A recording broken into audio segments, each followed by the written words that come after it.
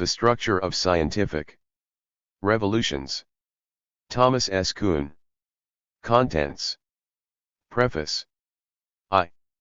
Introduction, A Role for History. 2. The Route to Normal Science.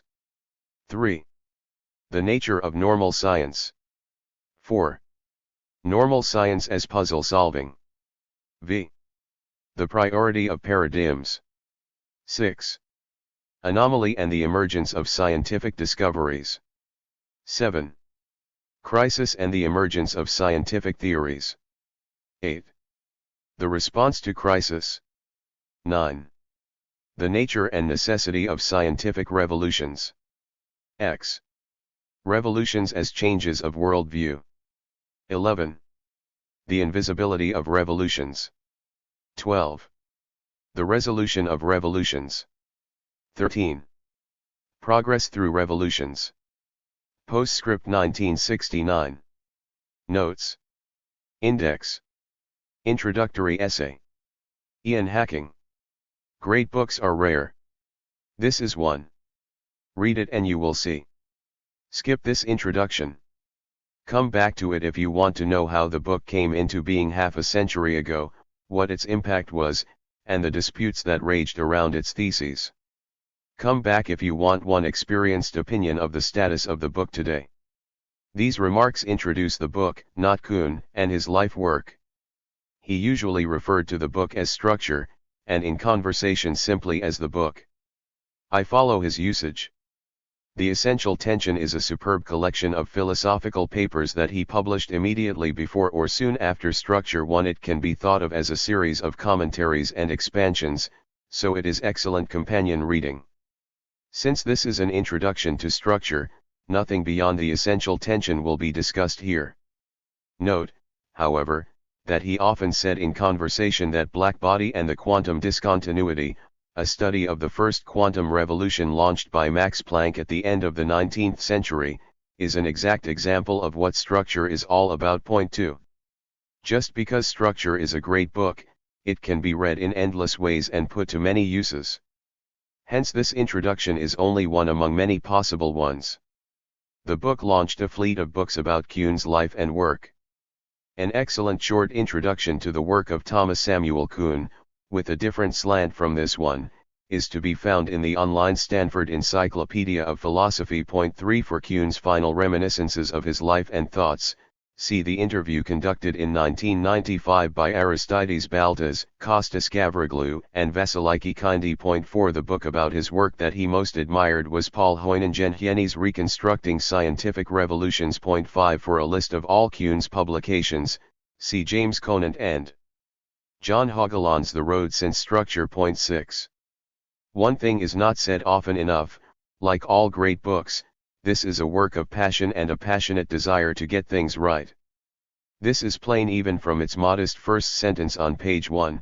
History, if viewed as a repository for more than anecdote or chronology, could produce a decisive transformation in the image of science by which we are now possessed. 7. Thomas Kuhn was out to change our understanding of the sciences, that is, of the activities that have enabled our species, for better or worse, to dominate the planet. He succeeded. 1962. The present edition commemorates the 50th anniversary of Structure. 1962 was a long time ago. The sciences themselves have radically changed. The queen of the sciences, then, was physics. Kuhn had been trained as a physicist. Few people knew much physics, but everybody knew that physics was where the action was. A Cold War was in progress, so everyone knew about the bomb. American school children had to practice cowering under their desks. At least once a year towns sounded an air raid siren, at which everyone had to take shelter. Those who protested against a nuclear weapon, by ostentatiously not taking shelter, could be arrested, and some were. Bob Dylan first performed A Hard Rain's A Gonna Fall in September 1962, everyone assumed it was about nuclear fallout. In October 1962 there was the Cuban Missile Crisis, the closest the world has come, after 1945, to nuclear war. Physics and its threat were on everyone's mind.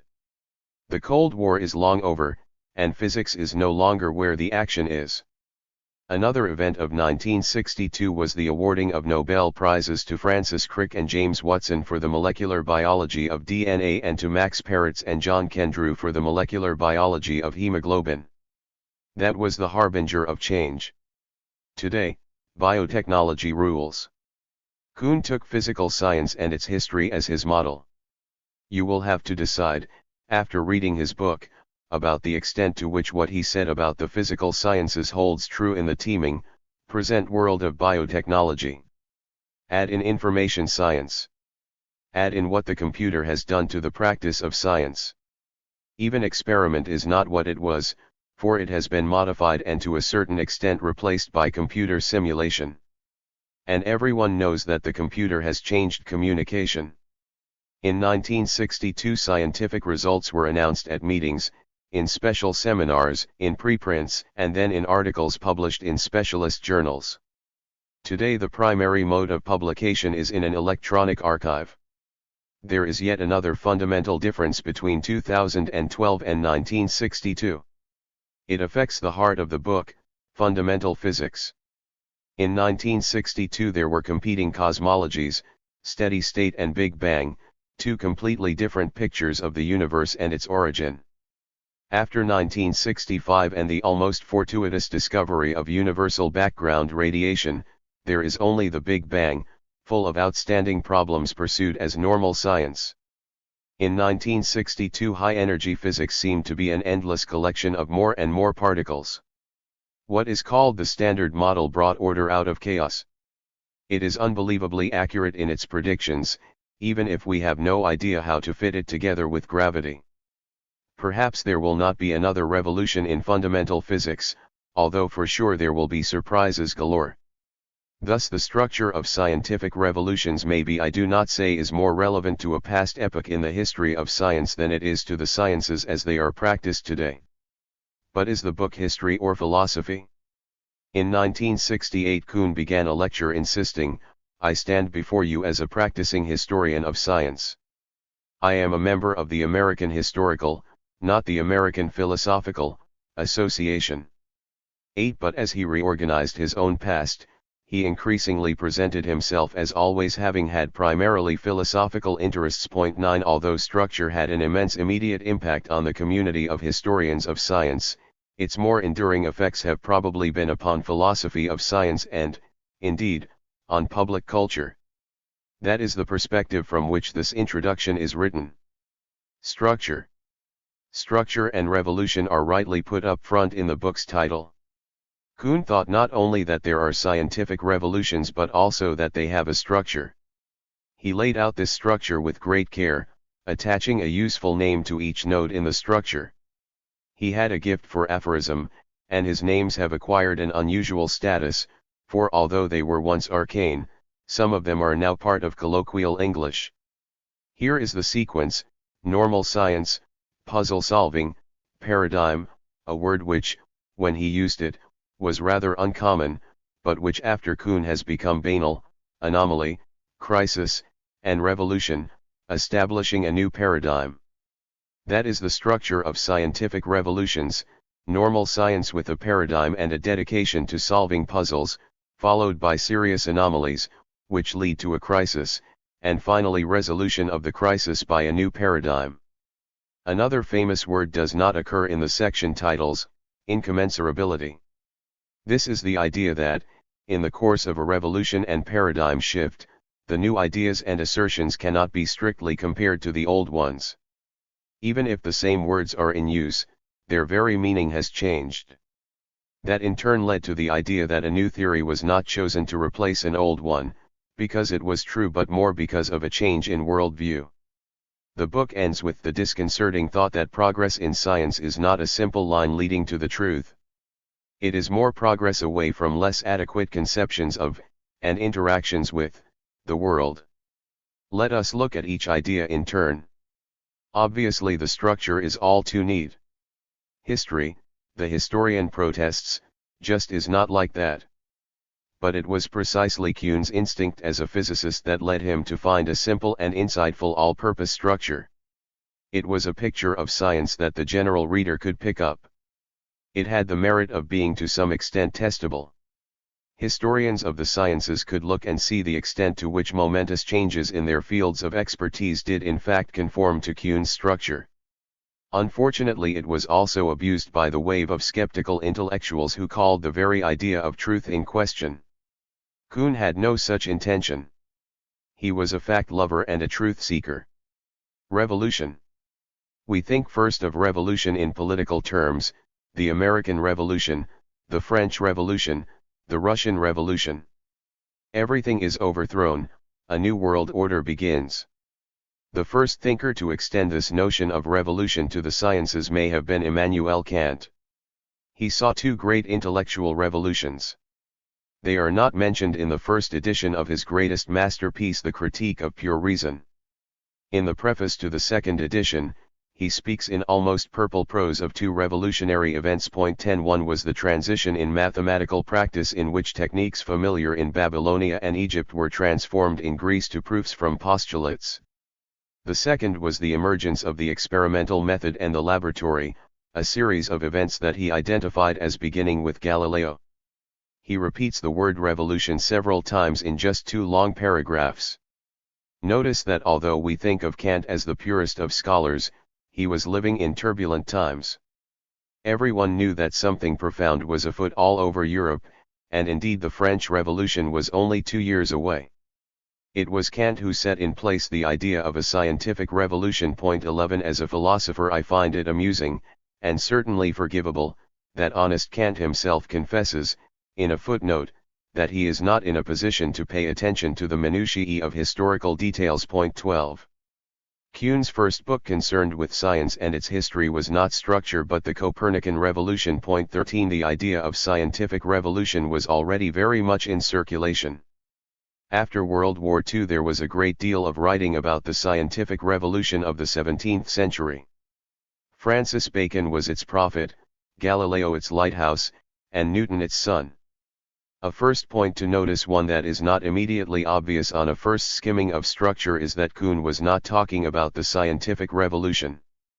That was quite a different kind of event from the revolutions whose structure Kuhn postulated. 14 Indeed, shortly before he published Structure, he had proposed that there was a second scientific revolution. 15 It took place during the early years of the 19th century. Whole new fields were mathematized. Heat, light, electricity, and magnetism acquired paradigms, and suddenly a whole mass of unsorted phenomena began to make sense. This went hand in hand with what we call the Industrial Revolution. It was arguably the beginning of the modern techno-scientific world in which we live. But, no more than the first scientific revolution, did this second revolution exhibit the structure of structure. A second point to notice is that the generation preceding Kuhn, the one that wrote so extensively on the scientific revolution of the 17th century, had grown up in a world of radical revolution in physics. Einstein's special and then general theory of relativity were more shattering events than we can well conceive. Relativity had, at the beginning, far more repercussions in the humanities and arts than genuine testable consequences in physics. Yes, there was the famous expedition of Sir Arthur Eddington to test an astronomical prediction of the theory, but it was only later that relativity became integral to many branches of physics. Then there was the quantum revolution, also a two-stage affair, with Max Planck's introduction of quanta around 1900 and then the full quantum theory of 1926-27, complete with Heisenberg's uncertainty principle. Combined, relativity and quantum physics overthrew not only old science but basic metaphysics.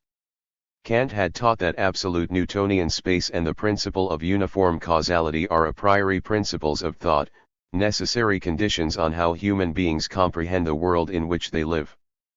Physics proved him totally mistaken. Cause and effect were mere appearance, and indeterminacy was at the root of reality. Revolution was the order of the scientific day. Before Kuhn, Karl Popper was the most influential philosopher of science, I mean the most widely read, and to some extent believed, by practicing scientists. 16 Popper had come of age during the second quantum revolution. It taught him that science proceeds by conjectures and refutations, to use the title of one of his books. It was a moralistic methodology that Popper claimed was exemplified by the history of science. First we frame bold conjectures, as testable as possible, and inevitably find them wanting. They are refuted, and a new conjecture must be found that fits the facts. Hypotheses can count as scientific only if they are falsifiable. This purest vision of science would have been unthinkable before the great turn-of-the-century revolutions. Kuhn's emphasis on revolutions can be seen as the next stage after Popper's refutations. His own account of the relation between the two is Logic of Discovery or Psychology of Research. 17 Both men took physics as their prototype for all the sciences and formed their ideas in the aftermath of relativity and quanta. The sciences look different today. In 2009, the 150th anniversary of Darwin's The Origin of Species by Means of Natural Selection was celebrated with great fanfare. With all the books, shows, and festivals, I suspect that many bystanders, if asked what was the most revolutionary scientific work of all time, would very reasonably have answered The Origin of Species. So it is striking that Darwin's revolution is never mentioned in structure. Natural selection does enter in an important way on pages 171 to 72, but only to serve as analogy to scientific development. Now that the life sciences have replaced physics as top dog, we have to ask about the extent to which Darwin's revolution fits Kuhn's template. A final observation: current usage of the word revolution goes far beyond what Kuhn had in mind. This is not a criticism either of Kuhn or of the general public. It does mean that one should read Kuhn attentively and pay attention to what he actually says. Nowadays revolution is pretty much a praise word. Every new refrigerator, every daring new movie, is announced as revolutionary. It is hard to remember that the word was once used sparingly. In the American media the word conveyed more loathing than praise, because revolutionary meant commie. I regret the recent debasing of revolution to mere hype, but it is a fact that makes the comprehension of Kuhn a little more difficult. Normal science and puzzle solving. Kuhn's thoughts were really quite shocking. Normal science is, he taught, just working away at a few puzzles that are left open in a current field of knowledge. Puzzle solving makes us think of crossword puzzles, jigsaw puzzles, and Sudoku, pleasant ways to keep busy when one is not up to useful work. Is normal science like that? A lot of scientific readers were a bit shocked, but then had to admit that is how it is in much of their daily work. Research problems do not aim to produce real novelty. A single sentence of page 35 sums up Kuhn's doctrine: the most striking feature of the normal research problems we have just encountered is how little they aim to produce major novelties, conceptual or phenomenal. If you look at any research journal, he wrote, you will find three types of problems addressed: determination of significant facts, matching of facts with theory, and articulation of theory. To expand slightly. 1. Theory leaves certain quantities or phenomena inadequately described and only qualitatively tells us what to expect. Measurement and other procedures determine the facts more precisely. 2. Known observations don't quite tally with theory. What's wrong? Tidy up the theory or show that the experimental data were defective. 3. The theory may have a solid mathematical formulation, but one is not yet able to comprehend its consequences. Kuhn gives the apt name of articulation to the process of bringing out what is implicit in the theory, often by mathematical analysis. Although many working scientists agreed that their work confirmed Kuhn's rule, this still does not sound quite right. One reason Kuhn put things that way is that he thought that the primary work of science was theoretical. He esteemed theory, and although he had a good sense of experimentation, presented it as of secondary importance. Since the 1980s there has been a substantial shift in emphasis, with historians, sociologists, and philosophers attending seriously to experimental science. As Peter Gillison wrote, there are three parallel but largely independent traditions of research: theoretical, experimental, and instrumental. 18 Each is essential to the other two, but they have a good deal of autonomy, each has a life of its own. Immense experimental or instrumental novelty is simply missed in Kuhn's theoretical stance, so normal science may have a great deal of novelty, just not theoretical. And for the general public, which wants technologies and cures, the novelties for which science is admired are usually not theoretical at all. That is why Kuhn's remark sounds somehow wrong-headed. For a current illustration of what is absolutely right, and also of what is questionable, in Kuhn's idea of normal science, notice that the high-energy physics most widely reported by science journalists is the search for the Higgs particle. This involves an incredible treasury of both money and talent, all of which is dedicated to confirming what present physics teaches, that there is an as yet undetected particle that plays an essential role in the very existence of matter. Innumerable puzzles, ranging from mathematics to engineering, must be solved en route. In one sense, nothing new in the way of theory or even phenomena is anticipated. That's what Kuhn was right about. Normal science does not aim at novelty. But novelty can emerge from confirmation of theories already held.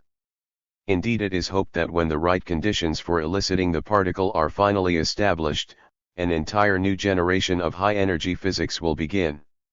The characterization of normal science as puzzle-solving suggests that Kuhn did not think normal science was important. On the contrary, he thought scientific activity was enormously important and that most of it is normal science. Nowadays, even scientists skeptical of Kuhn's thought about revolutions have great respect for his account of normal science. Paradigm. This element needs special attention. There are two reasons for this. First, Kuhn single-handedly changed the currency of the word paradigm so that a new reader attaches very different connotations to the word than were available to the author in 1962. Secondly, as Kuhn himself stated clearly in his postscript, the paradigm as shared example is the central element of what I now take to be the most novel and least understood aspect of this book. On the same page he suggested exemplar as a possible substitute word. In another essay written shortly before the postscript, he admitted that he had lost control of the word 19 in later life. He abandoned it. But we, the readers of Structure 50 years after it was published and after a lot of the dust has settled, can, I hope, happily restore it to prominence. As soon as the book was published, its readers complained that the word was used in all too many ways. In an often cited but seldom read essay, Margaret Masterman found 21 distinct ways in which Kuhn used the word paradigm. 20 This and similar criticisms prompted him to clarify. The upshot was an essay called Second Thoughts on Paradigms. He distinguished what he called two basic uses of the word, one global and one local. Of the local use he wrote, it is, of course, the sense of paradigm as standard example that led originally to my choice of that term. But readers, he said, had mostly used it in a more global way than he had intended, and he continued, I see little chance of recapturing paradigm for its original use, the only one that is philologically at all appropriate. 21 Maybe that was true in 1974, but on this 50th anniversary, we can return to the intended use of 1962. I shall come back to local and global, but first some recapturing. Nowadays paradigm, along with its companion paradigm shift, is embarrassingly everywhere. When Kuhn wrote, few people had ever encountered it. Soon it became trendy. The New Yorker, ever alert to and amused by the fashion of the moment, mocked it in cartoons. At a Manhattan cocktail party, a buxom young woman in bell-bottoms says to a balding, would-be hipster, dynamite, Mr. Jurston. You're the first person I heard use the word paradigm in real life. 22 Today, it is pretty hard to escape the damn word, which is why Kuhn wrote even in 1970 that he had lost control of it. Now let's backtrack. The Greek word paradigma played an important part in Aristotle's theory of argument, especially in the book called Rhetoric. That book is about practical argument between two parties, an orator and an audience, who share a great many beliefs that hardly need stating. In English translations, the ancestor of our word paradigm is usually rendered as example, but Aristotle meant something more like exemplar, a very best and most instructive example. He thought that there are two basic types of arguments. One kind of argument is essentially deductive, but with many unstated premises. The other is essentially analogical. In this second basic type of argument, something is in dispute. Here is one of Aristotle's examples, which many readers will find all too easy to update from the city-states of Aristotle's time to the nation-states of today. Should Athens go to war with its neighbor Thebes? No. It was evil of Thebes to make war on its neighbor Phocis. Any Athenian audience would agree, it is a paradigm. The situation in dispute is exactly analogous. So it would be evil for us to make war on Thebes. 23. In general, something is in dispute.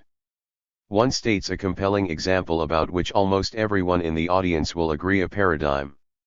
The implication is that what is in dispute is just like that.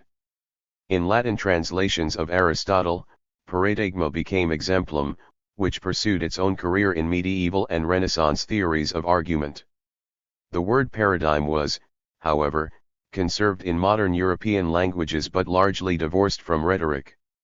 It tended to have very limited usage, for situations where a standard model was to be followed, or imitated. When school children had to learn Latin, they were told to conjugate to love: I love, thou lovest, he/she/it loves, as amo, amas, amat, and so on. That was the paradigm, the model to imitate with similar verbs. The primary use of the word paradigm was in connection with grammar, but it was always available as a metaphor. As metaphor it never took off in English, but it seems to have been more common in German. In the 1930s, members of the influential philosophy group the Vienna Circle, such as Moritz Schlick and Otto Neurath, were comfortably using the German word in their philosophical writings. 24. Kuhn was probably unaware of this, but the philosophy of the Vienna Circle and of other German-language philosophical émigrés to the United States was the philosophy of science on which Kuhn was, in his word, weaned intellectually. Then, in the decade when structure was maturing, some English analytic philosophers promoted the word. This was partly because the profoundly Viennese Ludwig Wittgenstein had made much use of it in his lectures at Cambridge University during the 1930s. His Cambridge classes were obsessively discussed by those who fell under his spell. The word appears several times in his philosophical investigations. The first use of the word in that book speaks of a paradigm of our grammar, although Wittgenstein's idea of grammar is far more encompassing than the usual one. Later he used it in connection with language games, an originally obscure German phrase which he made part of general culture. I do not know when Kuhn first read Wittgenstein, but first at Harvard and then at Berkeley, he had many a conversation with Stanley Cavell, a fascinatingly original thinker who was deeply immersed in Wittgenstein. Each acknowledged the importance, at that moment in their lives, of sharing their intellectual attitudes and problems. 25 And paradigm definitely came up as problematic in their discussions. 26. At the same time, some British philosophers invented a happily short-lived paradigm case argument, so named, I think, in 1957. It was much discussed, for it seemed to be a new and general argument against various kinds of philosophical skepticism. Here is a fair parody of the idea.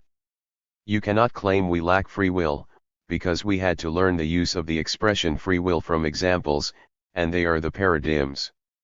Since we learned the expression from the paradigms, which exist, free will exists. 27 So just at the time that Kuhn was writing structure, the word paradigm was very much in the specialist air. 28. The word was there to grab, and grab it he did. You will find the word introduced on page 11, the first step in section 2, the route to normal science. Normal science is based on prior scientific achievements acknowledged by some scientific community. In the 1974 Second Thoughts on Paradigms, Kuhn re-emphasized that paradigm entered the book hand in hand with scientific community. 29 The achievements served as exemplars of what to do, the kinds of questions to ask, successful applications, and exemplary observations and experiments. 30. On page 10 the examples of achievements are on the heroic scale, Newton, and the like. Kuhn became increasingly interested in events much smaller in scope, which pertain to small communities of workers. There are very large scientific communities, genetics, or condensed matter physics, for example. But within such communities, there are smaller and smaller groups, so that in the end the analysis should apply to communities of perhaps 100 members, sometimes significantly fewer. 31 Each will have its own group of commitments, its own models of how to proceed. Moreover, the achievements are not just anything notable. They are 1. Sufficiently unprecedented to attract an enduring group of adherents away from what has been going on. And 2. They are open-ended, with plenty of problems for the redefined group of practitioners to resolve. Kuhn concluded, achievements that share these two characteristics I shall henceforth refer to as paradigms. Accepted examples of scientific practice, including laws, theories, applications, experiment, and instrumentation, provide the models that create a coherent tradition and serve as the commitments which constitute a scientific community in the first place. The few sentences just quoted establish the fundamental idea of structure. Paradigms are integral to normal science, and a normal science, practiced by a scientific community, continues as long as there is plenty to do, open problems which yield to research using methods acknowledged by the tradition. By the end of page 12 we are away to the races. Normal science is characterized by a paradigm, which legitimates puzzles and problems on which the community works. All is well until the methods legitimated by the paradigm cannot cope with a cluster of anomalies. Crisis results and persists until a new achievement redirects research and serves as a new paradigm. That is a paradigm shift. As you read on in the book, this neat idea becomes increasingly blurred, but there is an initial problem. Natural analogies and resemblances can be found within almost any group of items. A paradigm is not only an achievement but also a particular way of modeling future practice upon it. As Masterman may have been the first to point out, after her daunting list of 21 uses of the word paradigm in structure, we have got to re-examine the very idea of analogy. 32 How does a community perpetuate particular ways of carrying on from an achievement? In Second Thoughts on Paradigms, Kuhn answered in a, as usual, novel way, discussing what the problems at the ends of chapters in science texts are principally for. What can it be that students learn while solving them? 33 As he says, most of his Second Thoughts on Paradigms is directed at this unexpected question, because it was his chief answer to the problem of there being too many natural analogies to enable an achievement to define a tradition. Note in passing that he is thinking of the physics and mathematics textbooks of his youth, not of biology. One has to acquire an ability to see resemblances between apparently disparate problems. 34 Yes, textbooks present lots of facts and techniques. But they do not enable anyone to become a scientist. You are inducted not by the laws and the theories but by the problems at the ends of the chapters. You have to learn that a group of these problems, seemingly disparate, can be solved by using similar techniques. In solving those problems you grasp how to carry on using the right resemblances. The student discovers a way to see his problem as like a problem he has already encountered. Once that likeness or analogy has been seen, only manipulative difficulties remain. 35.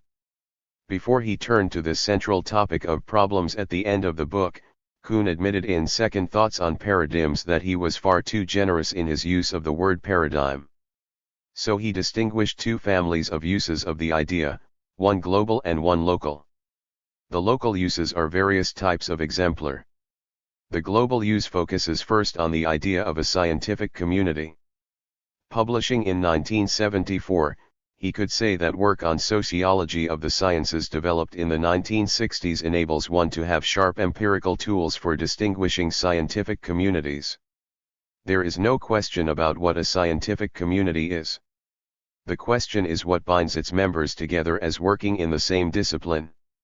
Although he does not say so, this is the fundamental sociological question to be asked of any identified group, large or small, be it political, religious, ethnic, or simply a soccer club for teenagers, or a group of volunteers who deliver meals on wheels to the elderly. What keeps the group together as a group? What will cause a group to divide into sects, or simply to fall apart? Kuhn answered in terms of paradigms. What shared elements account for the relatively unproblematic character of professional communication and for the relative unanimity of professional judgment?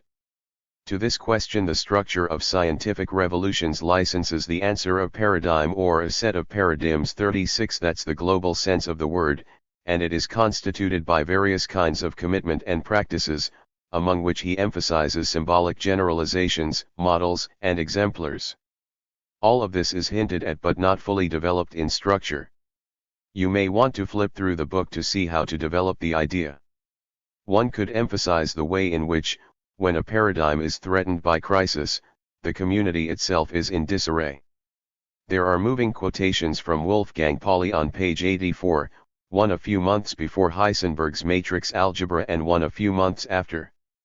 In the former, Pauli feels that physics is falling apart and he wishes he were in another trade. A few months after, the way ahead is clear. Many had the same feeling, and at the height of crisis the community was falling apart as the paradigm was under challenge. There is one radical second thought embedded in a footnote in Second Thoughts on Paradigms 37 in structure. A normal science begins with an achievement that serves as paradigm.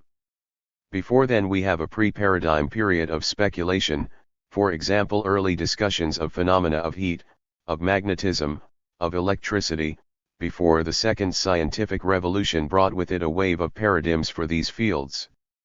Francis Bacon on heat included the sun and rotting manure. There was simply no way to sort things out, no set of agreed problems to work on, precisely because there was no paradigm. In note 4 of Second Thoughts Kuhn totally recanted. He called this the most damaging of the consequences of his use of the word paradigm in distinguishing an earlier from a later period in the development of a particular science.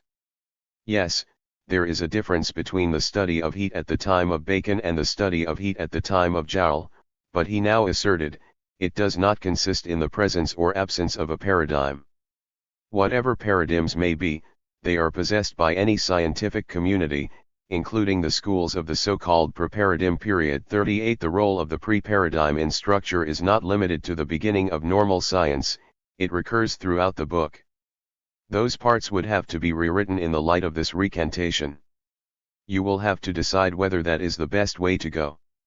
Second thoughts are not necessarily better than first thoughts. Anomaly.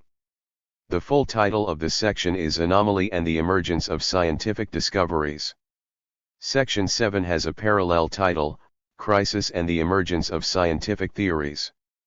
These odd pairings are integral to Kuhn's account of science.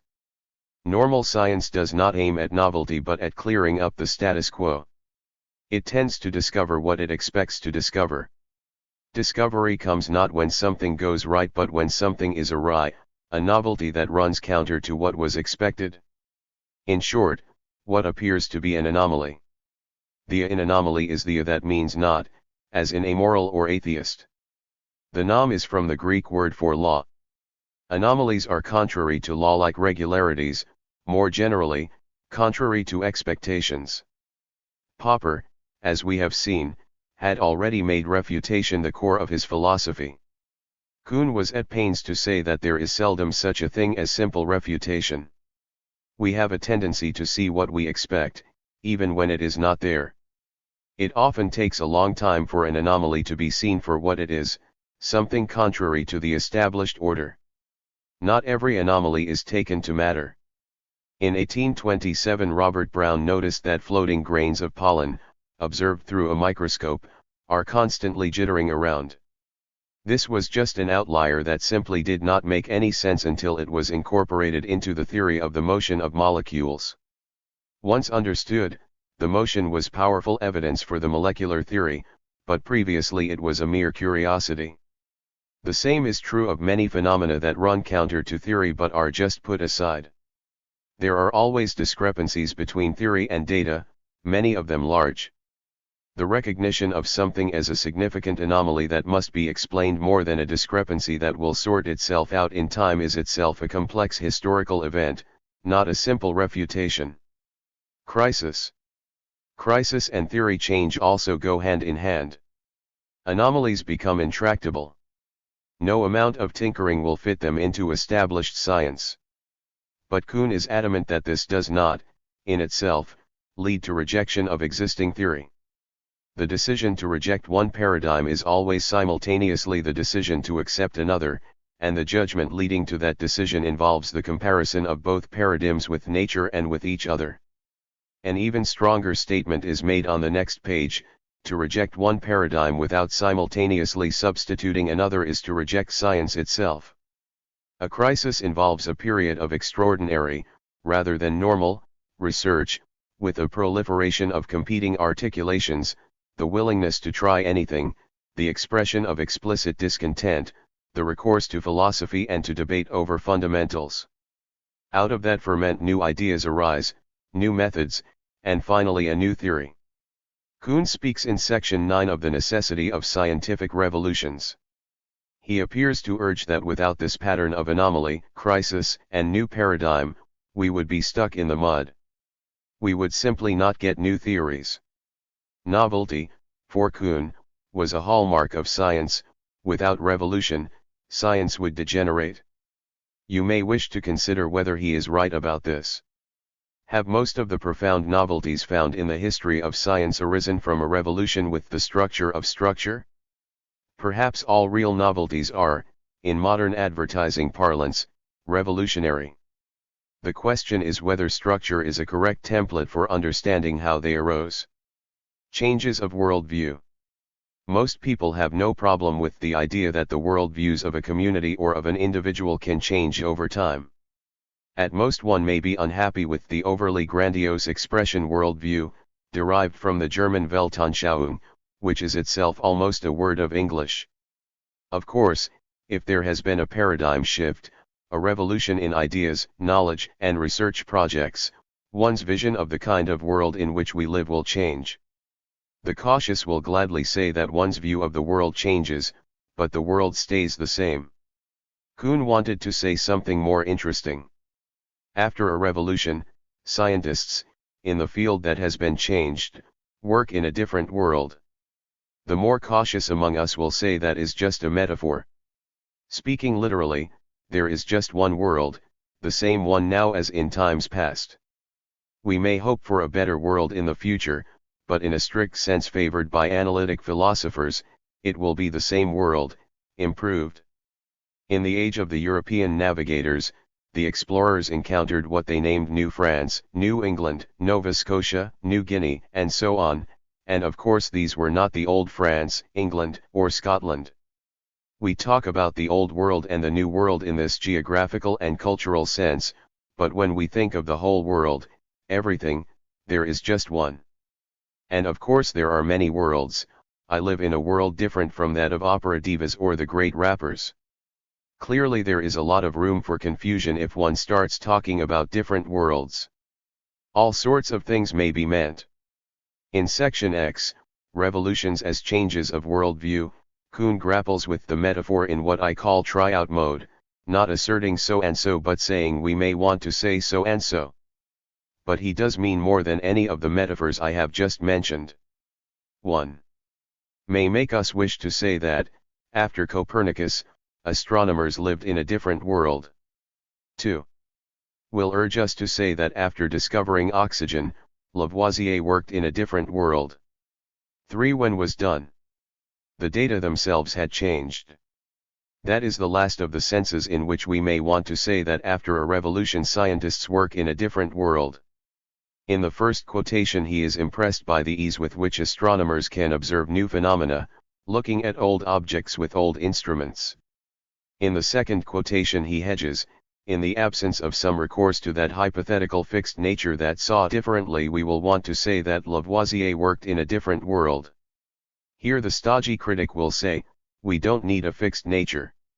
Yes indeed, nature is in flux, things are not exactly the same now, as I toil in my garden, as they were 5 minutes ago. I pulled some weeds.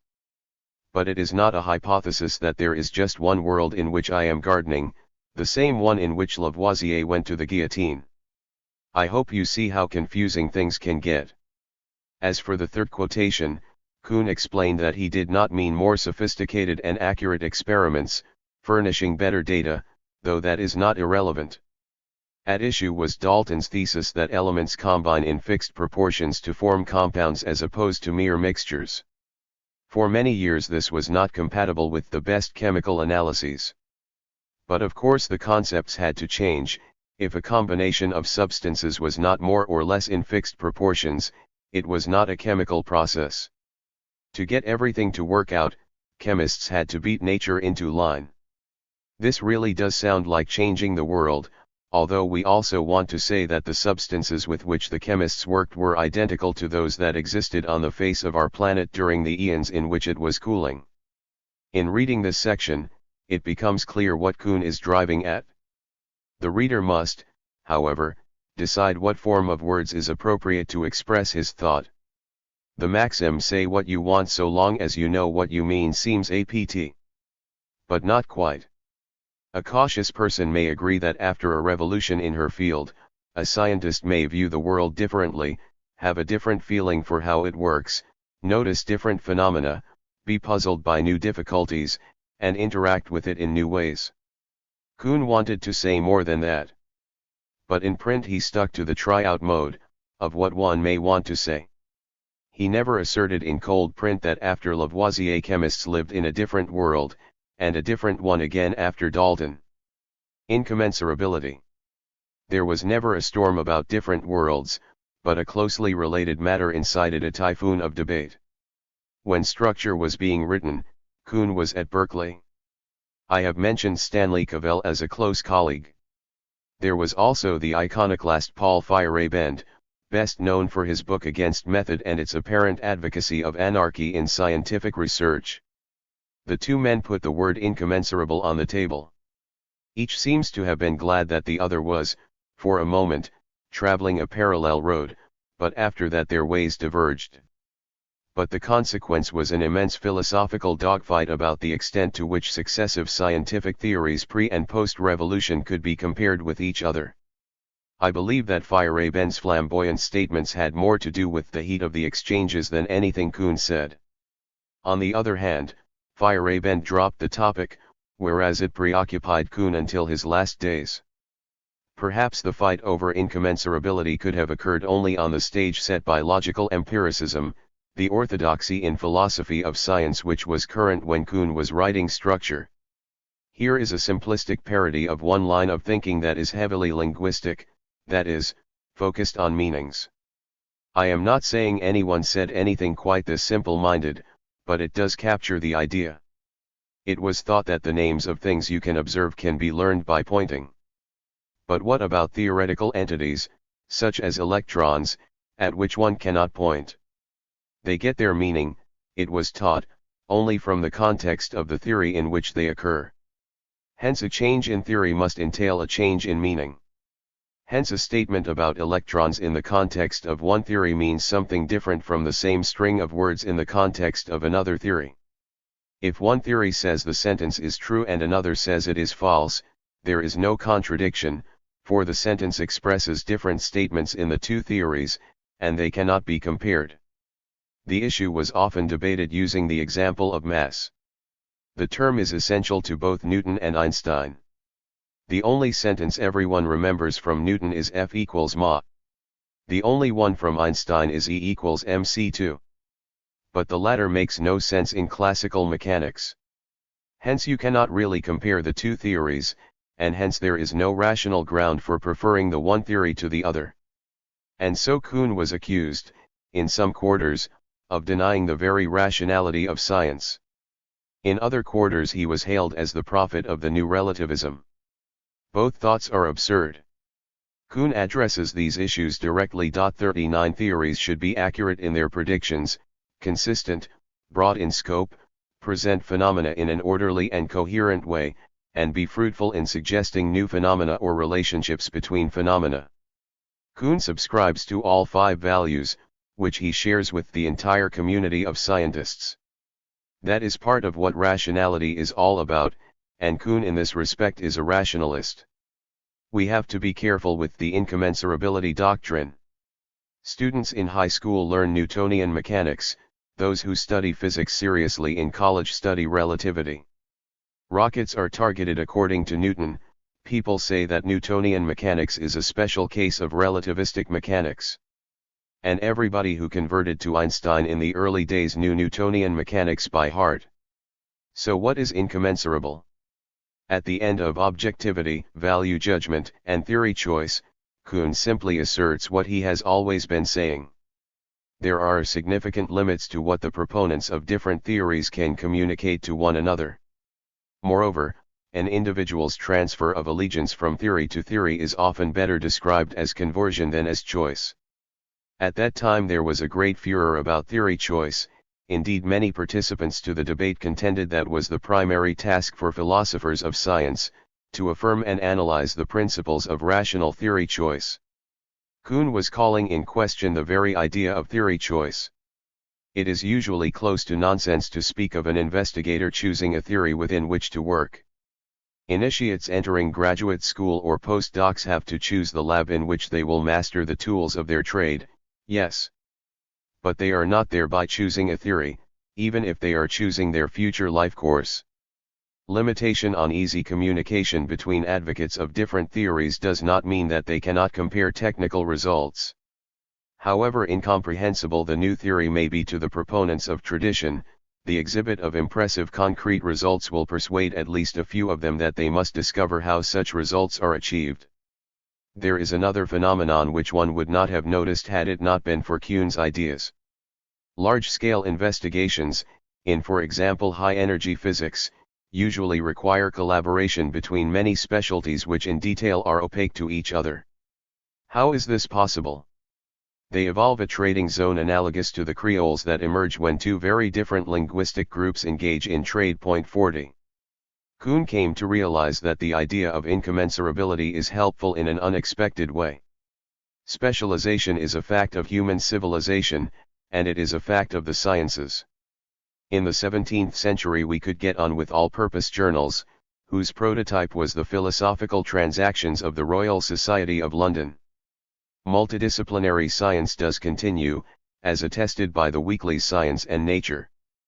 But there has been a constant proliferation of scientific journals even before we entered the age of electronic publication, and each journal represents a disciplinary community. Kuhn thought this was predictable. Science, he said, is Darwinian, and revolutions are often like speciation events, in which one species splits into two, or in which one species continues but with a variant on the side following its own trajectory. In crisis more than one paradigm may emerge, each able to incorporate a different group of anomalies and branch out in new research directions. As these new subdisciplines develop, each with its own achievements on which research is modeled, it becomes increasingly difficult for practitioners of one to understand what the other is doing. This is not a deep metaphysical point, it is a familiar fact of life to any working scientist. Just as new species are characterized by the fact that they do not interbreed, so new disciplines are to some extent mutually incomprehensible. This is a use of the idea of incommensurability that has real content. It has nothing to do with pseudo-questions about theory choice. Kuhn devoted the end of his career to trying to explain this and other sorts of incommensurability in terms of a new theory of scientific language. He was a physicist ever, and what he proposed has the same property of trying to reduce everything to a simple rather abstract structure. It is a structure quite different from structure, although taking that for granted, but it has the same physicist's lust for a perspicuous organization of diverse phenomena. That work has not yet been published. 41 It is often said that Kuhn completely overthrew the philosophy of the Vienna Circle and its descendants, that he inaugurated post-positivism. Yet he perpetuated many of its presuppositions. Rudolf Carnap's most famous book is titled The Logical Syntax of Language. The work of Kuhn's final years can be said to be engaged in the logical syntax of the language of science. Progress through revolutions. The sciences progress by leaps and bounds. For many people, scientific advance is the very epitome of progress. If only political or moral life could be like that. Scientific knowledge is cumulative, building upon previous benchmarks to scale new peaks. That is exactly Kuhn's picture of normal science. It is truly cumulative, but a revolution destroys the continuity. Many things that an older science did well may be forgotten as a new set of problems is posed by a new paradigm. That is indeed one unproblematic kind of incommensurability. After a revolution there may be a substantial shift in topics studied, so that the new science simply does not address all the old topics. It may modify or drop many of the concepts that were once appropriate. What then of progress? We had thought of a science as progressing towards the truth in its domain. Kuhn does not challenge that conception of a normal science.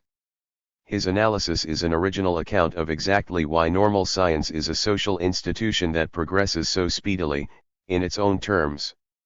Revolutions, however, are different, and they are essential to a different kind of progress. A revolution changes the domain, changes even the very language in which we speak about some aspect of nature. At any rate it deflects to a new portion of nature to study. So Kuhn coined his aphorism that revolutions progress away from previous conceptions of the world that have run into cataclysmic difficulties. This is not progress towards a pre-established goal. It is progress away from what once worked well, but no longer handles its own new problems. The away from seems to call in question the overarching notion of science as aiming at the truth about the universe. The thought that there is one and only one complete true account of everything is deep in the Western tradition. It descends from what Kant, the founder of positivism, called the theological stage of human inquiry. 42 In popular versions of Jewish, Christian, and Muslim cosmology, there is one true and complete account of everything, namely what God knows. This image gets transposed to fundamental physics, many of whose practitioners, who might proudly proclaim themselves to be atheists, take for granted that there just is, waiting to be discovered, one full and complete account of nature. If you think that makes sense, then it offers itself as an ideal towards which the sciences are progressing. Hence Kuhn's progress away from will seem totally misguided. Kuhn rejected that picture. Does it really help, he asked on page 170, to imagine that there is some one full, objective, true account of nature and that the proper measure of scientific achievement is the extent to which it brings us closer to that ultimate goal? Many scientists would say that yes, it does, it grounds their image of what they do, and why it is worthwhile. Kuhn was too brief with his rhetorical question. It is a topic for the reader to pursue. Truth. Kuhn cannot take seriously that there is some one full, objective, true account of nature. Does this mean that he does not take truth seriously? Not at all. As he observed, he said nothing about truth in the book, except when quoting Bacon. Wise lovers of facts, who try to determine the truth about something, do not state a theory of truth. Nor should they. Anyone familiar with contemporary analytic philosophy will know that there are myriad competing theories of truth. Kuhn did reject a simple correspondence theory which says true statements correspond to facts about the world. A majority of hard-headed analytic philosophers probably do the same, if only on the obvious ground of circularity. There is no way to specify the fact to which an arbitrary statement corresponds except by stating the statement. In the wave of skepticism that swept American scholarship at the end of the 20th century, many influential intellectuals took Kuhn as an ally in their denials of truth as a virtue. I mean the thinkers of the sort that cannot write down or utter the word true except by literally or figuratively putting quotation marks around it to indicate how they shudder at the very thought of so harmful a notion. Many reflective scientists, who admire much of what Kuhn says about the sciences, believe he encouraged deniers. It is true that structure gave enormous impetus to sociological studies of science. Some of that work, with its emphasis on the idea that facts are socially constructed and apparent participation in the denial of truth, is exactly what conservative scientists protest against. Kuhn made plain that he himself detested that development of his work. 43. Notice that there is no sociology in the book. Scientific communities and their practices are, however, at its core, entering with paradigms, as we saw, at page 10 and continuing to the final page of the book. There had been sociology of scientific knowledge before Kuhn, but after structure it burgeoned, leading to what is now called science studies. This is a self-generating field that includes some work in the history and the philosophy of sciences and technology, but whose emphasis is on sociological approaches of various kinds, some observational, some theoretical. Much, and perhaps most, of the really original thinking about the sciences after Kuhn has had a sociological bent. Kuhn was hostile to these developments. 44 In the opinion of many younger workers, that is regrettable. Let us put it down to dissatisfaction with growing pains of the field, rather than venturing into tedious metaphors about fathers and sons. One of Kuhn's marvelous legacies is science studies as we know it today. Success. Structure was first published as Volume 2, Number 2, of the International Encyclopedia of Unified Science.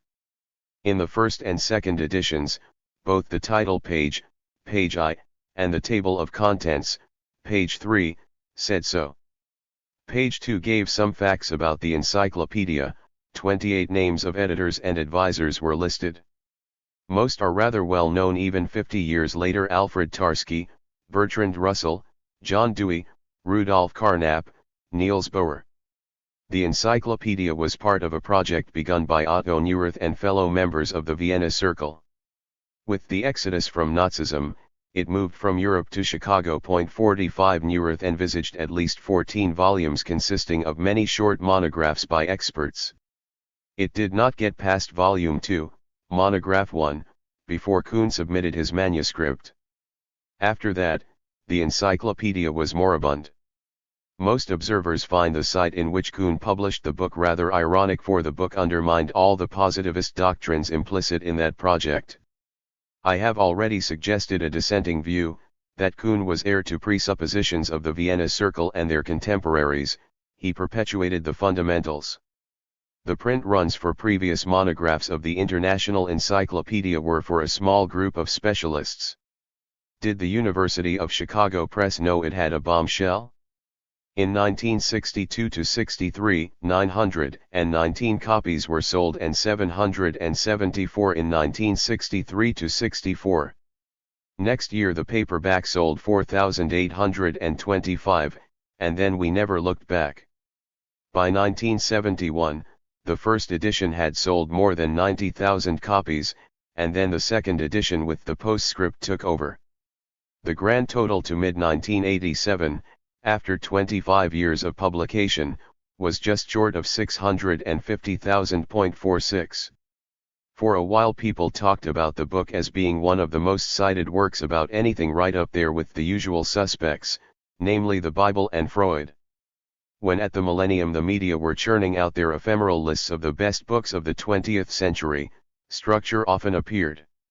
Much more important, the book really did change the image of science by which we are now possessed. Forever. Preface. The essay that follows is the first full published report on a project originally conceived almost 15 years ago. At that time I was a graduate student in theoretical physics, already within sight of the end of my dissertation.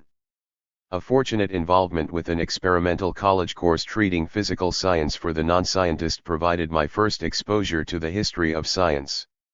To my complete surprise, that exposure to out-of-date scientific theory and practice radically undermined some of my basic conceptions about the nature of science and the reasons for its special success. Those conceptions were ones I had previously drawn partly from scientific training itself and partly from a long-standing avocational interest in the philosophy of science. Somehow, whatever their pedagogic utility and their abstract plausibility, those notions did not at all fit the enterprise that historical study displayed. Yet they were and are fundamental to many discussions of science, and their failures of verisimilitude therefore seemed thoroughly worth pursuing. The result was a drastic shift in my career plans, a shift from physics to history of science, and then, gradually, from relatively straightforward historical problems back to the more philosophical concerns that had initially led me to history. Except for a few articles, this essay is the first of my published works in which these early concerns are dominant. In some part it is an attempt to explain to myself and to friends how I happened to be drawn from science to its history in the first place. My first opportunity to pursue in depth some of the ideas set forth below was provided by 3 years as a junior fellow of the Society of Fellows of Harvard University. Without that period of freedom, the transition to a new field of study would have been far more difficult and might not have been achieved. Part of my time in those years was devoted to history of science proper. In particular, I continued to study the writings of Alexander Koyer and first encountered those of Emil Meyerson, Helen Metzger, and Anneliese Meyer. 1 More clearly than most other recent scholars, this group has shown what it was like to think scientifically in a period when the canons of scientific thought were very different from those current today. Though I increasingly question a few of their particular historical interpretations, their works, together with A. O. Lovejoy's Great Chain of Being, have been second only to primary source materials in shaping my conception of what the history of scientific ideas can be. Much of my time in those years, however, was spent exploring fields without apparent relation to history of science, but in which research now discloses problems like the ones history was bringing to my attention. A footnote encountered by chance led me to the experiments by which Jean Piaget has illuminated both the various worlds of the growing child and the process of transition from one to the next. 2. One of my colleagues set me to reading papers in the psychology of perception, particularly the Gestalt psychologists. Another introduced me to B. L. Worf's speculations about the effect of language on worldview, and W. V. O'Quine opened for me the philosophical puzzles of the analytic-synthetic distinction. 3 That is the sort of random exploration that the Society of Fellows permits, and only through it could I have encountered Ludwig Fleck's almost unknown monograph, Anstehungende. Entwicklung einer wissenschaftlichen Tatsache, an essay that anticipates many of my own ideas. Together with a remark from another junior fellow, Francis X. Sutton, Fleck's work made me realize that those ideas might require to be set in the sociology of the scientific community. Though readers will find few references to either these works or conversations below, I am indebted to them in more ways than I can now reconstruct or evaluate. During my last year as a junior fellow, an invitation to lecture for the Lowell Institute in Boston provided a first chance to try out my still developing notion of science. The result was a series of 8 public lectures, delivered during March, 1951, on the quest for physical theory. In the next year I began to teach history of science proper, and for almost a decade the problems of instructing in a field I had never systematically studied left little time for explicit articulation of the ideas that had first brought me to it. Fortunately, however, those ideas proved a source of implicit orientation and of some problem structure for much of my more advanced teaching. I therefore have my students to thank for invaluable lessons both about the viability of my views and about the techniques appropriate to their effective communication. The same problems and orientation give unity to most of the dominantly historical, and apparently diverse, studies I have published since the end of my fellowship. Several of them deal with the integral part played by one or another metaphysic in creative scientific research. Others examine the way in which the experimental bases of a new theory are accumulated and assimilated by men committed to an incompatible older theory. In the process they describe the type of development that I have below called the emergence of a new theory or discovery. There are other such ties besides. The final stage in the development of this essay began with an invitation to spend the year 1958-59 at the Center for Advanced Studies in the Behavioral Sciences. Once again I was able to give undivided attention to the problems discussed below. Even more important, spending the year in a community composed predominantly of social scientists confronted me with unanticipated problems about the differences between such communities and those of the natural scientists among whom I had been trained. Particularly, I was struck by the number and extent of the overt disagreements between social scientists about the nature of legitimate scientific problems and methods. Both history and acquaintance made me doubt that practitioners of the natural sciences possess firmer or more permanent answers to such questions than their colleagues in social science.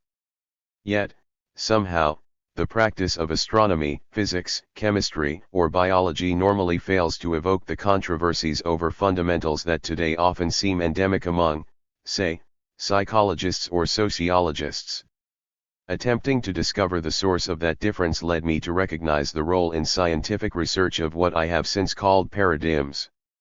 These I take to be universally recognized scientific achievements that for a time provide model problems and solutions to a community of practitioners.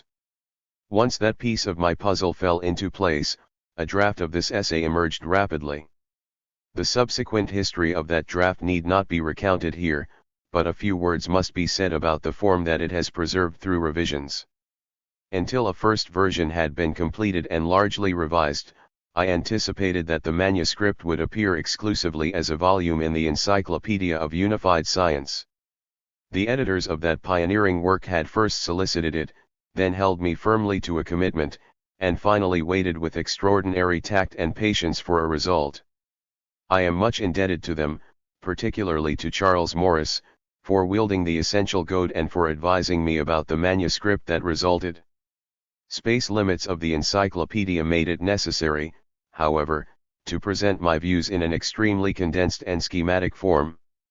Though subsequent events have somewhat relaxed those restrictions and have made possible simultaneous independent publication, this work remains an essay rather than the full-scale book my subject will ultimately demand. Since my most fundamental objective is to urge a change in the perception and evaluation of familiar data, the schematic character of this first presentation need be no drawback. On the contrary, readers whose own research has prepared them for the sort of reorientation here advocated may find the essay form both more suggestive and easier to assimilate. But it has disadvantages as well, and these may justify my illustrating at the very start the sorts of extension in both scope and depth that I hope ultimately to include in a longer version. Far more historical evidence is available than I have had space to exploit below. Furthermore, that evidence comes from the history of biological as well as of physical science. My decision to deal here exclusively with the latter was made partly to increase this essay's coherence and partly on grounds of present competence. In addition, the view of science to be developed here suggests the potential fruitfulness of a number of new sorts of research, both historical and sociological. For example, the manner in which anomalies, or violations of expectation, attract the increasing attention of a scientific community needs detailed study, as does the emergence of the crises that may be induced by repeated failure to make an anomaly conform. Or again, if I am right that each scientific revolution alters the historical perspective of the community that experiences it, then that change of perspective should affect the structure of post-revolutionary textbooks and research publications. One such effect, a shift in the distribution of the technical literature cited in the footnotes to research reports, ought to be studied as a possible index to the occurrence of revolutions. The need for drastic condensation has also forced me to forego discussion of a number of major problems. My distinction between the pre- and the post-paradigm periods in the development of a science is, for example, much too schematic. Each of the schools whose competition characterizes the earlier period is guided by something much like a paradigm. There are circumstances, though I think them rare, under which two paradigms can coexist peacefully in the later period. Mere possession of a paradigm is not quite a sufficient criterion for the developmental transition discussed in Section 2. More important, except in occasional brief asides, I have said nothing about the role of technological advance or of external social, economic, and intellectual conditions in the development of the sciences. One need, however, look no further than Copernicus and the calendar to discover that external conditions may help to transform a mere anomaly into a source of acute crisis. The same example would illustrate the way in which conditions outside the sciences may influence the range of alternatives available to the man who seeks to end a crisis by proposing one or another revolutionary reform. Point 4. Explicit consideration of effects like these would not, I think, modify the main theses developed in this essay, but it would surely add an analytic dimension of first-rate importance for the understanding of scientific advance. Finally, and perhaps most important of all, limitations of space have drastically affected my treatment of the philosophical implications of this essay's historically oriented view of science. Clearly, there are such implications, and I have tried both to point out and to document the main ones. But in doing so I have usually refrained from detailed discussion of the various positions taken by contemporary philosophers on the corresponding issues. Where I have indicated skepticism, it has more often been directed to a philosophical attitude than to any one of its fully articulated expressions. As a result, some of those who know and work within one of those articulated positions may feel that I have missed their point. I think they will be wrong, but this essay is not calculated to convince them. To attempt that would have required a far longer and very different sort of book. The autobiographical fragments with which this preface opens will serve to acknowledge what I can recognize of my main debt both to the works of scholarship and to the institutions that have helped give form to my thought. The remainder of that debt I shall try to discharge by citation in the pages that follow. Nothing said above or below, however, will more than hint at the number and nature of my personal obligations to the many individuals whose suggestions and criticisms have at one time or another sustained and directed my intellectual development. Too much time has elapsed since the ideas in this essay began to take shape. A list of all those who may properly find some signs of their influence in its pages would be almost coextensive with a list of my friends and acquaintances. Under the circumstances, I must restrict myself to the few most significant influences that even a faulty memory will never entirely suppress. It was James B. Conant, then president of Harvard University, who first introduced me to the history of science and thus initiated the transformation in my conception of the nature of scientific advance. Ever since that process began, he has been generous of his ideas, criticisms, and time, including the time required to read and suggest important changes in the draft of my manuscript. Leonard K. Nash, with whom for 5 years I taught the historically oriented course that Dr. Conant had started, was an even more active collaborator during the years when my ideas first began to take shape, and he has been much missed during the later stages of their development. Fortunately, however, after my departure from Cambridge, his place as creative sounding board and more was assumed by my Berkeley colleague, Stanley Cavell. That Cavell, a philosopher mainly concerned with ethics and aesthetics, should have reached conclusions quite so congruent to my own has been a constant source of stimulation and encouragement to me. He is, furthermore, the only person with whom I have ever been able to explore my ideas in incomplete sentences. That mode of communication attests an understanding that has enabled him to point me the way through or around several major barriers encountered while preparing my first manuscript. Since that version was drafted, many other friends have helped with its reformulation. They will, I think, forgive me if I name only the 4 whose contributions proved most far-reaching and decisive: Paul K. Feyerabend of Berkeley, Ernest Nagel of Columbia, H. Pierre Noyes of the Lawrence Radiation Laboratory, and my student, John L. Heilbronn, who has often worked closely with me in preparing a final version for the press. I have found all their reservations and suggestions extremely helpful, but I have no reason to believe that either they or the others mentioned above approve in its entirety the manuscript that results. My final acknowledgments, to my parents, wife, and children, must be of a rather different sort.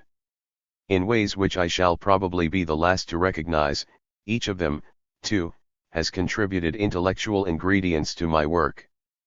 But they have also, in varying degrees, done something more important. They have, that is, let it go on and even encouraged my devotion to it. Anyone who has wrestled with a project like mine will recognize what it has occasionally cost them. I do not know how to give them thanks. T.S.K. Berkeley, California. February 1962. Introduction. A role for history. History, if viewed as a repository for more than anecdote or chronology, could produce a decisive transformation in the image of science by which we are now possessed. That image has previously been drawn, even by scientists themselves, mainly from the study of finished scientific achievements as these are recorded in the classics and, more recently, in the textbooks from which each new scientific generation learns to practice its trade. Inevitably, however, the aim of such books is persuasive and pedagogic. A concept of science drawn from them is no more likely to fit the enterprise that produced them than an image of a national culture drawn from a tourist brochure or a language text.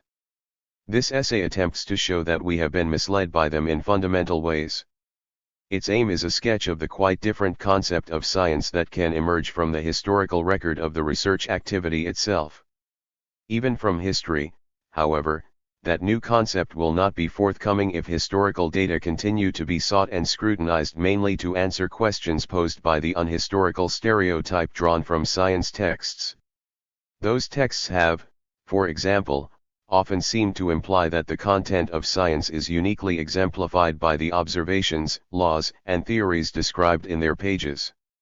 Almost as regularly, the same books have been read as saying that scientific methods are simply the ones illustrated by the manipulative techniques used in gathering textbook data, together with the logical operations employed when relating those data to the textbook's theoretical generalizations. The result has been a concept of science with profound implications about its nature and development.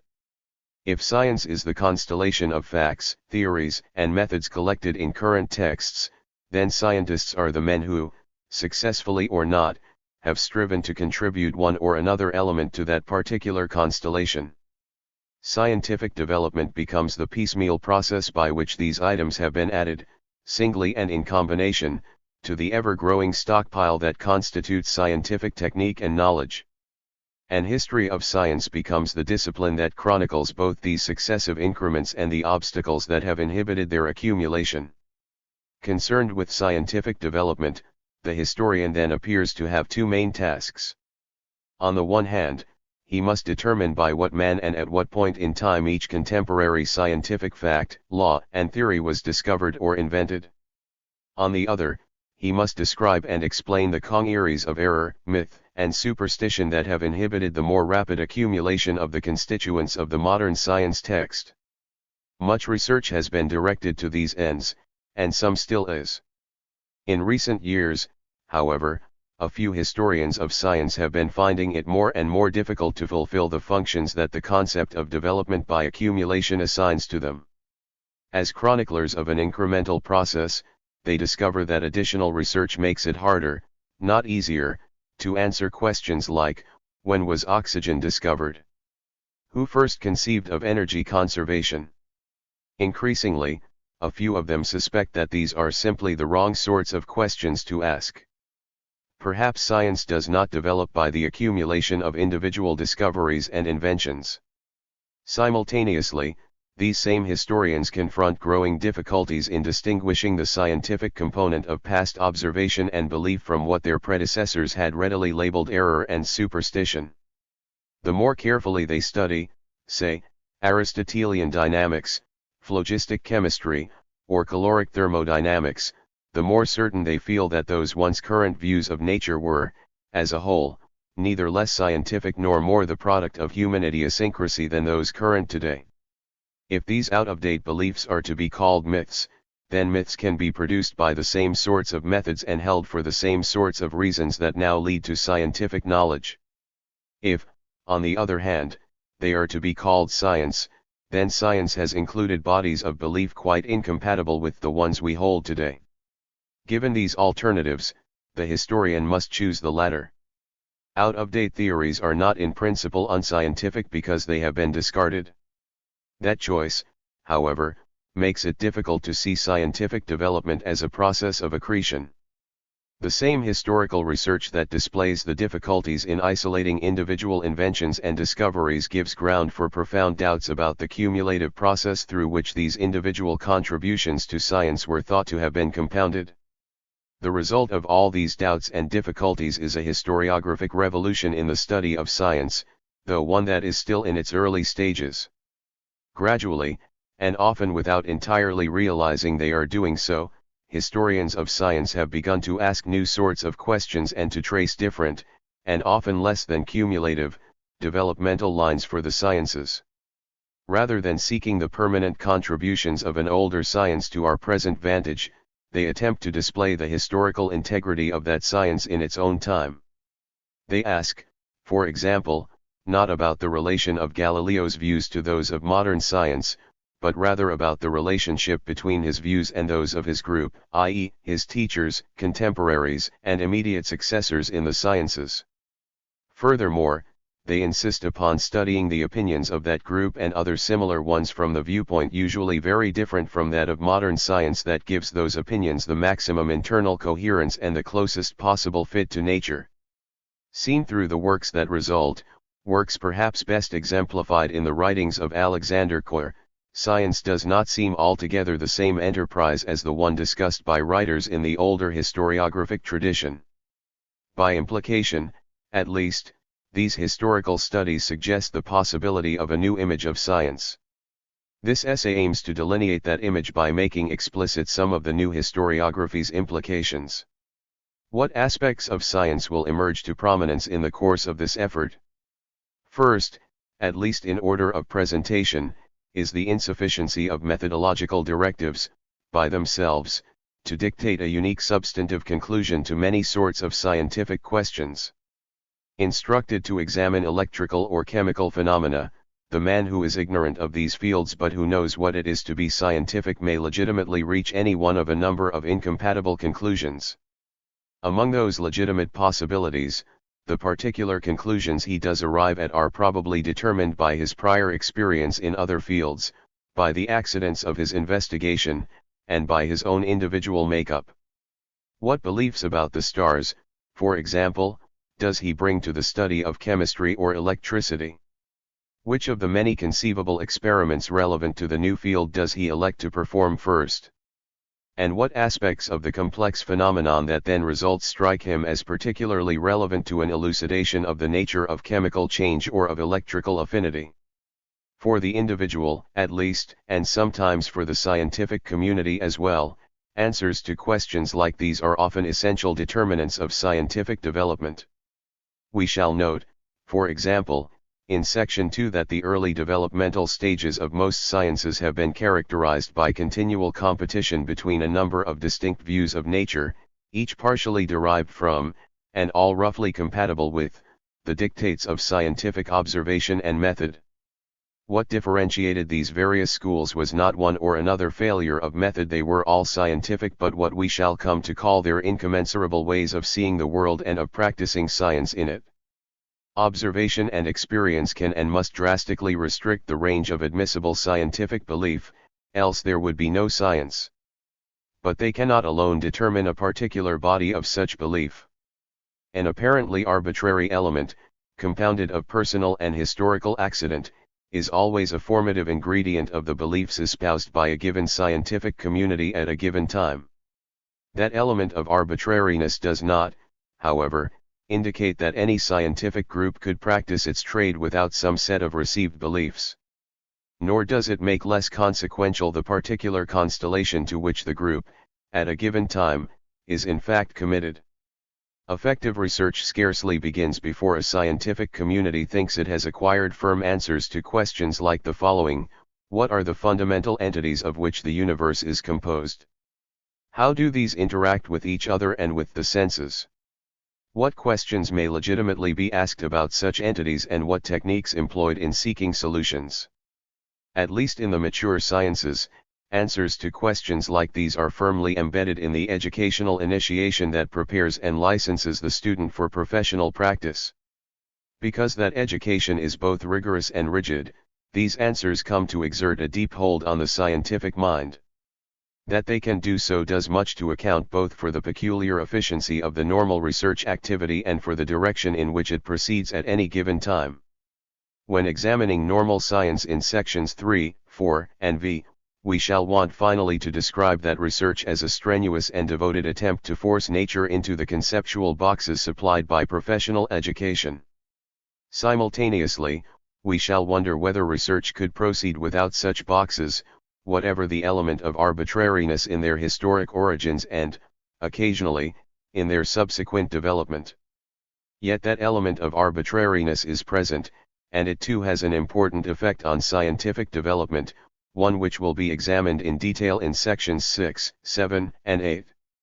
Normal science, the activity in which most scientists inevitably spend almost all their time, is predicated on the assumption that the scientific community knows what the world is like.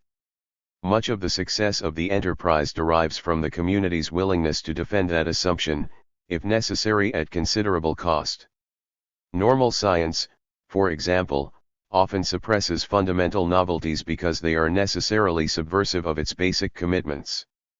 Nevertheless, so long as those commitments retain an element of the arbitrary, the very nature of normal research ensures that novelty shall not be suppressed for very long. Sometimes a normal problem, one that ought to be solvable by known rules and procedures, resists the reiterated onslaught of the ablest members of the group within whose competence it falls. On other occasions a piece of equipment designed and constructed for the purpose of normal research fails to perform in the anticipated manner, revealing an anomaly that cannot, despite repeated effort, be aligned with professional expectation. In these and other ways besides, normal science repeatedly goes astray. And when it does, that is, the profession can no longer evade anomalies that subvert the existing tradition of scientific practice, then begin the extraordinary investigations that lead the profession at last to a new set of commitments, a new basis for the practice of science. The extraordinary episodes in which that shift of professional commitments occurs are the ones known in this essay as scientific revolutions. They are the tradition-shattering complements to the tradition-bound activity of normal science. The most obvious examples of scientific revolutions are those famous episodes in scientific development that have often been labeled revolutions before. Therefore, in sections 9 and X, where the nature of scientific revolutions is first directly scrutinized, we shall deal repeatedly with the major turning points in scientific development associated with the names of Copernicus, Newton, Lavoisier, and Einstein. More clearly than most other episodes in the history of at least the physical sciences, these display what all scientific revolutions are about. Each of them necessitated the community's rejection of one time-honored scientific theory in favor of another incompatible with it. Each produced a consequent shift in the problems available for scientific scrutiny and in the standards by which the profession determined what should count as an admissible problem or as a legitimate problem solution. And each transformed the scientific imagination in ways that we shall ultimately need to describe as a transformation of the world within which scientific work was done. Such changes, together with the controversies that almost always accompany them, are the defining characteristics of scientific revolutions. These characteristics emerge with particular clarity from a study of, say, the Newtonian or the chemical revolution. It is, however, a fundamental thesis of this essay that they can also be retrieved from the study of many other episodes that were not so obviously revolutionary. For the far smaller professional group affected by them, Maxwell's equations were as revolutionary as Einstein's, and they were resisted accordingly.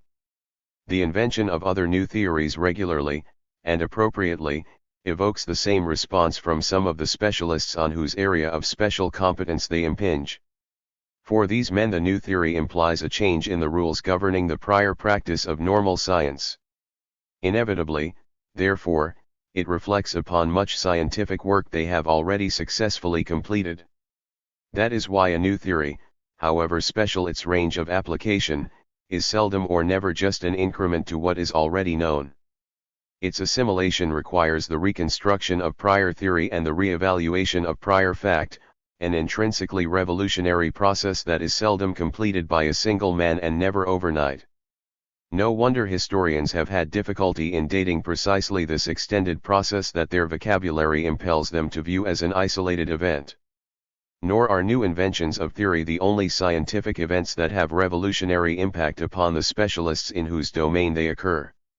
The commitments that govern normal science specify not only what sorts of entities the universe does contain, but also, by implication, those that it does not. It follows, though the point will require extended discussion, that a discovery like that of oxygen or X-rays does not simply add one more item to the population of the scientist's world. Ultimately it has that effect, but not until the professional community has re-evaluated traditional experimental procedures, altered its conception of entities with which it has long been familiar, and, in the process, shifted the network of theory through which it deals with the world. Scientific fact and theory are not categorically separable, except perhaps within a single tradition of normal scientific practice. That is why the unexpected discovery is not simply factual in its import, and why the scientist's world is qualitatively transformed as well as quantitatively enriched by fundamental novelties of either fact or theory. This extended conception of the nature of scientific revolutions is the one delineated in the pages that follow. Admittedly, the extension strains customary usage. Nevertheless, I shall continue to speak even of discoveries as revolutionary, because it is just the possibility of relating their structure to that of, say, the Copernican revolution that makes the extended conception seem to me so important. The preceding discussion indicates how the complementary notions of normal science and of scientific revolutions will be developed in the 9 sections immediately to follow. The rest of the essay attempts to dispose of 3 remaining central questions. Section 11, by discussing the textbook tradition, considers why scientific revolutions have previously been so difficult to see. Section 12 describes the revolutionary competition between the proponents of the old normal scientific tradition and the adherents of the new one. It thus considers the process that should somehow, in a theory of scientific inquiry, replace the confirmation or falsification procedures made familiar by our usual image of science. Competition between segments of the scientific community is the only historical process that ever actually results in the rejection of one previously accepted theory or in the adoption of another. Finally, Section 13 will ask how development through revolutions can be compatible with the apparently unique character of scientific progress. For that question, however, this essay will provide no more than the main outlines of an answer, one which depends upon characteristics of the scientific community that require much additional exploration and study. Undoubtedly, some readers will already have wondered whether historical study can possibly effect the sort of conceptual transformation aimed at here. An entire arsenal of dichotomies is available to suggest that it cannot properly do so. History, we too often say, is a purely descriptive discipline. The theses suggested above are, however, often interpretive and sometimes normative. Again, many of my generalizations are about the sociology or social psychology of scientists, yet at least a few of my conclusions belong traditionally to logic or epistemology. In the preceding paragraph I may even seem to have violated the very influential contemporary distinction between the context of discovery and the context of justification. Can anything more than profound confusion be indicated by this admixture of diverse fields and concerns? Having been weaned intellectually on these distinctions and others like them, I could scarcely be more aware of their import and force. For many years I took them to be about the nature of knowledge, and I still suppose that, appropriately recast, they have something important to tell us.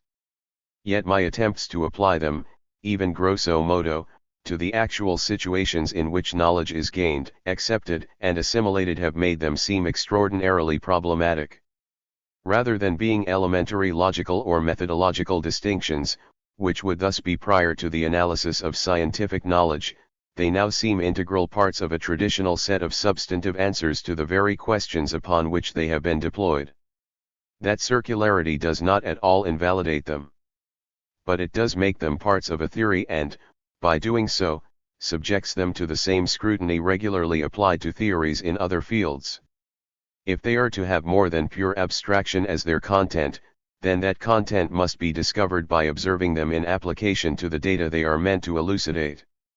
How could history of science fail to be a source of phenomena to which theories about knowledge may legitimately be asked to apply?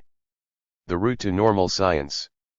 In this essay, normal science means research firmly based upon one or more past scientific achievements, achievements that some particular scientific community acknowledges for a time as supplying the foundation for its further practice. Today such achievements are recounted, though seldom in their original form, by science textbooks, elementary and advanced. These textbooks expound the body of accepted theory, illustrate many or all of its successful applications, and compare these applications with exemplary observations and experiments. Before such books became popular early in the 19th century, many of the famous classics of science fulfilled a similar function.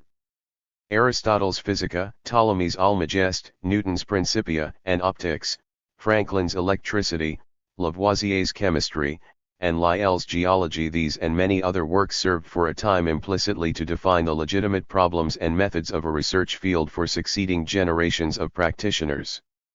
They were able to do so because they shared two essential characteristics. Their achievement was sufficiently unprecedented to attract an enduring group of adherents away from competing modes of scientific activity. Simultaneously, it was sufficiently open-ended to leave all sorts of problems for the redefined group of practitioners to resolve. Achievements that share these two characteristics I shall henceforth refer to as paradigms, a term that relates closely to normal science. By choosing it, I mean to suggest that some accepted examples of actual scientific practice, examples which include law, theory, application, and instrumentation, together provide models from which spring particular coherent traditions of scientific research. These are the traditions which the historian describes under such rubrics as Ptolemaic astronomy, Aristotelian dynamics, corpuscular optics, and so on. The study of paradigms, including many that are far more specialized than those named illustratively above, is what mainly prepares the student for membership in the particular scientific community with which he will later practice. Because he there joins men who learn the basis of their field from the same concrete models, his subsequent practice will seldom evoke overt disagreement over fundamentals. Men whose research is based on shared paradigms are committed to the same rules and standards for scientific practice. That commitment and the apparent consensus it produces are prerequisites for normal science, i.e., for the genesis and continuation of a particular research tradition. Because in this essay the concept of a paradigm will often substitute for a variety of familiar notions, more will need to be said about the reasons for its introduction. Why is the concrete scientific achievement, as a locus of professional commitment, prior to the various concepts, laws, theories, and points of view that may be abstracted from it?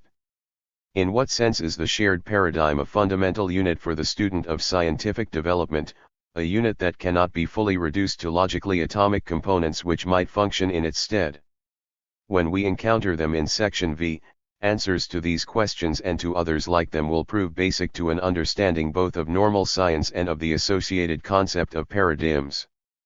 That more abstract discussion will depend, however, upon a previous exposure to examples of normal science or of paradigms in operation.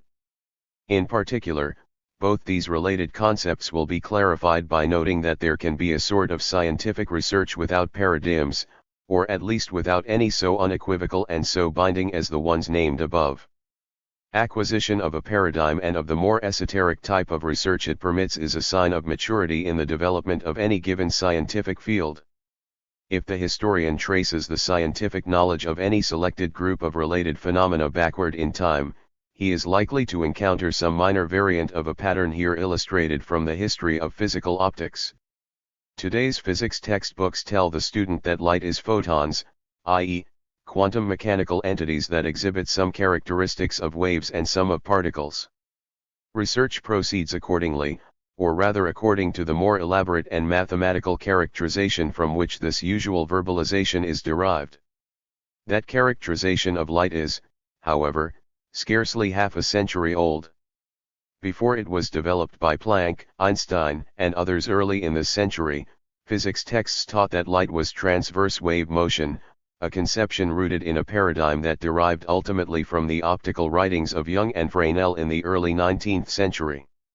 Nor was the wave theory the first to be embraced by almost all practitioners of optical science. During the 18th century the paradigm for this field was provided by Newton's optics, which taught that light was material corpuscles. At that time physicists sought evidence, as the early wave theorists had not, of the pressure exerted by light particles impinging on solid bodies. 1. These transformations of the paradigms of physical optics are scientific revolutions, and the successive transition from one paradigm to another via revolution is the usual developmental pattern of mature science. It is not, however, the pattern characteristic of the period before Newton's work, and that is the contrast that concerns us here. No period between remote antiquity and the end of the 17th century exhibited a single generally accepted view about the nature of light. Instead there were a number of competing schools and sub-schools, most of them espousing one variant or another of Epicurean, Aristotelian, or Platonic theory. One group took light to be particles emanating from material bodies, for another it was a modification of the medium that intervened between the body and the eye, still another explained light in terms of an interaction of the medium with an emanation from the eye, and there were other combinations and modifications besides. Each of the corresponding schools derived strength from its relation to some particular metaphysic, and each emphasized, as paradigmatic observations, the particular cluster of optical phenomena that its own theory could do most to explain. Other observations were dealt with by ad hoc elaborations, or they remained as outstanding problems for further research. Point 2. At various times all these schools made significant contributions to the body of concepts, phenomena, and techniques from which Newton drew the first nearly uniformly accepted paradigm for physical optics. Any definition of the scientist that excludes at least the more creative members of these various schools will exclude their modern successors as well. Those men were scientists. Yet anyone examining a survey of physical optics before Newton may well conclude that, though the field's practitioners were scientists, the net result of their activity was something less than science. Being able to take no common body of belief for granted, each writer on physical optics felt forced to build his field anew from its foundations. In doing so, his choice of supporting observation and experiment was relatively free, for there was no standard set of methods or of phenomena that every optical writer felt forced to employ and explain. Under these circumstances, the dialogue of the resulting books was often directed as much to the members of other schools as it was to nature. That pattern is not unfamiliar in a number of creative fields today, nor is it incompatible with significant discovery and invention. It is not, however, the pattern of development that physical optics acquired after Newton and that other natural sciences make familiar today. The history of electrical research in the first half of the 18th century provides a more concrete and better known example of the way a science develops before it acquires its first universally received paradigm. During that period there were almost as many views about the nature of electricity as there were important electrical experimenters, men like Hauksbee, Gray, Desaguliers, Dufay, Nollet, Watson, Franklin, and others. All their numerous concepts of electricity had something in common: they were partially derived from one or another version of the mechanico-corpuscular philosophy that guided all scientific research of the day. In addition, all were components of real scientific theories, of theories that had been drawn in part from experiment and observation and that partially determined the choice and interpretation of additional problems undertaken in research. Yet though all the experiments were electrical and though most of the experimenters read each other's works, their theories had no more than a family resemblance. Point 3. One early group of theories, following 17th century practice, regarded attraction and frictional generation as the fundamental electrical phenomena. This group tended to treat repulsion as a secondary effect due to some sort of mechanical rebounding and also to postpone for as long as possible both discussion and systematic research on Gray's newly discovered effect, electrical conduction. Other electricians took attraction and repulsion to be equally elementary manifestations of electricity and modified their theories and research accordingly. But they had as much difficulty as the first group in accounting simultaneously for any but the simplest conduction effects. Those effects, however, provided the starting point for still a third group, one which tended to speak of electricity as a fluid that could run through conductors rather than as an effluvium that emanated from non-conductors. This group, in its turn, had difficulty reconciling its theory with a number of attractive and repulsive effects. Only through the work of Franklin and his immediate successors did a theory arise that could account with something like equal facility for very nearly all these effects and that therefore could and did provide a subsequent generation of electricians with a common paradigm for its research. Excluding those fields, like mathematics and astronomy, in which the first firm paradigms date from prehistory, and also those, like biochemistry, that arose by division and recombination of specialties already matured, the situations outlined above are historically typical. Though it involves my continuing to employ the unfortunate simplification that tags an extended historical episode with a single and somewhat arbitrarily chosen name, I suggest that similar fundamental disagreements characterized, for example, the study of motion before Aristotle and of statics before Archimedes, the study of heat before Black, of chemistry before Boyle and Bohr have, and of historical geology before Hutton. In parts of biology, the study of heredity, for example, the first universally received paradigms are still more recent, and it remains an open question what parts of social science have yet acquired such paradigms at all. History suggests that the road to a firm research consensus is extraordinarily arduous. History also suggests, however, some reasons for the difficulties encountered on that road. In the absence of a paradigm or some candidate for paradigm, all of the facts that could possibly pertain to the development of a given science are likely to seem equally relevant. As a result, early fact-gathering is a far more nearly random activity than the one that subsequent scientific development makes familiar. Furthermore, in the absence of a reason for seeking some particular form of more recondite information, early fact-gathering is usually restricted to the wealth of data that lie ready to hand. The resulting pool of facts contains those accessible to casual observation and experiment together with some of the more esoteric data retrievable from established crafts like medicine, calendar making, and metallurgy. Because the crafts are one readily accessible source of facts that could not have been casually discovered, technology has often played a vital role in the emergence of new sciences. But though this sort of fact collecting has been essential to the origin of many significant sciences, anyone who examines, for example, Pliny's encyclopedic writings or the Baconian natural histories of the 17th century will discover that it produces a morass. One somehow hesitates to call the literature that results scientific. The Baconian histories of heat, color, wind, mining, and so on, are filled with information, some of it recondite. But they juxtapose facts that will later prove revealing with others that will for some time remain too complex to be integrated with theory at all. Point 4. In addition, since any description must be partial, the typical natural history often omits from its immensely circumstantial accounts just those details that later scientists will find sources of important illumination. Almost none of the early histories of electricity, for example, mention that chaff, attracted to a rubbed glass rod, bounces off again.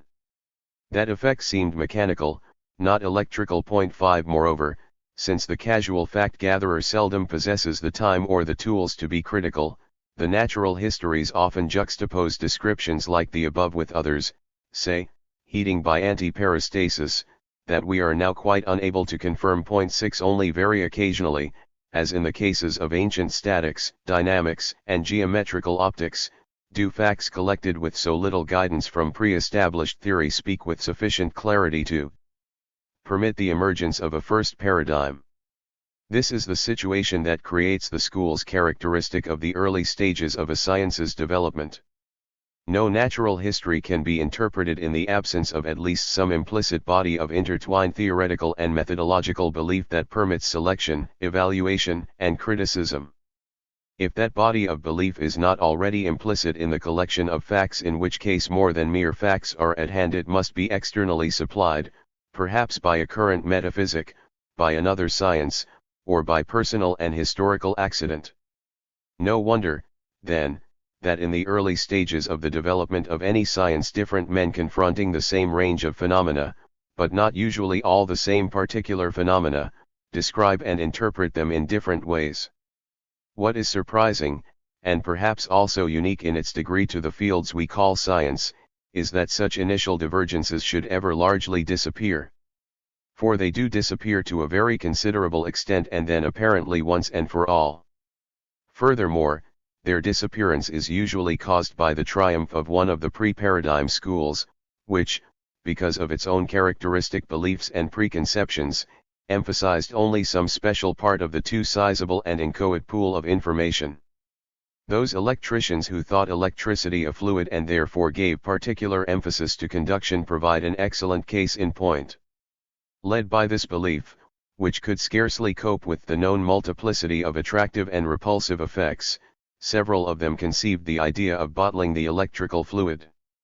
The immediate fruit of their efforts was the Leyden jar, a device which might never have been discovered by a man exploring nature casually or at random, but which was in fact independently developed by at least two investigators in the early 1740s. Almost from the start of his electrical researches, Franklin was particularly concerned to explain that strange and, in the event, particularly revealing piece of special apparatus. His success in doing so provided the most effective of the arguments that made his theory a paradigm, though one that was still unable to account for quite all the known cases of electrical repulsion. 8 To be accepted as a paradigm, a theory must seem better than its competitors, but it need not, and in fact never does, explain all the facts with which it can be confronted. What the fluid theory of electricity did for the subgroup that held it, the Franklinian paradigm later did for the entire group of electricians. It suggested which experiments would be worth performing and which, because directed to secondary or to overly complex manifestations of electricity, would not.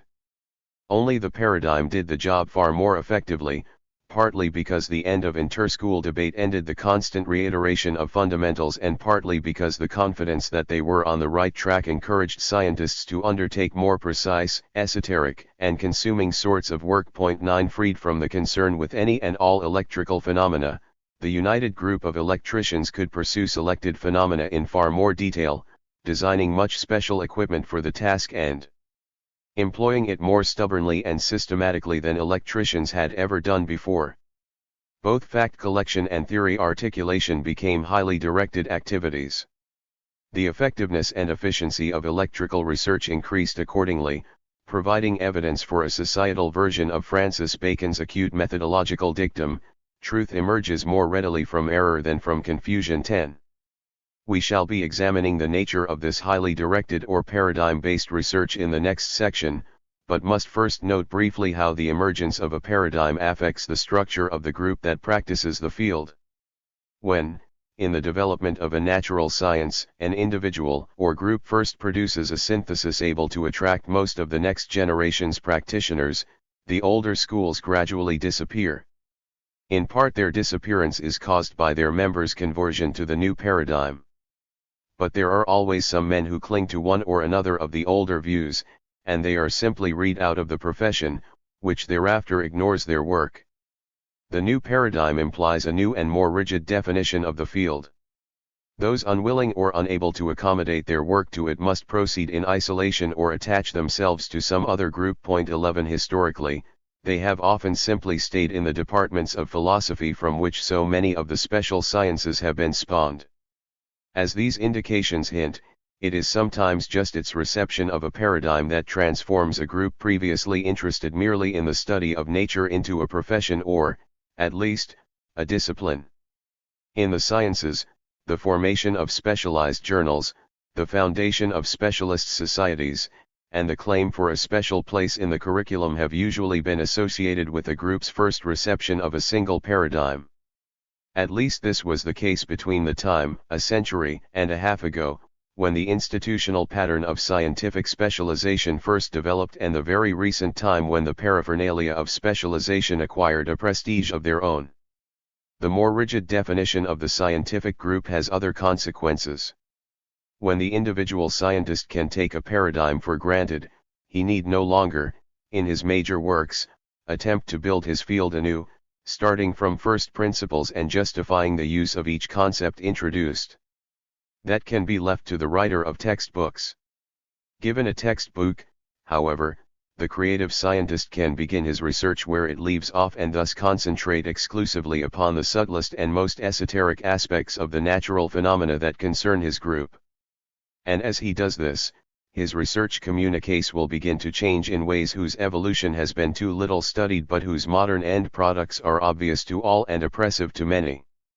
No longer will his researches usually be embodied in books addressed, like Franklin's experiments on electricity or Darwin's Origin of Species, to anyone who might be interested in the subject matter of the field. Instead, they will usually appear as brief articles addressed only to professional colleagues, the men whose knowledge of a shared paradigm can be assumed and who prove to be the only ones able to read the papers addressed to them.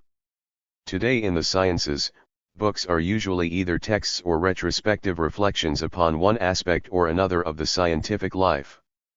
The scientist who writes one is more likely to find his professional reputation impaired than enhanced. Only in the earlier, pre-paradigm, stages of the development of the various sciences did the book ordinarily possess the same relation to professional achievement that it still retains in other creative fields. And only in those fields that still retain the book, with or without the article, as a vehicle for research communication are the lines of professionalization still so loosely drawn that the layman may hope to follow progress by reading the practitioner's original reports. Both in mathematics and astronomy, research reports had ceased already in antiquity to be intelligible to a generally educated audience.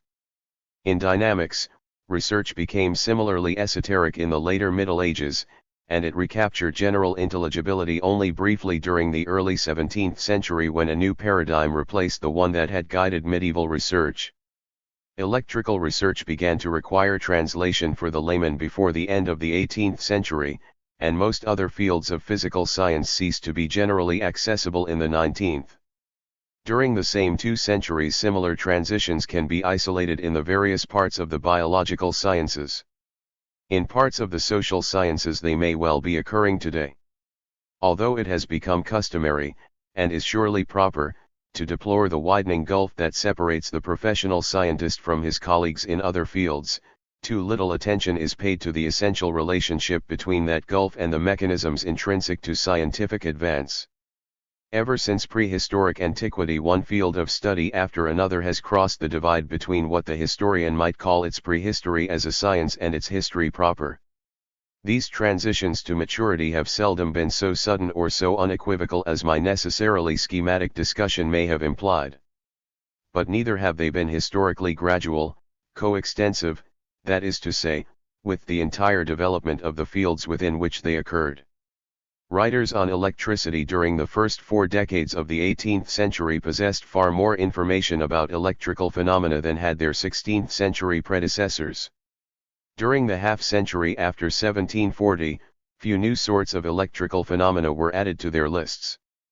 Nevertheless, in important respects, the electrical writings of Cavendish, Coulomb, and Volta in the last third of the 18th century seem further removed from those of Gray, Dufay, and even Franklin than are the writings of these early 18th century electrical discoverers from those of the 16th century. 12 Sometime between 1740 and 1780, electricians were for the first time enabled to take the foundations of their field for granted. From that point they pushed on to more concrete and recondite problems, and increasingly they then reported their results in articles addressed to other electricians rather than in books addressed to the learned world at large. As a group they achieved what had been gained by astronomers in antiquity and by students of motion in the Middle Ages, of physical optics in the late 17th century, and of historical geology in the early 19th. They had, that is, achieved a paradigm that proved able to guide the whole group's research. Except with the advantage of hindsight, it is hard to find another criterion that so clearly proclaims a field a science. The nature of normal science. What then is the nature of the more professional and esoteric research that a group's reception of a single paradigm permits? If the paradigm represents work that has been done once and for all, what further problems does it leave the united group to resolve? Those questions will seem even more urgent if we now note one respect in which the terms used so far may be misleading. In its established usage, a paradigm is an accepted model or pattern, and that aspect of its meaning has enabled me, lacking a better word, to appropriate paradigm here. But it will shortly be clear that the sense of model and pattern that permits the appropriation is not quite the one usual in defining paradigm. In grammar, for example, amo, amas, amat is a paradigm because it displays the pattern to be used in conjugating a large number of other Latin verbs, example in producing laudo, laudas, laudat. In this standard application, the paradigm functions by permitting the replication of examples any one of which could in principle serve to replace it. In a science, on the other hand, a paradigm is rarely an object for replication. Instead, like an accepted judicial decision in the common law, it is an object for further articulation and specification under new or more stringent conditions. To see how this can be so, we must recognize how very limited in both scope and precision a paradigm can be at the time of its first appearance. Paradigms gain their status because they are more successful than their competitors in solving a few problems that the group of practitioners has come to recognize as acute. To be more successful is not, however, to be either completely successful with a single problem or notably successful with any large number. The success of a paradigm, whether Aristotle's analysis of motion, Ptolemy's computations of planetary position, Lavoisier's application of the balance, or Maxwell's mathematization of the electromagnetic field, is at the start largely a promise of success discoverable in selected and still incomplete examples. Normal science consists in the actualization of that promise, an actualization achieved by extending the knowledge of those facts that the paradigm displays as particularly revealing, by increasing the extent of the match between those facts and the paradigm's predictions, and by further articulation of the paradigm itself. Few people who are not actually practitioners of a mature science realize how much mop-up work of the sort a paradigm leaves to be done, or quite how fascinating such work can prove in the execution. And these points need to be understood. Mopping up operations are what engage most scientists throughout their careers. They constitute what I am here calling normal science. Closely examined, whether historically or in the contemporary laboratory, that enterprise seems an attempt to force nature into the preformed and relatively inflexible box that the paradigm supplies. No part of the aim of normal science is to call forth new sorts of phenomena, indeed those that will not fit the box are often not seen at all. Nor do scientists normally aim to invent new theories, and they are often intolerant of those invented by others. Point 1. Instead, normal scientific research is directed to the articulation of those phenomena and theories that the paradigm already supplies. Perhaps these are defects. The areas investigated by normal science are, of course, minuscule.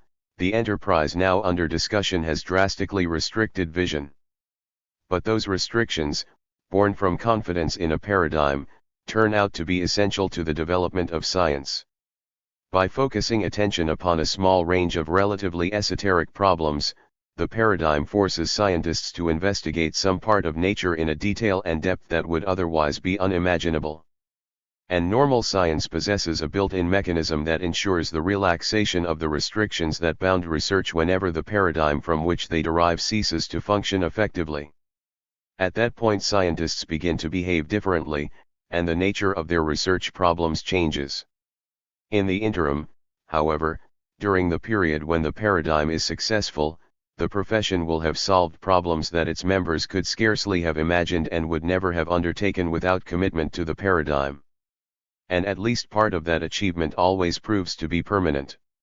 To display more clearly what is meant by normal or paradigm-based research, let me now attempt to classify and illustrate the problems of which normal science principally consists.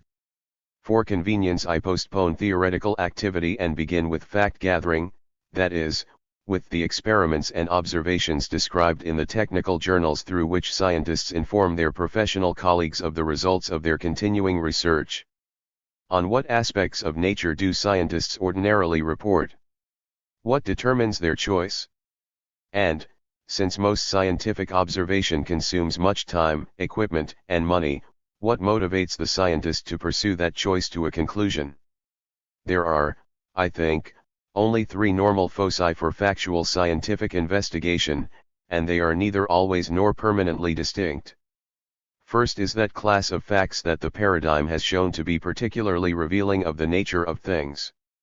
By employing them in solving problems, the paradigm has made them worth determining both with more precision and in a larger variety of situations.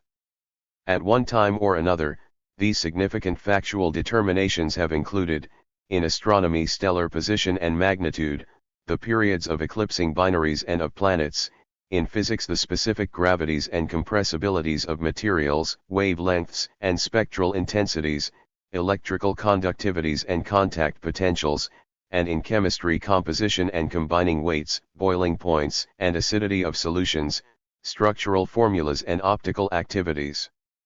Attempts to increase the accuracy and scope with which facts like these are known occupy a significant fraction of the literature of experimental and observational science.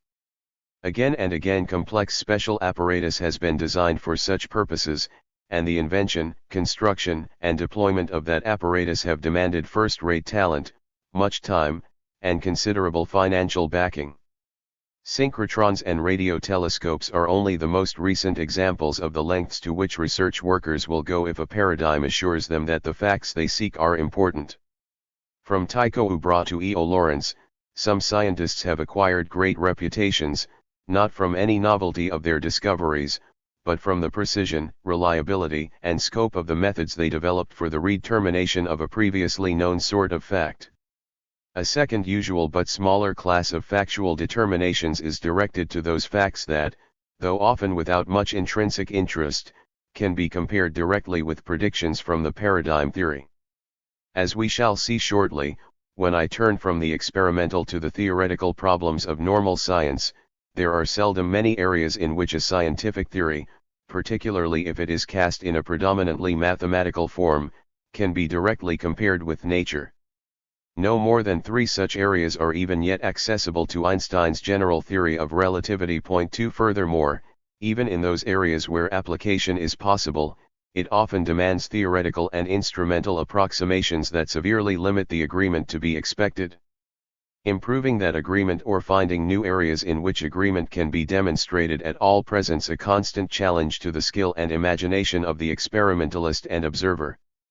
Special telescopes to demonstrate the Copernican prediction of annual parallax, Atwood's machine, first invented almost a century after the Principia, to give the first unequivocal demonstration of Newton's second law, Foucault's apparatus to show that the speed of light is greater in air than in water, or the gigantic scintillation counter designed to demonstrate the existence of the neutrino. These pieces of special apparatus and many others like them illustrate the immense effort and ingenuity that have been required to bring nature and theory into closer and closer agreement. 3 That attempt to demonstrate agreement is a second type of normal experimental work, and it is even more obviously dependent than the first upon a paradigm. The existence of the paradigm sets the problem to be solved. Often the paradigm theory is implicated directly in the design of apparatus able to solve the problem. Without the Principia, for example, measurements made with the Atwood machine would have meant nothing at all. A third class of experiments and observations exhausts, I think, the fact-gathering activities of normal science. It consists of empirical work undertaken to articulate the paradigm theory, resolving some of its residual ambiguities and permitting the solution of problems to which it had previously only drawn attention. This class proves to be the most important of all, and its description demands its subdivision. In the more mathematical sciences, some of the experiments aimed at articulation are directed to the determination of physical constants. Newton's work, for example, indicated that the force between 2 unit masses at unit distance would be the same for all types of matter at all positions in the universe. But his own problems could be solved without even estimating the size of this attraction, the universal gravitational constant, and no one else devised apparatus able to determine it for a century after the Principia appeared. Nor was Cavendish's famous determination in the 1790s the last. Because of its central position in physical theory, improved values of the gravitational constant have been the object of repeated efforts ever since by a number of outstanding experimentalists. 4 Other examples of the same sort of continuing work would include determinations of the astronomical unit, Avogadro's number, Joule's coefficient, the electronic charge, and so on. Few of these elaborate efforts would have been conceived and none would have been carried out without a paradigm theory to define the problem and to guarantee the existence of a stable solution. Efforts to articulate a paradigm are not, however, restricted to the determination of universal constants. They may, for example, also aim at quantitative laws, Boyle's law relating gas pressure to volume, Coulomb's law of electrical attraction, and Joule's formula relating heat generated to electrical resistance and current are all in this category. Perhaps it is not apparent that a paradigm is prerequisite to the discovery of laws like these. We often hear that they are found by examining measurements undertaken for their own sake and without theoretical commitment. But history offers no support for so excessively Baconian a method. Boyle's experiments were not conceivable until air was recognized as an elastic fluid to which all the elaborate concepts of hydrostatics could be applied. 5 Coulomb's success depended upon his constructing special apparatus to measure the force between point charges. But that design, in turn, depended upon the previous recognition that every particle of electric fluid acts upon every other at a distance. It was for the force between such particles the only force which might safely be assumed a simple function of distance that Coulomb was looking. 6 Joules's experiments could also be used to illustrate how quantitative laws emerge through paradigm articulation. In fact, so general and close is the relation between qualitative paradigm and quantitative law that, since Galileo, such laws have often been correctly guessed with the aid of a paradigm years before apparatus could be designed for their experimental determination. 7. Finally, there is a third sort of experiment which aims to articulate a paradigm. More than the others, this one can resemble exploration, and it is particularly prevalent in those periods and sciences that deal more with the qualitative than with the quantitative aspects of nature's regularity. Often a paradigm developed for one set of phenomena is ambiguous in its application to other closely related ones. Then experiments are necessary to choose among the alternative ways of applying the paradigm to the new area of interest. For example, the paradigm applications of the caloric theory were to heating and cooling by mixtures and by change of state.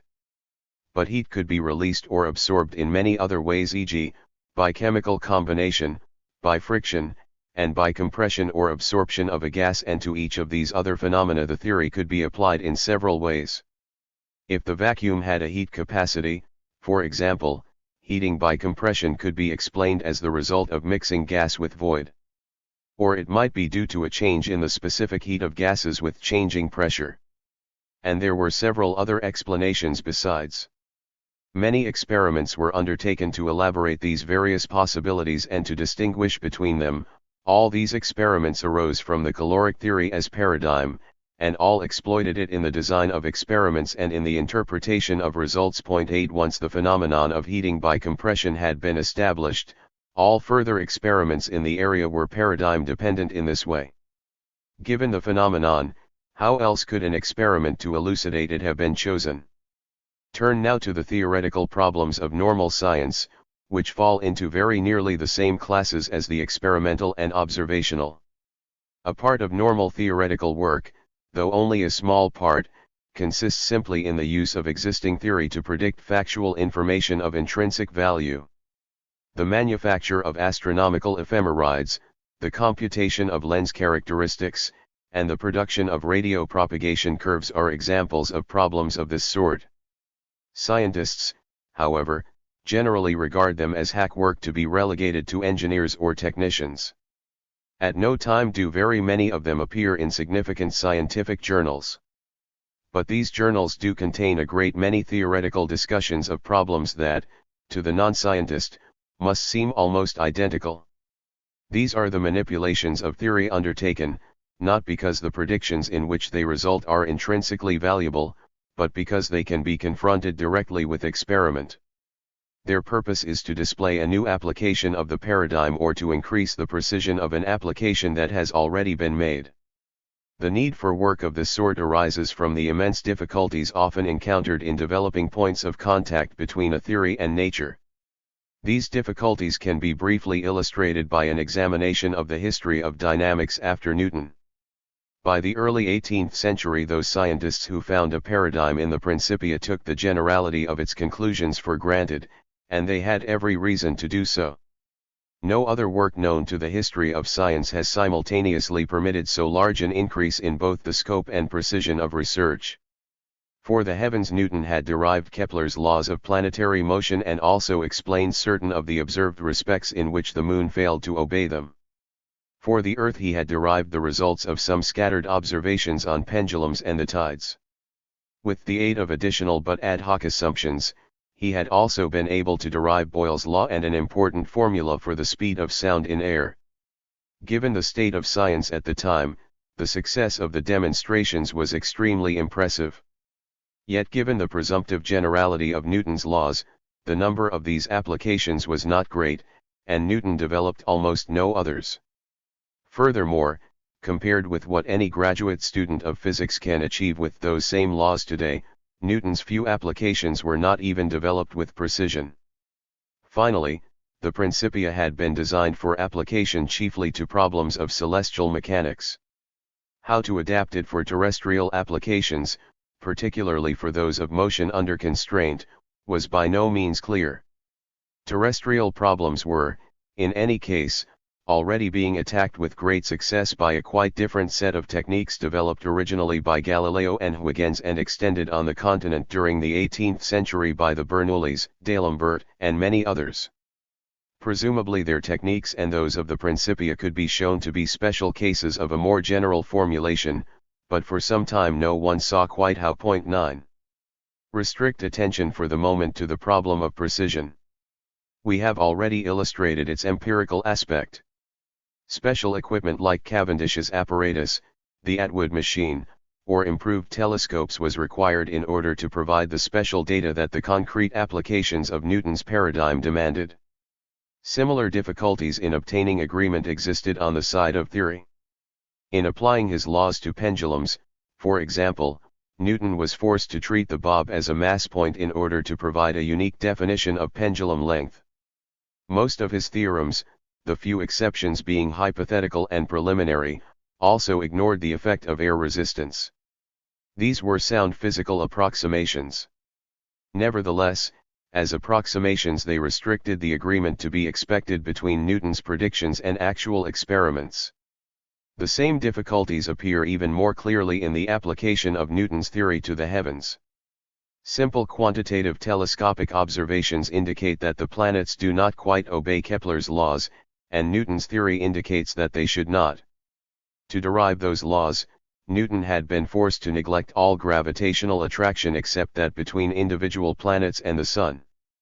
Since the planets also attract each other, only approximate agreement between the applied theory and telescopic observation could be expected. 10. The agreement obtained was, of course, more than satisfactory to those who obtained it. Excepting for some terrestrial problems, no other theory could do nearly so well. None of those who questioned the validity of Newton's work did so because of its limited agreement with experiment and observation.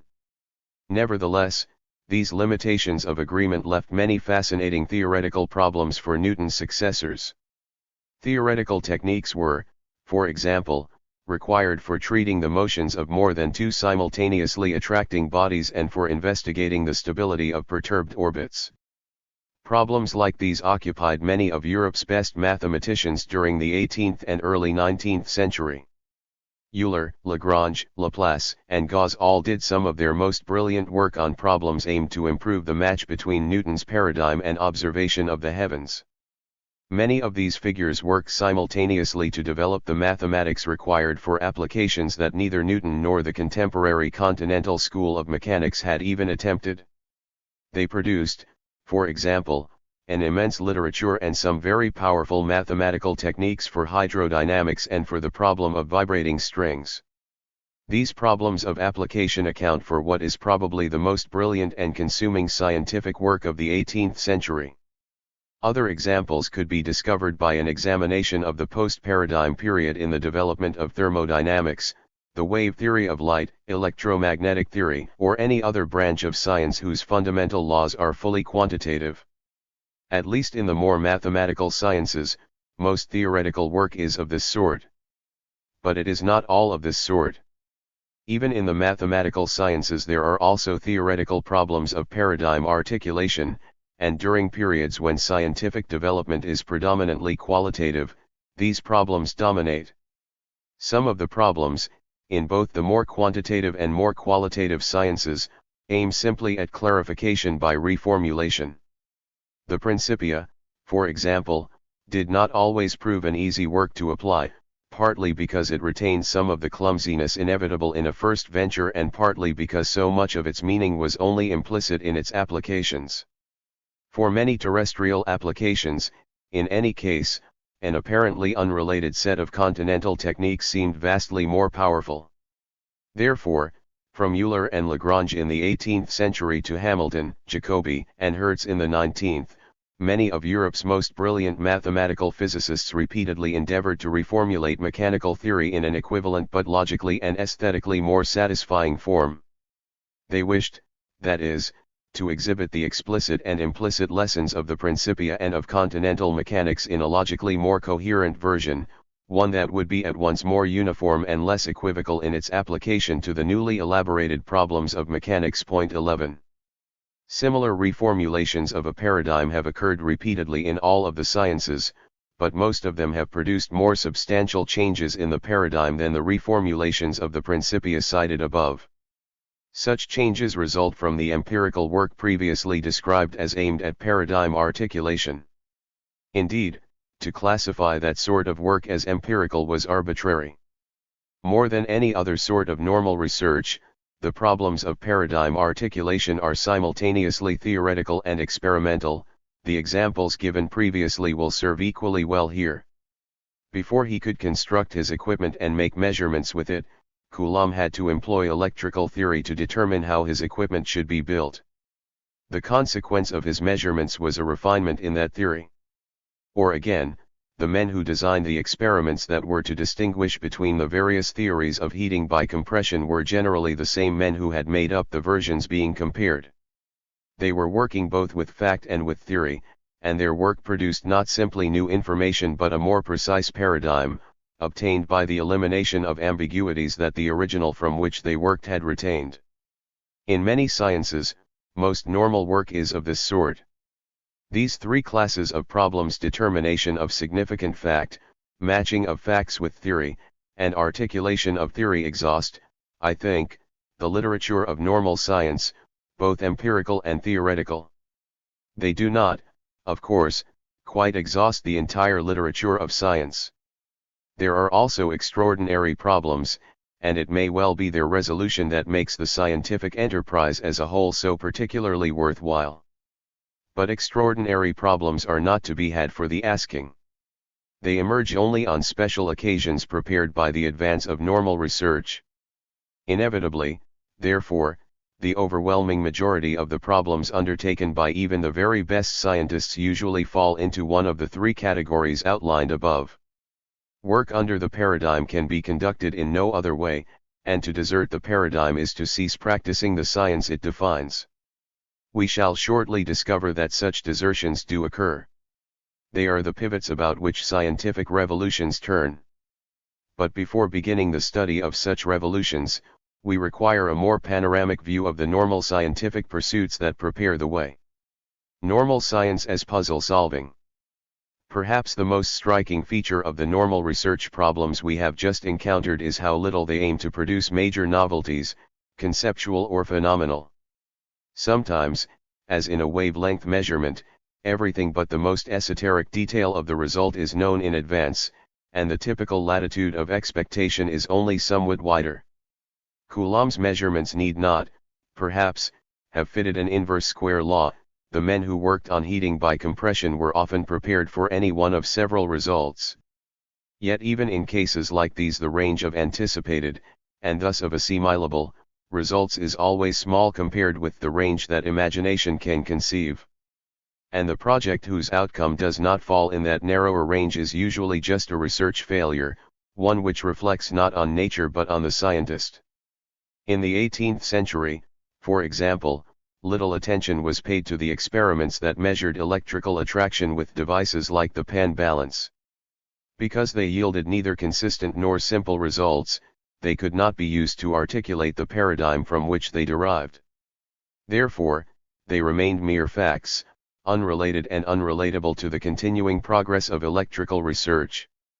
Only in retrospect, possessed of a subsequent paradigm, can we see what characteristics of electrical phenomena they display. Coulomb and his contemporaries, of course, also possessed this later paradigm, or one that, when applied to the problem of attraction, yielded the same expectations. That is why Coulomb was able to design apparatus that gave a result assimilable by paradigm articulation. but it is also why that result surprised no one and why several of Coulomb's contemporaries had been able to predict it in advance. Even the project whose goal is paradigm articulation does not aim at the unexpected novelty. But if the aim of normal science is not major substantive novelties, if failure to come near the anticipated result is usually failure as a scientist, then why are these problems undertaken at all? Part of the answer has already been developed. To scientists, at least, the results gained in normal research are significant because they add to the scope and precision with which the paradigm can be applied. That answer, however, cannot account for the enthusiasm and devotion that scientists display for the problems of normal research. No one devotes years to, say, the development of a better spectrometer or the production of an improved solution to the problem of vibrating strings simply because of the importance of the information that will be obtained. The data to be gained by computing ephemerides or by further measurements with an existing instrument are often just as significant, but those activities are regularly spurned by scientists because they are so largely repetitions of procedures that have been carried through before. That rejection provides a clue to the fascination of the normal research problem. Though its outcome can be anticipated, often in detail so great that what remains to be known is itself uninteresting, the way to achieve that outcome remains very much in doubt. Bringing a normal research problem to a conclusion is achieving the anticipated in a new way, and it requires the solution of all sorts of complex instrumental, conceptual, and mathematical puzzles. The man who succeeds proves himself an expert puzzle solver, and the challenge of the puzzle is an important part of what usually drives him on. The terms puzzle and puzzle solver highlight several of the themes that have become increasingly prominent in the preceding pages. Puzzles are, in the entirely standard meaning here employed, that special category of problems that can serve to test ingenuity or skill in solution. Dictionary illustrations are a jigsaw puzzle and crossword puzzle, and it is the characteristics that these share with the problems of normal science that we now need to isolate. One of them has just been mentioned. It is no criterion of goodness in a puzzle that its outcome be intrinsically interesting or important. On the contrary, the really pressing problems, example a cure for cancer or the design of a lasting peace, are often not puzzles at all, largely because they may not have any solution. Consider the jigsaw puzzle whose pieces are selected at random from each of two different puzzle boxes. Since that problem is likely to defy even the most ingenious of men, it cannot serve as a test of skill in solution. In any usual sense it is not a puzzle at all. Though intrinsic value is no criterion for a puzzle, the assured existence of a solution is. We have already seen, however, that one of the things a scientific community acquires with a paradigm is a criterion for choosing problems that, while the paradigm is taken for granted, can be assumed to have solutions. To a great extent these are the only problems that the community will admit as scientific or encourage its members to undertake. Other problems, including many that had previously been standard, are rejected as metaphysical, as the concern of another discipline, or sometimes as just too problematic to be worth the time. A paradigm can, for that matter, even insulate the community from those socially important problems that are not reducible to the puzzle form, because they cannot be stated in terms of the conceptual and instrumental tools the paradigm supplies. Such problems can be a distraction, a lesson brilliantly illustrated by several facets of 17th-century Baconianism and by some of the contemporary social sciences. One of the reasons why normal science seems to progress so rapidly is that its practitioners concentrate on problems that only their own lack of ingenuity should keep them from solving. If, however, the problems of normal science are puzzles in this sense, we need no longer ask why scientists attack them with such passion and devotion. A man may be attracted to science for all sorts of reasons. Among them are the desire to be useful, the excitement of exploring new territory, the hope of finding order, and the drive to test established knowledge. These motives and others besides also help to determine the particular problems that will later engage him. Furthermore, though the result is occasional frustration, there is good reason why motives like these should first attract him and then lead him on. Point 1. The scientific enterprise as a whole does from time to time prove useful, open up new territory, display order, and test long accepted belief. Nevertheless, the individual engaged on a normal research problem is almost never doing any one of these things. Once engaged, his motivation is of a rather different sort. What then challenges him is the conviction that, if only he is skillful enough, he will succeed in solving a puzzle that no one before has solved or solved so well. Many of the greatest scientific minds have devoted all of their professional attention to demanding puzzles of this sort. On most occasions any particular field of specialization offers nothing else to do, a fact that makes it no less fascinating to the proper sort of addict. Turn now to another, more difficult, and more revealing aspect of the parallelism between puzzles and the problems of normal science. If it is to classify as a puzzle, a problem must be characterized by more than an assured solution. There must also be rules that limit both the nature of acceptable solutions and the steps by which they are to be obtained. To solve a jigsaw puzzle is not, for example, merely to make a picture. Either a child or a contemporary artist could do that by scattering selected pieces, as abstract shapes, upon some neutral ground. The picture thus produced might be far better, and would certainly be more original, than the one from which the puzzle had been made. Nevertheless, such a picture would not be a solution. To achieve that all the pieces must be used, their plain sides must be turned down, and they must be interlocked without forcing until no holes remain. Those are among the rules that govern jigsaw puzzle solutions. Similar restrictions upon the admissible solutions of crossword puzzles, riddles, chess problems, and so on, are readily discovered. If we can accept a considerably broadened use of the term rule, one that will occasionally equate it with established viewpoint or with preconception, then the problems accessible within a given research tradition display something much like the set of puzzle characteristics. The man who builds an instrument to determine optical wavelengths must not be satisfied with a piece of equipment that merely attributes particular numbers to particular spectral lines. He is not just an explorer or measurer. On the contrary, he must show, by analyzing his apparatus in terms of the established body of optical theory, that the numbers his instrument produces are the ones that enter theory as wavelengths. If some residual vagueness in the theory or some unanalyzed component of his apparatus prevents his completing that demonstration, his colleagues may well conclude that he has measured nothing at all. For example, the electron scattering maxima that were later diagnosed as indices of electron wavelength had no apparent significance when first observed and recorded. Before they became measures of anything, they had to be related to a theory that predicted the wave-like behavior of matter in motion.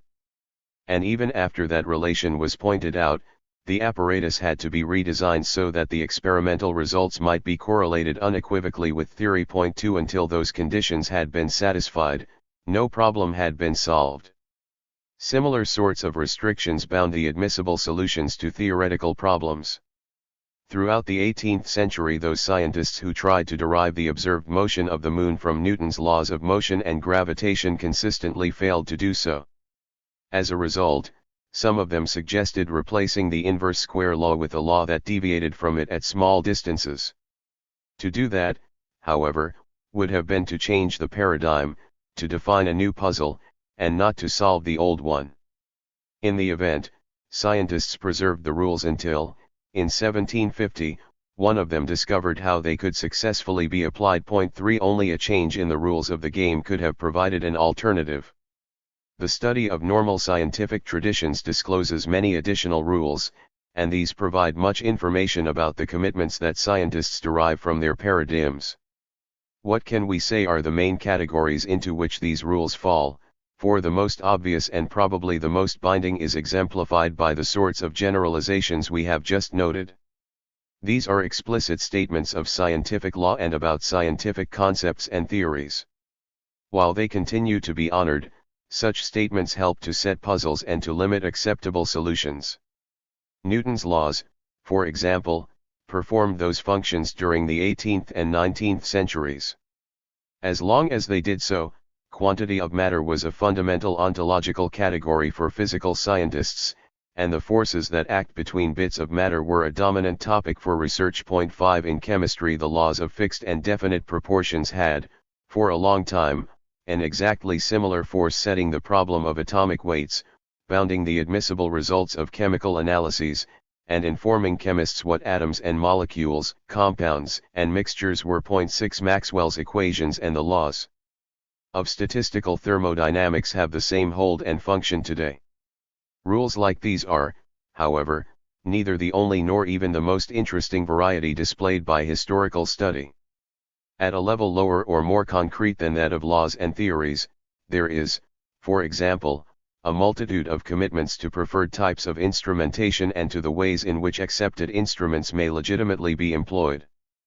Changing attitudes toward the role of fire in chemical analyses played a vital part in the development of chemistry in the 17th century. Point 7 Helmholtz, in the 19th, encountered strong resistance from physiologists to the notion that physical experimentation could illuminate their field. Point 8 And in this century, the curious history of chemical chromatography again illustrates the endurance of instrumental commitments that, as much as laws and theory, provide scientists with rules of the game. Point 9 When we analyze the discovery of X-rays, we shall find reasons for commitments of this sort.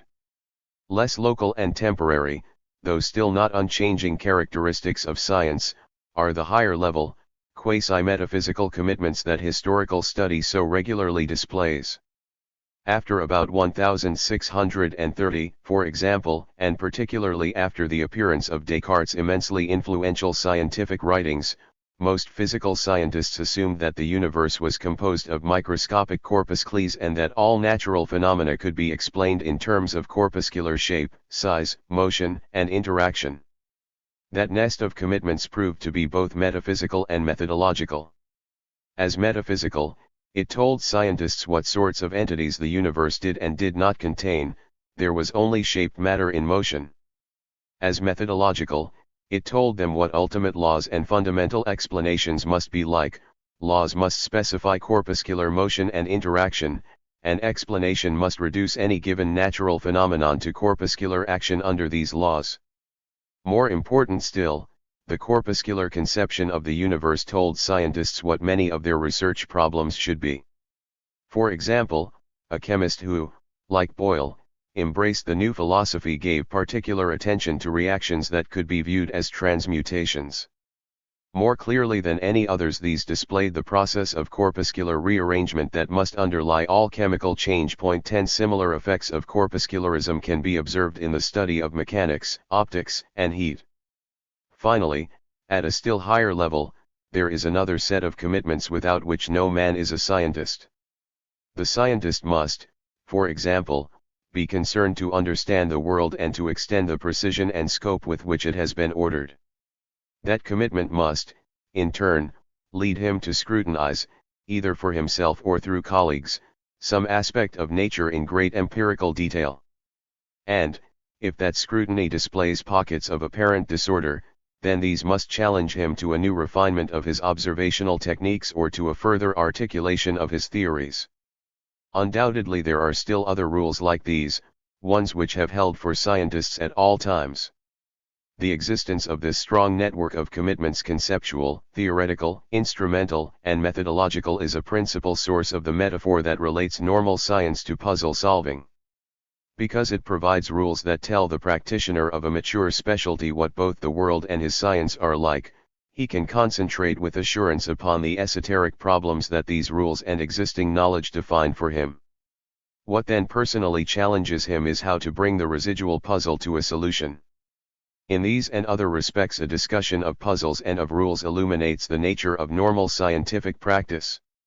Yet, in another way, that illumination may be significantly misleading. Though there obviously are rules to which all the practitioners of a scientific specialty adhere at a given time, those rules may not by themselves specify all that the practice of those specialists has in common. Normal science is a highly determined activity, but it need not be entirely determined by rules. That is why, at the start of this essay, I introduced shared paradigms rather than shared rules, assumptions, and points of view as the source of coherence for normal research traditions. Rules, I suggest, derive from paradigms, but paradigms can guide research even in the absence of rules. The priority of paradigms. To discover the relation between rules, paradigms, and normal science, consider first how the historian isolates the particular loci of commitment that have just been described as accepted rules. Historical investigation of a given specialty at a given time discloses a set of recurrent and quasi-standard illustrations of various theories in their conceptual, observational, and instrumental applications. These are the community's paradigms, revealed in its textbooks, lectures, and laboratory exercises. By studying them and by practicing with them, the members of the corresponding community learn their trade. The historian, of course, will discover in addition a penumbral area occupied by achievements whose status is still in doubt, but the core of solved problems and techniques will usually be clear.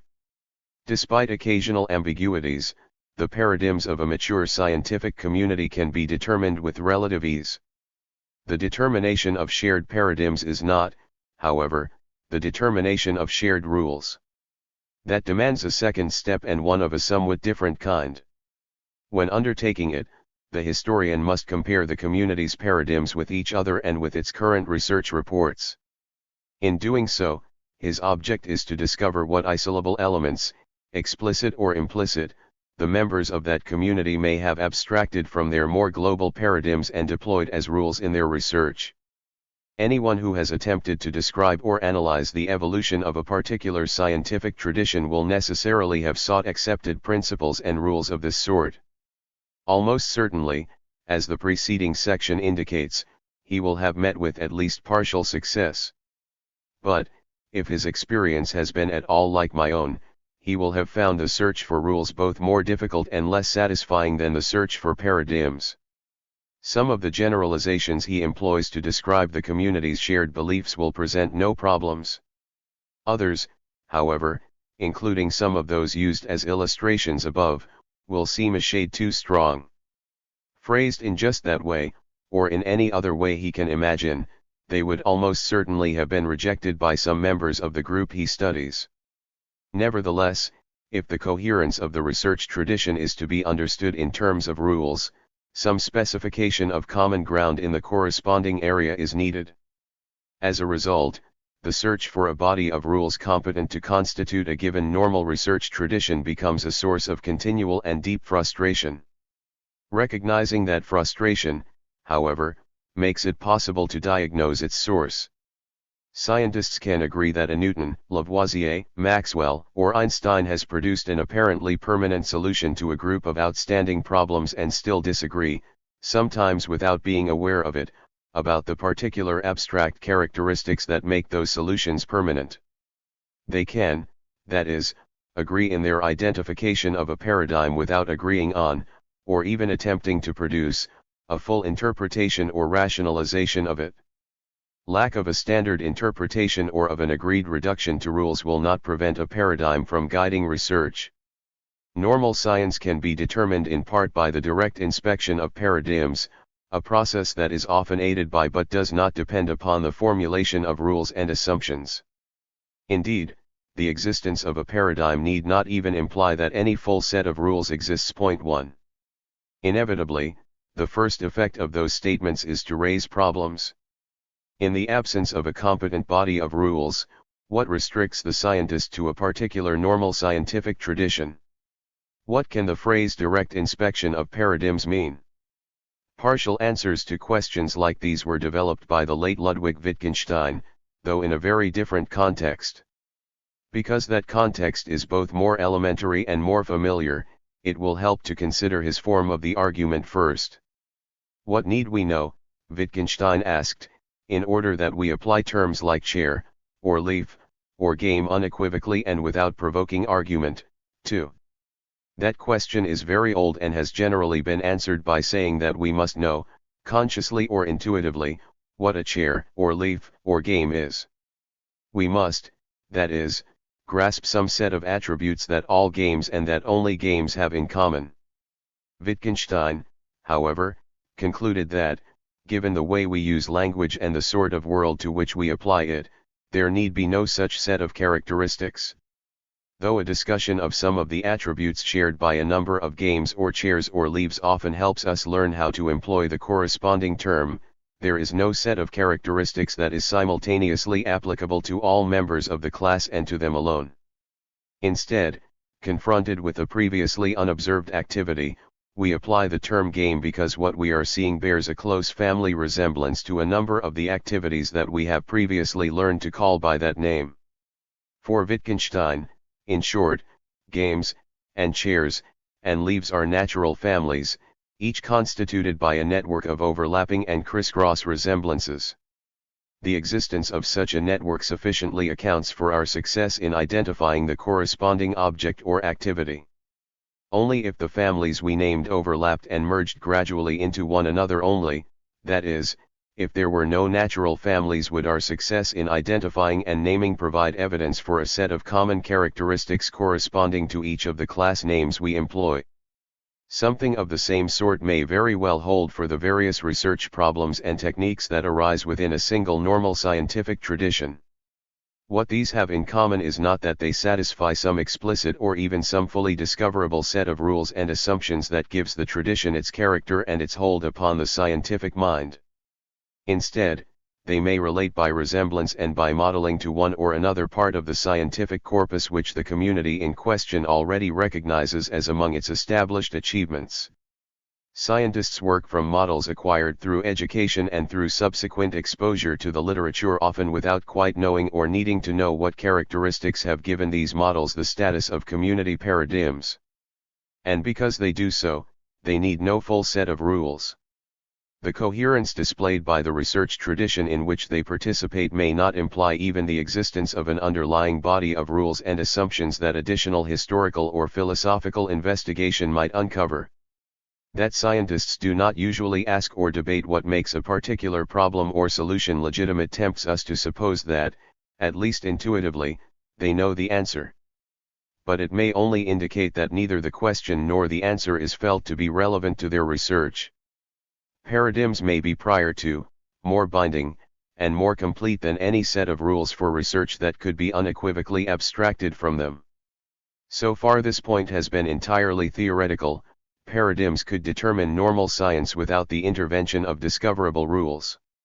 Let me now try to increase both its clarity and urgency by indicating some of the reasons for believing that paradigms actually do operate in this manner. The first, which has already been discussed quite fully, is the severe difficulty of discovering the rules that have guided particular normal scientific traditions. That difficulty is very nearly the same as the one the philosopher encounters when he tries to say what all games have in common. The second, to which the first is really a corollary, is rooted in the nature of scientific education. Scientists, it should already be clear, never learn concepts, laws, and theories in the abstract and by themselves. Instead, these intellectual tools are from the start encountered in a historically and pedagogically prior unit that displays them with and through their applications. A new theory is always announced together with applications to some concrete range of natural phenomena. Without them it would not be even a candidate for acceptance.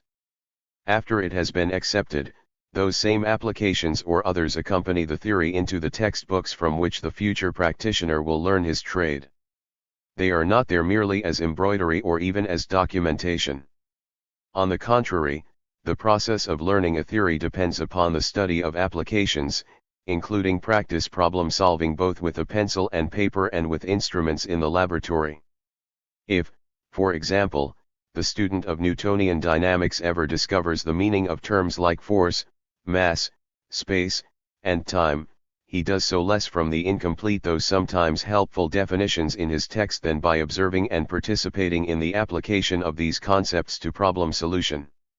That process of learning by finger exercise or by doing continues throughout the process of professional initiation. As the student proceeds from his freshman course to and through his doctoral dissertation, the problems assigned to him become more complex and less completely precedent. But they continue to be closely modeled on previous achievements, as are the problems that normally occupy him during his subsequent independent scientific career. One is at liberty to suppose that somewhere along the way the scientist has intuitively abstracted rules of the game for himself, but there is little reason to believe it. Though many scientists talk easily and well about the particular individual hypotheses that underlie a concrete piece of current research, they are little better than laymen at characterizing the established bases of their field, its legitimate problems and methods. If they have learned such abstractions at all, they show it mainly through their ability to do successful research. That ability can, however, be understood without recourse to hypothetical rules of the game. These consequences of scientific education have a converse that provides a third reason to suppose that paradigms guide research by direct modeling as well as through abstracted rules. Normal science can proceed without rules only so long as the relevant scientific community accepts without question the particular problem solutions already achieved. Rules should therefore become important, and the characteristic unconcern about them should vanish whenever paradigms or models are felt to be insecure. That is, moreover, exactly what does occur. The pre-paradigm period, in particular, is regularly marked by frequent and deep debates over legitimate methods, problems, and standards of solution, though these serve rather to define schools than to produce agreement. We have already noted a few of these debates in optics and electricity, and they played an even larger role in the development of 17th century chemistry and of early 19th century geology. Point 3. Furthermore, debates like these do not vanish once and for all with the appearance of a paradigm. Though almost non-existent during periods of normal science, they recur regularly just before and during scientific revolutions, the periods when paradigms are first under attack and then subject to change. The transition from Newtonian to quantum mechanics evoked many debates about both the nature and the standards of physics, some of which still continue. Point 4. There are people alive today who can remember the similar arguments engendered by Maxwell's electromagnetic theory and by statistical mechanics. Point 5. And earlier still, the assimilation of Galileo's and Newton's mechanics gave rise to a particularly famous series of debates with Aristotelians, Cartesians, and Leibnizians about the standards legitimate to science. Point 6. When scientists disagree about whether the fundamental problems of their field have been solved, the search for rules gains a function that it does not ordinarily possess. While paradigms remain secure, however, they can function without agreement over rationalization or without any attempted rationalization at all. A fourth reason for granting paradigms a status prior to that of shared rules and assumptions can conclude this section. The introduction to this essay suggested that there can be small revolutions as well as large ones, that some revolutions affect only the members of a professional subspecialty, and that for such groups even the discovery of a new and unexpected phenomenon may be revolutionary. The next section will introduce selected revolutions of that sort, and it is still far from clear how they can exist. If normal science is so rigid and if scientific communities are so close-knit as the preceding discussion has implied, how can a change of paradigm ever affect only a small subgroup?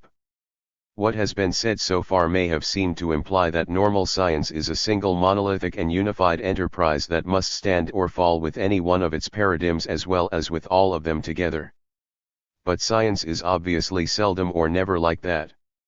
Often, viewing all fields together, it seems instead a rather ramshackle structure with little coherence among its various parts. Nothing said to this point should, however, conflict with that very familiar observation. On the contrary, substituting paradigms for rules should make the diversity of scientific fields and specialties easier to understand. Explicit rules, when they exist, are usually common to a very broad scientific group, but paradigms need not be. The practitioners of widely separated fields, say astronomy and taxonomic botany, are educated by exposure to quite different achievements described in very different books. And even men who, being in the same or in closely related fields, begin by studying many of the same books and achievements may acquire rather different paradigms in the course of professional specialization. Consider, for a single example, the quite large and diverse community constituted by all physical scientists. Each member of that group today is taught the laws of, say, quantum mechanics, and most of them employ these laws at some point in their research or teaching. But they do not all learn the same applications of these laws, and they are not therefore all affected in the same ways by changes in quantum mechanical practice. On the road to professional specialization, a few physical scientists encounter only the basic principles of quantum mechanics. Others study in detail the paradigm applications of these principles to chemistry, still others to the physics of the solid state, and so on. What quantum mechanics means to each of them depends upon what courses he has had, what texts he has read, and which journals he studies. It follows that, though a change in quantum mechanical law will be revolutionary for all of these groups, a change that reflects only on one or another of the paradigm applications of quantum mechanics need be revolutionary only for the members of a particular professional subspecialty. For the rest of the profession and for those who practice other physical sciences, that change need not be revolutionary at all. In short, though quantum mechanics is a paradigm for many scientific groups, it is not the same paradigm for them all. Therefore, it can simultaneously determine several traditions of normal science that overlap without being coextensive. A revolution produced within one of these traditions will not necessarily extend to the others as well. One brief illustration of specialization's effect may give this whole series of points additional force. An investigator who hoped to learn something about what scientists took the atomic theory to be asked a distinguished physicist and an eminent chemist whether a single atom of helium was or was not a molecule. Both answered without hesitation, but their answers were not the same. For the chemist, the atom of helium was a molecule because it behaved like one with respect to the kinetic theory of gases. For the physicist, on the other hand, the helium atom was not a molecule because it displayed no molecular spectrum. 7 Presumably both men were talking of the same particle, but they were viewing it through their own research training and practice. Their experience in problem solving told them what a molecule must be. Undoubtedly their experiences had much in common, but they did not, in this case, tell the two specialists the same thing. As we proceed we shall discover how consequential paradigm differences of this sort can occasionally be. Anomaly and the emergence of scientific discoveries. Normal science, the puzzle-solving activity we have just examined, is a highly cumulative enterprise, eminently successful in its aim, the steady extension of the scope and precision of scientific knowledge. In all these respects it fits with great precision the most usual image of scientific work. Yet one standard product of the scientific enterprise is missing. Normal science does not aim at novelties of fact or theory and, when successful, finds none. New and unsuspected phenomena are, however, repeatedly uncovered by scientific research, and radical new theories have again and again been invented by scientists. History even suggests that the scientific enterprise has developed a uniquely powerful technique for producing surprises of this sort. If this characteristic of science is to be reconciled with what has already been said, then research under a paradigm must be a particularly effective way of inducing paradigm change. That is what fundamental novelties of fact and theory do. Produced inadvertently by a game played under one set of rules, their assimilation requires the elaboration of another set. After they have become parts of science, the enterprise, at least of those specialists in whose particular field the novelties lie, is never quite the same again. We must now ask how changes of this sort can come about, considering first discoveries, or novelties of fact, and then inventions, or novelties of theory. That distinction between discovery and invention or between fact and theory will, however, immediately prove to be exceedingly artificial. Its artificiality is an important clue to several of this essay's main theses. Examining selected discoveries in the rest of this section, we shall quickly find that they are not isolated events but extended episodes with a regularly recurrent structure.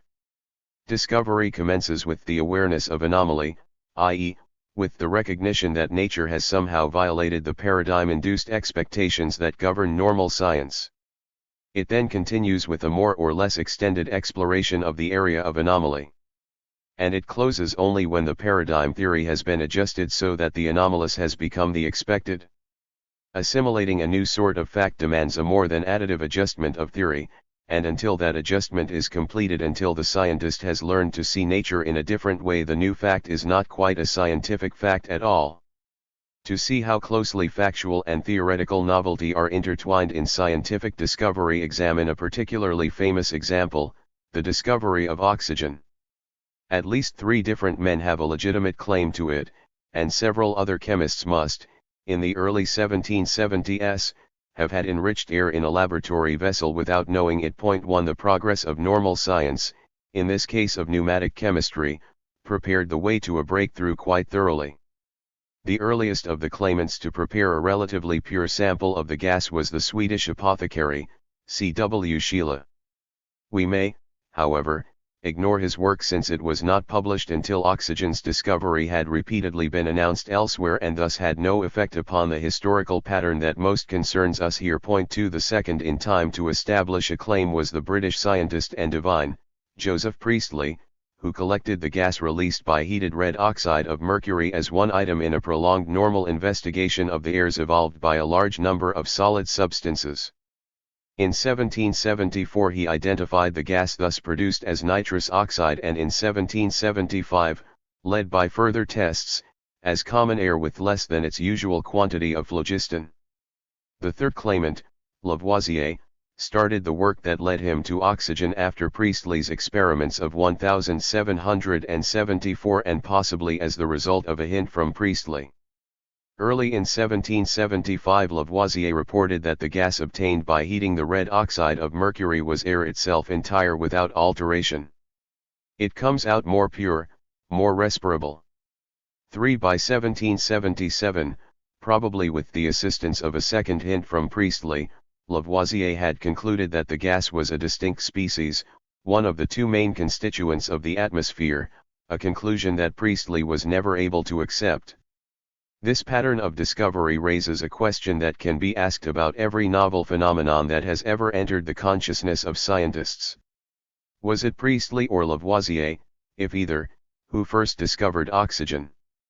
In any case, when was oxygen discovered? In that form the question could be asked even if only one claimant had existed. As a ruling about priority and date, an answer does not at all concern us. Nevertheless, an attempt to produce one will illuminate the nature of discovery, because there is no answer of the kind that is sought. Discovery is not the sort of process about which the question is appropriately asked. The fact that it is asked the priority for oxygen has repeatedly been contested since the 1780s is a symptom of something askew in the image of science that gives discovery so fundamental a role. Look once more at our example. Priestley's claim to the discovery of oxygen is based upon his priority in isolating a gas that was later recognized as a distinct species. But Priestley's sample was not pure, and, if holding impure oxygen in one's hands is to discover it, that had been done by everyone who ever bottled atmospheric air. Besides, if Priestley was the discoverer, when was the discovery made? In 1774 he thought he had obtained nitrous oxide, a species he already knew. In 1775 he saw the gas as dephlogisticated air, which is still not oxygen or even, for phlogistic chemists, a quite unexpected sort of gas.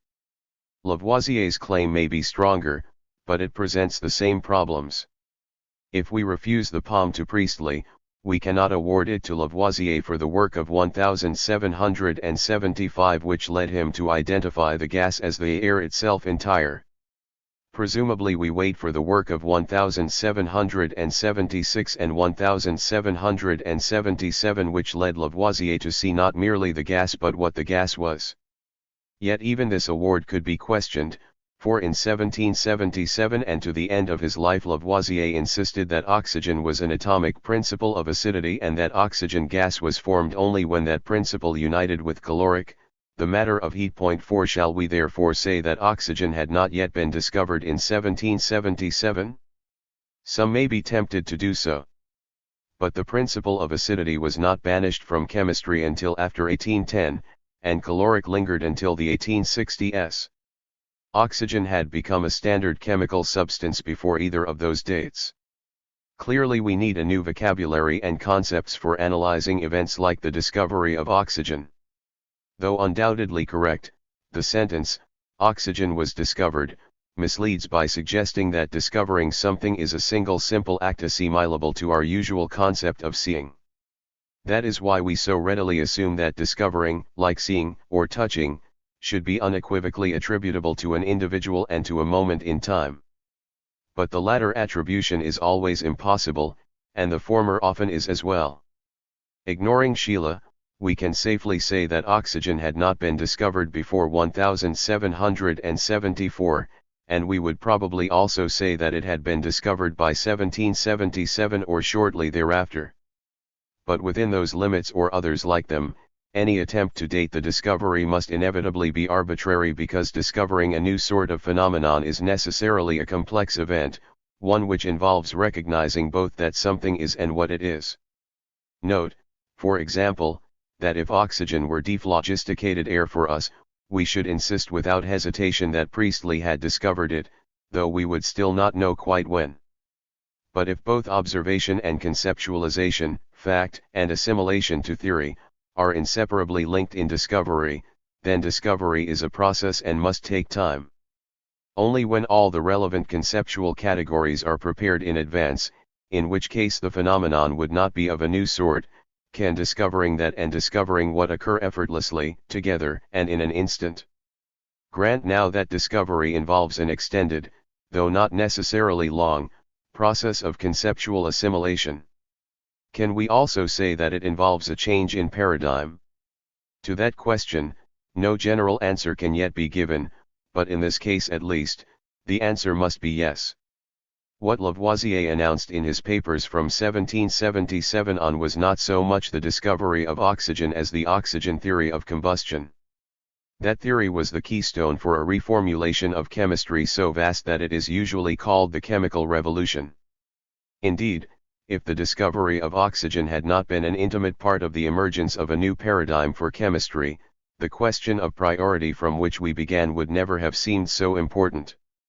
In this case as in others, the value placed upon a new phenomenon and thus upon its discoverer varies with our estimate of the extent to which the phenomenon violated paradigm-induced anticipations.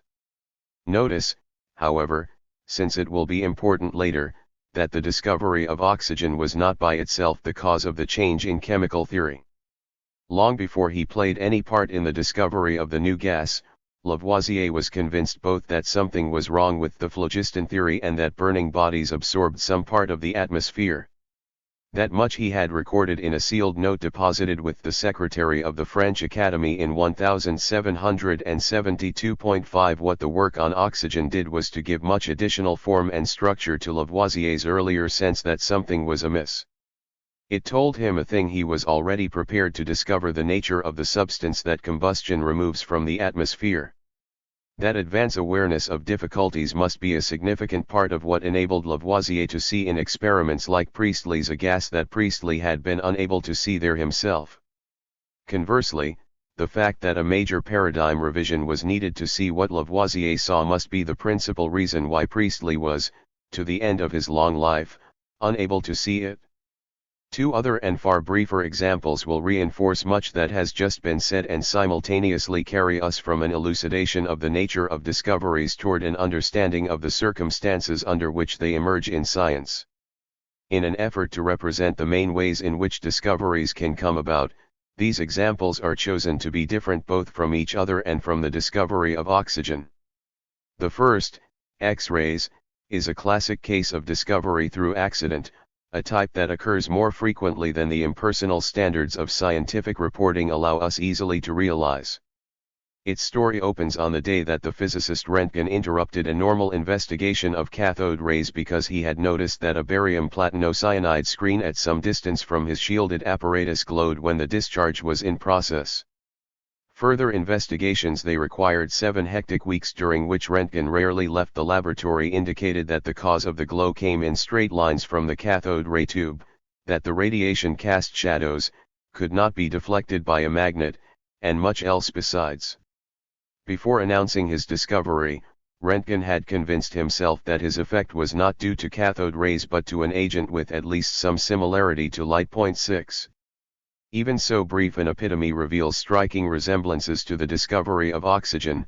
Before experimenting with red oxide of mercury, Lavoisier had performed experiments that did not produce the results anticipated under the phlogiston paradigm.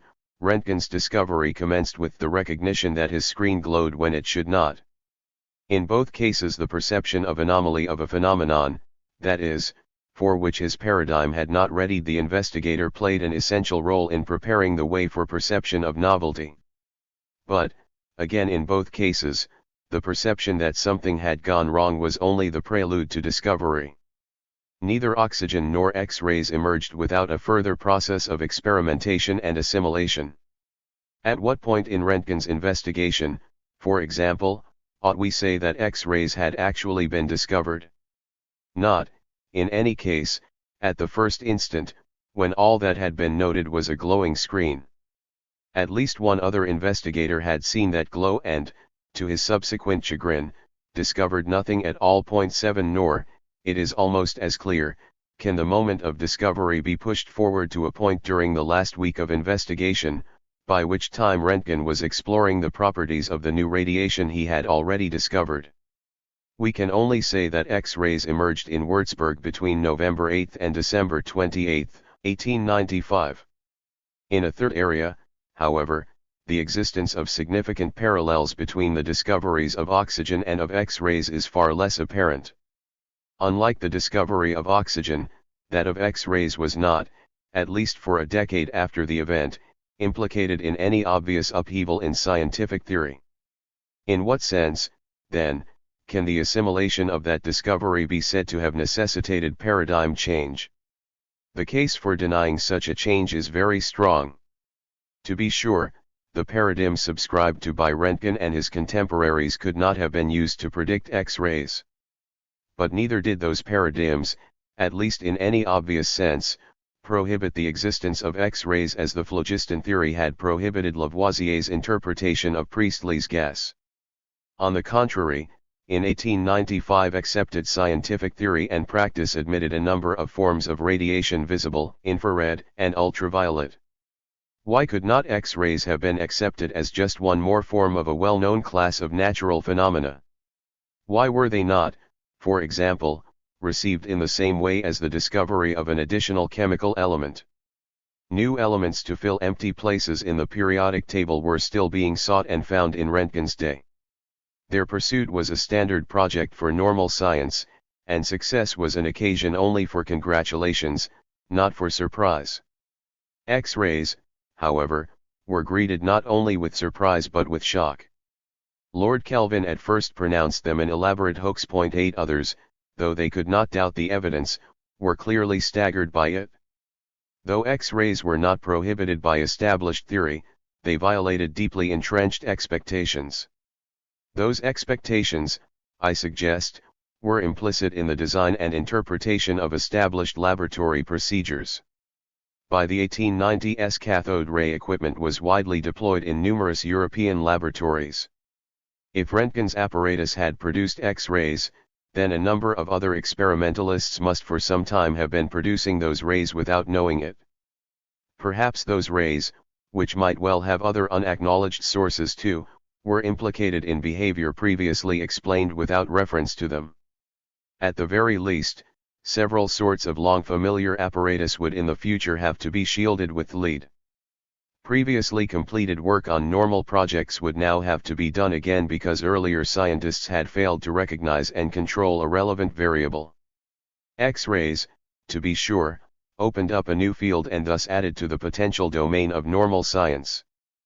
But they also, and this is now the more important point, changed fields that had already existed. In the process they denied previously paradigmatic types of instrumentation their right to that title.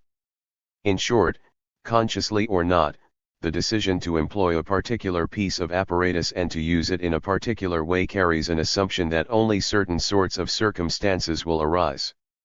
There are instrumental as well as theoretical expectations, and they have often played a decisive role in scientific development.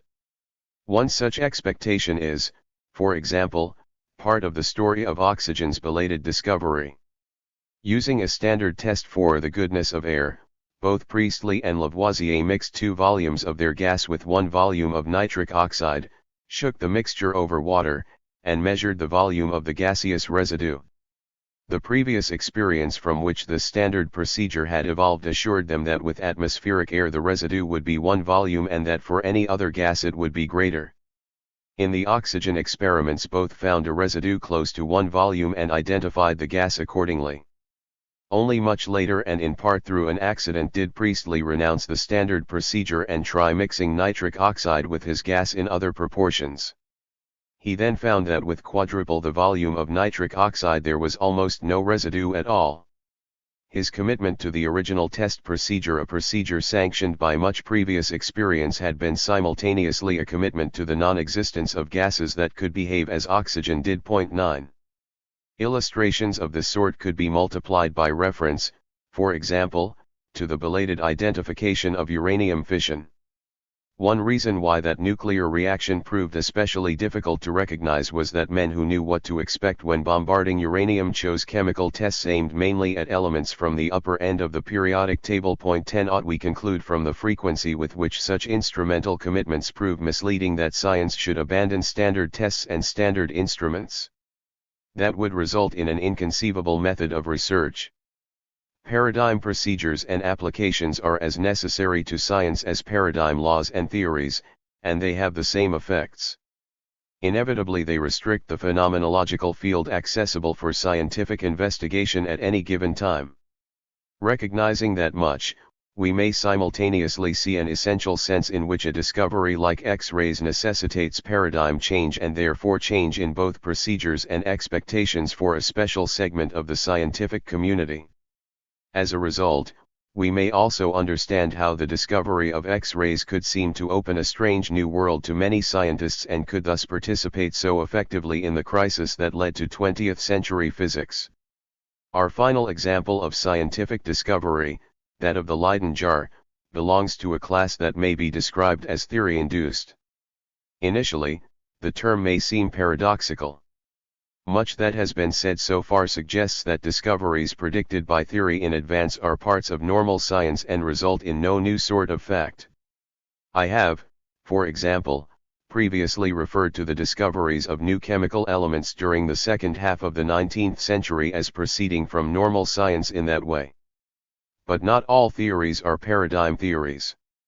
Both during pre-paradigm periods and during the crises that lead to large-scale changes of paradigm, scientists usually develop many speculative and unarticulated theories that can themselves point the way to discovery. Often, however, that discovery is not quite the one anticipated by the speculative and tentative hypothesis. Only as experiment and tentative theory are together articulated to a match does the discovery emerge and the theory become a paradigm. The discovery of the Leyden jar displays all these features as well as the others we have observed before. When it began, there was no single paradigm for electrical research. Instead, a number of theories, all derived from relatively accessible phenomena, were in competition. None of them succeeded in ordering the whole variety of electrical phenomena very well. That failure is the source of several of the anomalies that provide background for the discovery of the Leyden jar. One of the competing schools of electricians took electricity to be a fluid, and that conception led a number of men to attempt bottling the fluid by holding a water-filled glass vial in their hands and touching the water to a conductor suspended from an active electrostatic generator. On removing the jar from the machine and touching the water with his free hand, each of these investigators experienced a severe shock. Those first experiments did not, however, provide electricians with the Leyden jar. That device emerged more slowly, and it is again impossible to say just when its discovery was completed. The initial attempts to store electrical fluid worked only because investigators held the vial in their hands while standing upon the ground. Electricians had still to learn that the jar required an outer as well as an inner conducting coating and that the fluid is not really stored in the jar at all. Somewhere in the course of the investigations that showed them this, and which introduced them to several other anomalous effects, the device that we call the Leyden jar emerged. Furthermore, the experiments that led to its emergence, many of them performed by Franklin, were also the ones that necessitated the drastic revision of the fluid theory and thus provided the first full paradigm for electricity. 11. To a greater or lesser extent, the characteristics common to the three examples above are characteristic of all discoveries from which new sorts of phenomena emerge. Those characteristics include, the previous awareness of anomaly, the gradual and simultaneous emergence of both observational and conceptual recognition, and the consequent change of paradigm categories and procedures often accompanied by resistance. There is even evidence that these same characteristics are built into the nature of the perceptual process itself. In a psychological experiment that deserves to be far better known outside the trade, Bruner and Postman asked experimental subjects to identify on short and controlled exposure a series of playing cards. Many of the cards were normal, but some were made anomalous, example a red 6 of spades and a black 4 of hearts. Each experimental run was constituted by the display of a single card to a single subject in a series of gradually increased exposures. After each exposure the subject was asked what he had seen, and the run was terminated by 2 successive correct identifications. Point 12. Even on the shortest exposures many subjects identified most of the cards, and after a small increase all the subjects identified them all. For the normal cards these identifications were usually correct, but the anomalous cards were almost always identified, without apparent hesitation or puzzlement, as normal. The black 4 of hearts might, for example, be identified as the 4 of either spades or hearts. Without any awareness of trouble, it was immediately fitted to one of the conceptual categories prepared by prior experience. One would not even like to say that the subjects had seen something different from what they identified. With a further increase of exposure to the anomalous cards, subjects did begin to hesitate and to display awareness of anomaly. Exposed, for example, to the red 6 of spades, some would say, that's the 6 of spades, but there's something wrong with it, the black has a red border. Further increase of exposure resulted in still more hesitation and confusion until finally, and sometimes quite suddenly, most subjects would produce the correct identification without hesitation. Moreover, after doing this with 2 or 3 of the anomalous cards, they would have little further difficulty with the others. A few subjects, however, were never able to make the requisite adjustment of their categories. Even at 40 times the average exposure required to recognize normal cards for what they were, more than 10% of the anomalous cards were not correctly identified. And the subjects who then failed often experienced acute personal distress. One of them exclaimed, "I can't make the suit out, whatever it is. It didn't even look like a card that time. I don't know what color it is now or whether it's a spade or a heart. I'm not even sure now what a spade looks like. My God." 13. In the next section we shall occasionally see scientists behaving this way too. Either as a metaphor or because it reflects the nature of the mind, that psychological experiment provides a wonderfully simple and cogent schema for the process of scientific discovery. In science, as in the playing card experiment, novelty emerges only with difficulty, manifested by resistance, against a background provided by expectation. Initially, only the anticipated and usual are experienced even under circumstances where anomaly is later to be observed. Further acquaintance, however, does result in awareness of something wrong or does relate the effect to something that has gone wrong before. That awareness of anomaly opens a period in which conceptual categories are adjusted until the initially anomalous has become the anticipated. At this point the discovery has been completed. I have already urged that that process or one very much like it is involved in the emergence of all fundamental scientific novelties. Let me now point out that, recognizing the process, we can at last begin to see why normal science, a pursuit not directed to novelties and tending at first to suppress them, should nevertheless be so effective in causing them to arise. In the development of any science, the first received paradigm is usually felt to account quite successfully for most of the observations and experiments easily accessible to that science's practitioners. Further development, therefore, ordinarily calls for the construction of elaborate equipment, the development of an esoteric vocabulary and skills, and a refinement of concepts that increasingly lessens their resemblance to their usual common-sense prototypes. That professionalization leads, on the one hand, to an immense restriction of the scientist's vision and to a considerable resistance to paradigm change. The science has become increasingly rigid. On the other hand, within those areas to which the paradigm directs the attention of the group, normal science leads to a detail of information and to a precision of the observation theory match that could be achieved in no other way. Furthermore, that detail and precision of match have a value that transcends their not always very high intrinsic interest. Without the special apparatus that is constructed mainly for anticipated functions, the results that lead ultimately to novelty could not occur. And even when the apparatus exists, novelty ordinarily emerges only for the man who, knowing with precision what he should expect, is able to recognize that something has gone wrong. Anomaly appears only against the background provided by the paradigm. The more precise and far-reaching that paradigm is, the more sensitive an indicator it provides of anomaly and hence of an occasion for paradigm change. In the normal mode of discovery, even resistance to change has a use that will be explored more fully in the next section. By ensuring that the paradigm will not be too easily surrendered, resistance guarantees that scientists will not be lightly distracted and that the anomalies that lead to paradigm change will penetrate existing knowledge to the core.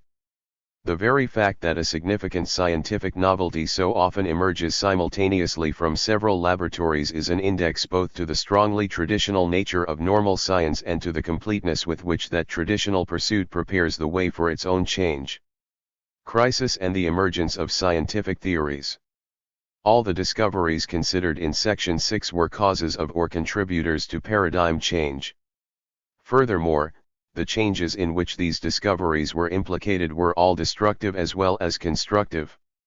After the discovery had been assimilated, scientists were able to account for a wider range of natural phenomena or to account with greater precision for some of those previously known. But that gain was achieved only by discarding some previously standard beliefs or procedures and, simultaneously, by replacing those components of the previous paradigm with others. Shifts of this sort are, I have argued, associated with all discoveries achieved through normal science, excepting only the unsurprising ones that had been anticipated in all but their details. Discoveries are not, however, the only sources of these destructive constructive paradigm changes. In this section we shall begin to consider the similar, but usually far larger, shifts that result from the invention of new theories. Having argued already that in the sciences fact and theory, discovery and invention, are not categorically and permanently distinct, we can anticipate overlap between this section and the last. In taking up the emergence of new theories we shall inevitably extend our understanding of discovery as well. Still, overlap is not identity. The sorts of discoveries considered in the last section were not, at least singly, responsible for such paradigm shifts as the Copernican, Newtonian, chemical, and Einsteinian revolutions. Nor were they responsible for the somewhat smaller, because more exclusively professional, changes in paradigm produced by the wave theory of light, the dynamical theory of heat, or Maxwell's electromagnetic theory. How can theories like these arise from normal science, an activity even less directed to their pursuit than to that of discoveries? If awareness of anomaly plays a role in the emergence of new sorts of phenomena, it should surprise no one that a similar but more profound awareness is prerequisite to all acceptable changes of theory. On this point historical evidence is, I think, entirely unequivocal. The state of Ptolemaic astronomy was a scandal before Copernicus' announcement. 1 Galileo's contributions to the study of motion depended closely upon difficulties discovered in Aristotle's theory by scholastic critics. 2 Newton's new theory of light and color originated in the discovery that none of the existing pre-paradigm theories would account for the length of the spectrum, and the wave theory that replaced Newton's was announced in the midst of growing concern about anomalies in the relation of diffraction and polarization effects to Newton's theory. 3 Thermodynamics was born from the collision of two existing 19th-century physical theories, and quantum mechanics from a variety of difficulties surrounding blackbody radiation, specific heats, and the photoelectric effect. 4 Furthermore, in all these cases except that of Newton the awareness of anomaly had lasted so long and penetrated so deep that one can appropriately describe the fields affected by it as in a state of growing crisis. Because it demands large-scale paradigm destruction and major shifts in the problems and techniques of normal science, the emergence of new theories is generally preceded by a period of pronounced professional insecurity. As one might expect, that insecurity is generated by the persistent failure of the puzzles of normal science to come out as they should. Failure of existing rules is the prelude to a search for new ones. Look first at a particularly famous case of paradigm change, the emergence of Copernican astronomy. When its predecessor, the Ptolemaic system, was first developed during the last 2 centuries before Christ and the first 2 after, it was admirably successful in predicting the changing positions of both stars and planets. No other ancient system had performed so well. For the stars, Ptolemaic astronomy is still widely used today as an engineering approximation. For the planets, Ptolemy's predictions were as good as Copernicus. But to be admirably successful is never, for a scientific theory, to be completely successful. With respect both to planetary position and to precession of the equinoxes, predictions made with Ptolemy's system never quite conformed with the best available observations. Further reduction of those minor discrepancies constituted many of the principal problems of normal astronomical research for many of Ptolemy's successors, just as a similar attempt to bring celestial observation and Newtonian theory together provided normal research problems for Newton's 18th-century successors.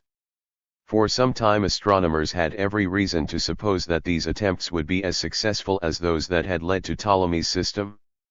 Given a particular discrepancy, astronomers were invariably able to eliminate it by making some particular adjustment in Ptolemy's system of compounded circles.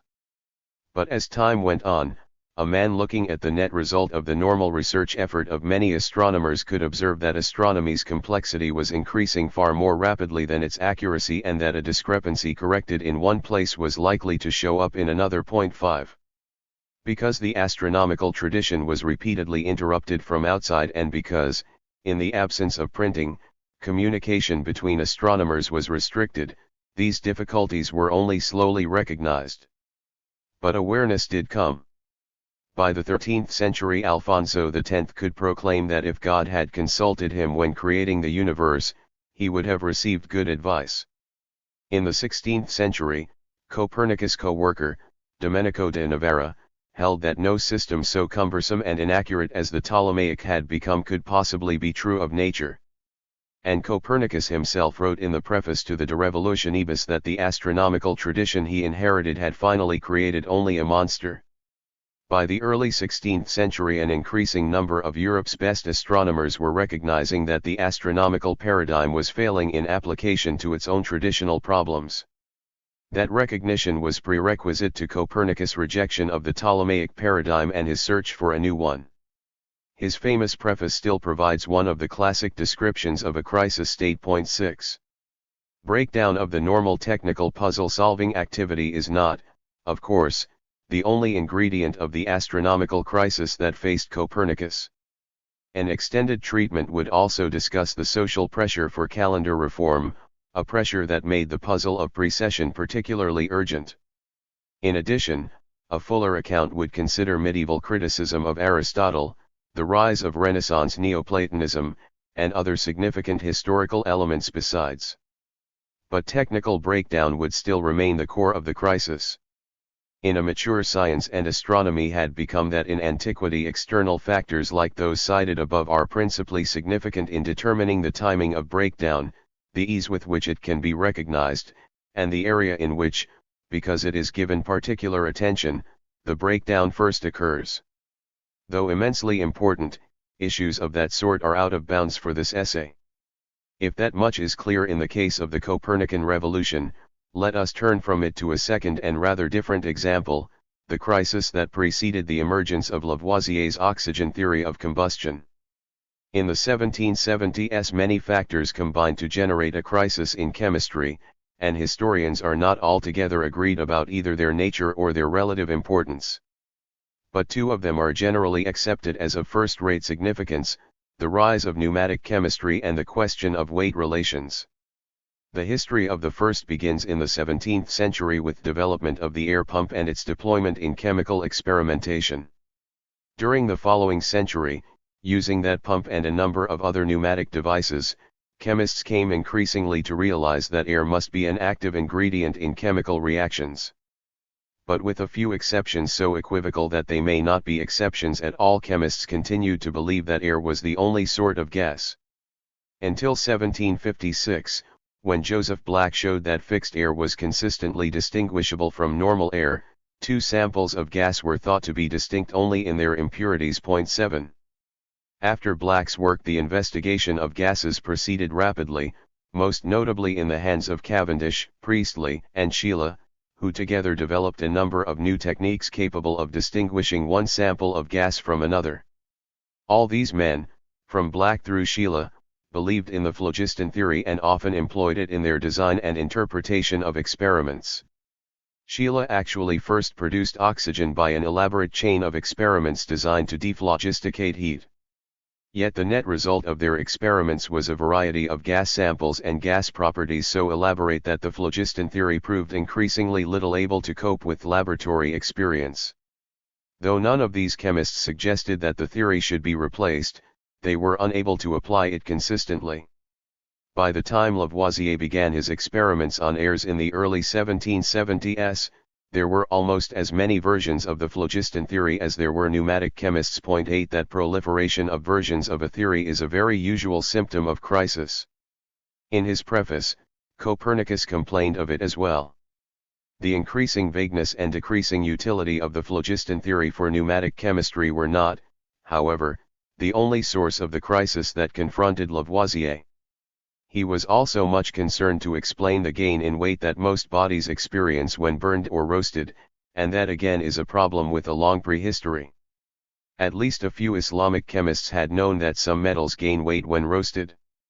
In the 17th century, several investigators had concluded from this same fact that a roasted metal takes up some ingredient from the atmosphere. But in the 17th century that conclusion seemed unnecessary to most chemists. If chemical reactions could alter the volume, color, and texture of the ingredients, why should they not alter weight as well? Weight was not always taken to be the measure of quantity of matter. Besides, weight gain on roasting remained an isolated phenomenon. Most natural bodies lose weight on roasting, as the phlogiston theory was later to say they should. During the 18th century, however, these initially adequate responses to the problem of weight gain became increasingly difficult to maintain. Partly because the balance was increasingly used as a standard chemical tool, and partly because the development of pneumatic chemistry made it possible and desirable to retain the gaseous products of reactions, chemists discovered more and more cases in which weight gain accompanied roasting. Simultaneously, the gradual assimilation of Newton's gravitational theory led chemists to insist that gain in weight must mean gain in quantity of matter.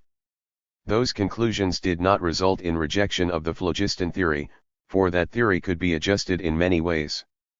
Perhaps phlogiston had negative weight, or perhaps fire particles or something else entered the roasted body as phlogiston left it. There were other explanations besides. But if the problem of weight gain did not lead to rejection, it did lead to an increasing number of special studies in which this problem bulked large. One of them, on phlogiston considered as a substance with weight and in terms of the weight changes it produces in bodies with which it unites, was read to the French Academy early in 1772, the year which closed with Lavoisier's delivery of his famous sealed note to the Academy's secretary. Before that note was written, a problem that had been at the edge of the chemist's consciousness for many years had become an outstanding unsolved puzzle. 9 Many different versions of the phlogiston theory were being elaborated to meet it. Like the problems of pneumatic chemistry, those of weight gain were making it harder and harder to know what the phlogiston theory was. Though still believed and trusted as a working tool, a paradigm of 18th century chemistry was gradually losing its unique status. Increasingly, the research it guided resembled that conducted under the competing schools of the pre-paradigm period, another typical effect of crisis. Consider now, as a third and final example, the late 19th century crisis in physics that prepared the way for the emergence of relativity theory. One root of that crisis can be traced to the late 17th century when a number of natural philosophers, most notably Leibniz, criticized Newton's retention of an updated version of the classic conception of absolute space. 10 They were very nearly, though never quite, able to show that absolute positions and absolute motions were without any function at all in Newton's system, and they did succeed in hinting at the considerable aesthetic appeal a fully relativistic conception of space and motion would later come to display. But their critique was purely logical. Like the early Copernicans who criticized Aristotle's proofs of the Earth's stability, they did not dream that transition to a relativistic system could have observational consequences. At no point did they relate their views to any problems that arose when applying Newtonian theory to nature. As a result, their views died with them during the early decades of the 18th century to be resurrected only in the last decades of the 19th when they had a very different relation to the practice of physics. The technical problems to which a relativistic philosophy of space was ultimately to be related began to enter normal science with the acceptance of the wave theory of light after about 1815, though they evoked no crisis until the 1890s. If light is wave motion propagated in a mechanical ether governed by Newton's laws, then both celestial observation and terrestrial experiment become potentially capable of detecting drift through the ether. Of the celestial observations, only those of aberration promised sufficient accuracy to provide relevant information, and the detection of ether drift by aberration measurements therefore became a recognized problem for normal research. Much special equipment was built to resolve it. That equipment, however, detected no observable drift, and the problem was therefore transferred from the experimentalists and observers to the theoreticians. During the central decades of the century, Fresnel, Stokes, and others devised numerous articulations of the ether theory designed to explain the failure to observe drift. Each of these articulations assumed that a moving body drags some fraction of the ether with it. And each was sufficiently successful to explain the negative results not only of celestial observation but also of terrestrial experimentation, including the famous experiment of Michelson and Morley. 11 There was still no conflict excepting that between the various articulations. In the absence of relevant experimental techniques, that conflict never became acute. The situation changed again only with the gradual acceptance of Maxwell's electromagnetic theory in the last 2 decades of the 19th century. Maxwell himself was a Newtonian who believed that light and electromagnetism in general were due to variable displacements of the particles of a mechanical ether. His earliest versions of a theory for electricity and magnetism made direct use of hypothetical properties with which he endowed this medium. These were dropped from his final version, but he still believed his electromagnetic theory compatible with some articulation of the Newtonian mechanical view. 12 Developing a suitable articulation was a challenge for him and his successors.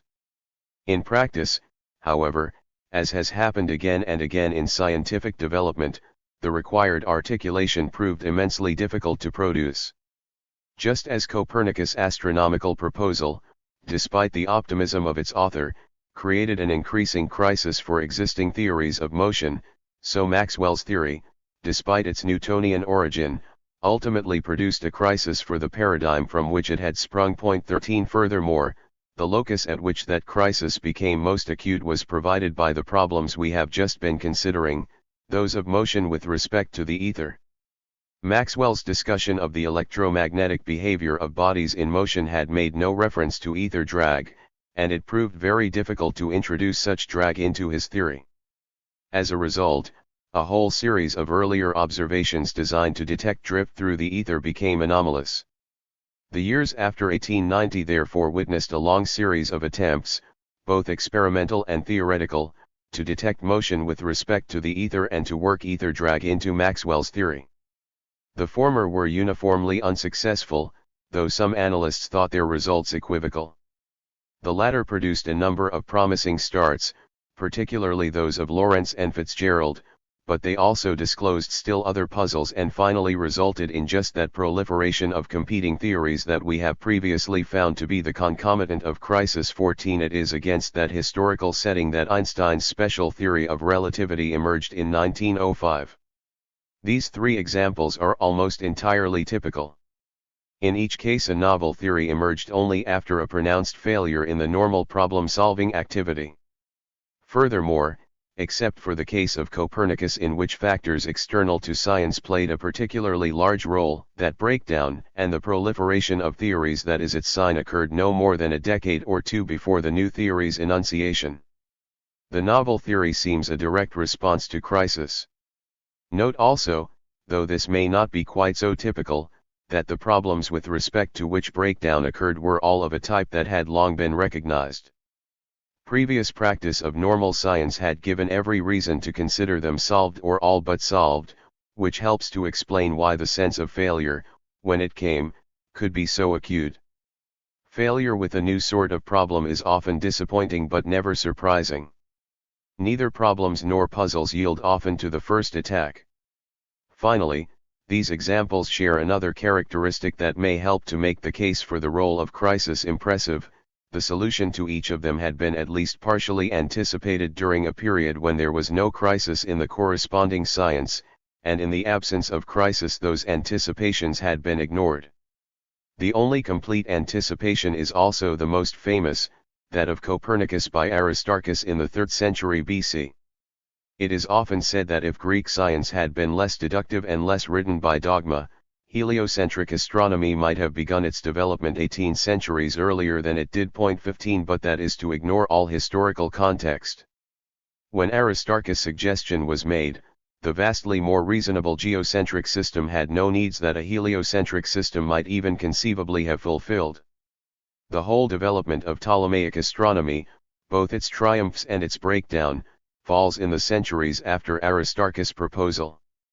Besides, there were no obvious reasons for taking Aristarchus seriously. Even Copernicus' more elaborate proposal was neither simpler nor more accurate than Ptolemy's system. Available observational tests, as we shall see more clearly below, provided no basis for a choice between them. Under those circumstances, one of the factors that led astronomers to Copernicus was the recognized crisis that had been responsible for innovation in the first place. Ptolemaic astronomy had failed to solve its problems, the time had come to give a competitor a chance. Our other two examples provide no similarly full anticipations.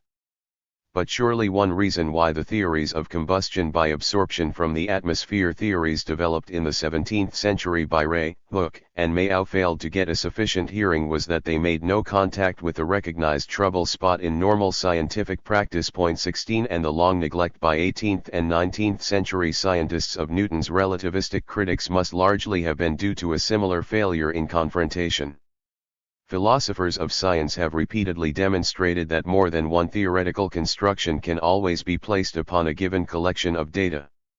History of science indicates that, particularly in the early developmental stages of a new paradigm, it is not even very difficult to invent such alternates. But that invention of alternates is just what scientists seldom undertake except during the pre-paradigm stage of their science's development and at very special occasions during its subsequent evolution. So long as the tools a paradigm supplies continue to prove capable of solving the problems it defines, science moves fastest and penetrates most deeply through confident employment of those tools. The reason is clear. As in manufacture, so in science, retooling is an extravagance to be reserved for the occasion that demands it. The significance of crises is the indication they provide that an occasion for retooling has arrived. The response to crisis. Let us then assume that crises are a necessary precondition for the emergence of novel theories and ask next how scientists respond to their existence. Part of the answer, as obvious as it is important, can be discovered by noting first what scientists never do when confronted by even severe and prolonged anomalies. Though they may begin to lose faith and then to consider alternatives, they do not renounce the paradigm that has led them into crisis. They do not, that is, treat anomalies as counter-instances, though in the vocabulary of philosophy of science that is what they are. In part, this generalization is simply a statement from historic fact, based upon examples like those given above and, more extensively, below. These hint what our later examination of paradigm rejection will disclose more fully. Once it has achieved the status of paradigm, a scientific theory is declared invalid only if an alternate candidate is available to take its place. No process yet disclosed by the historical study of scientific development at all resembles the methodological stereotype of falsification by direct comparison with nature. That remark does not mean that scientists do not reject scientific theories, or that experience and experiment are not essential to the process in which they do so. But it does mean what will ultimately be a central point, that the act of judgment that leads scientists to reject a previously accepted theory is always based upon more than a comparison of that theory with the world. The decision to reject one paradigm is always simultaneously the decision to accept another, and the judgment leading to that decision involves the comparison of both paradigms with nature and with each other.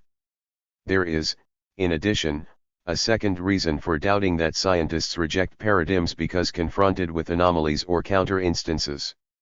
In developing it, my argument will itself foreshadow another of this essay's main theses. The reasons for doubt sketched above were purely factual.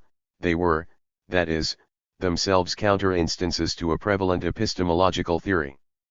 As such, if my present point is correct, they can at best help to create a crisis or, more accurately, to reinforce one that is already very much in existence.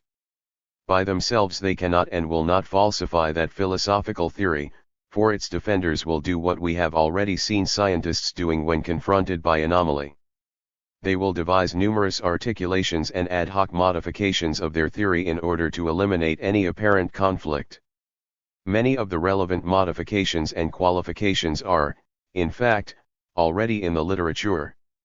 If, therefore, these epistemological counter-instances are to constitute more than a minor irritant, that will be because they help to permit the emergence of a new and different analysis of science within which they are no longer a source of trouble. Furthermore, if a typical pattern, which we shall later observe in scientific revolutions, is applicable here, these anomalies will then no longer seem to be simply facts. From within a new theory of scientific knowledge, they may instead seem very much like tautologies, statements of situations that could not conceivably have been otherwise. It has often been observed, for example, that Newton's second law of motion, though it took centuries of difficult factual and theoretical research to achieve, behaves for those committed to Newton's theory very much like a purely logical statement that no amount of observation could refute. Point 1. In section X we shall see that the chemical law of fixed proportion, which before Dalton was an occasional experimental finding of very dubious generality, became after Dalton's work an ingredient of a definition of chemical compound that no experimental work could by itself have upset. Something much like that will also happen to the generalization that scientists fail to reject paradigms when faced with anomalies or counter-instances. They could not do so and still remain scientists. Though history is unlikely to record their names, some men have undoubtedly been driven to desert science because of their inability to tolerate crisis. Like artists, creative scientists must occasionally be able to live in a world out of joint. Elsewhere I have described that necessity as the essential tension implicit in scientific research. Point 2. But that rejection of science in favor of another occupation is, I think, the only sort of paradigm rejection to which counter-instances by themselves can lead. Once a first paradigm through which to view nature has been found, there is no such thing as research in the absence of any paradigm. To reject one paradigm without simultaneously substituting another is to reject science itself. That act reflects not on the paradigm but on the man. Inevitably he will be seen by his colleagues as the carpenter who blames his tools. The same point can be made at least equally effectively in reverse. There is no such thing as research without counter-instances. For what is it that differentiates normal science from science in a crisis state? Not, surely, that the former confronts no counter-instances. On the contrary, what we previously called the puzzles that constitute normal science exist only because no paradigm that provides a basis for scientific research ever completely resolves all its problems. The very few that have ever seemed to do so have shortly ceased to yield research problems at all and have instead become tools for engineering. Excepting those that are exclusively instrumental, every problem that normal science sees as a puzzle can be seen, from another viewpoint, as a counter-instance and thus as a source of crisis. Copernicus saw as counter-instances what most of Ptolemy's other successors had seen as puzzles in the match between observation and theory. Lavoisier saw as a counter-instance what Priestley had seen as a successfully solved puzzle in the articulation of the phlogiston theory. And Einstein saw as counter-instances what Lorentz, Fitzgerald, and others had seen as puzzles in the articulation of Newton's and Maxwell's theories. Furthermore, even the existence of crisis does not by itself transform a puzzle into a counter-instance. There is no such sharp dividing line. Instead, by proliferating versions of the paradigm, crisis loosens the rules of normal puzzle solving in ways that ultimately permit a new paradigm to emerge. There are, I think, only two alternatives: either no scientific theory ever confronts a counter-instance, or all such theories confront counter-instances at all times. How can the situation have seemed otherwise? That question necessarily leads to the historical and critical elucidation of philosophy, and those topics are here barred. But we can at least note two reasons why science has seemed to provide so apt an illustration of the generalization that truth and falsity are uniquely and unequivocally determined by the confrontation of statement with fact. Normal science does and must continually strive to bring theory and fact into closer agreement, and that activity can easily be seen as testing or as a search for confirmation or falsification. Instead, its object is to solve a puzzle for whose very existence the validity of the paradigm must be assumed. Failure to achieve a solution discredits only the scientist and not the theory.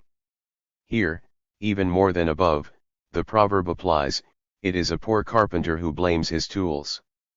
In addition, the manner in which science pedagogy entangles discussion of a theory with remarks on its exemplary applications has helped to reinforce a confirmation theory drawn predominantly from other sources. Given the slightest reason for doing so, the man who reads a science text can easily take the applications to be the evidence for the theory, the reasons why it ought to be believed. But science students accept theories on the authority of teacher and text, not because of evidence. What alternatives have they, or what competence? The applications given in texts are not there as evidence but because learning them is part of learning the paradigm at the base of current practice. If applications were set forth as evidence, then the very failure of texts to suggest alternative interpretations or to discuss problems for which scientists have failed to produce paradigm solutions would convict their authors of extreme bias. There is not the slightest reason for such an indictment. How, then, to return to the initial question, do scientists respond to the awareness of an anomaly in the fit between theory and nature? What has just been said indicates that even a discrepancy unaccountably larger than that experienced in other applications of the theory need not draw any very profound response. There are always some discrepancies. Even the most stubborn ones usually respond at last to normal practice. Very often scientists are willing to wait, particularly if there are many problems available in other parts of the field. We have already noted, for example, that during the 60 years after Newton's original computation, the predicted motion of the moon's perigee remained only half of that observed. As Europe's best mathematical physicists continued to wrestle unsuccessfully with the well-known discrepancy, there were occasional proposals for a modification of Newton's inverse square law. But no one took these proposals very seriously, and in practice this patience with a major anomaly proved justified. Clairaut in 1750 was able to show that only the mathematics of the application had been wrong and that Newtonian theory could stand as before. Point 3 Even in cases where no mere mistake seems quite possible, persistent and recognized anomaly does not always induce crisis. No one seriously questioned Newtonian theory because of the long recognized discrepancies between predictions from that theory and both the speed of sound and the motion of Mercury. The first discrepancy was ultimately and quite unexpectedly resolved by experiments on heat undertaken for a very different purpose. The second vanished with the general theory of relativity after a crisis that it had had no role in creating. Point 4 Apparently neither had seemed sufficiently fundamental to evoke the malaise that goes with crisis. They could be recognized as counter-instances and still be set aside for later work. It follows that if an anomaly is to evoke crisis, it must usually be more than just an anomaly. There are always difficulties somewhere in the paradigm nature fit. Most of them are set right sooner or later, often by processes that could not have been foreseen.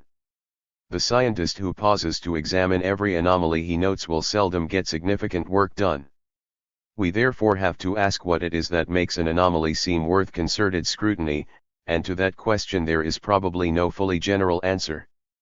The cases we have already examined are characteristic but scarcely prescriptive. Sometimes an anomaly will clearly call into question explicit and fundamental generalizations of the paradigm, as the problem of ether drag did for those who accepted Maxwell's theory. Or, as in the Copernican revolution, an anomaly without apparent fundamental import may evoke crisis if the applications that it inhibits have a particular practical importance, in this case for calendar design and astrology. Or, as in 18th century chemistry, the development of normal science may transform an anomaly that had previously been only a vexation into a source of crisis.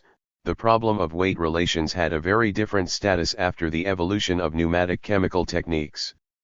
Presumably there are still other circumstances that can make an anomaly particularly pressing, and ordinarily several of these will combine. We have already noted, for example, that one source of the crisis that confronted Copernicus was the mere length of time during which astronomers had wrestled unsuccessfully with the reduction of the residual discrepancies in Ptolemy's system. When, for these reasons or others like them, an anomaly comes to seem more than just another puzzle of normal science, the transition to crisis and to extraordinary science has begun. The anomaly itself now comes to be more generally recognized as such by the profession. More and more attention is devoted to it by more and more of the field's most eminent men. If it still continues to resist, as it usually does not, many of them may come to view its resolution as the subject matter of their discipline. For them the field will no longer look quite the same as it had earlier. Part of its different appearance results simply from the new fixation point of scientific scrutiny. An even more important source of change is the divergent nature of the numerous partial solutions that concerted attention to the problem has made available. The early attacks upon the resistant problem will have followed the paradigm rules quite closely.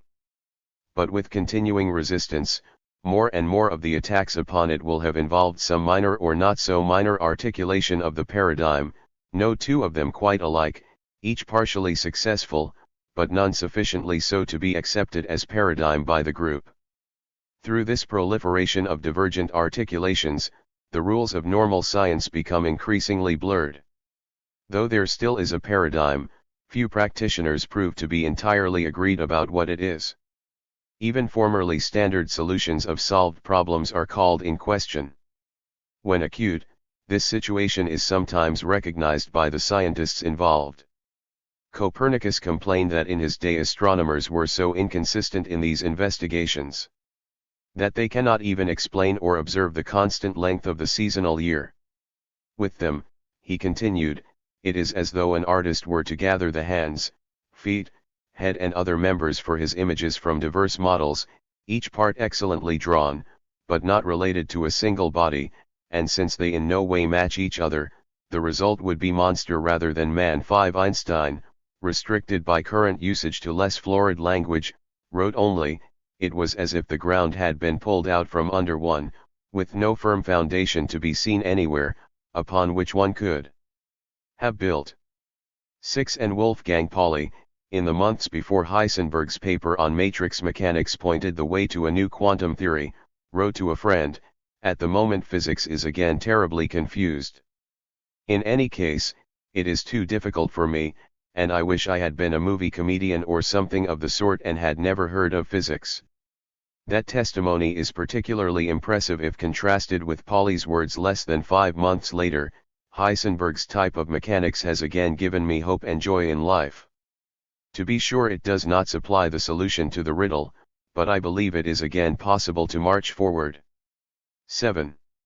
Such explicit recognitions of breakdown are extremely rare, but the effects of crisis do not entirely depend upon its conscious recognition. What can we say these effects are?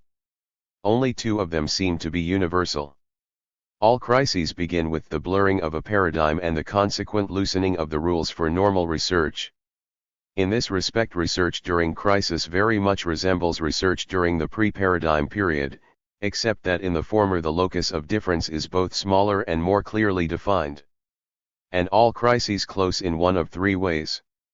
Sometimes normal science ultimately proves able to handle the crisis-provoking problem despite the despair of those who have seen it as the end of an existing paradigm.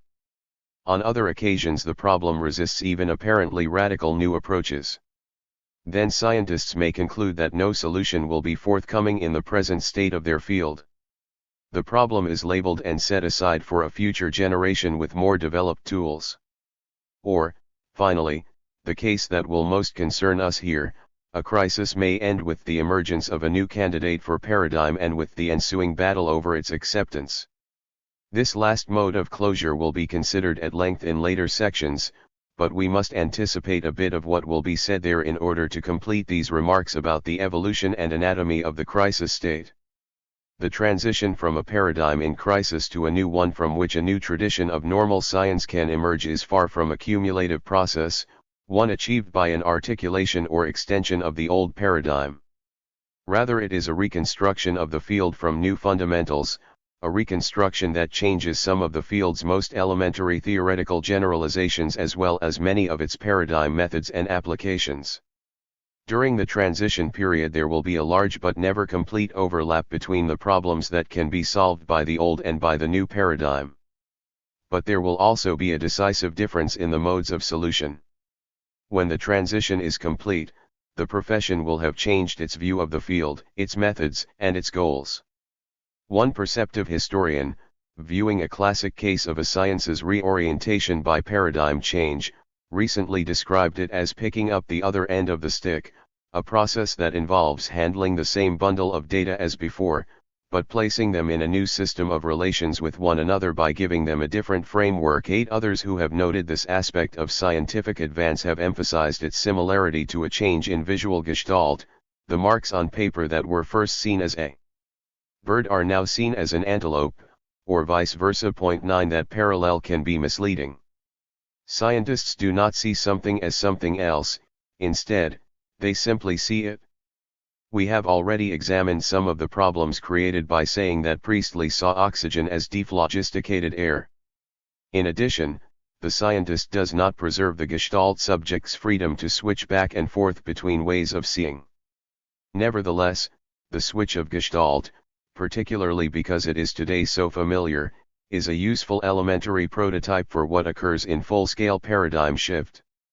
The preceding anticipation may help us recognize crisis as an appropriate prelude to the emergence of new theories, particularly since we have already examined a small-scale version of the same process in discussing the emergence of discoveries.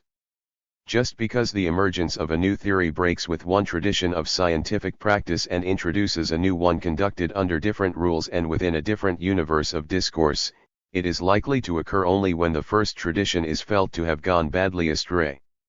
That remark is, however, no more than a prelude to the investigation of the crisis state, and, unfortunately, the questions to which it leads demand the competence of the psychologist even more than that of the historian. What is extraordinary research like? How is anomaly made law-like? How do scientists proceed when aware only that something has gone fundamentally wrong at a level with which their training has not equipped them to deal? Those questions need far more investigation, and it ought not all be historical. What follows will necessarily be more tentative and less complete than what has gone before. Often a new paradigm emerges, at least in embryo, before a crisis has developed far or been explicitly recognized. Lavoisier's work provides a case in point. His sealed note was deposited with the French Academy less than a year after the first thorough study of weight relations in the phlogiston theory and before Priestley's publications had revealed the full extent of the crisis in pneumatic chemistry. Or again, Thomas Young's first accounts of the wave theory of light appeared at a very early stage of a developing crisis in optics, one that would be almost unnoticeable except that, with no assistance from Young, it had grown to an international scientific scandal within a decade of the time he first wrote. In cases like these, one can say only that a minor breakdown of the paradigm and the very first blurring of its rules for normal science were sufficient to induce in someone a new way of looking at the field. What intervened between the first sense of trouble and the recognition of an available alternate must have been largely unconscious. In other cases, however, those of Copernicus, Einstein, and contemporary nuclear theory, for example, considerable time elapses between the first consciousness of breakdown and the emergence of a new paradigm. When that occurs, the historian may capture at least a few hints of what extraordinary science is like. Faced with an admittedly fundamental anomaly in theory, the scientist's first effort will often be to isolate it more precisely and to give it structure. Though now aware that they cannot be quite right, he will push the rules of normal science harder than ever to see, in the area of difficulty, just where and how far they can be made to work. Simultaneously he will seek for ways of magnifying the breakdown, of making it more striking and perhaps also more suggestive than it had been when displayed in experiments the outcome of which was thought to be known in advance. And in the latter effort, more than in any other part of the post-paradigm development of science, he will look almost like our most prevalent image of the scientist. He will, in the first place, often seem a man searching at random, trying experiments just to see what will happen, looking for an effect whose nature he cannot quite guess. Simultaneously, since no experiment can be conceived without some sort of theory, the scientist in crisis will constantly try to generate speculative theories that, if successful, may disclose the road to a new paradigm and, if unsuccessful, can be surrendered with relative ease. Kepler's account of his prolonged struggle with the motion of Mars and Priestley's description of his response to the proliferation of new gases provide classic examples of the more random sort of research produced by the awareness of anomaly. 10 But probably the best illustrations of all come from contemporary research in field theory and on fundamental particles. In the absence of a crisis that made it necessary to see just how far the rules of normal science could stretch, would the immense effort required to detect the neutrino have seemed justified? Or, if the rules had not obviously broken down at some undisclosed point, would the radical hypothesis of parity non-conservation have been either suggested or tested? Like much other research in physics during the past decade, these experiments were in part attempts to localize and define the source of a still diffuse set of anomalies. This sort of extraordinary research is often, though by no means generally, accompanied by another. It is, I think, particularly in periods of acknowledged crisis that scientists have turned to philosophical analysis as a device for unlocking the riddles of their field. Scientists have not generally needed or wanted to be philosophers. Indeed, normal science usually holds creative philosophy at arm's length, and probably for good reasons. To the extent that normal research work can be conducted by using the paradigm as a model, rules and assumptions need not be made explicit. In section V we noted that the full set of rules sought by philosophical analysis need not even exist. But that is not to say that the search for assumptions cannot be an effective way to weaken the grip of a tradition upon the mind and to suggest the basis for a new one.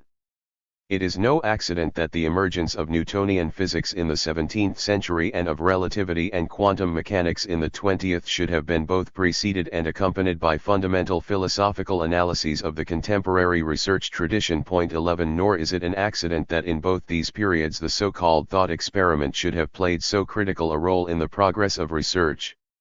As I have shown elsewhere, the analytical thought experimentation that bulks so large in the writings of Galileo, Einstein, Bohr, and others is perfectly calculated to expose the old paradigm to existing knowledge in ways that isolate the root of crisis with a clarity unattainable in the laboratory. 12.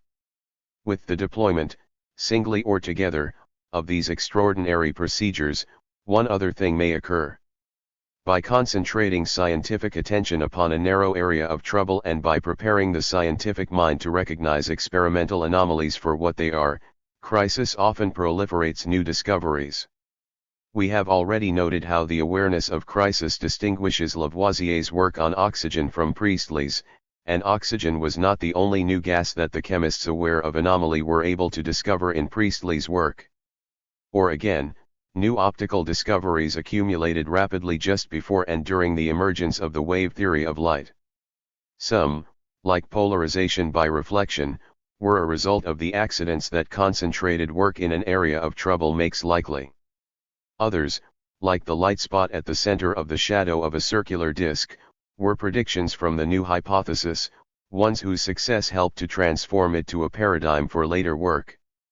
And still others, like the colors of scratches and of thick plates, were effects that had often been seen and occasionally remarked before, but that, like Priestley's oxygen, had been assimilated to well-known effects in ways that prevented their being seen for what they were. 13 A similar account could be given of the multiple discoveries that, from about 1895, were a constant concomitant of the emergence of quantum mechanics. Extraordinary research must have still other manifestations and effects, but in this area we have scarcely begun to discover the questions that need to be asked. Perhaps, however, no more are needed at this point. The preceding remarks should suffice to show how crisis simultaneously loosens the stereotypes and provides the incremental data necessary for a fundamental paradigm shift. Sometimes the shape of the new paradigm is foreshadowed in the structure that extraordinary research has given to the anomaly. Einstein wrote that before he had any substitute for classical mechanics, he could see the interrelation between the known anomalies of blackbody radiation, the photoelectric effect, and specific heats. 14 More often no such structure is consciously seen in advance. Instead, the new paradigm, or a sufficient hint to permit later articulation, emerges all at once, sometimes in the middle of the night, in the mind of a man deeply immersed in crisis. What the nature of that final stage is, how an individual invents a new way of giving order to data now all assembled, must here remain inscrutable and may be permanently so. Let us here note only one thing about it. Almost always the men who achieve these fundamental inventions of a new paradigm have been either very young or very new to the field whose paradigm they change. 15 And perhaps that point need not have been made explicit, for obviously these are the men who, being little committed by prior practice to the traditional rules of normal science, are particularly likely to see that those rules no longer define a playable game and to conceive another set that can replace them. The resulting transition to a new paradigm is scientific revolution, a subject that we are at long last prepared to approach directly.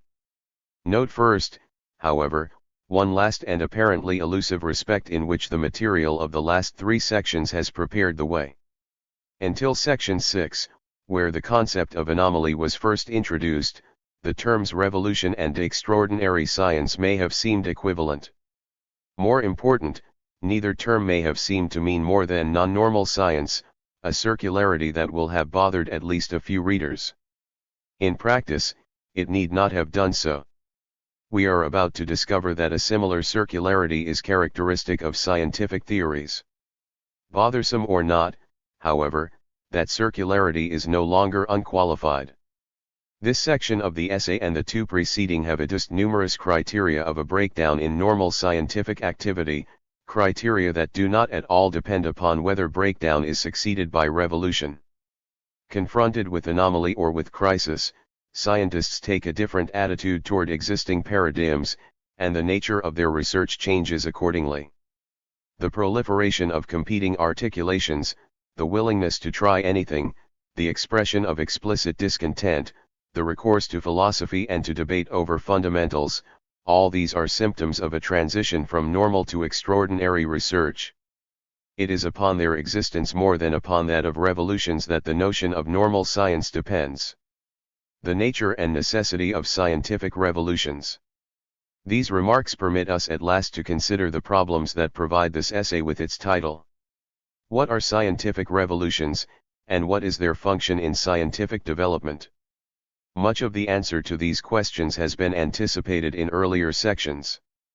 In particular, the preceding discussion has indicated that scientific revolutions are here taken to be those non-cumulative developmental episodes in which an older paradigm is replaced in whole or in part by an incompatible new one. There is more to be said, however, and an essential part of it can be introduced by asking one further question. Why should a change of paradigm be called a revolution?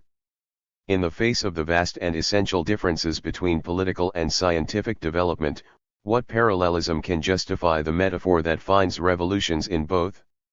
One aspect of the parallelism must already be apparent.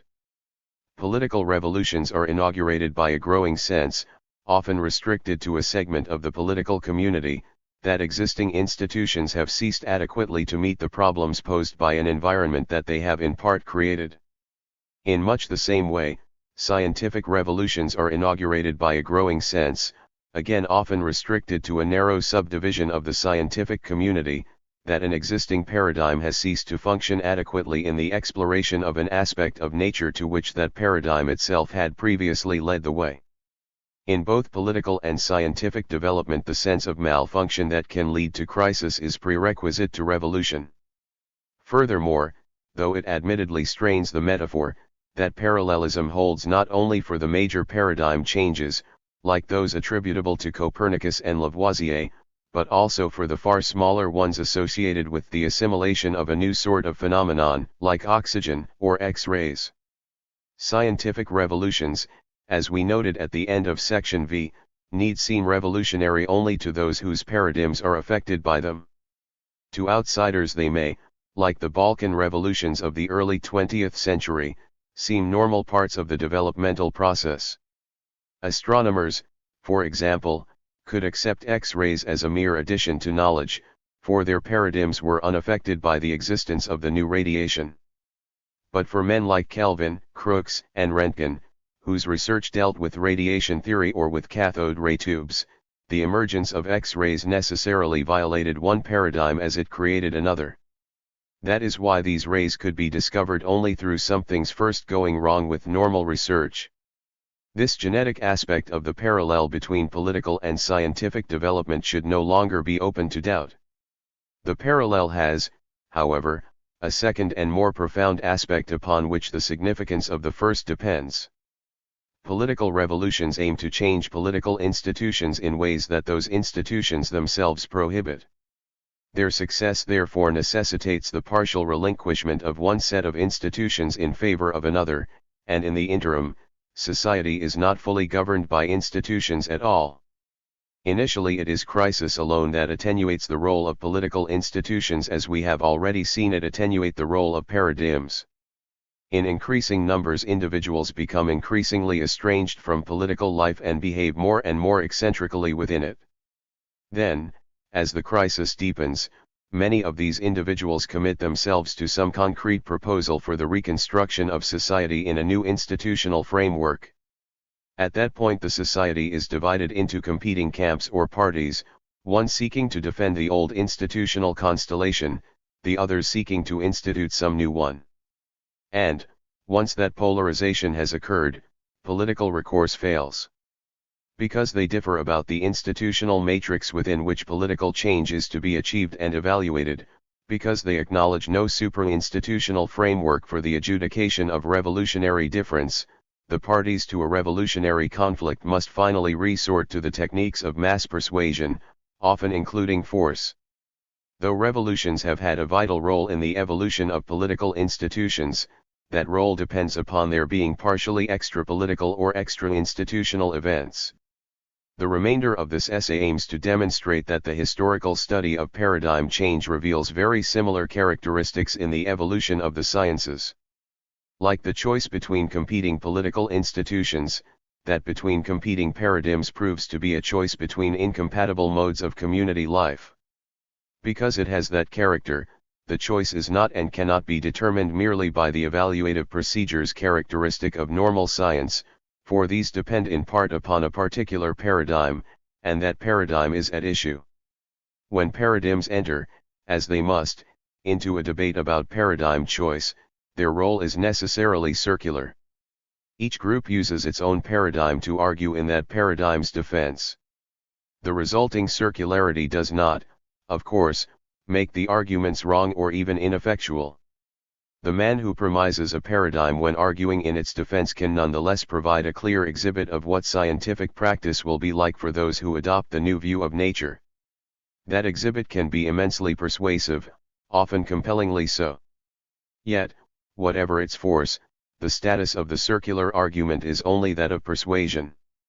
It cannot be made logically or even probabilistically compelling for those who refuse to step into the circle. The premises and values shared by the two parties to a debate over paradigms are not sufficiently extensive for that. As in political revolutions, so in paradigm choice there is no standard higher than the assent of the relevant community. To discover how scientific revolutions are effected, we shall therefore have to examine not only the impact of nature and of logic, but also the techniques of persuasive argumentation effective within the quite special groups that constitute the community of scientists. To discover why this issue of paradigm choice can never be unequivocally settled by logic and experiment alone, we must shortly examine the nature of the differences that separate the proponents of a traditional paradigm from their revolutionary successors. That examination is the principal object of this section and the next. We have, however, already noted numerous examples of such differences, and no one will doubt that history can supply many others. What is more likely to be doubted than their existence and what must therefore be considered first is that such examples provide essential information about the nature of science. Granting that paradigm rejection has been a historic fact, does it illuminate more than human credulity and confusion? Are there intrinsic reasons why the assimilation of either a new sort of phenomenon or a new scientific theory must demand the rejection of an older paradigm? First, notice that if there are such reasons, they do not derive from the logical structure of scientific knowledge. In principle, a new phenomenon might emerge without reflecting destructively upon any part of past scientific practice. Though discovering life on the moon would today be destructive of existing paradigms, discovering life in some less well-known part of the galaxy would not. By the same token, a new theory does not have to conflict with any of its predecessors. It might deal exclusively with phenomena not previously known, as the quantum theory deals with subatomic phenomena unknown before the 20th century. Or again, the new theory might be simply a higher-level theory than those known before, one that linked together a whole group of lower-level theories without substantially changing any. Today, the theory of energy conservation provides just such links between dynamics, chemistry, electricity, optics, thermal theory, and so on. Still other compatible relationships between old and new theories can be conceived. Any and all of them might be exemplified by the historical process through which science has developed. If they were, scientific development would be genuinely cumulative. New sorts of phenomena would simply disclose order in an aspect of nature where none had been seen before.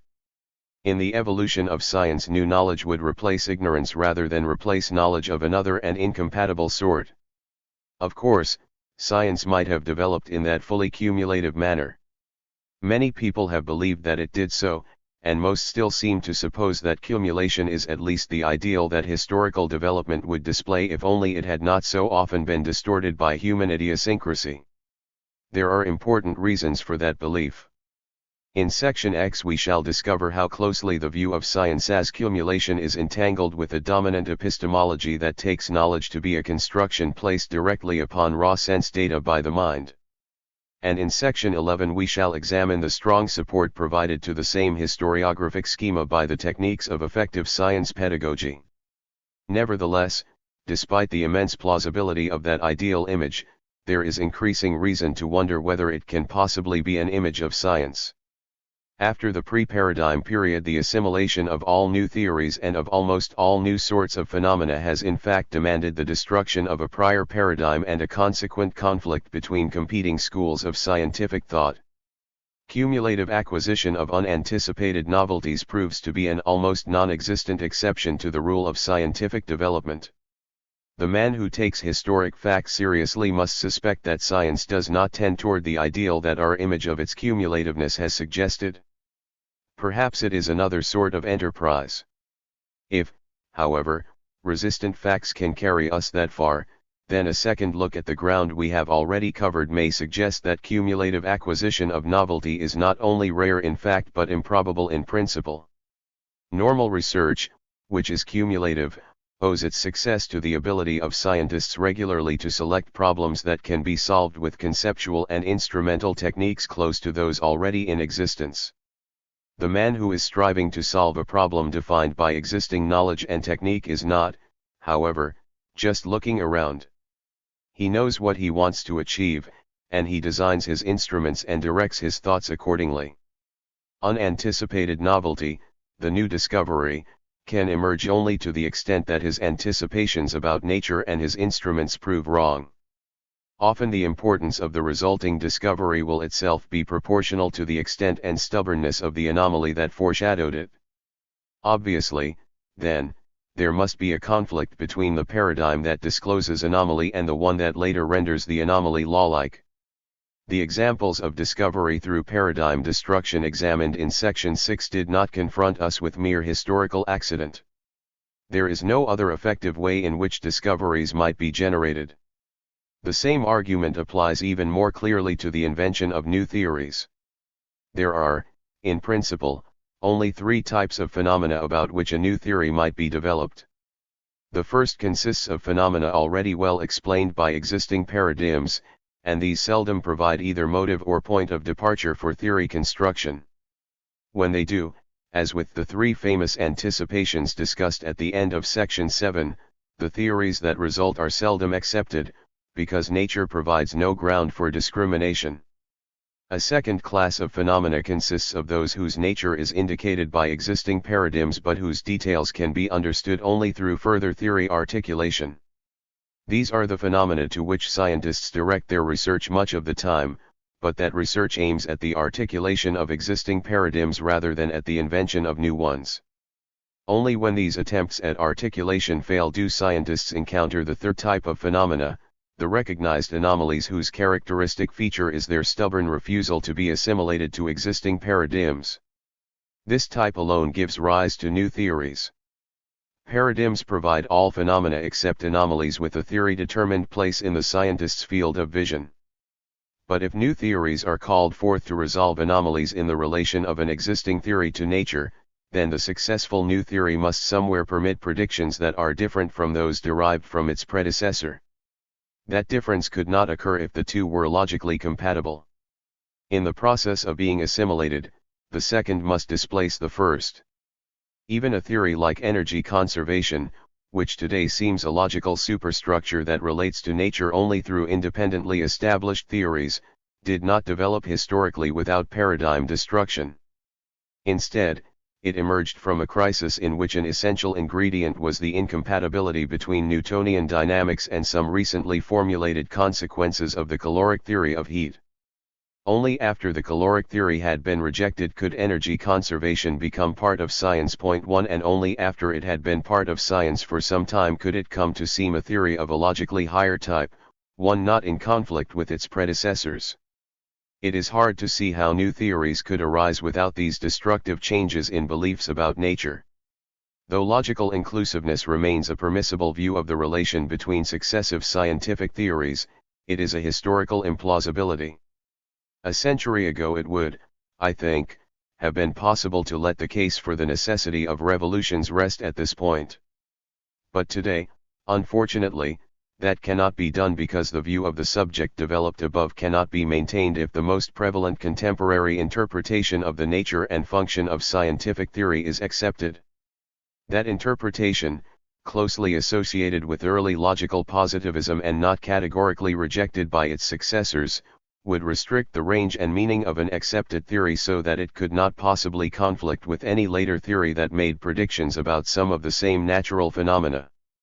The best known and the strongest case for this restricted conception of a scientific theory emerges in discussions of the relation between contemporary Einsteinian dynamics and the older dynamical equations that descend from Newton's Principia. From the viewpoint of this essay, these two theories are fundamentally incompatible in the sense illustrated by the relation of Copernican to Ptolemaic astronomy. Einstein's theory can be accepted only with the recognition that Newton's was wrong. Today this remains a minority viewpoint too. We must therefore examine the most prevalent objections to it. The gist of these objections can be developed as follows. Relativistic dynamics cannot have shown Newtonian dynamics to be wrong, for Newtonian dynamics is still used with great success by most engineers and, in selected applications, by many physicists. Furthermore, the propriety of this use of the older theory can be proved from the very theory that has, in other applications, replaced it. Einstein's theory can be used to show that predictions from Newton's equations will be as good as our measuring instruments in all applications that satisfy a small number of restrictive conditions. For example, if Newtonian theory is to provide a good approximate solution, the relative velocities of the bodies considered must be small compared with the velocity of light. Subject to this condition and a few others, Newtonian theory seems to be derivable from Einsteinian, of which it is therefore a special case. But, the objection continues, no theory can possibly conflict with one of its special cases. If Einsteinian science seems to make Newtonian dynamics wrong, that is only because some Newtonians were so incautious as to claim that Newtonian theory yielded entirely precise results or that it was valid at very high relative velocities. Since they could not have had any evidence for such claims, they betrayed the standards of science when they made them. Insofar as Newtonian theory was ever a truly scientific theory supported by valid evidence, it still is. Only extravagant claims for the theory, claims that were never properly parts of science, can have been shown by Einstein to be wrong. Purged of these merely human extravagances, Newtonian theory has never been challenged and cannot be. Some variant of this argument is quite sufficient to make any theory ever used by a significant group of competent scientists immune to attack. The much maligned phlogiston theory, for example, gave order to a large number of physical and chemical phenomena. It explained why bodies burned they were rich in phlogiston and why metals had so many more properties in common than did their ores. The metals were all compounded from different elementary earths combined with phlogiston, and the latter, common to all metals, produced common properties. In addition, the phlogiston theory accounted for a number of reactions in which acids were formed by the combustion of substances like carbon and sulfur. Also, it explained the decrease of volume when combustion occurs in a confined volume of air. The phlogiston released by combustion spoils the elasticity of the air that absorbed it, just as fire spoils the elasticity of a steel spring. Point 3. If these were the only phenomena that the phlogiston theorists had claimed for their theory, that theory could never have been challenged. A similar argument will suffice for any theory that has ever been successfully applied to any range of phenomena at all. But to save theories in this way, their range of application must be restricted to those phenomena and to that precision of observation with which the experimental evidence in hand already deals. Point 4. Carried just a step further, such a limitation prohibits the scientist from claiming to speak scientifically about any phenomenon not already observed. Even in its present form, the restriction forbids the scientist to rely upon a theory in his own research whenever that research enters an area or seeks a degree of precision for which past practice with the theory offers no precedent. These prohibitions are logically unexceptionable. But the result of accepting them would be the end of the research through which science may develop further. By now that point too is virtually a tautology. Without commitment to a paradigm there could be no normal science. Furthermore, that commitment must extend to areas and to degrees of precision for which there is no full precedent. If it did not, the paradigm could provide no puzzles that had not already been solved. Besides, it is not only normal science that depends upon commitment to a paradigm. If existing theory binds the scientist only with respect to existing applications, then there can be no surprises, anomalies, or crises. But these are just the signposts that point the way to extraordinary science. If positivistic restrictions on the range of a theory's legitimate applicability are taken literally, the mechanism that tells the scientific community what problems may lead to fundamental change must cease to function. And when that occurs, the community will inevitably return to something much like its pre-paradigm state, a condition in which all members practice science but in which their gross product scarcely resembles science at all. Is it really any wonder that the price of significant scientific advance is a commitment that runs the risk of being wrong? More important, there is a revealing logical lacuna in the positivists' argument, one that will reintroduce us immediately to the nature of revolutionary change.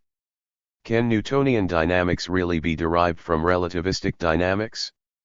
What would such a derivation look like? Imagine a set of statements, E1, E2, N, which together embody the laws of relativity theory.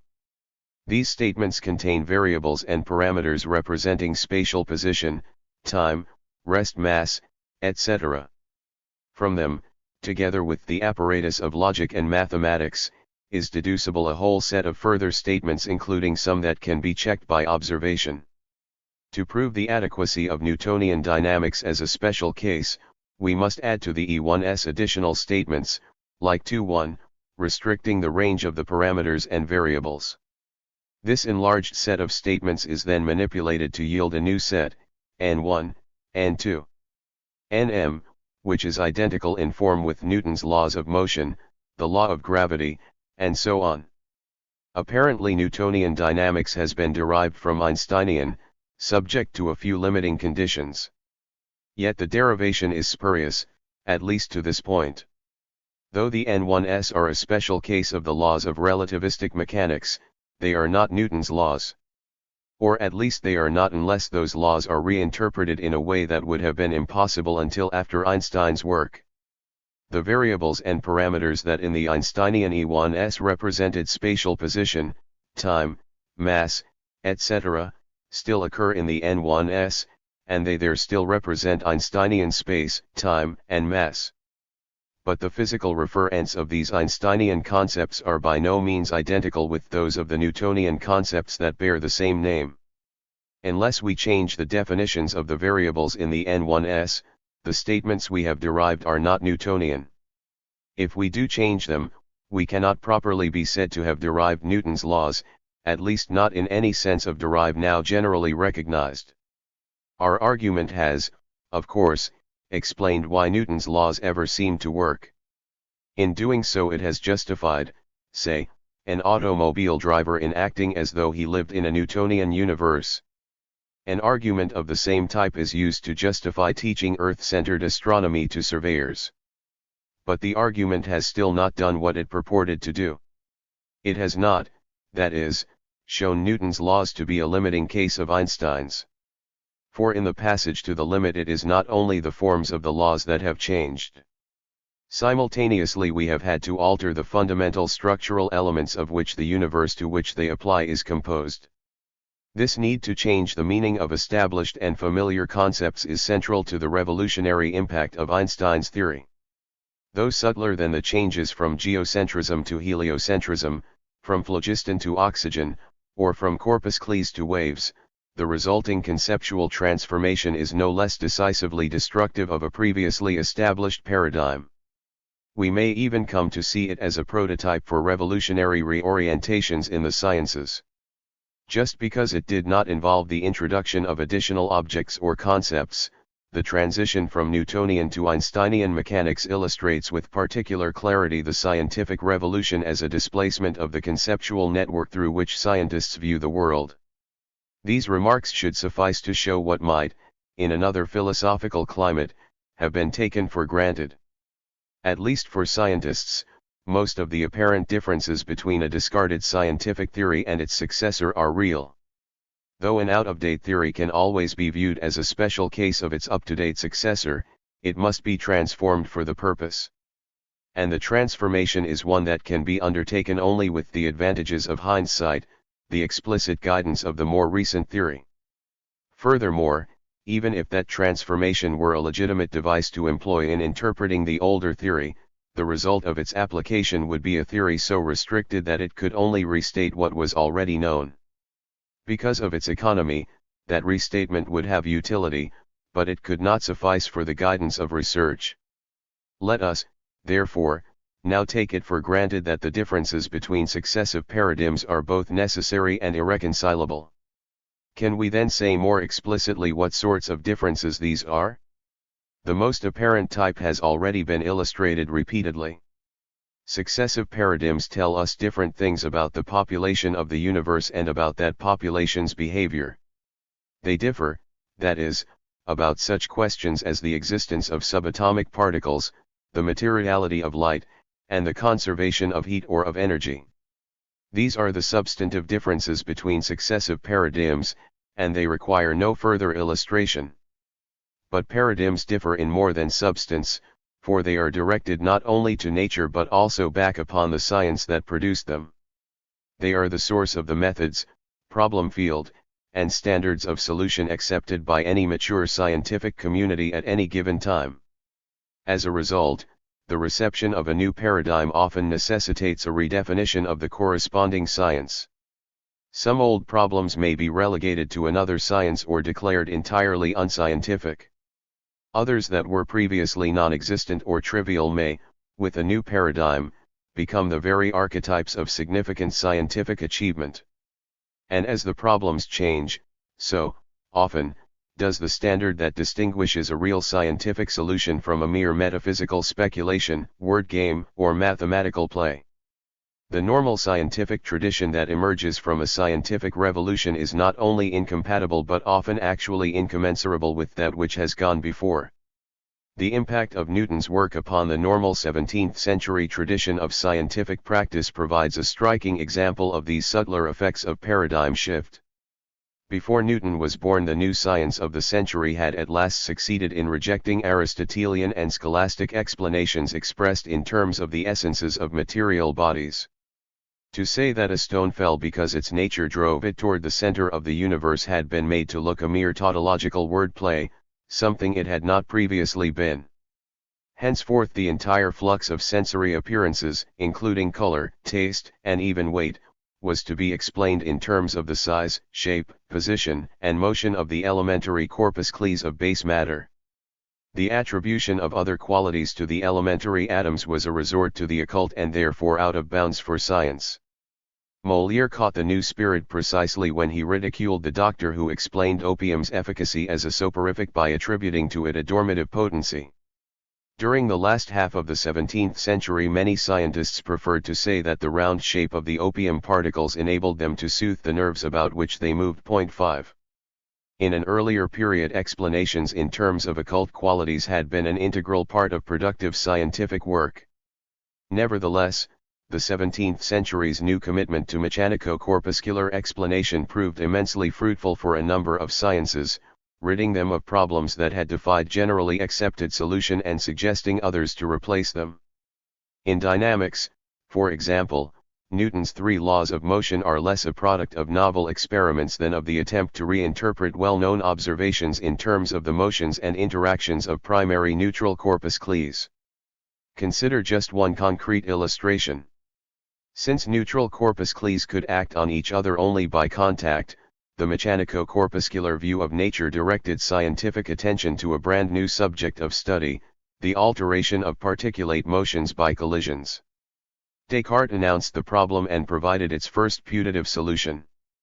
Huygens, Wren, and Wallace carried it still further, partly by experimenting with colliding pendulum bobs, but mostly by applying previously well-known characteristics of motion to the new problem. And Newton embedded their results in his laws of motion. The equal action and reaction of the third law are the changes in quantity of motion experienced by the two parties to a collision. The same change of motion supplies the definition of dynamical force implicit in the second law. In this case, as in many others during the 17th century, the corpuscular paradigm bred both a new problem and a large part of that problem's solution. 6. Yet, though much of Newton's work was directed to problems and embodied standards derived from the mechanico-corpuscular worldview, the effect of the paradigm that resulted from his work was a further and partially destructive change in the problems and standards legitimate for science. Gravity, interpreted as an innate attraction between every pair of particles of matter, was an occult quality in the same sense as the scholastics' tendency to fall had been. Therefore, while the standards of corpuscularism remained in effect, the search for a mechanical explanation of gravity was one of the most challenging problems for those who accepted the Principia as paradigm. Newton devoted much attention to it, and so did many of his 18th-century successors. The only apparent option was to reject Newton's theory for its failure to explain gravity, and that alternative, too, was widely adopted. Yet neither of these views ultimately triumphed. Unable either to practice science without the Principia or to make that work conform to the corpuscular standards of the 17th century, scientists gradually accepted the view that gravity was indeed innate. By the mid-18th century that interpretation had been almost universally accepted, and the result was a genuine reversion to a scholastic standard. Innate attractions and repulsions joined size, shape, position, and motion as physically irreducible primary properties of matter. 7. The resulting change in the standards and problem field of physical science was once again consequential. By the 1740s, for example, electricians could speak of the attractive virtue of the electric fluid without thereby inviting the ridicule that had greeted Moliere's doctor a century before. As they did so, electrical phenomena increasingly displayed an order different from the one they had shown when viewed as the effects of a mechanical effluvium that could act only by contact. In particular, when electrical action at a distance became a subject for study in its own right, the phenomenon we now call charging by induction could be recognized as one of its effects. Previously, when seen at all, it had been attributed to the direct action of electrical atmospheres or to the leakages inevitable in any electrical laboratory. The new view of inductive effects was, in turn, the key to Franklin's analysis of the Leyden jar and thus to the emergence of a new and Newtonian paradigm for electricity. Nor were dynamics and electricity the only scientific fields affected by the legitimization of the search for forces innate to matter. The large body of 18th-century literature on chemical affinities and replacement series also derives from this supramechanical aspect of Newtonianism. Chemists who believed in these differential attractions between the various chemical species set up previously unimagined experiments and searched for new sorts of reactions. Without the data and the chemical concepts developed in that process, the later work of Lavoisier and, more particularly, of Dalton would be incomprehensible. 8 Changes in the standards governing permissible problems, concepts, and explanations can transform a science. In the next section I shall even suggest a sense in which they transform the world. Other examples of these non-substantive differences between successive paradigms can be retrieved from the history of any science in almost any period of its development. For the moment let us be content with just 2 other and far briefer illustrations. Before the chemical revolution, one of the acknowledged tasks of chemistry was to account for the qualities of chemical substances and for the changes these qualities underwent during chemical reactions. With the aid of a small number of elementary principles of which phlogiston was one, the chemist was to explain why some substances are acidic, others metalline, combustible, and so forth. Some success in this direction had been achieved. We have already noted that phlogiston explained why the metals were so much alike, and we could have developed a similar argument for the acids.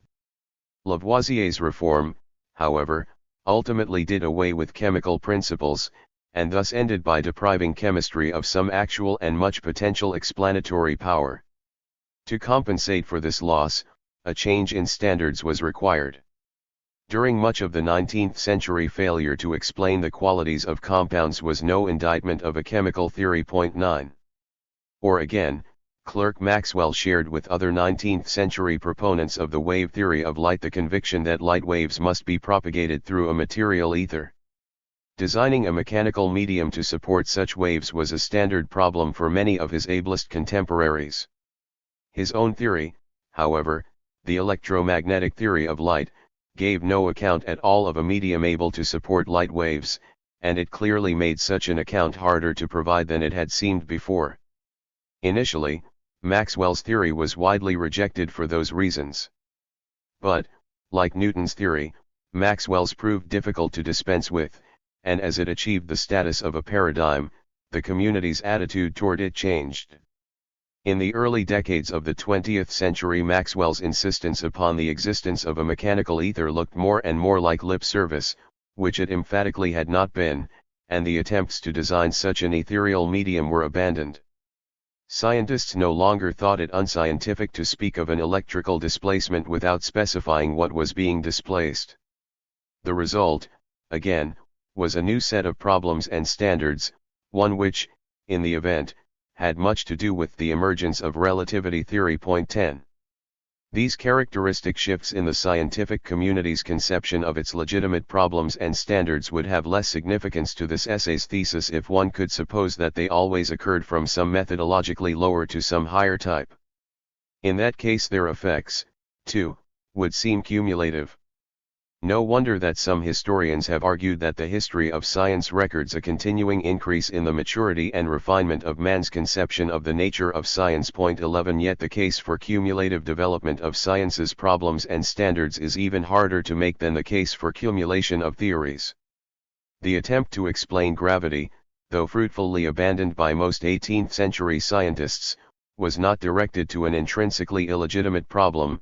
The objections to innate forces were neither inherently unscientific nor metaphysical in some pejorative sense.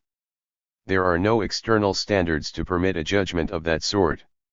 What occurred was neither a decline nor a raising of standards, but simply a change demanded by the adoption of a new paradigm. Furthermore, that change has since been reversed and could be again. In the 20th century Einstein succeeded in explaining gravitational attractions, and that explanation has returned science to a set of canons and problems that are, in this particular respect, more like those of Newton's predecessors than of his successors. Or again, the development of quantum mechanics has reversed the methodological prohibition that originated in the chemical revolution. Chemists now attempt, and with great success, to explain the color, state of aggregation, and other qualities of the substances used and produced in their laboratories. A similar reversal may even be underway in electromagnetic theory. Space, in contemporary physics, is not the inert and homogeneous substratum employed in both Newton's and Maxwell's theories. Some of its new properties are not unlike those once attributed to the ether. We may someday come to know what an electric displacement is. By shifting emphasis from the cognitive to the normative functions of paradigms, the preceding examples enlarge our understanding of the ways in which paradigms give form to the scientific life. Previously, we had principally examined the paradigm's role as a vehicle for scientific theory. In that role it functions by telling the scientist about the entities that nature does and does not contain and about the ways in which those entities behave. That information provides a map whose details are elucidated by mature scientific research. And since nature is too complex and varied to be explored at random, that map is as essential as observation and experiment to science's continuing development. Through the theories they embody, paradigms prove to be constitutive of the research activity. They are also, however, constitutive of science in other respects, and that is now the point. In particular, our most recent examples show that paradigms provide scientists not only with a map but also with some of the directions essential for map making. In learning a paradigm the scientist acquires theory, methods, and standards together, usually in an inextricable mixture. Therefore, when paradigms change, there are usually significant shifts in the criteria determining the legitimacy both of problems and of proposed solutions. That observation returns us to the point from which the section began, for it provides our first explicit indication of why the choice between competing paradigms regularly raises questions that cannot be resolved by the criteria of normal science. To the extent, as significant as it is incomplete, that two scientific schools disagree about what is a problem and what a solution, they will inevitably talk through each other when debating the relative merits of their respective paradigms.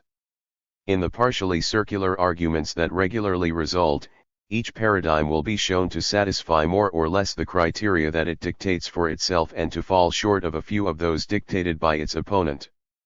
There are other reasons, too, for the incompleteness of logical contact that consistently characterizes paradigm debates.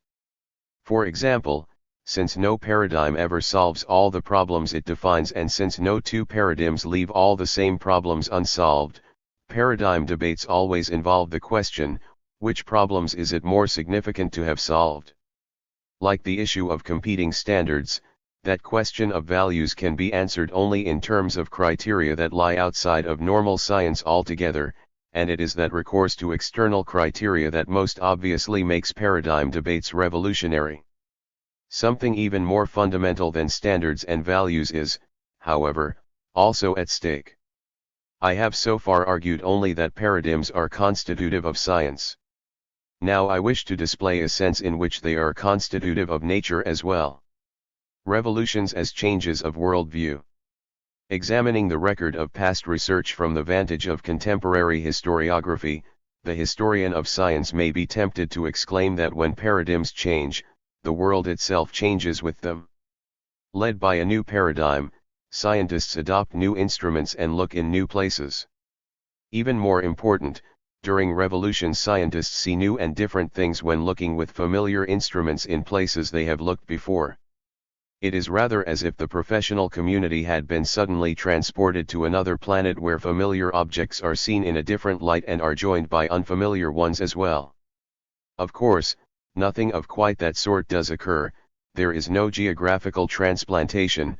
Outside the laboratory, everyday affairs usually continue as before. Nevertheless, paradigm changes do cause scientists to see the world of their research engagement differently. Insofar as their only recourse to that world is through what they see and do, we may want to say that after a revolution scientists are responding to a different world. It is as elementary prototypes for these transformations of the scientist's world that the familiar demonstrations of a switch in visual gestalt prove so suggestive. What were ducks in the scientist's world before the revolution are rabbits afterwards. The man who first saw the exterior of the box from above later sees its interior from below. Transformations like these, though usually more gradual and almost always irreversible, are common concomitants of scientific training.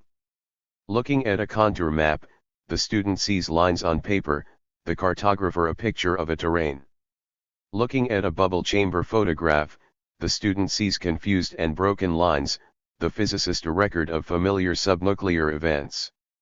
Only after a number of such transformations of vision does the student become an inhabitant of the scientist's world, seeing what the scientist sees and responding as the scientist does.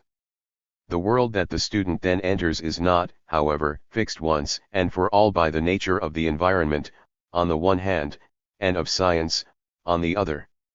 Rather, it is determined jointly by the environment and the particular normal scientific tradition that the student has been trained to pursue. Therefore, at times of revolution, when the normal scientific tradition changes, the scientist's perception of his environment must be re-educated. In some familiar situations he must learn to see a new gestalt. After he has done so, the world of his research will seem, here and there, incommensurable with the one he had inhabited before. That is another reason why schools guided by different paradigms are always slightly at cross purposes. In their most usual form, of course, Gestalt experiments illustrate only the nature of perceptual transformations. They tell us nothing about the role of paradigms or of previously assimilated experience in the process of perception. But on that point there is a rich body of psychological literature, much of it stemming from the pioneering work of the Hanover Institute. An experimental subject who puts on goggles fitted with inverting lenses initially sees the entire world upside down. At the start his perceptual apparatus functions as it had been trained to function in the absence of the goggles, and the result is extreme disorientation, an acute personal crisis. But after the subject has begun to learn to deal with his new world, his entire visual field flips over, usually after an intervening period in which vision is simply confused. Thereafter, objects are again seen as they had been before the goggles were put on. The assimilation of a previously anomalous visual field has reacted upon and changed the field itself. 1 Literally as well as metaphorically, the man accustomed to inverting lenses has undergone a revolutionary transformation of vision. The subjects of the anomalous playing card experiment discussed in Section 6 experienced a quite similar transformation. Until taught by prolonged exposure that the universe contained anomalous cards, they saw only the types of cards for which previous experience had equipped them. Yet once experience had provided the requisite additional categories, they were able to see all anomalous cards on the first inspection long enough to permit any identification at all. Still other experiments demonstrate that the perceived size, color, and so on, of experimentally displayed objects also varies with the subject's previous training and experience. Point 2. Surveying the rich experimental literature from which these examples are drawn makes one suspect that something like a paradigm is prerequisite to perception itself. What a man sees depends both upon what he looks at and also upon what his previous visual conceptual experience has taught him to see. In the absence of such training there can only be, in William James's phrase, a bloom and buzz in confusion. In recent years several of those concerned with the history of science have found the sorts of experiments described above immensely suggestive. N.R. Hansen, in particular, has used Gestalt demonstrations to elaborate some of the same consequences of scientific belief that concern me here. Point 3. Other colleagues have repeatedly noted that history of science would make better and more coherent sense if one could suppose that scientists occasionally experienced shifts of perception like those described above. Yet, though psychological experiments are suggestive, they cannot, in the nature of the case, be more than that.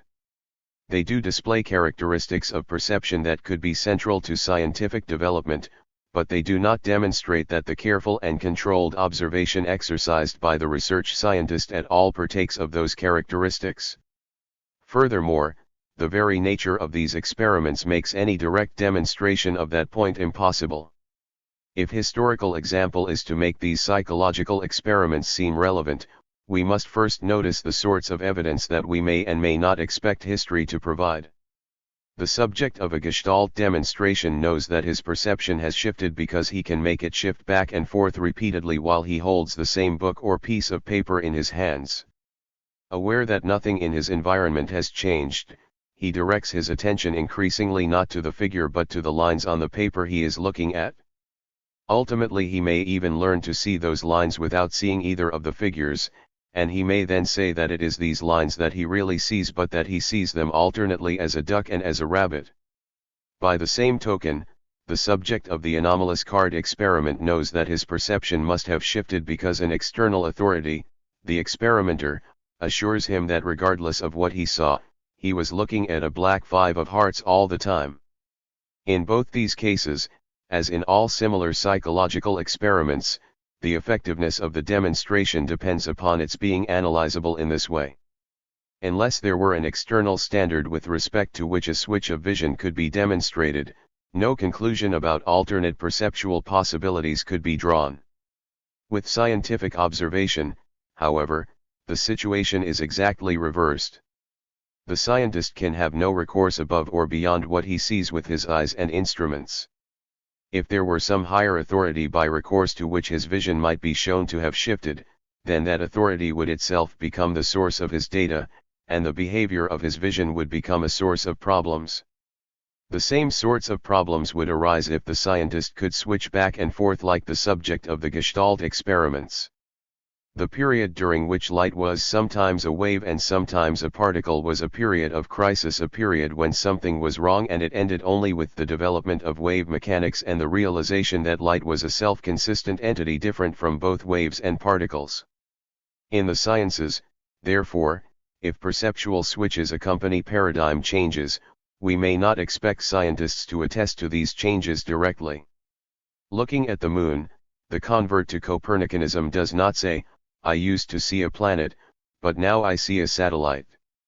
That locution would imply a sense in which the Ptolemaic system had once been correct. Instead, a convert to the new astronomy says, "I once took the moon to be a planet, but I was mistaken." That sort of statement does recur in the aftermath of scientific revolutions. If it ordinarily disguises a shift of scientific vision or some other mental transformation with the same effect, we may not expect direct testimony about that shift. Rather, we must look for indirect and behavioral evidence that the scientist with a new paradigm sees differently from the way he had seen before. Let us then return to the data and ask what sorts of transformations in the scientist's world the historian who believes in such changes can discover.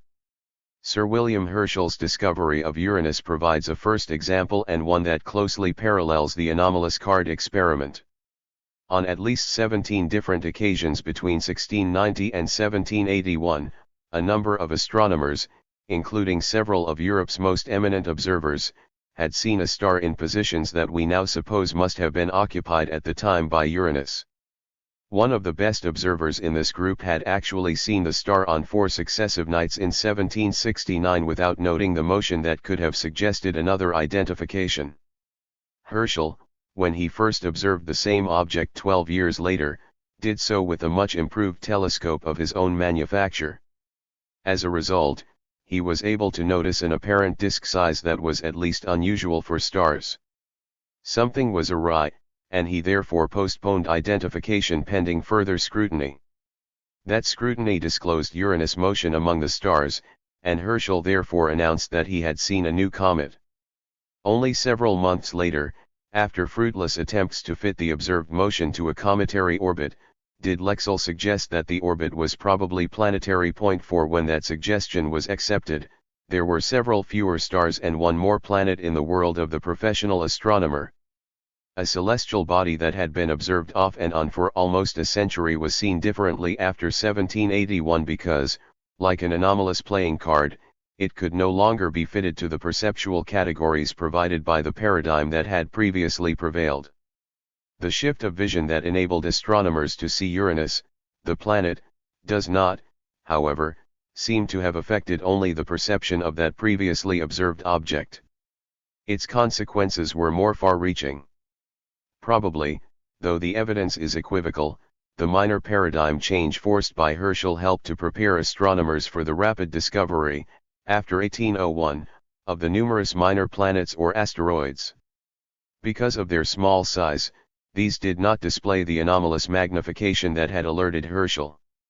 Nevertheless, astronomers prepared to find additional planets were able, with standard instruments, to identify 20 of them in the first 50 years of the 19th century. 5 The history of astronomy provides many other examples of paradigm-induced changes in scientific perception, some of them even less equivocal.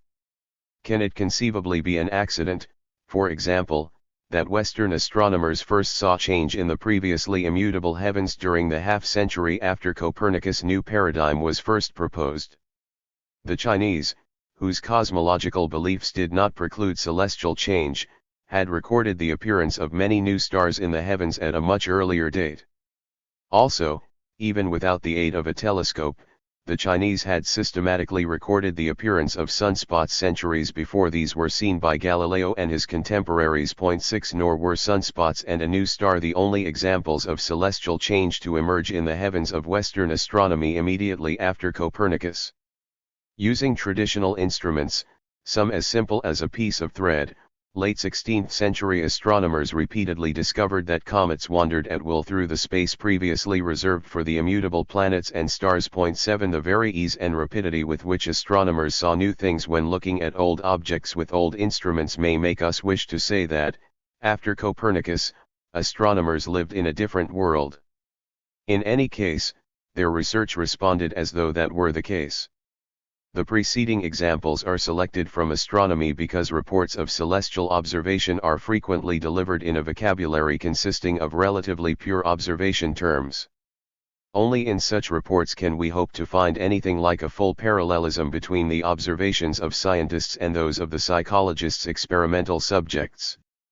But we need not insist on so full a parallelism, and we have much to gain by relaxing our standard.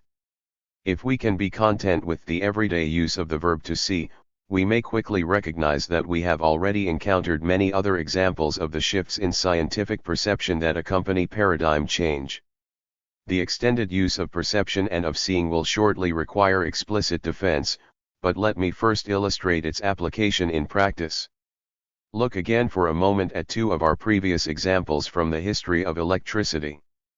During the 17th century, when their research was guided by one or another effluvium theory, electricians repeatedly saw chaff particles rebound from, or fall off, the electrified bodies that had attracted them. At least that is what 17th century observers said they saw, and we have no more reason to doubt their reports of perception than our own. Placed before the same apparatus, a modern observer would see electrostatic repulsion, but historically, With one universally ignored exception, electrostatic repulsion was not seen as such until Hauksbee's large-scale apparatus had greatly magnified its effects. Repulsion after contact electrification was, however, only one of many new repulsive effects that Hauksbee saw. Through his researches, rather as in a Gestalt switch, repulsion suddenly became the fundamental manifestation of electrification, and it was then attraction that needed to be explained. 8 The electrical phenomena visible in the early 18th century were both subtler and more varied than those seen by observers in the 17th century. Or again, after the assimilation of Franklin's paradigm, the electrician looking at a Leyden jar saw something different from what he had seen before. The device had become a condenser, for which neither the jar shape nor glass was required. Instead, the two conducting coatings, one of which had been no part of the original device, emerged to prominence. As both written discussions and pictorial representations gradually attest, two metal plates with a non-conductor between them had become the prototype for the class. 9 Simultaneously, other inductive effects received new descriptions, and still others were noted for the first time. Shifts of this sort are not restricted to astronomy and electricity. We have already remarked some of the similar transformations of vision that can be drawn from the history of chemistry. Lavoisier, we said, saw oxygen where Priestley had seen dephlogisticated air and where others had seen nothing at all. In learning to see oxygen, however, Lavoisier also had to change his view of many other more familiar substances. He had, for example, to see a compound ore where Priestley and his contemporaries had seen an elementary earth, and there were other such changes besides. At the very least, as a result of discovering oxygen, Lavoisier saw nature differently. And in the absence of some recourse to that hypothetical fixed nature that he saw differently, the principle of economy will urge us to say that after discovering oxygen Lavoisier worked in a different world. I shall inquire in a moment about the possibility of avoiding this strange locution, but first we require an additional example of its use, this one deriving from one of the best known parts of the work of Galileo. Since remote antiquity most people have seen one or another heavy body swinging back and forth on a string or chain until it finally comes to rest. To the Aristotelians, who believed that a heavy body is moved by its own nature from a higher position to a state of natural rest at a lower one, the swinging body was simply falling with difficulty. Constrained by the chain, it could achieve rest at its low point only after a tortuous motion and a considerable time.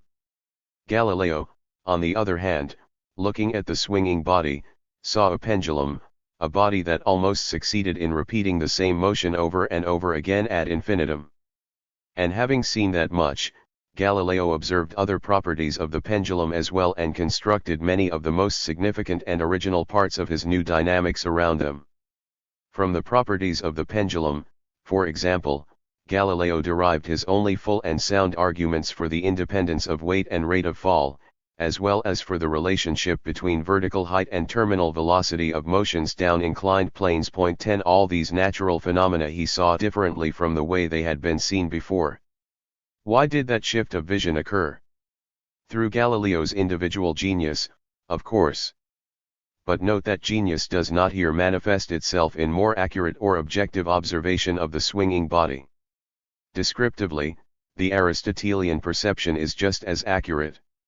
When Galileo reported that the pendulum's period was independent of amplitude for amplitudes as great as 90 degrees, his view of the pendulum led him to see far more regularity than we can now discover there. 11 Rather, what seems to have been involved was the exploitation by genius of perceptual possibilities made available by a medieval paradigm shift. Galileo was not raised completely as an Aristotelian. On the contrary, he was trained to analyze motions in terms of the impetus theory, a late medieval paradigm which held that the continuing motion of a heavy body is due to an internal power implanted in it by the projector that initiated its motion. Jean Buridan and Nicole Oersma, the 14th century scholastics who brought the impetus theory to its most perfect formulations, are the first men known to have seen in oscillatory motions any part of what Galileo saw there.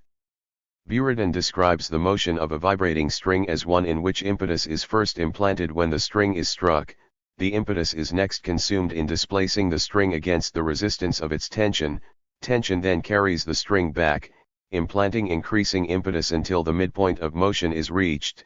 After that the impetus displaces the string in the opposite direction, again against the string's tension, and so on in a symmetric process that may continue indefinitely. Later in the century Oersma sketched a similar analysis of the swinging stone in what now appears as the first discussion of a pendulum. 12 His view is clearly very close to the one with which Galileo first approached the pendulum.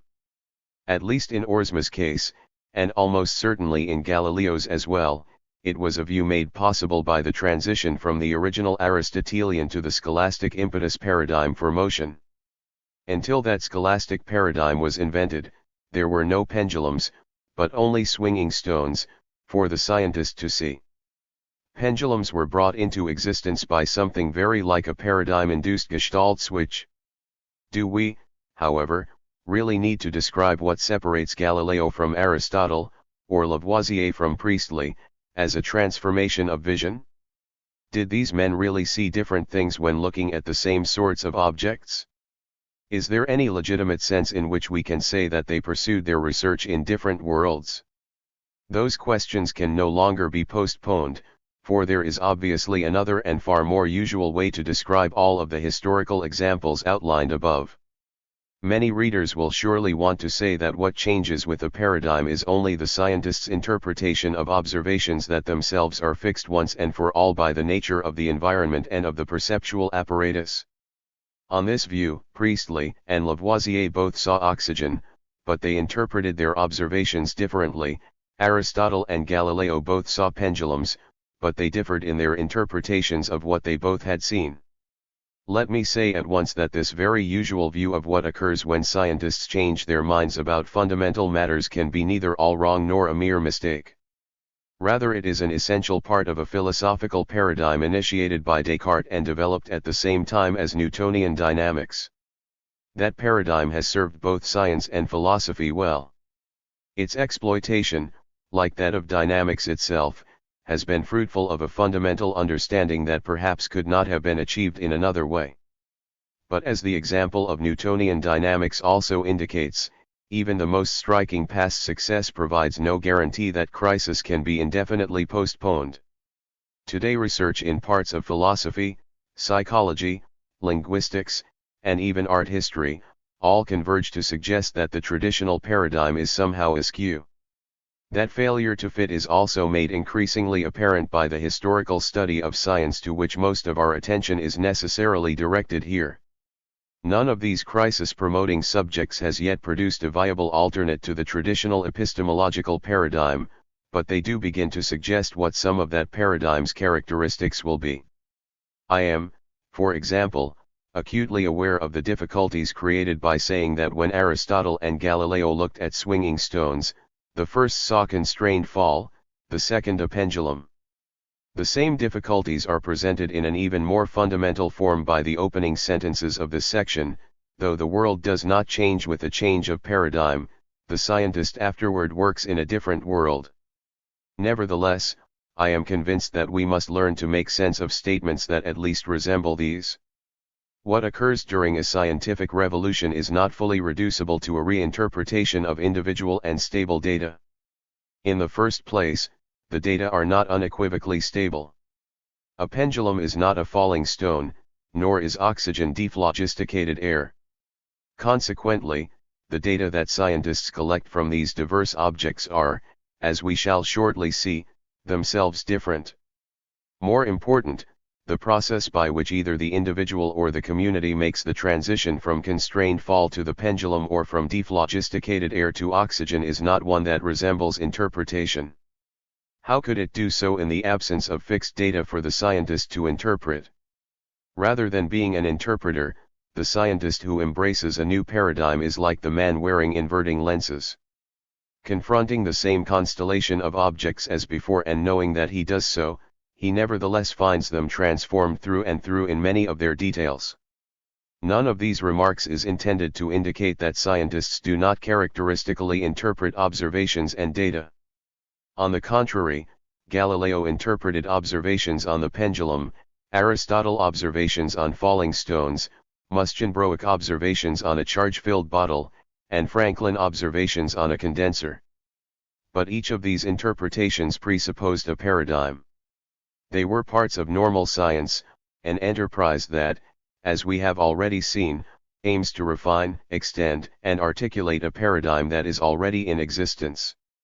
Section 3 provided many examples in which interpretation played a central role. Those examples typify the overwhelming majority of research. In each of them the scientist, by virtue of an accepted paradigm, knew what a datum was, what instruments might be used to retrieve it, and what concepts were relevant to its interpretation. Given a paradigm, interpretation of data is central to the enterprise that explores it. But that interpretive enterprise, and this was the burden of the paragraph before last, can only articulate a paradigm, not correct it. Paradigms are not corrigible by normal science at all. Instead, as we have already seen, normal science ultimately leads only to the recognition of anomalies and to crises. And these are terminated, not by deliberation and interpretation, but by a relatively sudden and unstructured event like the Gestalt switch. Scientists then often speak of the scales falling from the eyes or of the lightning flash that inundates a previously obscure puzzle, enabling its components to be seen in a new way that for the first time permits its solution. On other occasions the relevant illumination comes in sleep. 13 No ordinary sense of the term interpretation fits these flashes of intuition through which a new paradigm is born. Though such intuitions depend upon the experience, both anomalous and congruent, gained with the old paradigm, they are not logically or piecemeal linked to particular items of that experience as an interpretation would be. Instead, they gather up large portions of that experience and transform them to the rather different bundle of experience that will thereafter be linked piecemeal to the new paradigm but not to the old. To learn more about what these differences in experience can be, return for a moment to Aristotle, Galileo, and the pendulum. What data did the interaction of their different paradigms and their common environment make accessible to each of them? Seeing constrained fall, the Aristotelian would measure the weight of the stone, the vertical height to which it had been raised, and the time required for it to achieve rest. Together with the resistance of the medium, these were the conceptual categories deployed by Aristotelian science when dealing with a falling body. 14 Normal research guided by them could not have produced the laws that Galileo discovered. It could only, and by another route it did, lead to the series of crises from which Galileo's view of the swinging stone emerged. As a result of those crises and of other intellectual changes besides, Galileo saw the swinging stone quite differently. Archimedes' work on floating bodies made the medium non-essential, the impetus theory rendered the motion symmetrical and enduring, and Neoplatonism directed Galileo's attention to the motion's circular form. 15 He therefore measured only weight, radius, angular displacement, and time per swing, which were precisely the data that could be interpreted to yield Galileo's laws for the pendulum. In the event, interpretation proved almost unnecessary. Given Galileo's paradigms, pendulum-like regularities were very nearly accessible to inspection. How else are we to account for Galileo's discovery that the Bob's period is entirely independent of amplitude, a discovery that the normal science stemming from Galileo had to eradicate and that we are quite unable to document today? Regularities that could not have existed for an Aristotelian were consequences of immediate experience for the man who saw the swinging stone as Galileo did. Perhaps that example is too fanciful, since the Aristotelians recorded no discussions of swinging stones. On their paradigm it was an extraordinarily complex phenomenon. But the Aristotelians did discuss the simpler case, stones falling without uncommon constraints, and the same differences of vision are apparent there. Contemplating a falling stone, Aristotle saw a change of state rather than a process. For him the relevant measures of a motion were therefore total distance covered and total time elapsed, parameters which yield what we should now call not speed but average speed. 16 Similarly, because the stone was impelled by its nature to reach its final resting point, Aristotle saw the relevant distance parameter at any instant during the motion as the distance to the final endpoint rather than as that from the origin of motion. 17 Those conceptual parameters underlie and give sense to most of his well-known laws of motion. Partly through the impetus paradigm, however, and partly through a doctrine known as the latitude of forms, scholastic criticism changed this way of viewing motion. A stone moved by impetus gained more and more of it while receding from its starting point, distance from rather than distance to therefore became the relevant parameter. In addition, Aristotle's notion of speed was bifurcated by the scholastics into concepts that soon after Galileo became our average speed and instantaneous speed. But when seen through the paradigm of which these conceptions were a part, the falling stone, like the pendulum, exhibited its governing laws almost on inspection. Galileo was not one of the first men to suggest that stones fall with a uniformly accelerated motion. 18 Furthermore, he had developed his theorem on this subject together with many of its consequences before he experimented with an inclined plane. That theorem was another one of the network of new regularities accessible to genius in the world, determined jointly by nature and by the paradigms upon which Galileo and his contemporaries had been raised. Living in that world, Galileo could still, when he chose, explain why Aristotle had seen what he did. Nevertheless, the immediate content of Galileo's experience with falling stones was not what Aristotle's had been. It is, of course, by no means clear that we need be so concerned with immediate experience, that is, with the perceptual features that a paradigm so highlights that they surrender their regularities almost upon inspection.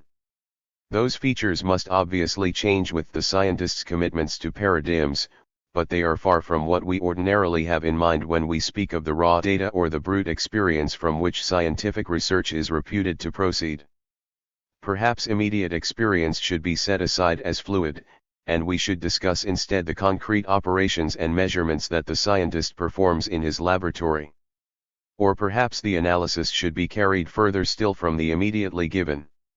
It might, for example, be conducted in terms of some neutral observation language, perhaps one designed to conform to the retinal imprints that mediate what the scientist sees. Only in one of these ways can we hope to retrieve a realm in which experience is again stable once and for all, in which the pendulum and constrained fall are not different perceptions but rather different interpretations of the unequivocal data provided by observation of a swinging stone. But is sensory experience fixed and neutral? Are theories simply man-made interpretations of given data? The epistemological viewpoint that has most often guided Western philosophy for 3 centuries dictates an immediate and unequivocal yes. In the absence of a developed alternative, I find it impossible to relinquish entirely that viewpoint. Yet it no longer functions effectively, and the attempts to make it do so through the introduction of a neutral language of observations now seem to me hopeless. The operations and measurements that a scientist undertakes in the laboratory are not the given of experience but rather the collected with difficulty. They are not what the scientist sees, at least not before his research is well advanced and his attention focused. Rather, they are concrete indices to the content of more elementary perceptions, and as such they are selected for the close scrutiny of normal research only because they promise opportunity for the fruitful elaboration of an accepted paradigm. Far more clearly than the immediate experience from which they in part derive, operations and measurements are paradigm determined. Science does not deal in all possible laboratory manipulations. Instead, it selects those relevant to the juxtaposition of a paradigm with the immediate experience that that paradigm has partially determined. As a result, scientists with different paradigms engage in different concrete laboratory manipulations. The measurements to be performed on a pendulum are not the ones relevant to a case of constrained fall. Nor are the operations relevant for the elucidation of oxygen's properties uniformly the same as those required when investigating the characteristics of dephlogisticated air. As for a pure observation language, perhaps one will yet be devised. But 3 centuries after Descartes, our hope for such an eventuality still depends exclusively upon a theory of perception and of the mind. And modern psychological experimentation is rapidly proliferating phenomena with which that theory can scarcely deal. The duck rabbit shows that 2 men with the same retinal impressions can see different things. The inverting lenses show that 2 men with different retinal impressions can see the same thing. Psychology supplies a great deal of other evidence to the same effect, and the doubts that derive from it are readily reinforced by the history of attempts to exhibit an actual language of observation. No current attempt to achieve that end has yet come close to a generally applicable language of pure percepts. And those attempts that come closest share one characteristic that strongly reinforces several of this essay's main theses. From the start they presuppose a paradigm, taken either from a current scientific theory or from some fraction of everyday discourse, and they then try to eliminate from it all non-logical and non-perceptual terms. In a few realms of discourse this effort has been carried very far and with fascinating results. There can be no question that efforts of this sort are worth pursuing. But their result is a language that, like those employed in the sciences, embodies a host of expectations about nature and fails to function the moment these expectations are violated. Nelson Goodman makes exactly this point in describing the aims of his structure of appearance. It is fortunate that nothing more is in question, for the notion of possible cases, of cases that do not exist but might have existed, is far from clear. 19 No language thus restricted to reporting a world fully known in advance can produce mere neutral and objective reports on the given. Philosophical investigation has not yet provided even a hint of what a language able to do that would be like. Under these circumstances we may at least suspect that scientists are right in principle as well as in practice when they treat oxygen and pendulums as the fundamental ingredients of their immediate experience. As a result of the paradigm-embodied experience of the race, the culture, and, finally, the profession, the world of the scientist has come to be populated with planets and pendulums, condensers and compound ores, and other such bodies besides. Compared with these objects of perception, both meter stick readings and retinal imprints are elaborate constructs to which experience has direct access only when the scientist, for the special purposes of his research, arranges that one or the other should do so. This is not to suggest that pendulums, for example, are the only things a scientist could possibly see when looking at a swinging stone.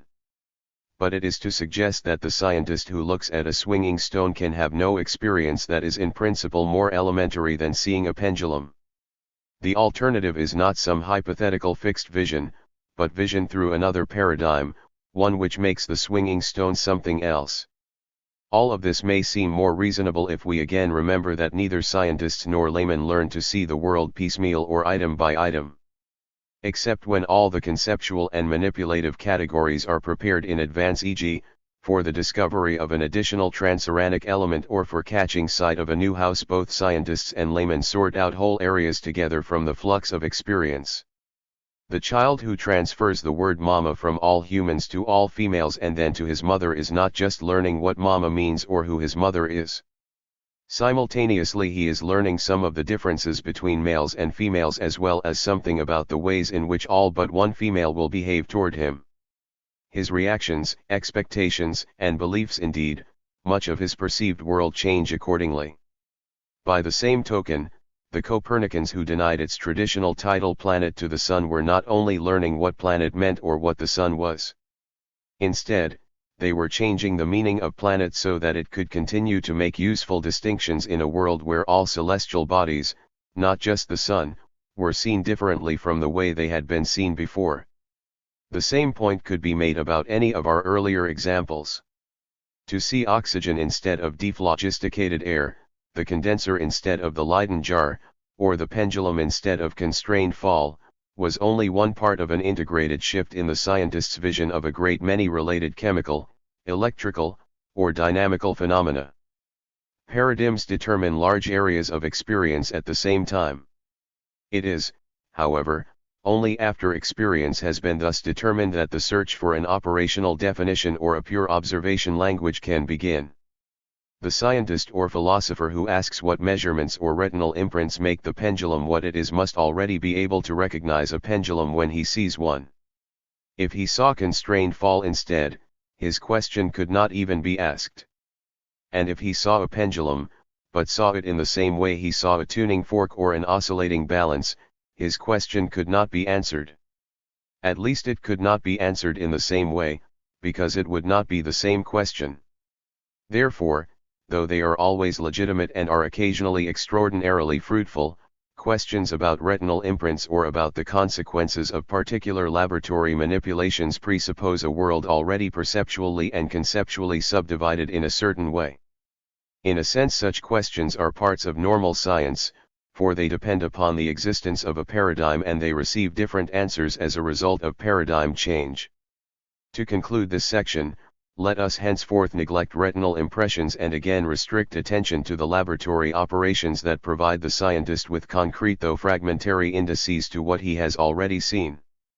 One way in which such laboratory operations change with paradigms has already been observed repeatedly. After a scientific revolution, many old measurements and manipulations become irrelevant and are replaced by others instead. One does not apply all the same tests to oxygen as to dephlogisticated air. But changes of this sort are never total. Whatever he may then see, the scientist after a revolution is still looking at the same world. Furthermore, though he may previously have employed them differently, much of his language and most of his laboratory instruments are still the same as they were before. As a result, post-revolutionary science invariably includes many of the same manipulations, performed with the same instruments and described in the same terms, as its pre-evolutionary predecessor. If these enduring manipulations have been changed at all, the change must lie either in their relation to the paradigm or in their concrete results. I now suggest, by the introduction of one last new example, that both these sorts of changes occur. Examining the work of Dalton and his contemporaries, we shall discover that one and the same operation, when it attaches to nature through a different paradigm, can become an index to a quite different aspect of nature's regularity. In addition, we shall see that occasionally the old manipulation in its new role will yield different concrete results. Throughout much of the 18th century and into the 19th, European chemists almost universally believed that the elementary atoms of which all chemical species consisted were held together by forces of mutual affinity. Thus a lump of silver cohered because of the forces of affinity between silver corpuscles. On the same theory, silver dissolved in acid because the particles of acid attracted those of silver more strongly than particles of these solutes attracted each other. Or again, copper would dissolve in the silver solution and precipitate silver, because the copper-acid affinity was greater than the affinity of acid for silver. A great many other phenomena were explained in the same way. In the 18th century, the theory of elective affinity was an admirable chemical paradigm, widely and sometimes fruitfully deployed in the design and analysis of chemical experimentation. Point 20. Affinity theory, however, drew the line separating physical mixtures from chemical compounds in a way that has become unfamiliar since the assimilation of Dalton's work. 18th century chemists did recognize two sorts of processes. When mixing produced heat, light, effervescence, or something else of the sort, chemical union was seen to have taken place. If, on the other hand, the particles in the mixture could be distinguished by eye or mechanically separated, there was only physical mixture. But in the very large number of intermediate cases, salt in water, alloys, glass, oxygen in the atmosphere, and so on, these crude criteria were of little use. Guided by their paradigm, most chemists viewed this entire intermediate range as chemical, because the processes of which it consisted were all governed by forces of the same sort. Salt in water or oxygen in nitrogen was just as much an example of chemical combination as was the combination produced by oxidizing copper. The arguments for viewing solutions as compounds were very strong. Affinity theory itself was well attested. Besides, the formation of a compound accounted for a solution's observed homogeneity. If, for example, oxygen and nitrogen were only mixed and not combined in the atmosphere, then the heavier gas, oxygen, should settle to the bottom. Dalton, who took the atmosphere to be a mixture, was never satisfactorily able to explain oxygen's failure to do so. The assimilation of his atomic theory ultimately created an anomaly where there had been none before. Point 21. One is tempted to say that the chemists who viewed solutions as compounds differed from their successors only over a matter of definition. In one sense that may have been the case. But that sense is not the one that makes definitions mere conventional conveniences. In the 18th century, mixtures were not fully distinguished from compounds by operational tests, and perhaps they could not have been. Even if chemists had looked for such tests, they would have sought criteria that made the solution a compound. The mixture-compound distinction was part of their paradigm, part of the way they viewed their whole field of research, and as such it was prior to any particular laboratory test, though not to the accumulated experience of chemistry as a whole. But while chemistry was viewed in this way, chemical phenomena exemplified laws different from those that emerged with the assimilation of Dalton's new paradigm. In particular, while solutions remained compounds, no amount of chemical experimentation could by itself have produced the law of fixed proportions. At the end of the 18th century, it was widely known that some compounds ordinarily contained fixed proportions by weight of their constituents. For some categories of reactions, the German chemist Richter had even noted the further regularities now embraced by the law of chemical equivalence. 22 But no chemist made use of these regularities except in recipes, and no one until almost the end of the century thought of generalizing them. Given the obvious counter-instances, like glass, or like salt in water, no generalization was possible without an abandonment of affinity theory and a reconceptualization of the boundaries of the chemist's domain. That consequence became explicit at the very end of the century in a famous debate between the French chemists Proust and Berthollet. The first claimed that all chemical reactions occurred in fixed proportion, the latter that they did not. Each collected impressive experimental evidence for his view. Nevertheless, the two men necessarily talked through each other, and their debate was entirely inconclusive. Where Berthollet saw a compound that could vary in proportion, Proust saw only a physical mixture. 23 To that issue, neither experiment nor a change of definitional convention could be relevant. The two men were as fundamentally at cross purposes as Galileo and Aristotle had been. This was the situation during the years when John Dalton undertook the investigations that led finally to his famous chemical atomic theory. But until the very last stages of those investigations, Dalton was neither a chemist nor interested in chemistry.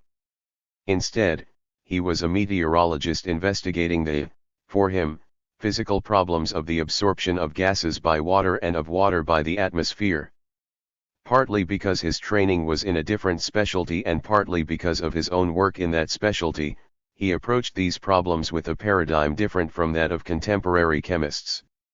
In particular, he viewed the mixture of gases or the absorption of a gas in water as a physical process, one in which forces of affinity played no part.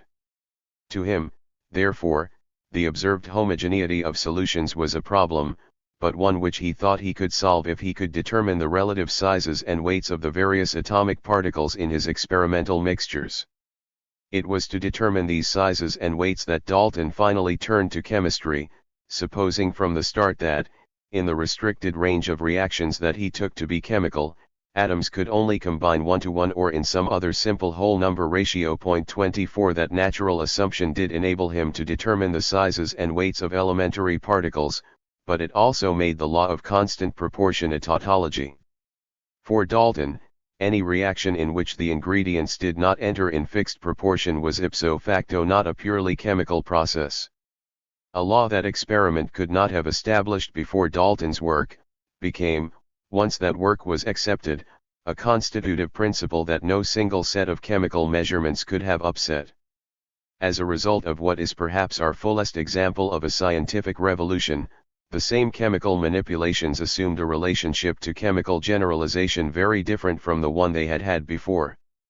Needless to say, Dalton's conclusions were widely attacked when first announced. Berthollet, in particular, was never convinced. Considering the nature of the issue, he need not have been. But to most chemists Dalton's new paradigm proved convincing where Proust's had not been, for it had implications far wider and more important than a new criterion for distinguishing a mixture from a compound.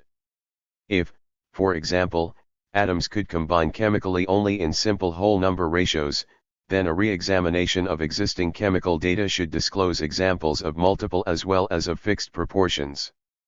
Chemists stopped writing that the two oxides of, say, carbon contained 56% and 72% of oxygen by weight, Instead they wrote that one weight of carbon would combine either with 1.3 or with 2.6 weights of oxygen. When the results of old manipulations were recorded in this way, a 2:1 ratio leaped to the eye, and this occurred in the analysis of many well-known reactions and of new ones besides. In addition, Dalton's paradigm made it possible to assimilate Richter's work and to see its full generality. Also, it suggested new experiments, particularly those of Gay-Lussac on combining volumes, and these yielded still other regularities, ones that chemists had not previously dreamed of. What chemists took from Dalton was not new experimental laws but a new way of practicing chemistry, and this proved so rapidly fruitful that only a few of the older chemists in France and Britain were able to resist it. 25 As a result, chemists came to live in a world where reactions behaved quite differently from the way they had before. As all this went on, one other typical and very important change occurred. Here and there the very numerical data of chemistry began to shift. When Dalton first searched the chemical literature for data to support his physical theory, he found some records of reactions that fitted, but he can scarcely have avoided finding others that did not.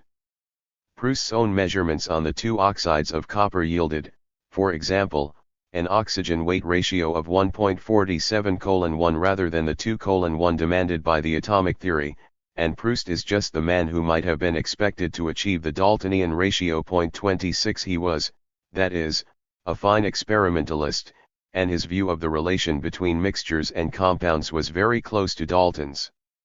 But it is hard to make nature fit a paradigm. That is why the puzzles of normal science are so challenging and also why measurements undertaken without a paradigm so seldom lead to any conclusions at all.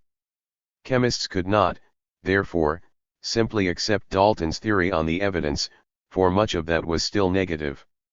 Instead, even after accepting the theory, they had still to beat nature into line, a process which, in the event, took almost another generation. When it was done, even the percentage composition of well-known compounds was different. The data themselves had changed. That is the last of the senses in which we may want to say that after a revolution scientists work in a different world. The invisibility of revolutions. We must still ask how scientific revolutions close. Before doing so, however, a last attempt to reinforce conviction about their existence and nature seems called for.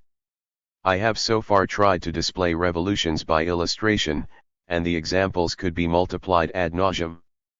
But clearly, most of them, which were deliberately selected for their familiarity, have customarily been viewed not as revolutions but as additions to scientific knowledge. That same view could equally well be taken of any additional illustrations, and these would probably be ineffective. I suggest that there are excellent reasons why revolutions have proved to be so nearly invisible. Both scientists and laymen take much of their image of creative scientific activity from an authoritative source that systematically disguises, partly for important functional reasons, the existence and significance of scientific revolutions. Only when the nature of that authority is recognized and analyzed can one hope to make historical example fully effective. Furthermore, though the point can be fully developed only in my concluding section, the analysis now required will begin to indicate one of the aspects of scientific work that most clearly distinguishes it from every other creative pursuit except perhaps theology. As the source of authority, I have in mind principally textbooks of science together with both the popularizations and the philosophical works modeled on them. All three of these categories until recently no other significant sources of information about science have been available except through the practice of research have one thing in common. They address themselves to an already articulated body of problems, data, and theory, most often to the particular set of paradigms to which the scientific community is committed at the time they are written. Textbooks themselves aim to communicate the vocabulary and syntax of a contemporary scientific language. Popularizations attempt to describe these same applications in a language closer to that of everyday life. And philosophy of science, particularly that of the English-speaking world, analyzes the logical structure of the same completed body of scientific knowledge.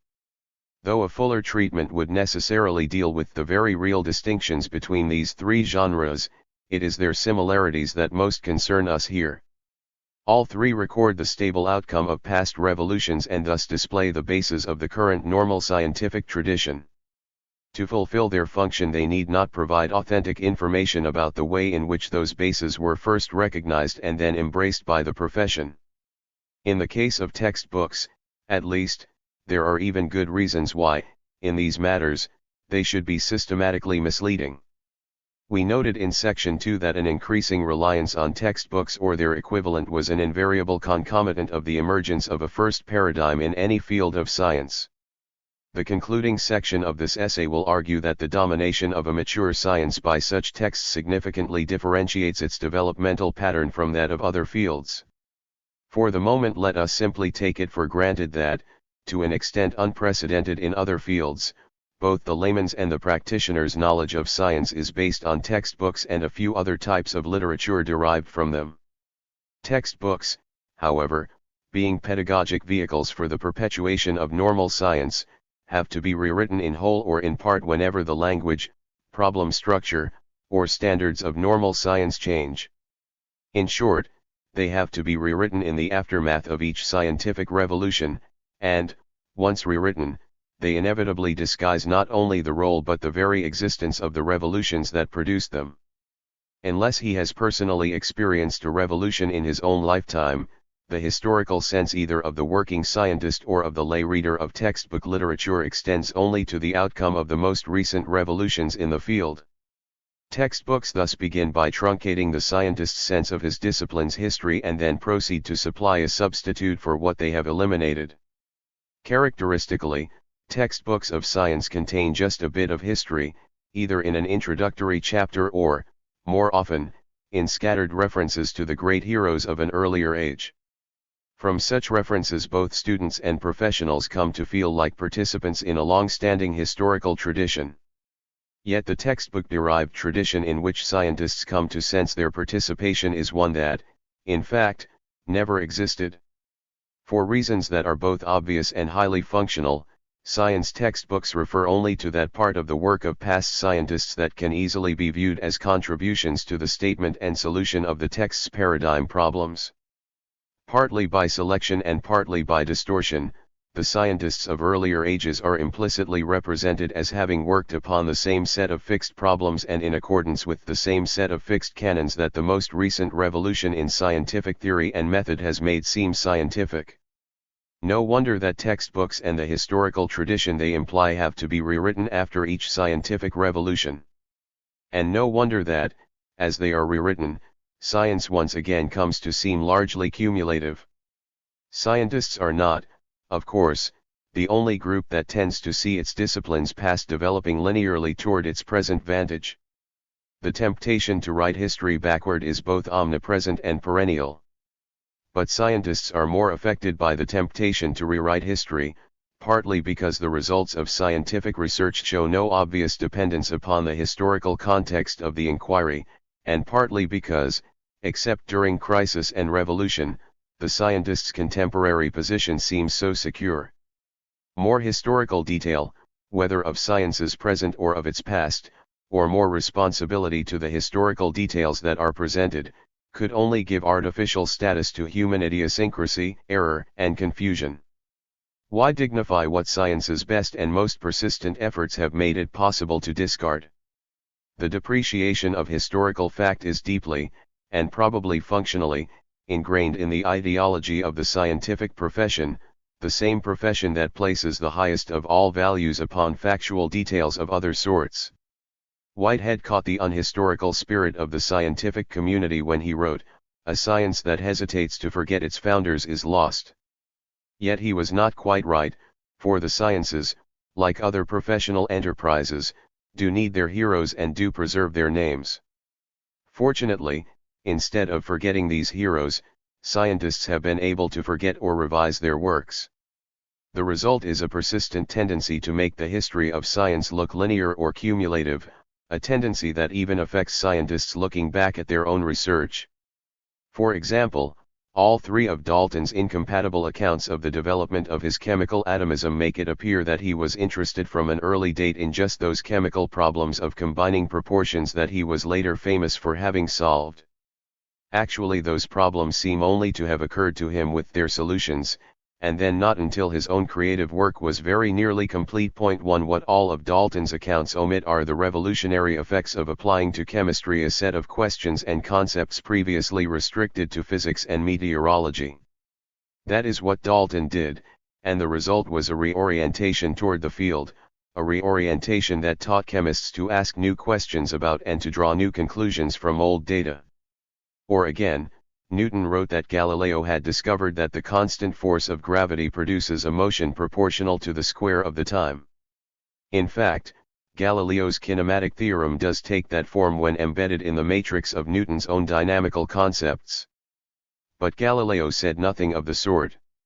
His discussion of falling bodies rarely alludes to forces, much less to a uniform gravitational force that causes bodies to fall. Point 2. By crediting to Galileo the answer to a question that Galileo's paradigms did not permit to be asked, Newton's account hides the effect of a small but revolutionary reformulation in the questions that scientists asked about motion as well as in the answers they felt able to accept. But it is just this sort of change in the formulation of questions and answers that accounts, far more than novel empirical discoveries, for the transition from Aristotelian to Galilean and from Galilean to Newtonian dynamics. By disguising such changes, the textbook tendency to make the development of science linear hides a process that lies at the heart of the most significant episodes of scientific development. The preceding examples display, each within the context of a single revolution, the beginnings of a reconstruction of history that is regularly completed by post-revolutionary science texts. But in that completion more is involved than a multiplication of the historical misconstructions illustrated above. Those misconstructions render revolutions invisible. The arrangement of the still visible material in science texts implies a process that, if it existed, would deny revolutions a function. Because they aim quickly to acquaint the student with what the contemporary scientific community thinks it knows, textbooks treat the various experiments, concepts, laws, and theories of the current normal science as separately and as nearly seriatim as possible. As pedagogy, this technique of presentation is unexceptionable. But when combined with the generally unhistorical air of science writing and with the occasional systematic misconstructions discussed above, one strong impression is overwhelmingly likely to follow: science has reached its present state by a series of individual discoveries and inventions that, when gathered together, constitute the modern body of technical knowledge. From the beginning of the scientific enterprise, a textbook presentation implies, scientists have striven for the particular objectives that are embodied in today's paradigms. One by one, in a process often compared to the addition of bricks to a building, scientists have added another fact, concept, law, or theory to the body of information supplied in the contemporary science text. But that is not the way a science develops. Many of the puzzles of contemporary normal science did not exist until after the most recent scientific revolution. Very few of them can be traced back to the historic beginning of the science within which they now occur. Earlier generations pursued their own problems with their own instruments and their own canons of solution. Nor is it just the problems that have changed. Rather, the whole network of fact and theory that the textbook paradigm fits to nature has shifted. Is the constancy of chemical composition, for example, a mere fact of experience that chemists could have discovered by experiment within any one of the worlds within which chemists have practiced? Or is it rather one element and an indubitable one, at that in a new fabric of associated fact and theory that Dalton fitted to the earlier chemical experience as a whole, changing that experience in the process? Or by the same token, is the constant acceleration produced by a constant force a mere fact that students of dynamics have always sought, or is it rather the answer to a question that first arose only within Newtonian theory and that theory could answer from the body of information available before the question was asked? These questions are here asked about what appear as the piecemeal discovered facts of a textbook presentation. But obviously, they have implications as well for what the text presents as theories. Those theories, of course, do fit the facts, but only by transforming previously accessible information into facts that, for the preceding paradigm, had not existed at all. And that means that theories too do not evolve piecemeal to fit facts that were there all the time. Rather, they emerge together with the facts they fit from a revolutionary reformulation of the preceding scientific tradition, a tradition within which the knowledge-mediated relationship between the scientist and nature was not quite the same. One last example may clarify this account of the impact of textbook presentation upon our image of scientific development. Every elementary chemistry text must discuss the concept of a chemical element. Almost always, when that notion is introduced, its origin is attributed to the 17th century chemist, Robert Boyle, in whose Sceptical Chemist the attentive reader will find a definition of element quite close to that in use today. Reference to Boyle's contribution helps to make the neophyte aware that chemistry did not begin with the sulfa drugs. In addition, it tells him that one of the scientist's traditional tasks is to invent concepts of this sort. As a part of the pedagogic arsenal that makes a man a scientist, the attribution is immensely successful. Nevertheless, it illustrates once more the pattern of historical mistakes that misleads both students and laymen about the nature of the scientific enterprise. According to Boyle, who was quite right, his definition of an element was no more than a paraphrase of a traditional chemical concept. Boyle offered it only in order to argue that no such thing as a chemical element exists. As history, the textbook version of Boyle's contribution is quite mistaken. Point 3 That mistake, of course, is trivial, though no more so than any other misrepresentation of data. What is not trivial, however, is the impression of science fostered when this sort of mistake is first compounded and then built into the technical structure of the text. Like time, energy, force, or particle, the concept of an element is the sort of textbook ingredient that is often not invented or discovered at all. Boyle's definition, in particular, can be traced back at least to Aristotle and forward through Lavoisier into modern texts. Yet that is not to say that science has possessed the modern concept of an element since antiquity. Verbal definitions like Boyle's have little scientific content when considered by themselves. They are not full logical specifications of meaning, but more nearly pedagogic aids. The scientific concepts to which they point gain full significance only when related, within a text or other systematic presentation, to other scientific concepts, to manipulative procedures, and to paradigm applications. It follows that concepts like that of an element can scarcely be invented independent of context.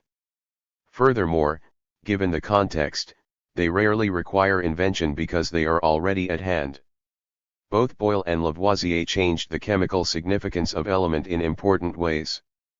But they did not invent the notion or even change the verbal formula that serves as its definition. Nor, as we have seen, did Einstein have to invent or even explicitly redefine space and time in order to give them new meaning within the context of his work. What then was Boyle's historical function in that part of his work that includes the famous definition? He was a leader of a scientific revolution that, by changing the relation of element to chemical manipulation and chemical theory, transformed the notion into a tool quite different from what it had been before and transformed both chemistry and the chemist's world in the process. 4 Other revolutions, including the one that centers around Lavoisier, were required to give the concept its modern form and function. But Boyle provides a typical example both of the process involved at each of these stages and of what happens to that process when existing knowledge is embodied in a textbook. More than any other single aspect of science, that pedagogic form has determined our image of the nature of science and of the role of discovery and invention in its advance. The resolution of revolutions. The textbooks we have just been discussing are produced only in the aftermath of a scientific revolution. They are the basis for a new tradition of normal science. In taking up the question of their structure, we have clearly missed a step. What is the process by which a new candidate for paradigm replaces its predecessor? Any new interpretation of nature, whether a discovery or a theory, emerges first in the mind of one or a few individuals. It is they who first learn to see science and the world differently, and their ability to make the transition is facilitated by two circumstances that are not common to most other members of their profession. Invariably, their attention has been intensely concentrated upon the crisis-provoking problems, usually, in addition, they are men so young or so new to the crisis-ridden field that practice has committed them less deeply than most of their contemporaries to the worldview and rules determined by the old paradigm. How are they able, what must they do, to convert the entire profession or the relevant professional subgroup to their way of seeing science and the world? What causes the group to abandon one tradition of normal research in favor of another? To see the urgency of those questions, remember that they are the only reconstructions the historian can supply for the philosopher's inquiry about the testing, verification, or falsification of established scientific theories. Insofar as he is engaged in normal science, the research worker is a solver of puzzles, not a tester of paradigms. Though he may, during the search for a particular puzzle solution, try out a number of alternative approaches, rejecting those that fail to yield the desired result, he is not testing the paradigm when he does so. Instead, he is like the chess player who, with the problem stated and the board physically or mentally before him, tries out various alternative moves in the search for a solution.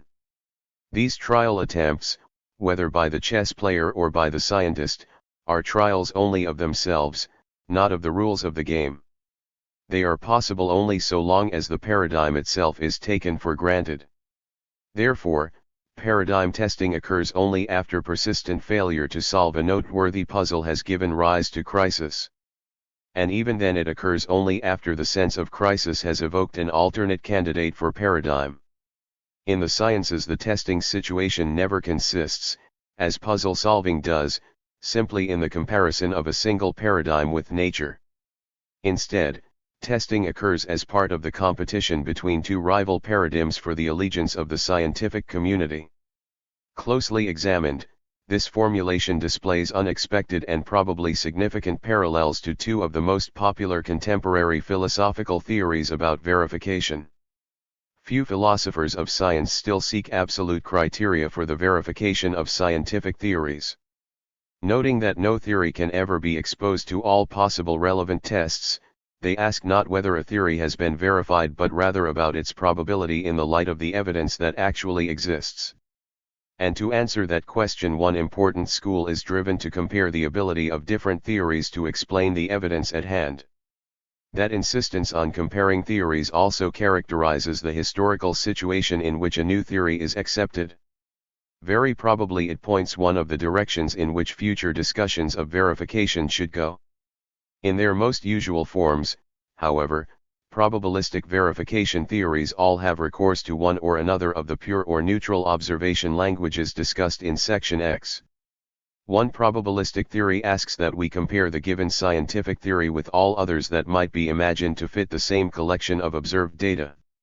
Another demands the construction in imagination of all the tests that the given scientific theory might conceivably be asked to pass. Point 1. Apparently some such construction is necessary for the computation of specific probabilities, absolute or relative, and it is hard to see how such a construction can possibly be achieved. If, as I have already urged, there can be no scientifically or empirically neutral system of language or concepts, then the proposed construction of alternate tests and theories must proceed from within one or another paradigm-based tradition.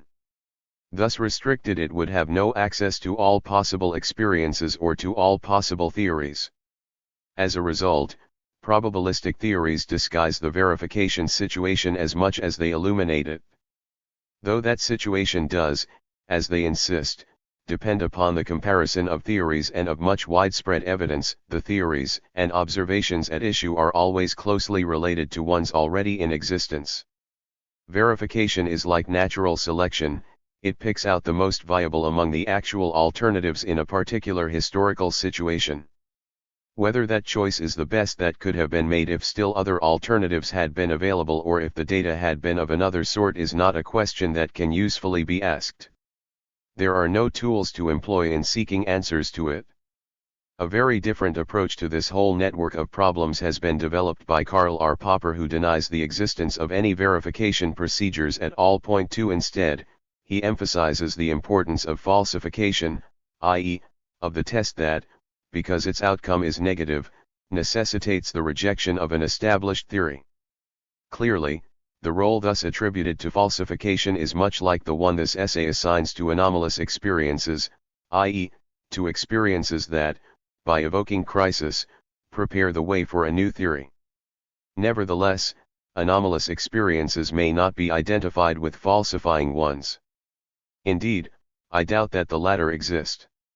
As has repeatedly been emphasized before, no theory ever solves all the puzzles with which it is confronted at a given time, nor are the solutions already achieved often perfect. On the contrary, it is just the incompleteness and imperfection of the existing data theory fit that, at any time, define many of the puzzles that characterize normal science.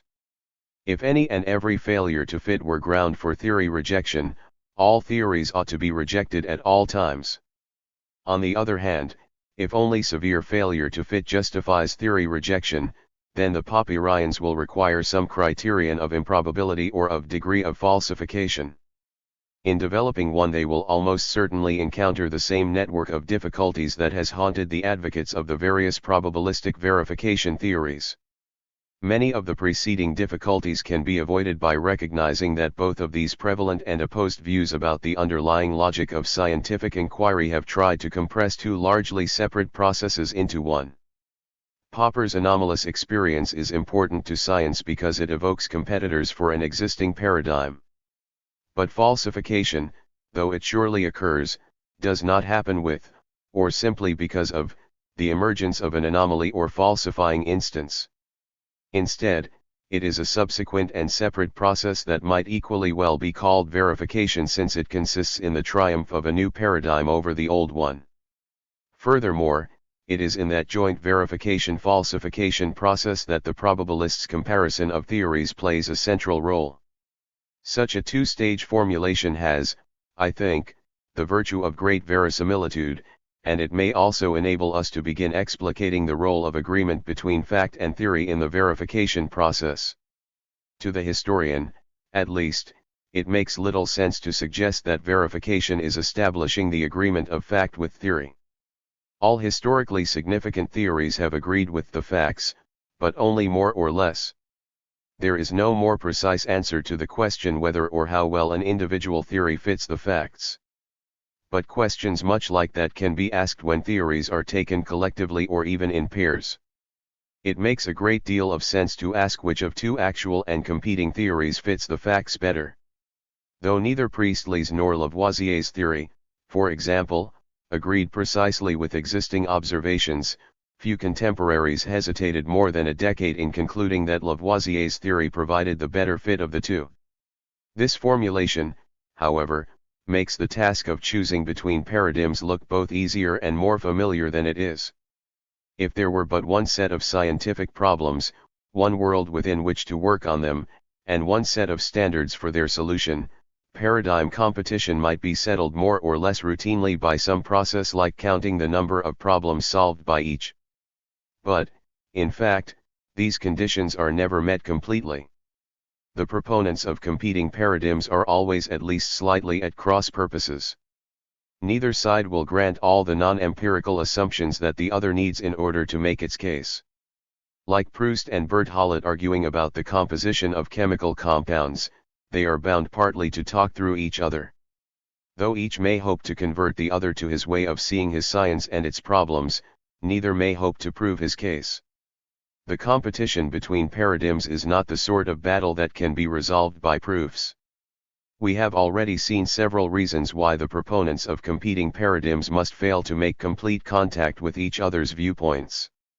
Collectively, these reasons have been described as the incommensurability of the pre- and post-revolutionary normal scientific traditions, and we need only recapitulate them briefly here. In the first place, the proponents of competing paradigms will often disagree about the list of problems that any candidate for paradigm must resolve. Their standards or their definitions of science are not the same. Must a theory of motion explain the cause of the attractive forces between particles of matter, or may it simply note the existence of such forces?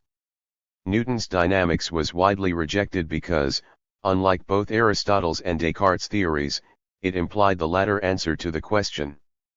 When Newton's theory had been accepted, a question was therefore banished from science. That question, however, was one that general relativity may proudly claim to have solved.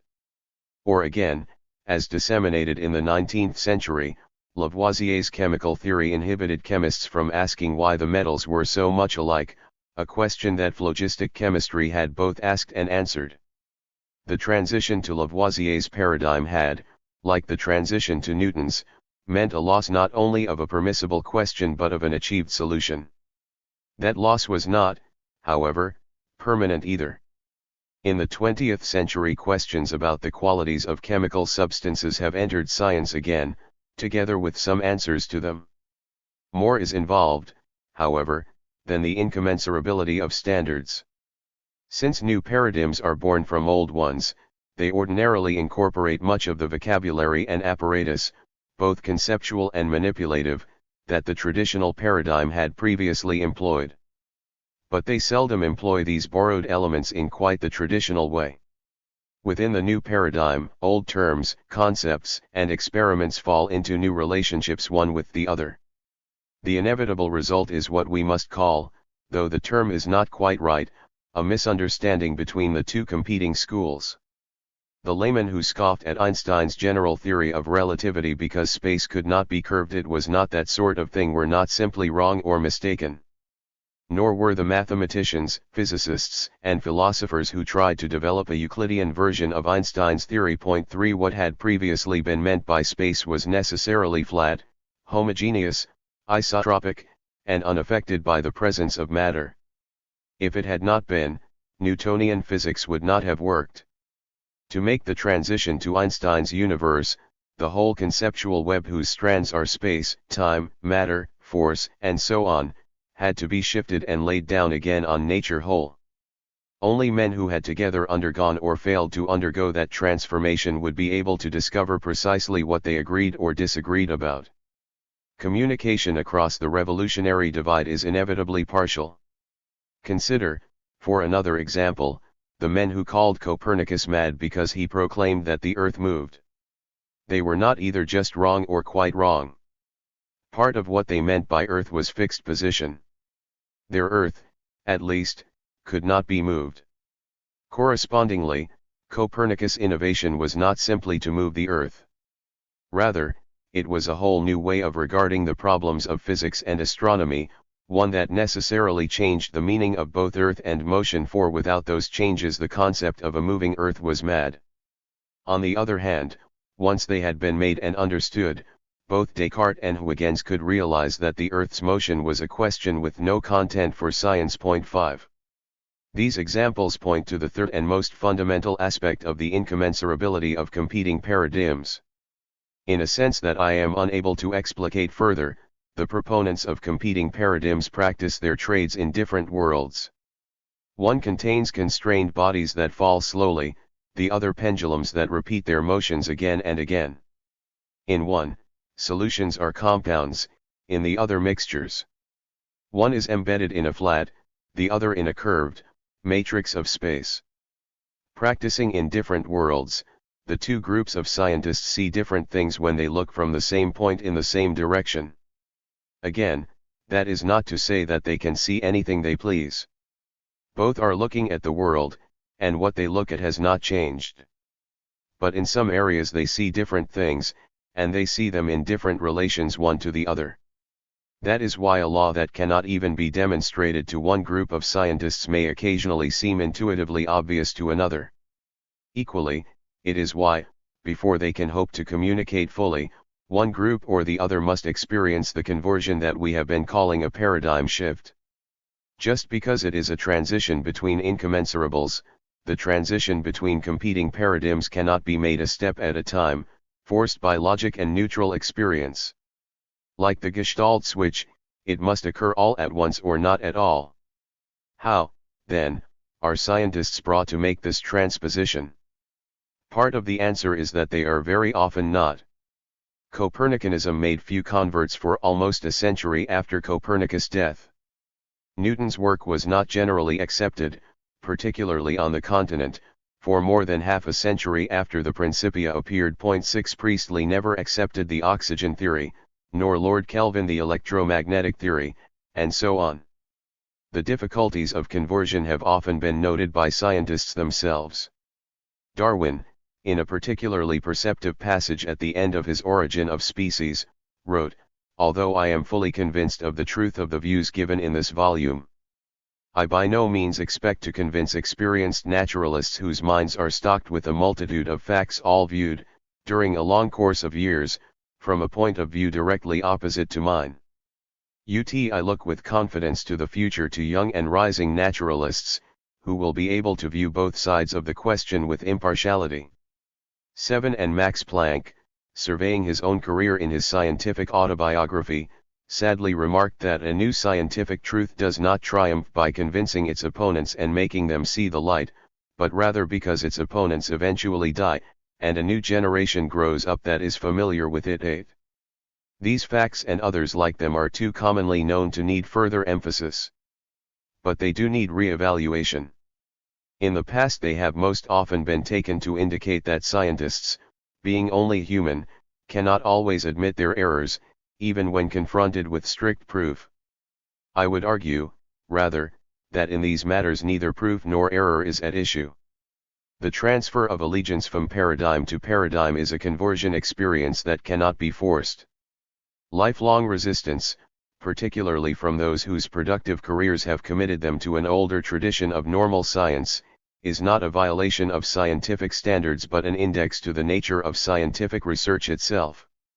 The source of resistance is the assurance that the older paradigm will ultimately solve all its problems, that nature can be shoved into the box the paradigm provides. Inevitably, at times of revolution, that assurance seems stubborn and pig-headed, as indeed it sometimes becomes. But it is also something more. That same assurance is what makes normal or puzzle-solving science possible.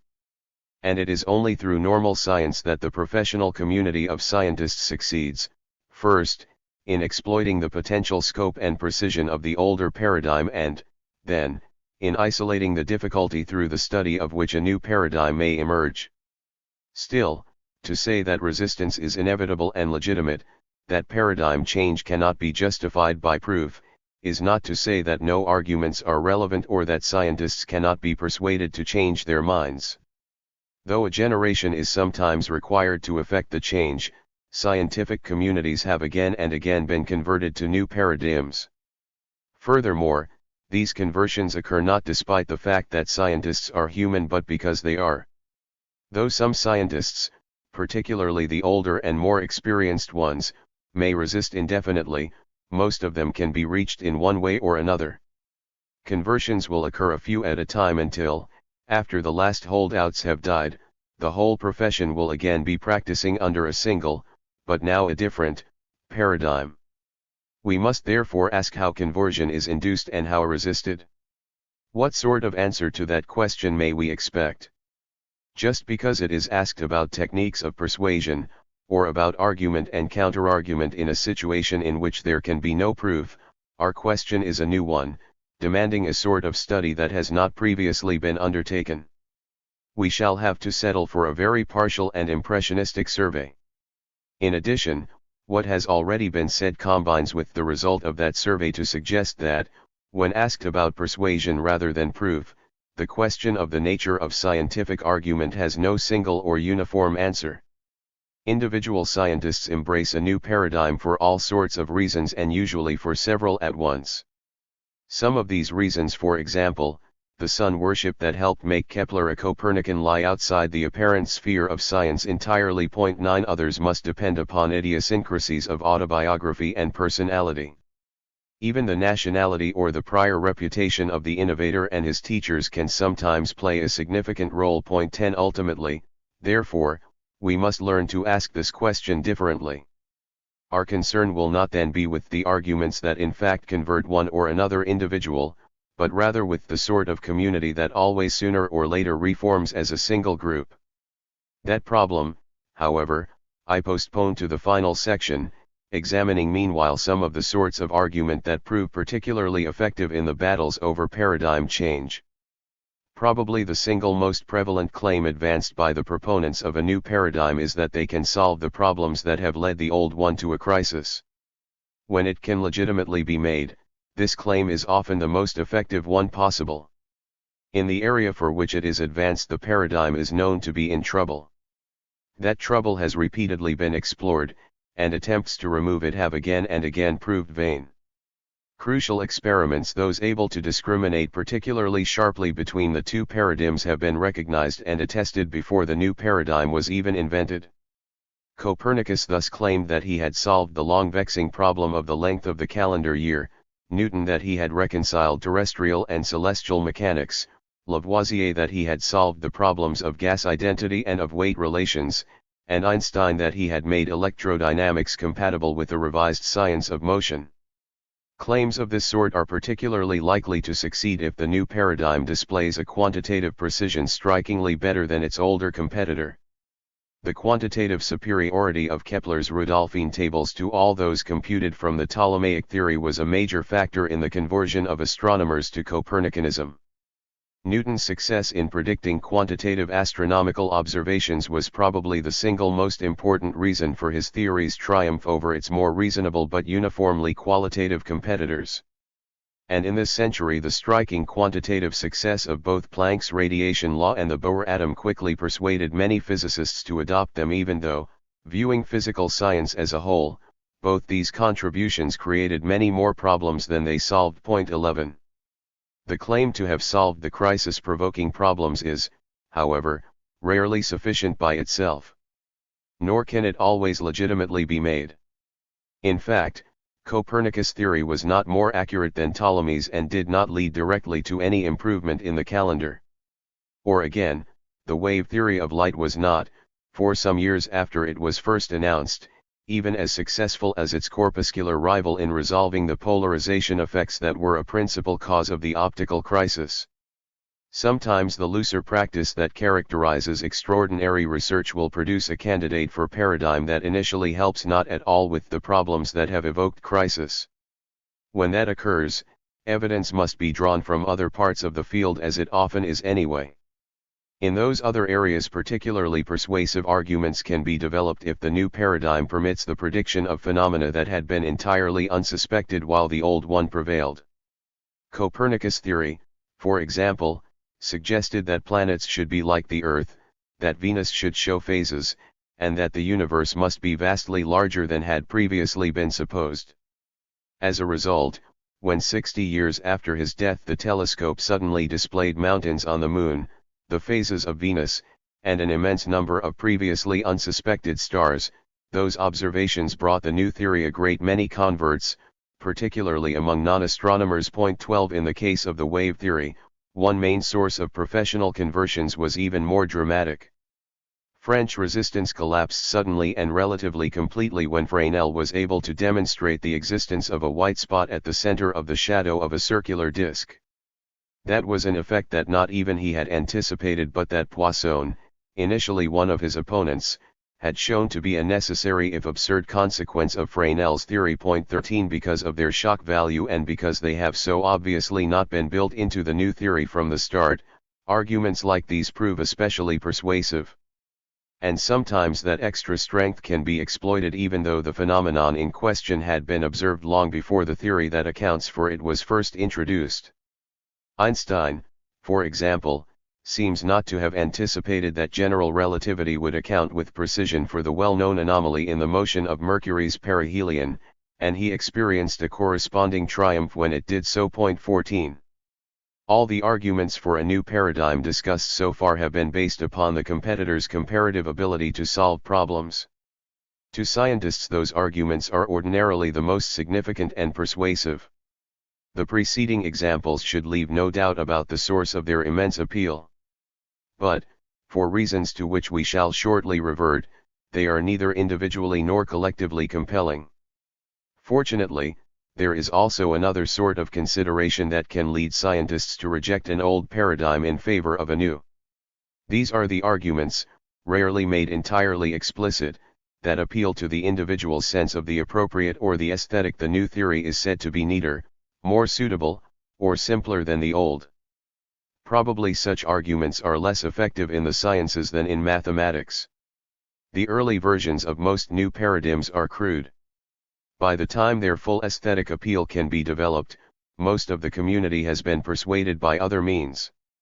Nevertheless, the importance of aesthetic considerations can sometimes be decisive.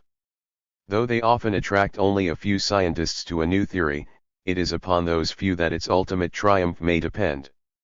If they had not quickly taken it up for highly individual reasons, the new candidate for paradigm might never have been sufficiently developed to attract the allegiance of the scientific community as a whole.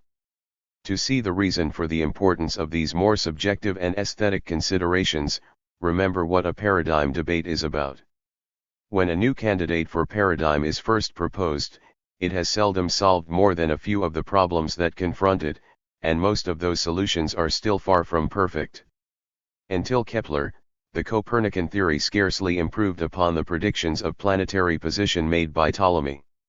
When Lavoisier saw oxygen as the air itself entire, his new theory could cope not at all with the problems presented by the proliferation of new gases, a point that Priestley made with great success in his counterattack. Cases like Fresnel's white spot are extremely rare. Ordinarily, it is only much later, after the new paradigm has been developed, accepted, and exploited that apparently decisive arguments, the Foucault pendulum to demonstrate the rotation of the Earth or the Fizeau experiment to show that light moves faster in air than in water, are developed.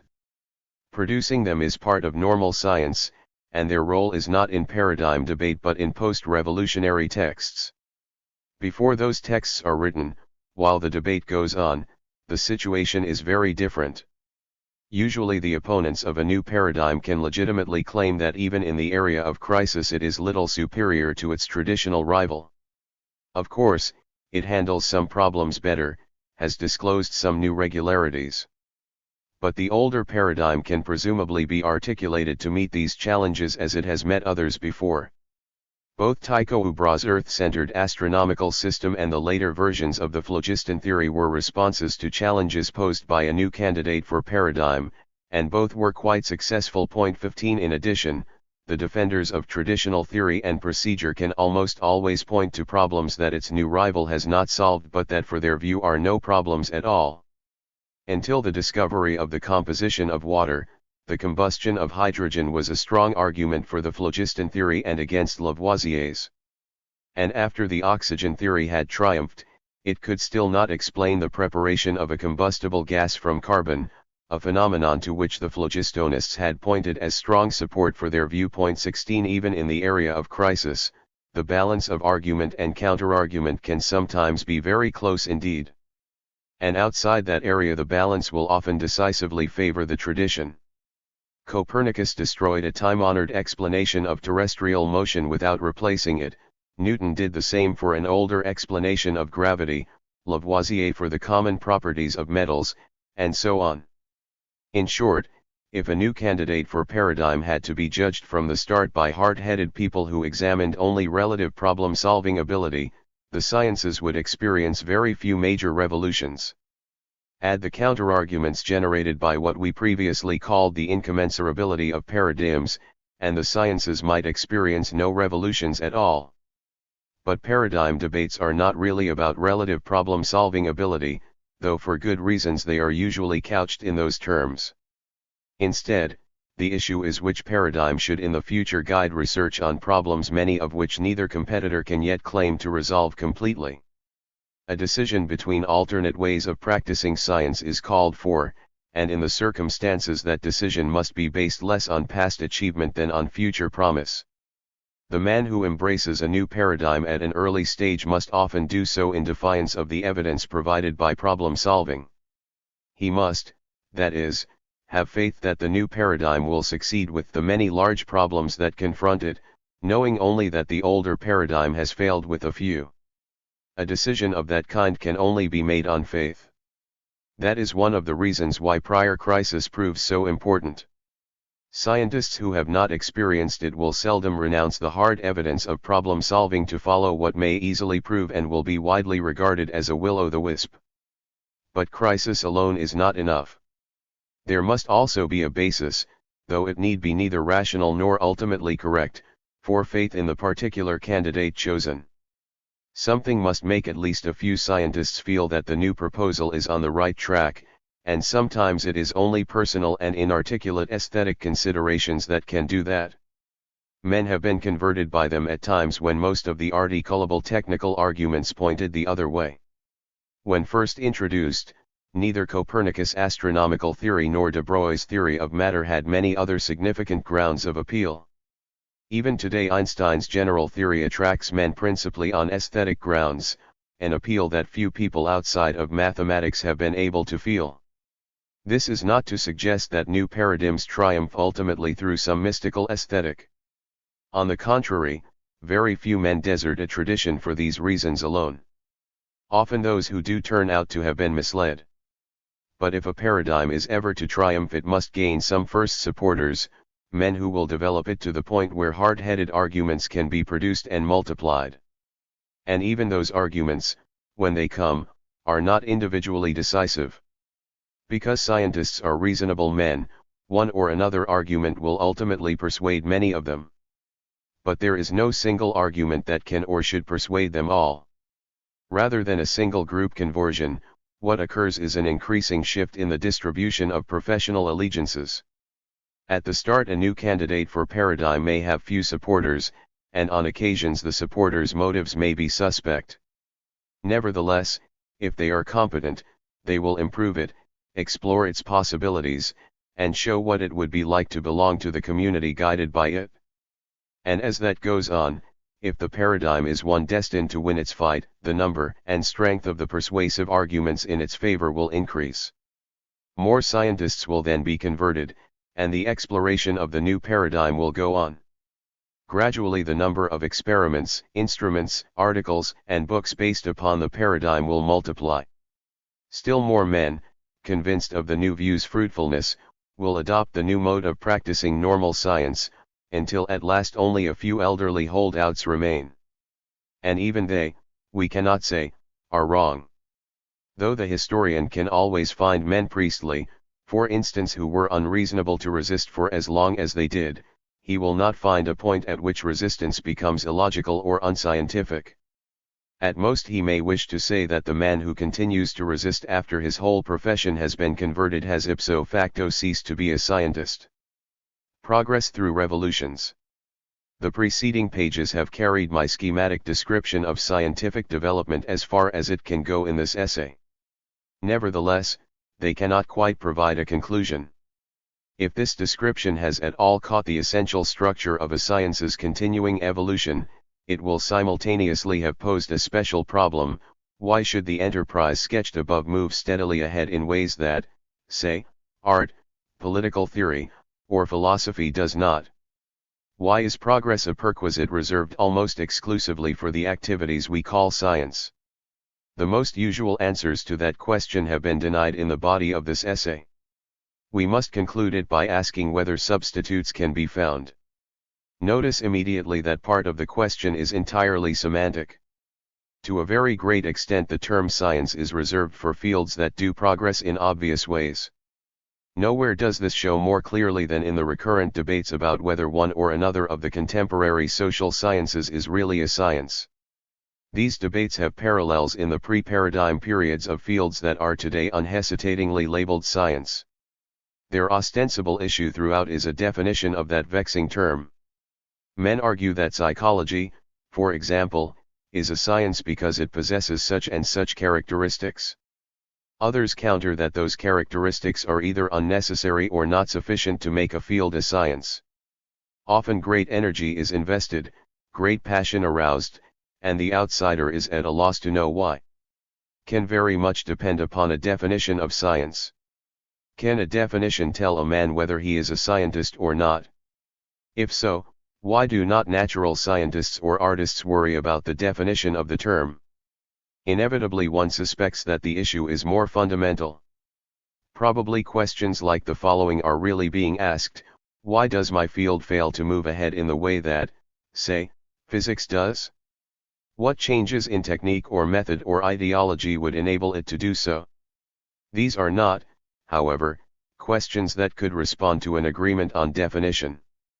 Furthermore, if precedent from the natural sciences serves, they will cease to be a source of concern not when a definition is found, but when the groups that now doubt their own status achieve consensus about their past and present accomplishments. It may, for example, be significant that economists argue less about whether their field is a science than do practitioners of some other fields of social science? Is that because economists know what science is? Or is it rather economics about which they agree? That point has a converse that, though no longer simply semantic, may help to display the inextricable connections between our notions of science and of progress. For many centuries, both in antiquity and again in early modern Europe, painting was regarded as the cumulative discipline. During those years the artist's goal was assumed to be representation. Critics and historians, like Pliny and Vasari, then recorded with veneration the series of inventions from foreshortening through chiaroscuro that had made possible successively more perfect representations of nature. 1 But those are also the years, particularly during the Renaissance, when little cleavage was felt between the sciences and the arts. Leonardo was only one of many men who passed freely back and forth between fields that only later became categorically distinct. 2 Furthermore, even after that steady exchange had ceased, the term art continued to apply as much to technology and the crafts, which were also seen as progressive, as to painting and sculpture. Only when the latter unequivocally renounced representation as their goal and began to learn again from primitive models did the cleavage we now take for granted assume anything like its present depth. And even today, to switch fields once more, part of our difficulty in seeing the profound differences between science and technology must relate to the fact that progress is an obvious attribute of both fields. It can, however, only clarify, not solve, our present difficulty to recognize that we tend to see as science any field in which progress is marked. There remains the problem of understanding why progress should be so noteworthy a characteristic of an enterprise conducted with the techniques and goals this essay has described. That question proves to be several in one, and we shall have to consider each of them separately. In all cases but the last, however, their resolution will depend in part upon an inversion of our normal view of the relation between scientific activity and the community that practices it. We must learn to recognize as causes what have ordinarily been taken to be effects. If we can do that, the phrases scientific progress and even scientific objectivity may come to seem in part redundant. In fact, one aspect of the redundancy has just been illustrated. Does a field make progress because it is a science, or is it a science because it makes progress? Ask now why an enterprise like normal science should progress, and begin by recalling a few of its most salient characteristics. Normally, the members of a mature scientific community work from a single paradigm or from a closely related set. Very rarely do different scientific communities investigate the same problems. In those exceptional cases the groups hold several major paradigms in common. Viewed from within any single community, however, whether of scientists or of non-scientists, the result of successful creative work is progress. How could it possibly be anything else? We have, for example, just noted that while artists aimed at representation as their goal, both critics and historians chronicled the progress of the apparently united group. Other creative fields display progress of the same sort. The theologian who articulates dogma or the philosopher who refines the Kantian imperatives contributes to progress, if only to that of the group that shares his premises. No creative school recognizes a category of work that is, on the one hand, a creative success, but is not, on the other, an addition to the collective achievement of the group. If we doubt, as many do, that non-scientific fields make progress, that cannot be because individual schools make none. Rather, it must be because there are always competing schools, each of which constantly questions the very foundations of the others. The man who argues that philosophy, for example, has made no progress emphasizes that there are still Aristotelians, not that Aristotelianism has failed to progress. These doubts about progress arise, however, in the sciences too. Throughout the pre-paradigm period when there is a multiplicity of competing schools, evidence of progress, except within schools, is very hard to find. This is the period described in section 2 as one during which individuals practice science, but in which the results of their enterprise do not add up to science as we know it.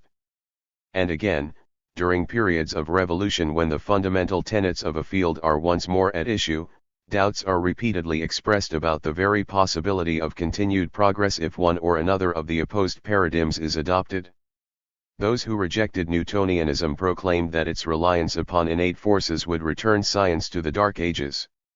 Those who opposed Lavoisier's chemistry held that the rejection of chemical principles in favor of laboratory elements was the rejection of achieved chemical explanation by those who would take refuge in a mere name. A similar, though more moderately expressed, feeling seems to underlie the opposition of Einstein, Bohm, and others, to the dominant probabilistic interpretation of quantum mechanics. In short, it is only during periods of normal science that progress seems both obvious and assured. During those periods, however, the scientific community could view the fruits of its work in no other way. With respect to normal science, then, part of the answer to the problem of progress lies simply in the eye of the beholder. Scientific progress is not different in kind from progress in other fields, but the absence at most times of competing schools that question each other's aims and standards makes the progress of a normal scientific community far easier to see. That, however, is only part of the answer and by no means the most important part. We have, for example, already noted that once the reception of a common paradigm has freed the scientific community from the need constantly to re-examine its first principles, the members of that community can concentrate exclusively upon the subtlest and most esoteric of the phenomena that concern it. Inevitably, that does increase both the effectiveness and the efficiency with which the group as a whole solves new problems. Other aspects of professional life in the sciences enhance this very special efficiency still further. Some of these are consequences of the unparalleled insulation of mature scientific communities from the demands of the laity and of everyday life. That insulation has never been complete. We are now discussing matters of degree. Nevertheless, there are no other professional communities in which individual creative work is so exclusively addressed to and evaluated by other members of the profession. The most esoteric of poets or the most abstract of theologians is far more concerned than the scientist with lay approbation of his creative work, though he may be even less concerned with approbation in general. That difference proves consequential. Just because he is working only for an audience of colleagues, an audience that shares his own values and beliefs, the scientist can take a single set of standards for granted. He need not worry about what some other group or school will think and can therefore dispose of one problem and get on to the next more quickly than those who work for a more heterodox group.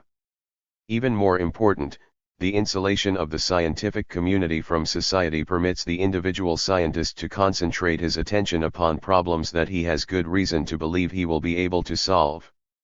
Unlike the engineer, and many doctors, and most theologians, the scientist need not choose problems because they urgently need solution and without regard for the tools available to solve them. In this respect, also, the contrast between natural scientists and many social scientists proves instructive. The latter often tend, as the former almost never do, to defend their choice of a research problem, e.g., the effects of racial discrimination or the causes of the business cycle, chiefly in terms of the social importance of achieving a solution. Which group would one then expect to solve problems at a more rapid rate? The effects of insulation from the larger society are greatly intensified by another characteristic of the professional scientific community, the nature of its educational initiation. In music, the graphic arts, and literature, the practitioner gains his education by exposure to the works of other artists, principally earlier artists. Textbooks, except compendia of or handbooks to original creations, have only a secondary role. In history, philosophy, and the social sciences, textbook literature has a greater significance. But even in these fields, the elementary college course employs parallel readings in original sources, some of them the classics of the field, others the contemporary research reports that practitioners write for each other. As a result, the student in any one of these disciplines is constantly made aware of the immense variety of problems that the members of his future group have, in the course of time, attempted to solve. Even more important, he has constantly before him a number of competing and incommensurable solutions to these problems, solutions that he must ultimately evaluate for himself. Contrast this situation with that in at least the contemporary natural sciences. In these fields the student relies mainly on textbooks until, in his third or fourth year of graduate work, he begins his own research. Many science curricula do not ask even graduate students to read in works not written specially for students. The few that do assign supplementary reading in research papers and monographs restrict such assignments to the most advanced courses and to materials that take up more or less where the available texts leave off. Until the very last stages in the education of a scientist, textbooks are systematically substituted for the creative scientific literature that made them possible. Given the confidence in their paradigms, which makes this educational technique possible, few scientists would wish to change it. Why, after all, should the student of physics, for example, read the works of Newton, Faraday, Einstein, or Schrödinger, when everything he needs to know about these works is recapitulated in a far briefer, more precise, and more systematic form in a number of up-to-date textbooks? Without wishing to defend the excessive lengths to which this type of education has occasionally been carried, one cannot help but notice that in general it has been immensely effective. Of course, it is a narrow and rigid education, probably more so than any other except perhaps in orthodox theology.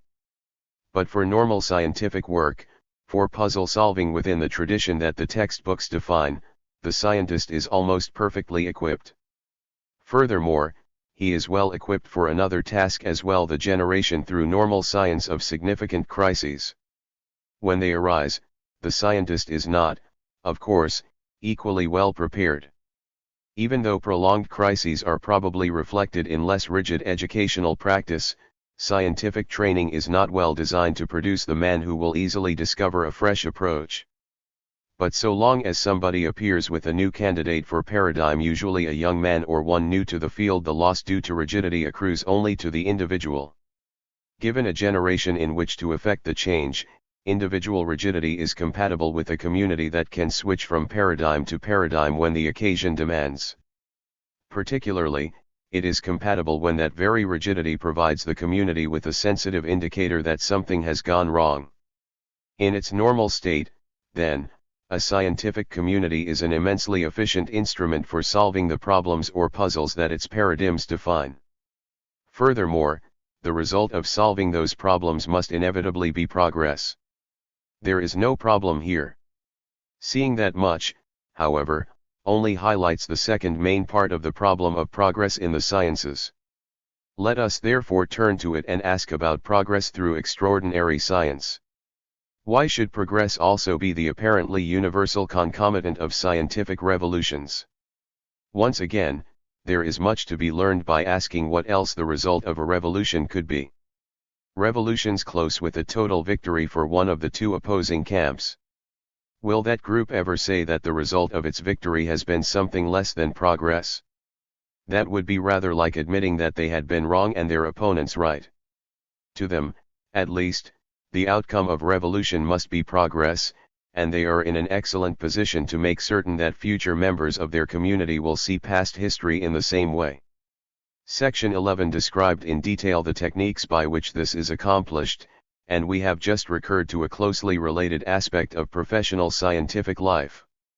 When it repudiates a past paradigm, a scientific community simultaneously renounces, as a fit subject for professional scrutiny, most of the books and articles in which that paradigm had been embodied. Scientific education makes use of no equivalent for the art museum or the library of classics, and the result is a sometimes drastic distortion in the scientist's perception of his discipline's past. More than the practitioners of other creative fields, he comes to see it as leading in a straight line to the discipline's present vantage. In short, he comes to see it as progress. No alternative is available to him while he remains in the field. Inevitably, those remarks will suggest that the member of a mature scientific community is, like the typical character of Orwell's 1984, the victim of a history rewritten by the powers that be.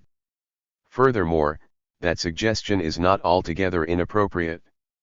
There are losses as well as gains in scientific revolutions, and scientists tend to be peculiarly blind to the former. Point 3. On the other hand, No explanation of progress through revolutions may stop at this point. To do so would be to imply that in the sciences might makes right, a formulation which would again not be entirely wrong if it did not suppress the nature of the process and of the authority by which the choice between paradigms is made. If authority alone, and particularly if non-professional authority, were the arbiter of paradigm debates, the outcome of those debates might still be revolution, but it would not be scientific revolution. The very existence of science depends upon vesting the power to choose between paradigms in the members of a special kind of community. Just how special that community must be if science is to survive and grow may be indicated by the very tenuousness of humanity's hold on the scientific enterprise. Every civilization of which we have records has possessed a technology, an art, a religion, a political system, laws, and so on. In many cases those facets of civilization have been as developed as our own. But only the civilizations that descend from Hellenic Greece have possessed more than the most rudimentary science. The bulk of scientific knowledge is a product of Europe in the last 4 centuries. No other place and time has supported the very special communities from which scientific productivity comes. What are the essential characteristics of these communities? Obviously, they need vastly more study. In this area only the most tentative generalizations are possible. Nevertheless, a number of requisites for membership in a professional scientific group must already be strikingly clear. The scientist must, for example, be concerned to solve problems about the behavior of nature. In addition, though his concern with nature may be global in its extent, the problems on which he works must be problems of detail. More important, the solutions that satisfy him may not be merely personal but must instead be accepted as solutions by many. The group that shares them may not, however, be drawn at random from society as a whole, but is rather the well-defined community of the scientist's professional compeers. One of the strongest, if still unwritten, rules of scientific life is the prohibition of appeals to heads of state or to the populace at large in matters scientific. Recognition of the existence of a uniquely competent professional group and acceptance of its role as the exclusive arbiter of professional achievement has further implications.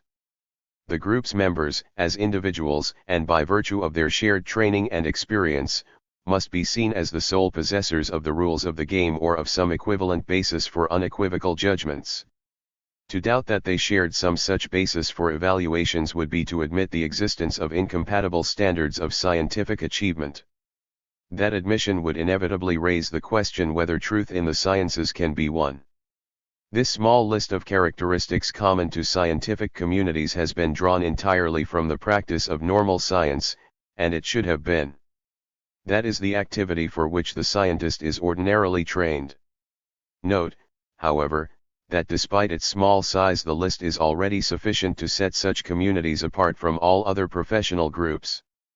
And note, in addition, that despite its source in normal science the list accounts for many special features of the group's response during revolutions and particularly during paradigm debates. We have already observed that a group of this sort must see a paradigm change as progress.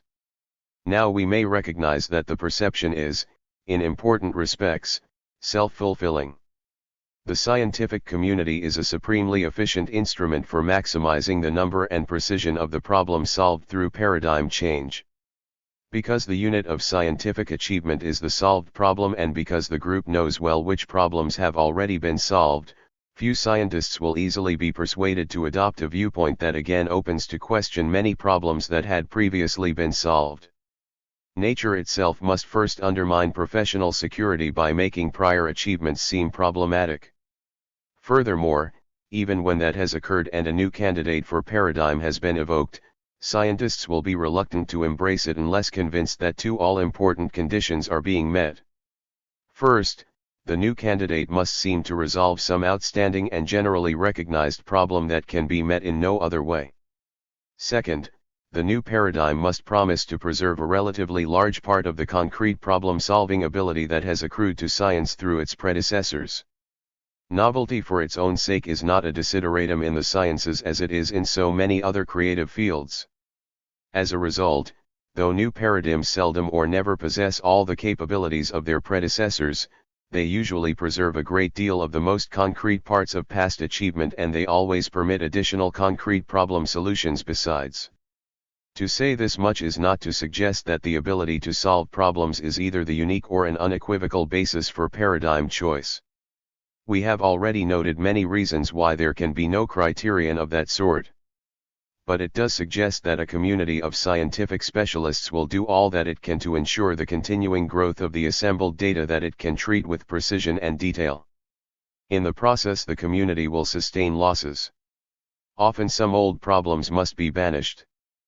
Frequently, in addition, revolution narrows the scope of the community's professional concerns, increases the extent of its specialization, and attenuates its communication with other groups, both scientific and lay.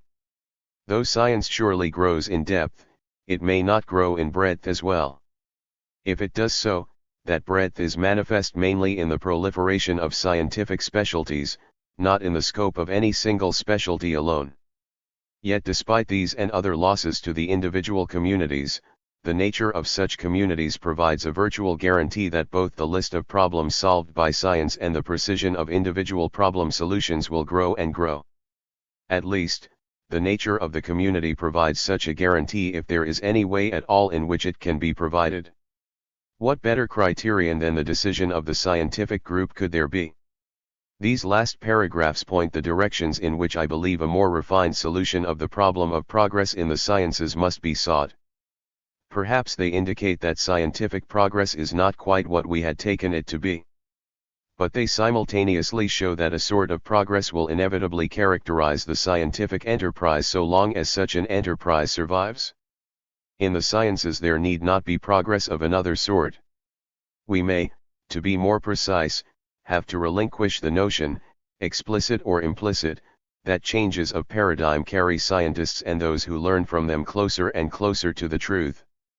It is now time to notice that until the last very few pages the term truth had entered this essay only in a quotation from Francis Bacon. And even in those pages it entered only as a source for the scientist's conviction that incompatible rules for doing science cannot coexist except during revolutions when the profession's main task is to eliminate all sets but one. The developmental process described in this essay has been a process of evolution from primitive beginnings, a process whose successive stages are characterized by an increasingly detailed and refined understanding of nature. But nothing that has been or will be said makes it a process of evolution toward anything. Inevitably that lacuna will have disturbed many readers. We are all deeply accustomed to seeing science as the one enterprise that draws constantly nearer to some goal set by nature in advance. But need there be any such goal? Can we not account for both science's existence and its success in terms of evolution from the community's state of knowledge at any given time? Does it really help to imagine that there is some one full, objective, true account of nature, and that the proper measure of scientific achievement is the extent to which it brings us closer to that ultimate goal? If we can learn to substitute evolution from what we do know for evolution toward what we wish to know, a number of vexing problems may vanish in the process. Somewhere in this maze, for example, must lie the problem of induction. I cannot yet specify in any detail the consequences of this alternate view of scientific advance. But it helps to recognize that the conceptual transposition here recommended is very close to one that the West undertook just a century ago.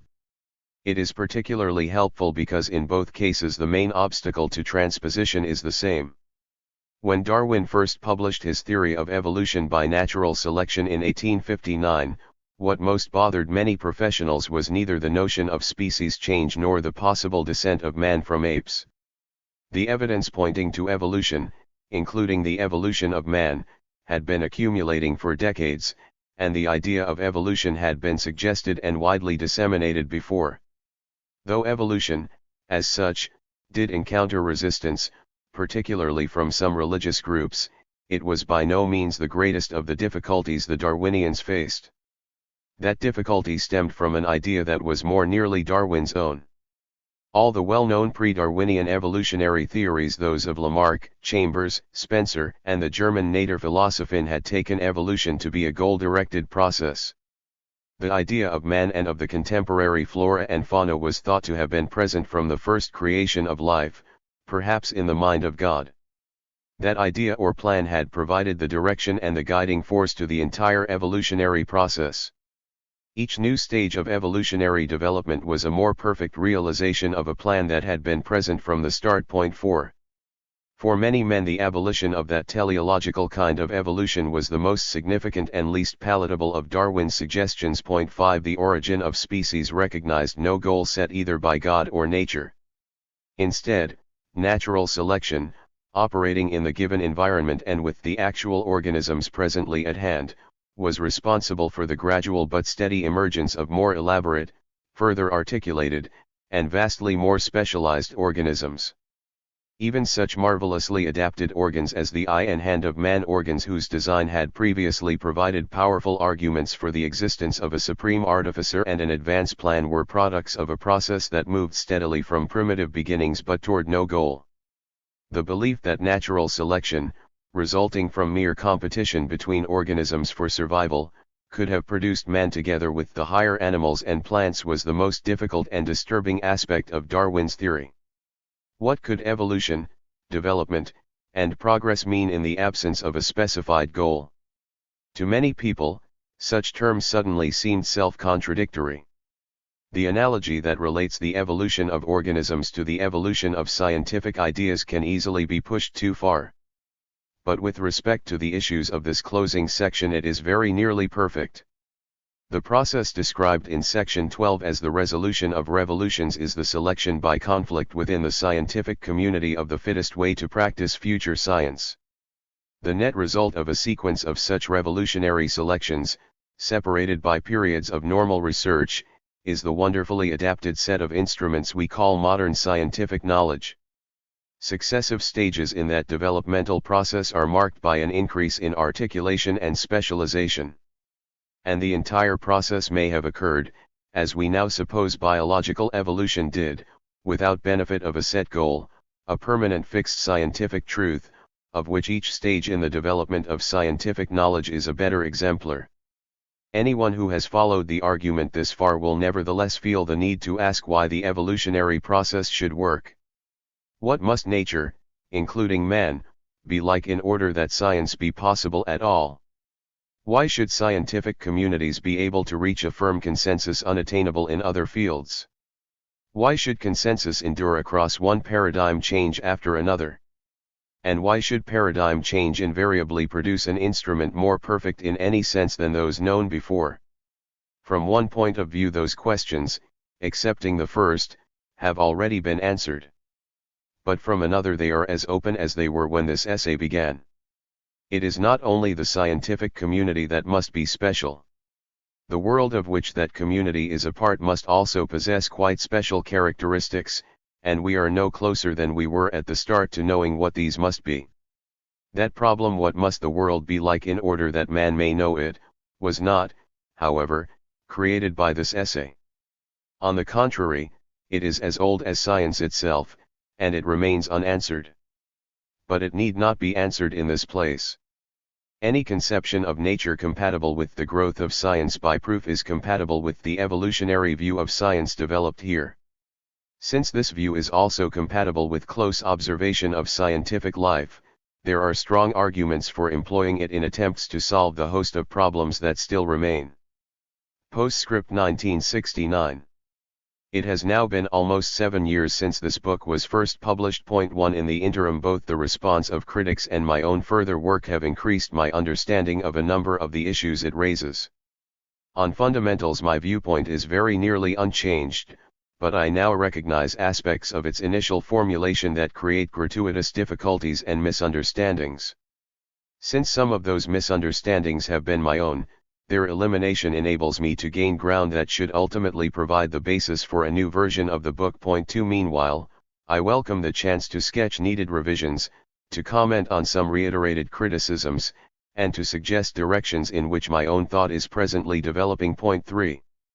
Several of the key difficulties of my original text cluster about the concept of a paradigm, and my discussion begins with them. Point 4. In the subsection that follows at once, I suggest the desirability of disentangling that concept from the notion of a scientific community, indicate how this may be done, and discuss some significant consequences of the resulting analytic separation.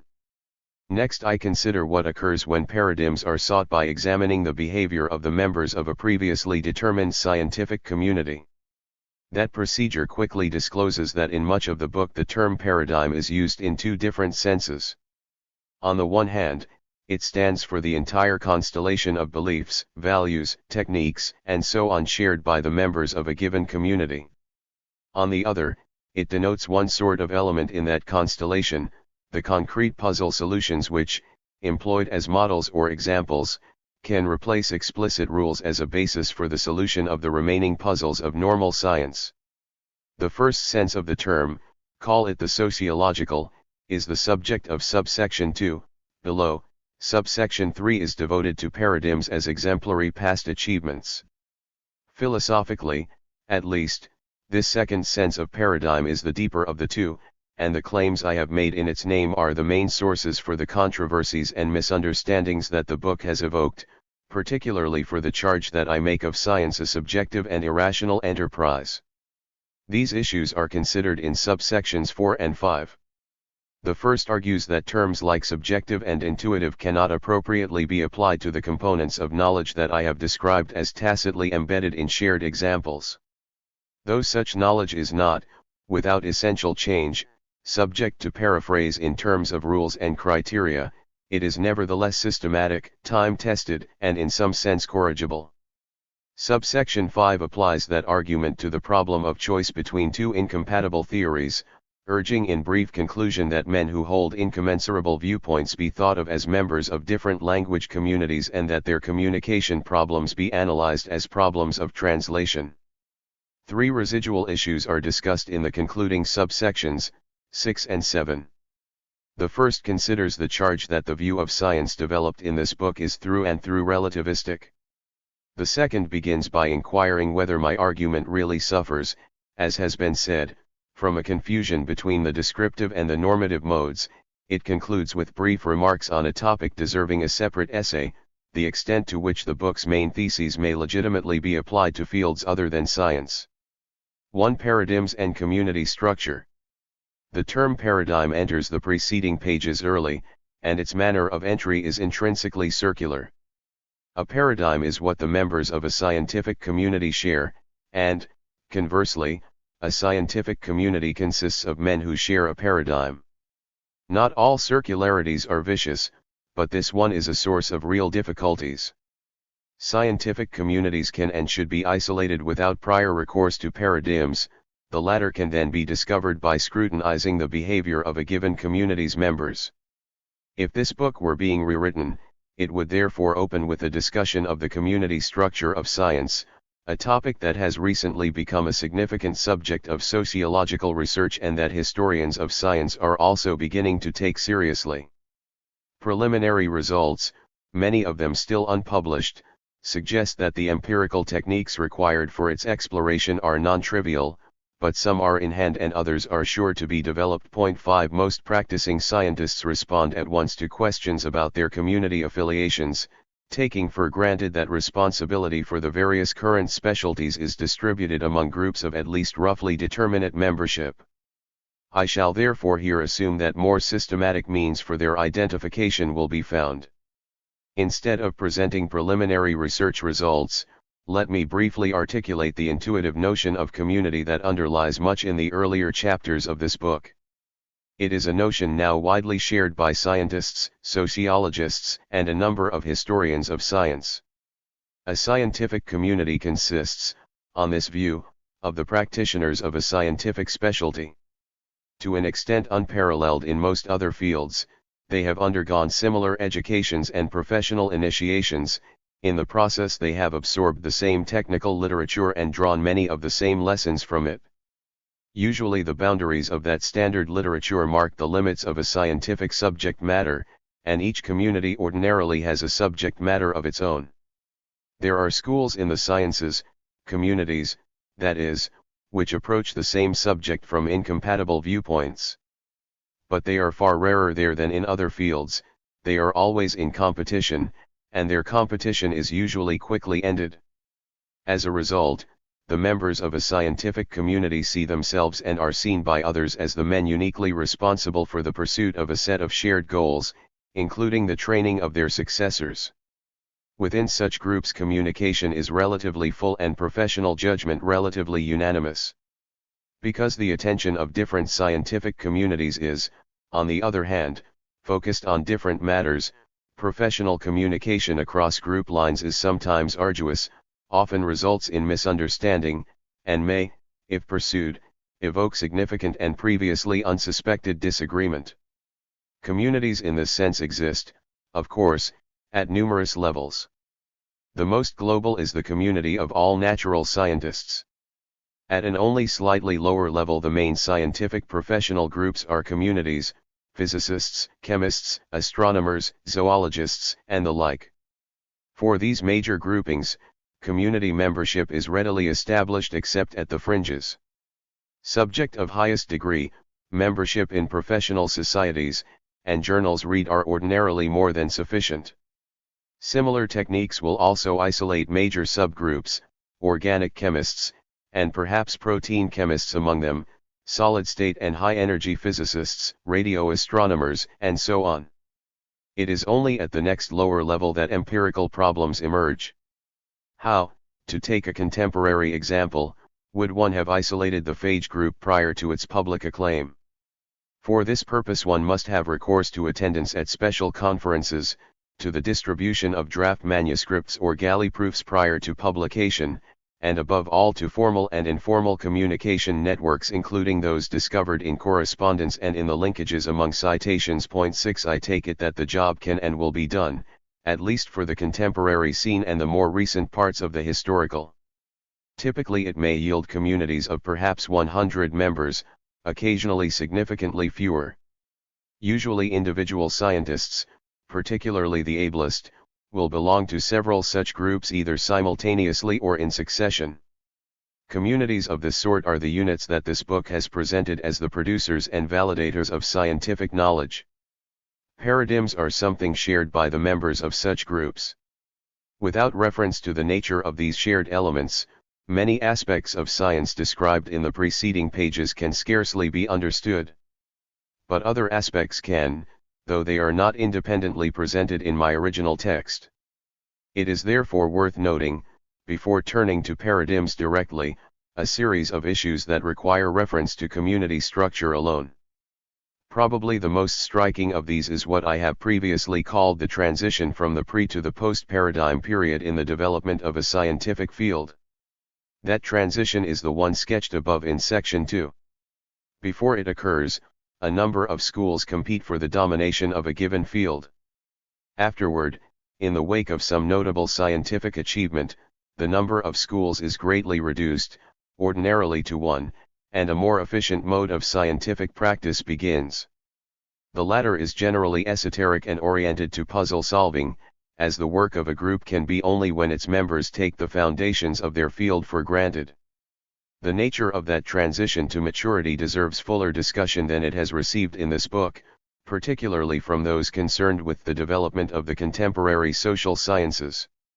To that end it may help to point out that the transition need not be associated with the first acquisition of a paradigm.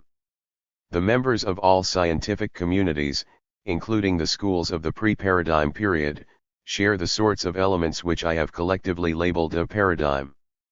What changes with the transition to maturity is not the presence of a paradigm but rather its nature. Only after the change is normal puzzle-solving research possible. Many of the attributes of a developed science which I have above associated with the acquisition of a paradigm I would therefore now discuss as consequences of the acquisition of the sort of paradigm that identifies challenging puzzles, supplies clues to their solution, and guarantees that the truly clever practitioner will succeed.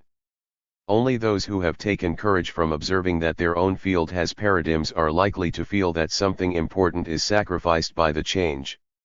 A second issue, more important at least to historians, concerns this book's implicit one-to-one identification of scientific communities with scientific subject matters. I have, that is, repeatedly acted as though, say, Physical optics, electricity, and heat must name scientific communities because they do name subject matters for research. The only alternative my text has seemed to allow is that all these subjects have belonged to the physics community. Identifications of that sort will not, however, usually withstand examination, as my colleagues in history have repeatedly pointed out. There was, for example, no physics community before the mid-19th century, and it was then formed by the merger of parts of two previously separate communities, mathematics and natural philosophy. What is today the subject matter for a single broad community has been variously distributed among diverse communities in the past. Other narrower subjects, for example heat and the theory of matter, have existed for long periods without becoming the special province of any single scientific community. Both normal science and revolutions are, however, community-based activities. To discover and analyze them, one must first unravel the changing community structure of the sciences over time. A paradigm governs, in the first instance, not a subject matter but rather a group of practitioners. Any study of paradigm-directed or of paradigm-shattering research must begin by locating the responsible group or groups. When the analysis of scientific development is approached in that way, several difficulties which have been foci for critical attention are likely to vanish. A number of commentators have, for example, used the theory of matter to suggest that I drastically overstate the unanimity of scientists in their allegiance to a paradigm. Until comparatively recently, they point out, those theories have been topics for continuing disagreement and debate. I agree with the description but think it no counterexample.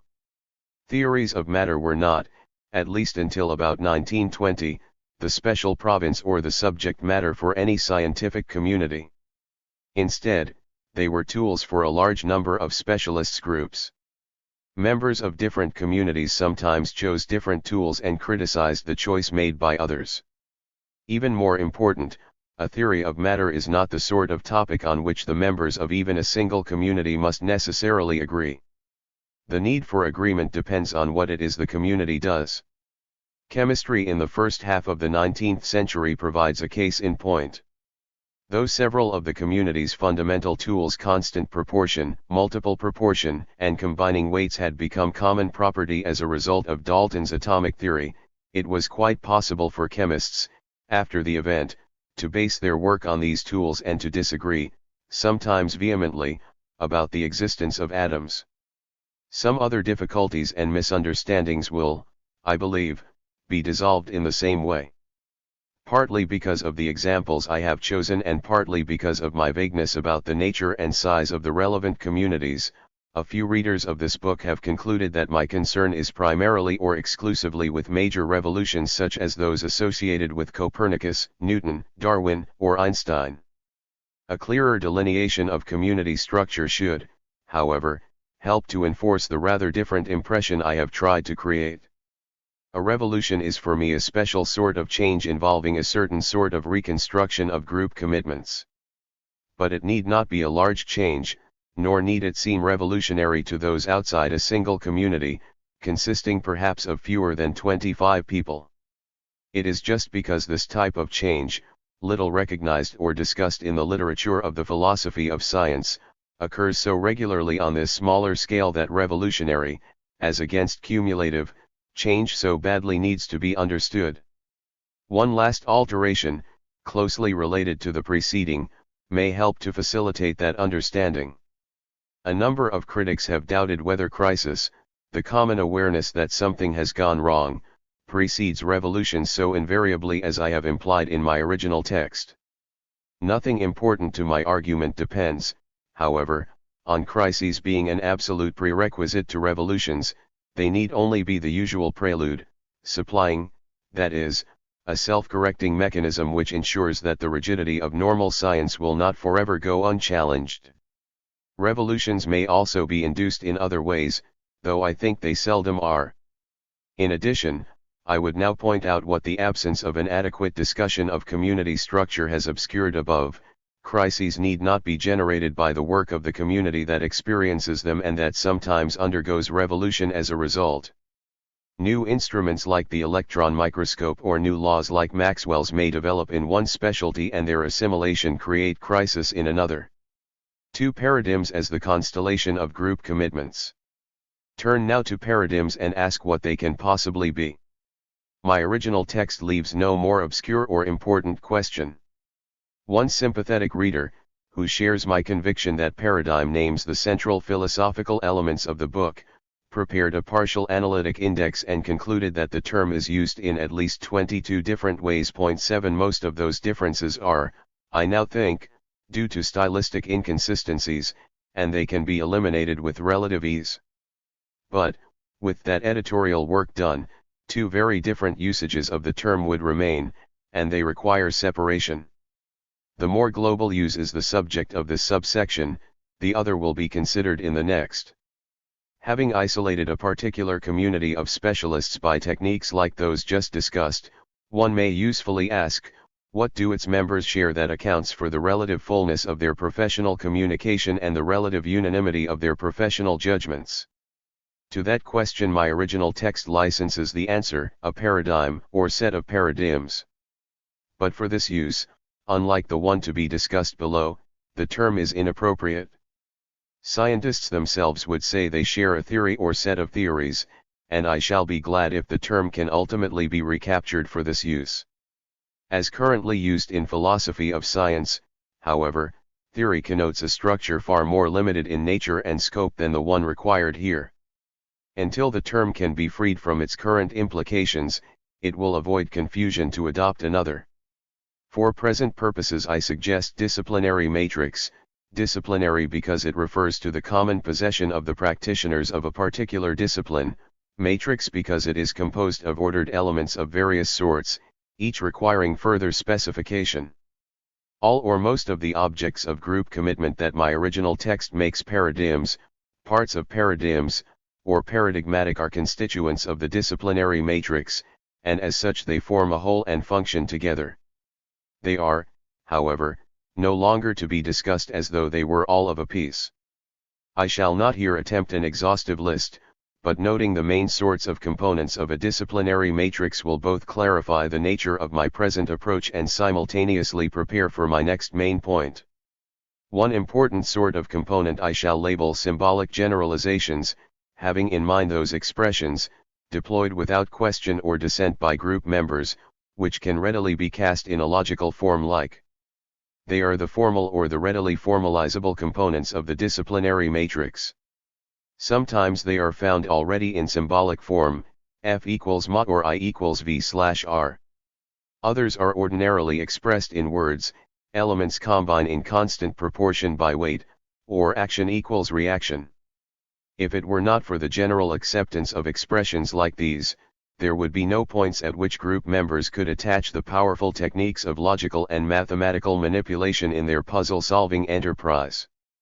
Though the example of taxonomy suggests that normal science can proceed with few such expressions, the power of a science seems quite generally to increase with the number of symbolic generalizations its practitioners have at their disposal.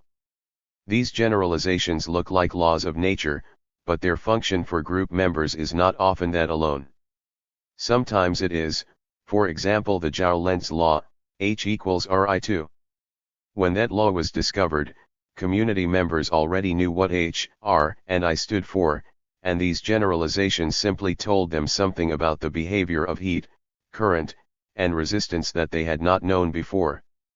But more often, as discussion earlier in the book indicates, symbolic generalizations simultaneously serve a second function, one that is ordinarily sharply separated in analyses by philosophers of science. Like F equals ma or I equals V/R, they function in part as laws but also in part as definitions of some of the symbols they deploy. Furthermore, the balance between their inseparable legislative and definitional force shifts over time. In another context these points would repay detailed analysis, for the nature of the commitment to a law is very different from that of commitment to a definition. Laws are often corrigible piecemeal, but definitions, being tautologies, are not. For example, part of what the acceptance of Ohm's law demanded was a redefinition of both current and resistance, If those terms had continued to mean what they had meant before, Ohm's law could not have been right. That is why it was so strenuously opposed as, say, the Joule-Lentz law was not. 8 Probably that situation is typical. I currently suspect that all revolutions involve, among other things, the abandonment of generalizations, the force of which had previously been in some part that of tautologies. Did Einstein show that simultaneity was relative, or did he alter the notion of simultaneity itself? Were those who heard paradox in the phrase relativity of simultaneity simply wrong?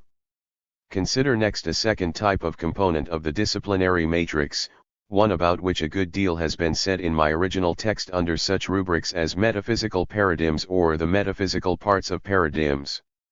I have in mind shared commitments to such beliefs as, heat is the kinetic energy of the constituent parts of bodies, all perceptible phenomena are due to the interaction of qualitatively neutral atoms in the void, or, alternatively, to matter and force, or to fields. Rewriting the book now, I would describe such commitments as beliefs in particular models, and I would expand the category models to include also the relatively heuristic variety. The electric circuit may be regarded as a steady-state hydrodynamic system. The molecules of a gas behave like tiny elastic billiard balls in random motion. Though the strength of group commitment varies, with non-trivial consequences, along the spectrum from heuristic to ontological models, all models have similar functions. Among other things, they supply the group with preferred or permissible analogies and metaphors. By doing so, they help to determine what will be accepted as an explanation and as a puzzle solution. Conversely, they assist in the determination of the roster of unsolved puzzles and in the evaluation of the importance of each. Note, however, that the members of scientific communities may not have to share even heuristic models, though they usually do so. I have already pointed out that membership in the community of chemists during the first half of the 19th century did not demand a belief in atoms. A third sort of element in the disciplinary matrix I shall here describe as values.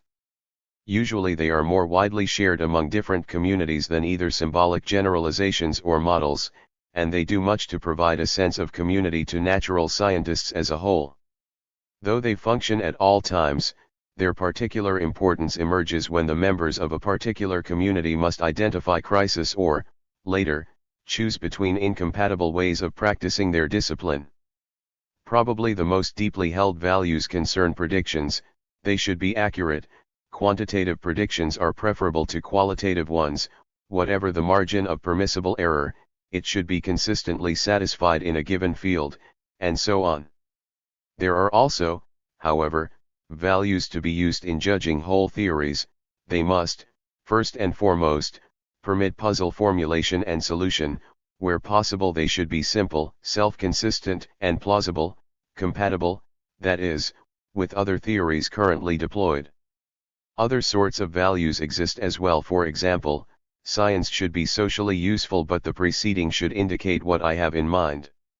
One aspect of shared values does, however, require particular mention. To a greater extent than other sorts of components of the disciplinary matrix, values may be shared by men who differ in their application. Judgments of accuracy are relatively, though not entirely, stable from one time to another and from one member to another in a particular group. But judgments of simplicity, consistency, plausibility, and so on often vary greatly from individual to individual.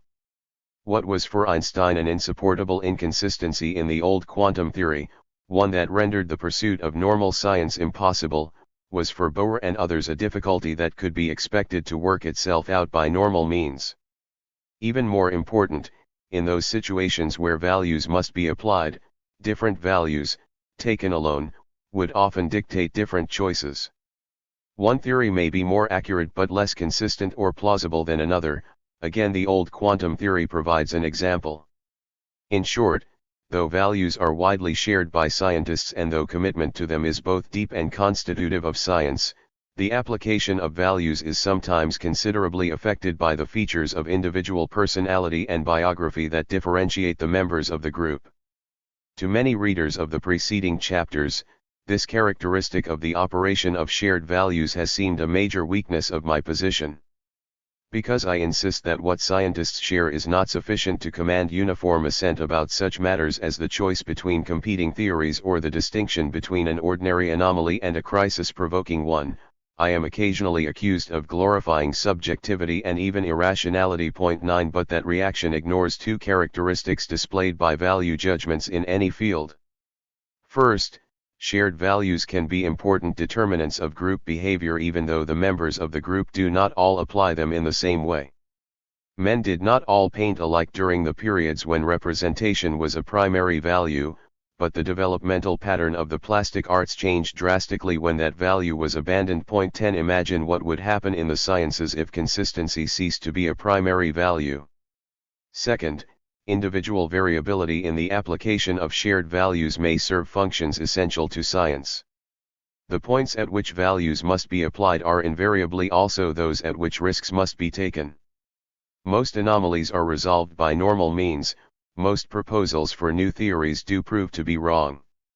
If all members of a community responded to each anomaly as a source of crisis or embraced each new theory advanced by a colleague, science would cease. If, on the other hand, no one reacted to anomalies or to brand new theories in high-risk ways, there would be few or no revolutions. In matters like these, the resort to shared values rather than to shared rules governing individual choice may be the community's way of distributing risk and assuring the long-term success of its enterprise. Turn now to a fourth sort of element in the disciplinary matrix, not the only other kind but the last I shall discuss here.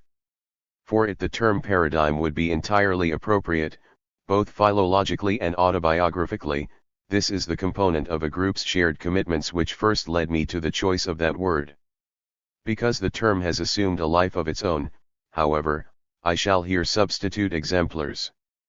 By it I mean, initially, the concrete problem solutions that students encounter from the start of their scientific education, whether in laboratories, on examinations, or at the ends of chapters in science texts.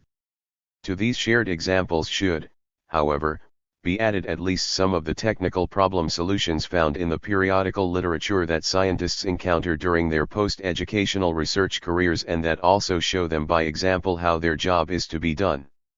More than other sorts of components of the disciplinary matrix, differences between sets of exemplars provide the community fine structure of science. All physicists, for example, begin by learning the same exemplars, problems such as the inclined plane, the conical pendulum, and Keplerian orbits, instruments such as the vernier, the calorimeter, and the Wheatstone bridge.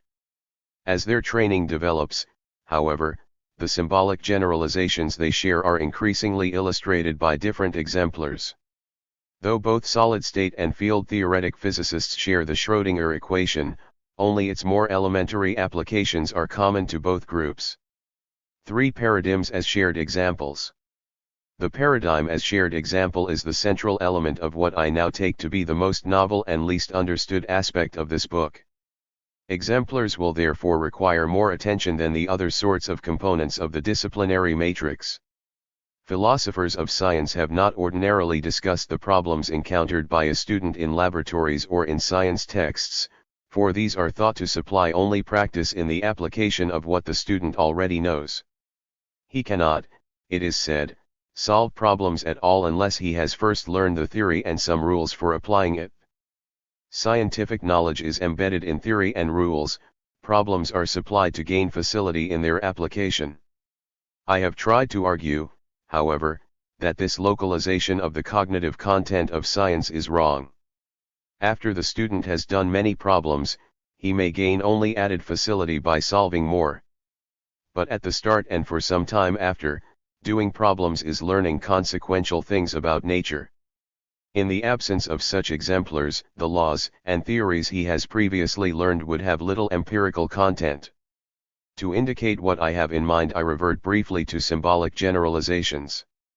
One widely shared example is Newton's second law of motion, generally written as F equals ma. The sociologist, say, or the linguist who discovers that the corresponding expression is unproblematically uttered and received by the members of a given community will not, without much additional investigation, have learned a great deal about what either the expression or the terms in it mean, about how the scientists of the community attach the expression to nature.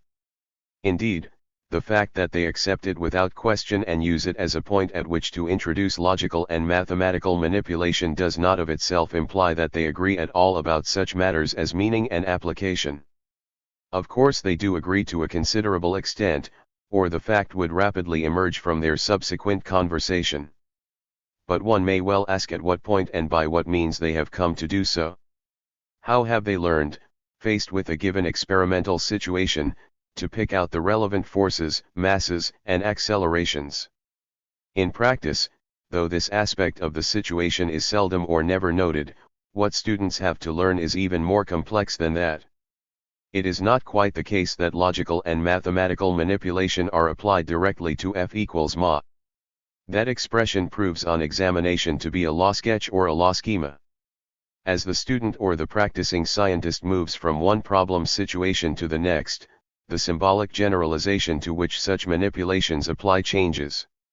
For the case of free fall, F equals ma becomes mg equals m. For the simple pendulum it is transformed to mg sin equals ml.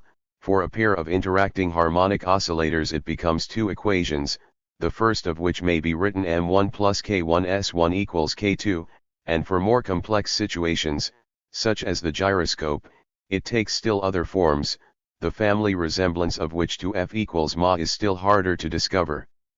Yet, while learning to identify forces, masses, and accelerations in a variety of physical situations not previously encountered, the student has also learned to design the appropriate version of F equals ma through which to interrelate them, often a version for which he has encountered no literal equivalent before. How has he learned to do this? A phenomenon familiar to both students of science and historians of science provides a clue. The former regularly report that they have read through a chapter of their text, understood it perfectly, but nonetheless had difficulty solving a number of the problems at the chapter's end.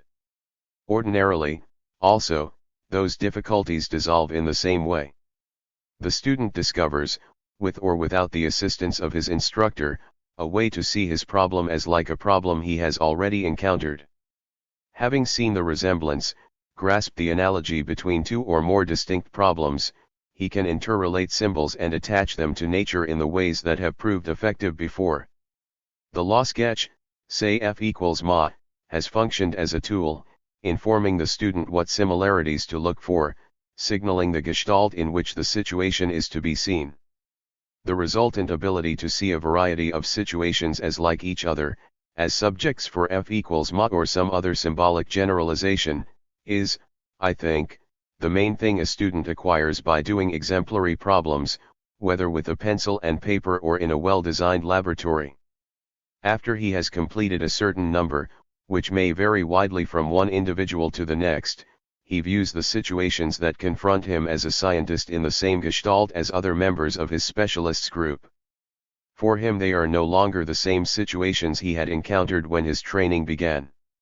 He has meanwhile assimilated a time-tested and group-licensed way of seeing.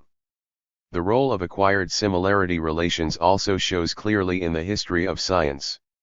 Scientists solve puzzles by modeling them on previous puzzle solutions, often with only minimal recourse to symbolic generalizations. Galileo found that a ball rolling down an incline acquires just enough velocity to return it to the same vertical height on a second incline of any slope, and he learned to see that experimental situation as like the pendulum with a point mass for a bob. Huygens then solved the problem of the center of oscillation of a physical pendulum by imagining that the extended body of the latter was composed of Galilean point pendula, the bonds between which could be instantaneously released at any point in the swing. After the bonds were released, the individual point pendula would swing freely, but their collective center of gravity when each attained its highest point would, like that of Galileo's pendulum, rise only to the height from which the center of gravity of the extended pendulum had begun to fall. Finally, Daniel Bernoulli discovered how to make the flow of water from an orifice resemble Huygens' pendulum. Determine the descent of the center of gravity of the water in tank and jet during an infinitesimal interval of time. Next, imagine that each particle of water afterward moves separately upward to the maximum height attainable with the velocity acquired during that interval. The ascent of the center of gravity of the individual particles must then equal the descent of the center of gravity of the water in tank and jet. From that view of the problem, the long-sought speed of efflux followed at once. Point 11. That example should begin to make clear what I mean by learning from problems to see situations as like each other, as subjects for the application of the same scientific law or law sketch. Simultaneously, it should show why I refer to the consequential knowledge of nature acquired while learning the similarity relationship and thereafter embodied in a way of viewing physical situations rather than in rules or laws. The three problems in the example, all of them exemplars for 18th century mechanic eons, deploy only one law of nature. Known as the principle of vis viva, it was usually stated as, actual descent equals potential ascent. Bernoulli's application of the law should suggest how consequential it was. Yet the verbal statement of the law, taken by itself, is virtually impotent. Present it to a contemporary student of physics, who knows the words and can do all these problems but now employs different means. Then imagine what the words, though all well known, can have said to a man who did not know even the problems. For him the generalization could begin to function only when he learned to recognize actual descents and potential ascents as ingredients of nature, and that is to learn something, prior to the law, about the situations that nature does and does not present. That sort of learning is not acquired by exclusively verbal means. Rather it comes as one is given words together with concrete examples of how they function in use. Nature and words are learned together. To borrow once more Michael Polanyi's useful phrase, what results from this process is tacit knowledge which is learned by doing science rather than by acquiring rules for doing it. 4. Tacit knowledge and intuition. That reference to tacit knowledge and the concurrent rejection of rules isolates another problem that has bothered many of my critics and seemed to provide a basis for charges of subjectivity and irrationality. Some readers have felt that I was trying to make science rest on unanalyzable individual intuitions rather than on logic and law. But that interpretation goes astray in two essential respects. First, if I am talking at all about intuitions, they are not individual. Rather they are the tested and shared possessions of the members of a successful group, and the novice acquires them through training as a part of his preparation for group membership. Second, they are not in principle unanalyzable. On the contrary, I am currently experimenting with a computer program designed to investigate their properties at an elementary level. About that program I shall have nothing to say here. 12. But even mention of it should make my most essential point. When I speak of knowledge embedded in shared exemplars, I am not referring to a mode of knowing that is less systematic or less analyzable than knowledge embedded in rules, laws, or criteria of identification. Instead, I have in mind a manner of knowing which is misconstrued if reconstructed in terms of rules that are first abstracted from exemplars and thereafter function in their stead. Or, to put the same point differently, when I speak of acquiring from exemplars the ability to recognize a given situation as like some and unlike others that one has seen before, I am not suggesting a process that is not potentially fully explicable in terms of neurocerebral mechanism. Instead, I am claiming that the explication will not, by its nature, answer the question, similar with respect to what. That question is a request for a rule, in this case for the criteria by which particular situations are grouped into similarity sets, and I am arguing that the temptation to seek criteria should be resisted in this case. It is not, however, system but a particular sort of system that I am opposing. To give that point substance, I must briefly digress. What follows seems obvious to me now, but the constant recourse in my original text to phrases like "the world changes" suggests that it has not always been so. If two people stand at the same place and gaze in the same direction, we must, under pain of solipsism, conclude that they receive closely similar stimuli. But people do not see stimuli, our knowledge of them is highly theoretical and abstract. Instead they have sensations, and we are under no compulsion to suppose that the sensations of our two viewers are the same. On the contrary, much neural processing takes place between the receipt of a stimulus and the awareness of a sensation. Among the few things that we know about it with assurance are, that very different stimuli can produce the same sensations, that the same stimulus can produce very different sensations, and, finally, that the route from stimulus to sensation is in part conditioned by education. Individuals raised in different societies behave on some occasions as though they saw different things. If we were not tempted to identify stimuli one-to-one with sensations, we might recognize that they actually do so. Notice now that two groups, the members of which have systematically different sensations on receipt of the same stimuli, do in some sense live in different worlds. We posit the existence of stimuli to explain our perceptions of the world, and we posit their immutability to avoid both individual and social solipsism. About neither posit have I the slightest reservation. But our world is populated in the first instance not by stimuli but by the objects of our sensations, and these need not be the same, individual to individual or group to group. To the extent, of course, that individuals belong to the same group and thus share education, language, experience, and culture, we have good reason to suppose that their sensations are the same. How else are we to understand the fullness of their communication and the communality of their behavioral responses to their environment? They must see things, process stimuli, in much the same ways. But where the differentiation and specialization of groups begins, we have no similar evidence for the immutability of sensation.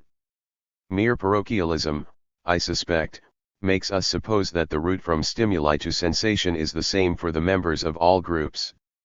Returning now to exemplars and rules, what I have been trying to suggest, in however preliminary a fashion, is this. One of the fundamental techniques by which the members of a group, whether an entire culture or a specialist sub-community within it, learn to see the same things when confronted with the same stimuli is by being shown examples of situations that their predecessors in the group have already learned to see as like each other and as different from other sorts of situations. These similar situations may be successive sensory presentations of the same individual, say of mother, who is ultimately recognized on sight as what she is and as different from father or sister. They may be presentations of the members of natural families, say of swans on the one hand and of geese on the other. Or they may, for the members of more specialized groups, be examples of the Newtonian situation, of situations, that is, that are alike in being subject to a version of the symbolic form F equals ma and that are different from those situations to which, for example, the law sketches of optics apply. Grant for the moment that something of this sort does occur. Ought we say that what has been acquired from exemplars is rules and the ability to apply them? That description is tempting because our seeing a situation as like ones we have encountered before must be the result of neural processing, fully governed by physical and chemical laws. In this sense, once we have learned to do it, recognition of similarity must be as fully systematic as the beating of our hearts. But that very parallel suggests that recognition may also be involuntary, a process over which we have no control. If it is, then we may not properly conceive it as something we manage by applying rules and criteria. To speak of it in those terms implies that we have access to alternatives, that we might, for example, have disobeyed a rule, or misapplied a criterion, or experimented with some other way of seeing. Point 13. Those, I take it, are just the sorts of things we cannot do.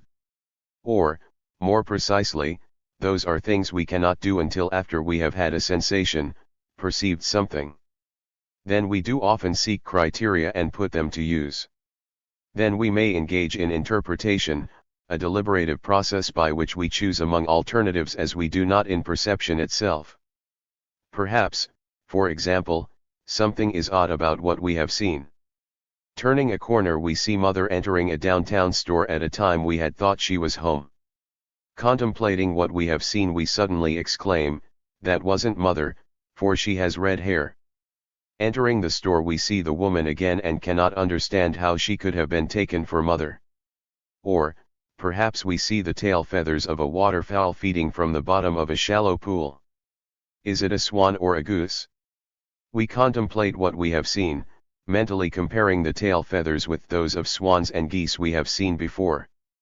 Or, perhaps, being proto-scientists, we simply want to know some general characteristic of the members of a natural family we can already recognize with ease. Again, we contemplate what we have previously perceived, searching for what the members of the given family have in common. These are all deliberative processes, and in them we do seek and deploy criteria and rules. We try, that is, to interpret sensations already at hand, to analyze what is for us the given.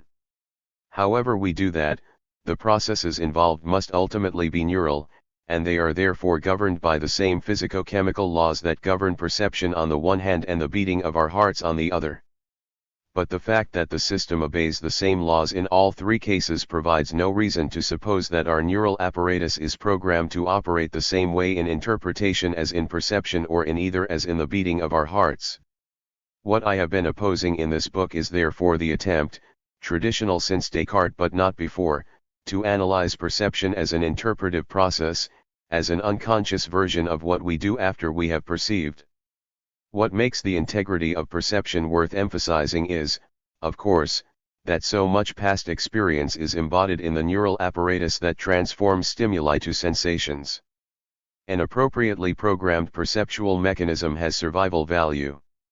To say that the members of different groups may have different perceptions when confronted with the same stimuli is not to imply that they may have just any perceptions at all. In many environments a group that could not tell wolves from dogs could not endure. Nor would a group of nuclear physicists today survive as scientists if unable to recognize the tracks of alpha particles and electrons. It is just because so very few ways of seeing will do that the ones that have withstood the tests of group use are worth transmitting from generation to generation. Equally, it is because they have been selected for their success over historic time that we must speak of the experience and knowledge of nature embedded in the stimulus to sensation route. Perhaps knowledge is the wrong word, but there are reasons for employing it. What is built into the neural process that transforms stimuli to sensations has the following characteristics: it has been transmitted through education, it has, by trial, been found more effective than its historical competitors in a group's current environment, and, finally, it is subject to change both through further education and through the discovery of misfits with the environment. Those are characteristics of knowledge, and they explain why I use the term. But it is strange usage, for one other characteristic is missing. We have no direct access to what it is we know, no rules or generalizations with which to express this knowledge. Rules which could supply that access would refer to stimuli, not sensations, and stimuli we can know only through elaborate theory. In its absence, the knowledge embedded in the stimulus to sensation route remains tacit. Though it is obviously preliminary and need not be correct in all details, what has just been said about sensation is meant literally. At the very least it is a hypothesis about vision which should be subject to experimental investigation, though probably not to direct check. But talk like this of seeing and sensation here also serves metaphorical functions as it does in the body of the book. We do not see electrons, but rather their tracks or else bubbles of vapor in a cloud chamber. We do not see electric currents at all, but rather the needle of an ammeter or galvanometer. Yet in the preceding pages, particularly in section X, I have repeatedly acted as though we did perceive theoretical entities like currents, electrons, and fields, as though we learned to do so from examination of exemplars, and as though in these cases too it would be wrong to replace talk of seeing with talk of criteria and interpretation. The metaphor that transfers seeing to contexts like these is scarcely a sufficient basis for such claims. In the long run it will need to be eliminated in favor of a more literal mode of discourse. The computer program referred to above begins to suggest ways in which that may be done, but neither available space nor the extent of my present understanding permits my eliminating the metaphor here. Point 14. Instead I shall try briefly to bulwark it. Seeing water droplets or a needle against a numerical scale is a primitive perceptual experience for the man unacquainted with cloud chambers and ammeters. It thus requires contemplation, analysis, and interpretation before conclusions can be reached about electrons or currents. But the position of the man who has learned about these instruments and had much exemplary experience with them is very different, and there are corresponding differences in the way he processes the stimuli that reach him from them. Regarding the vapor in his breath on a cold winter afternoon, his sensation may be the same as that of a layman, but viewing a cloud chamber he sees not droplets but the tracks of electrons, alpha particles, and so on. Those tracks are, if you will, criteria that he interprets as indices of the presence of the corresponding particles, but that route is both shorter and different from the one taken by the man who interprets droplets. Or consider the scientist inspecting an ammeter to determine the number against which the needle has settled. His sensation probably is the same as the layman's, particularly if the latter has read other sorts of meters before. But he has seen the meter in the context of the entire circuit, and he knows something about its internal structure. For him the needle's position is a criterion, but only of the value of the current. To interpret it he need determine only on which scale the meter is to be read. For the layman, on the other hand, the needle's position is not a criterion of anything except itself.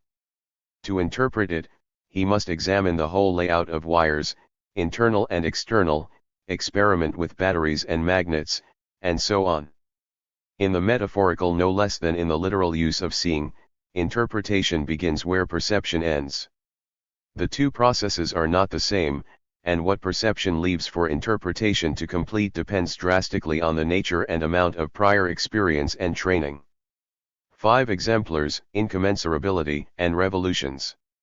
What has just been said provides a basis for clarifying one more aspect of the book, my remarks on incommensurability and its consequences for scientists debating the choice between successive theories. Point 15 in sections X and 12 I have argued that the parties to such debates inevitably see differently certain of the experimental or observational situations to which both have recourse. Since the vocabularies in which they discuss such situations consist, however, predominantly of the same terms, they must be attaching some of those terms to nature differently, and their communication is inevitably only partial. As a result, the superiority of one theory to another is something that cannot be proved in the debate. Instead, I have insisted, each party must try, by persuasion, to convert the other. Only philosophers have seriously misconstrued the intent of these parts of my argument. A number of them, however, have reported that I believe the following 16: the proponents of incommensurable theories cannot communicate with each other at all. As a result, in a debate over theory choice there can be no recourse to good reasons, instead theory must be chosen for reasons that are ultimately personal and subjective.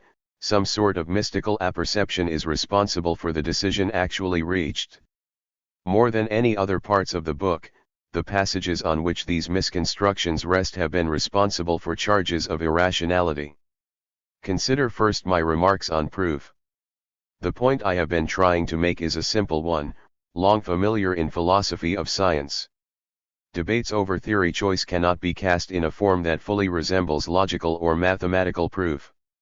In the latter, premises and rules of inference are stipulated from the start. If there is disagreement about conclusions, the parties to the ensuing debate can retrace their steps one by one, checking each against prior stipulation. At the end of that process one or the other must concede that he has made a mistake, violated a previously accepted rule. After that concession he has no recourse, and his opponent's proof is then compelling. Only if the two discover instead that they differ about the meaning or application of stipulated rules, that their prior agreement provides no sufficient basis for proof, does the debate continue in the form it inevitably takes during scientific revolutions. That debate is about premises, and its recourse is to persuasion as a prelude to the possibility of proof. Nothing about that relatively familiar thesis implies either that there are no good reasons for being persuaded or that those reasons are not ultimately decisive for the group. Nor does it even imply that the reasons for choice are different from those usually listed by philosophers of science: accuracy, simplicity, fruitfulness, and the like. What it should suggest, however, is that such reasons function as values and that they can thus be differently applied, individually and collectively, by men who concur in honoring them. If two men disagree, for example, about the relative fruitfulness of their theories, or if they agree about that but disagree about the relative importance of fruitfulness and, say, scope in reaching a choice, neither can be convicted of a mistake. nor is either being unscientific. There is no neutral algorithm for theory choice, no systematic decision procedure which, properly applied, must lead each individual in the group to the same decision. In this sense, it is the community of specialists rather than its individual members that makes the effective decision. To understand why science develops as it does, one need not unravel the details of biography and personality that lead each individual to a particular choice, though that topic has vast fascination. What one must understand, however, is the manner in which a particular set of shared values interacts with the particular experiences shared by a community of specialists to ensure that most members of the group will ultimately find one set of arguments rather than another decisive. That process is persuasion, but it presents a deeper problem. Two men who perceive the same situation differently but nevertheless employ the same vocabulary in its discussion must be using words differently. They speak, that is, from what I have called incommensurable viewpoints. How can they even hope to talk together, much less to be persuasive? Even a preliminary answer to that question demands further specification of the nature of the difficulty. I suppose that, at least in part, it takes the following form. The practice of normal science depends on the ability, acquired from exemplars, to group objects and situations into similarity sets which are primitive in the sense that the grouping is done without an answer to the question, similar with respect to what? One central aspect of any revolution is, then, that some of the similarity relations change. Objects that were grouped in the same set before are grouped in different ones afterward and vice versa.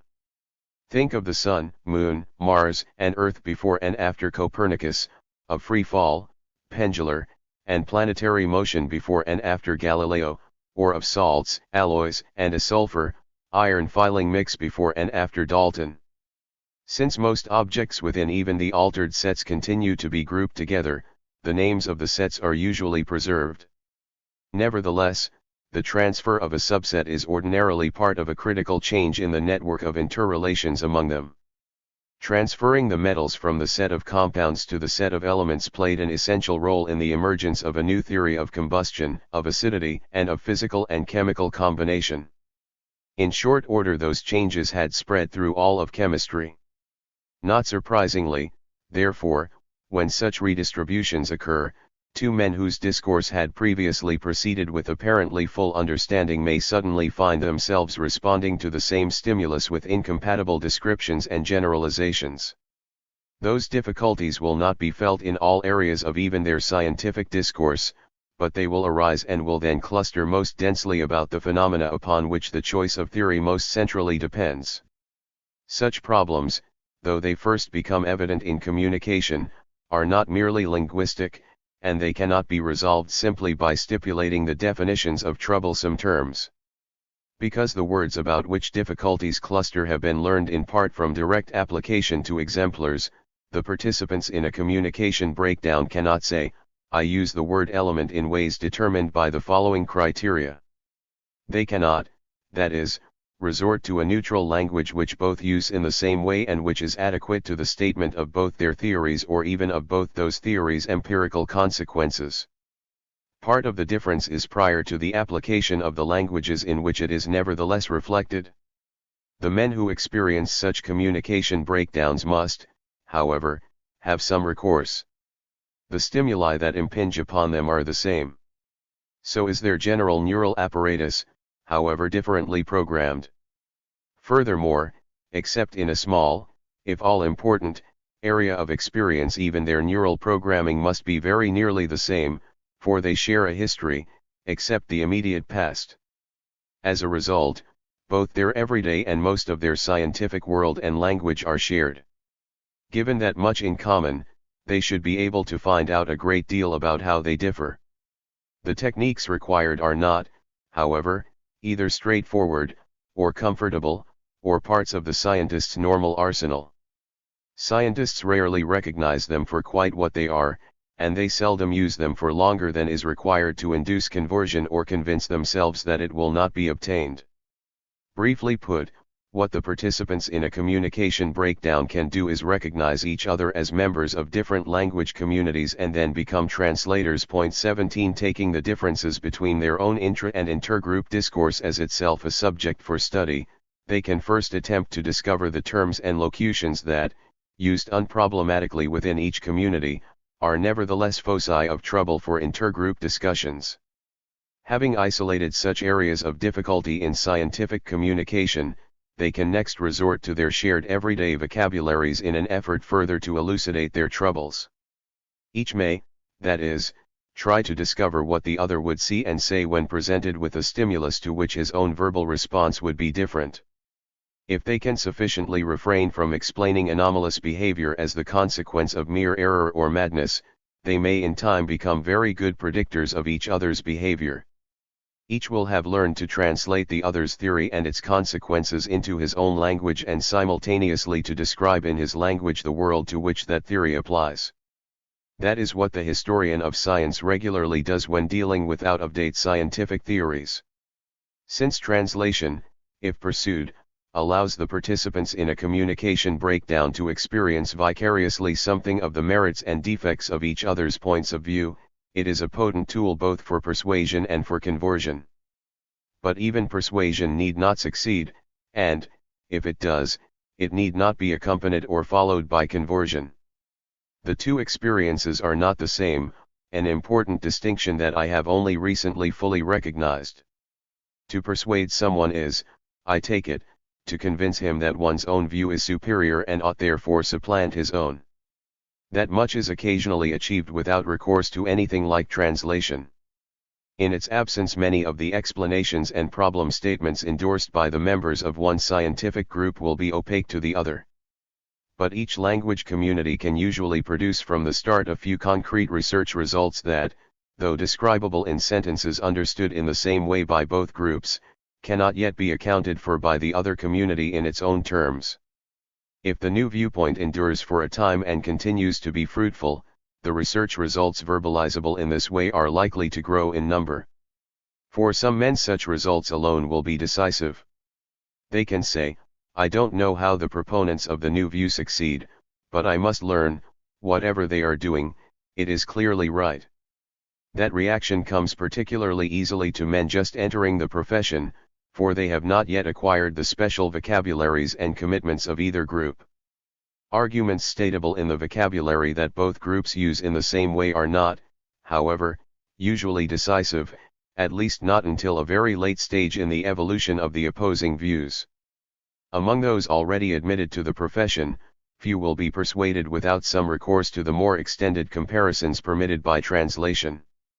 Though the price is often sentences of great length and complexity, many additional research results can be translated from one community's language into the others. As translation proceeds, furthermore, some members of each community may also begin vicariously to understand how a statement previously opaque could seem an explanation to members of the opposing group. The availability of techniques like these does not, of course, guarantee persuasion. For most people, translation is a threatening process, and it is entirely foreign to normal science. Counter-arguments are, in any case, always available, and no rules prescribe how the balance must be struck.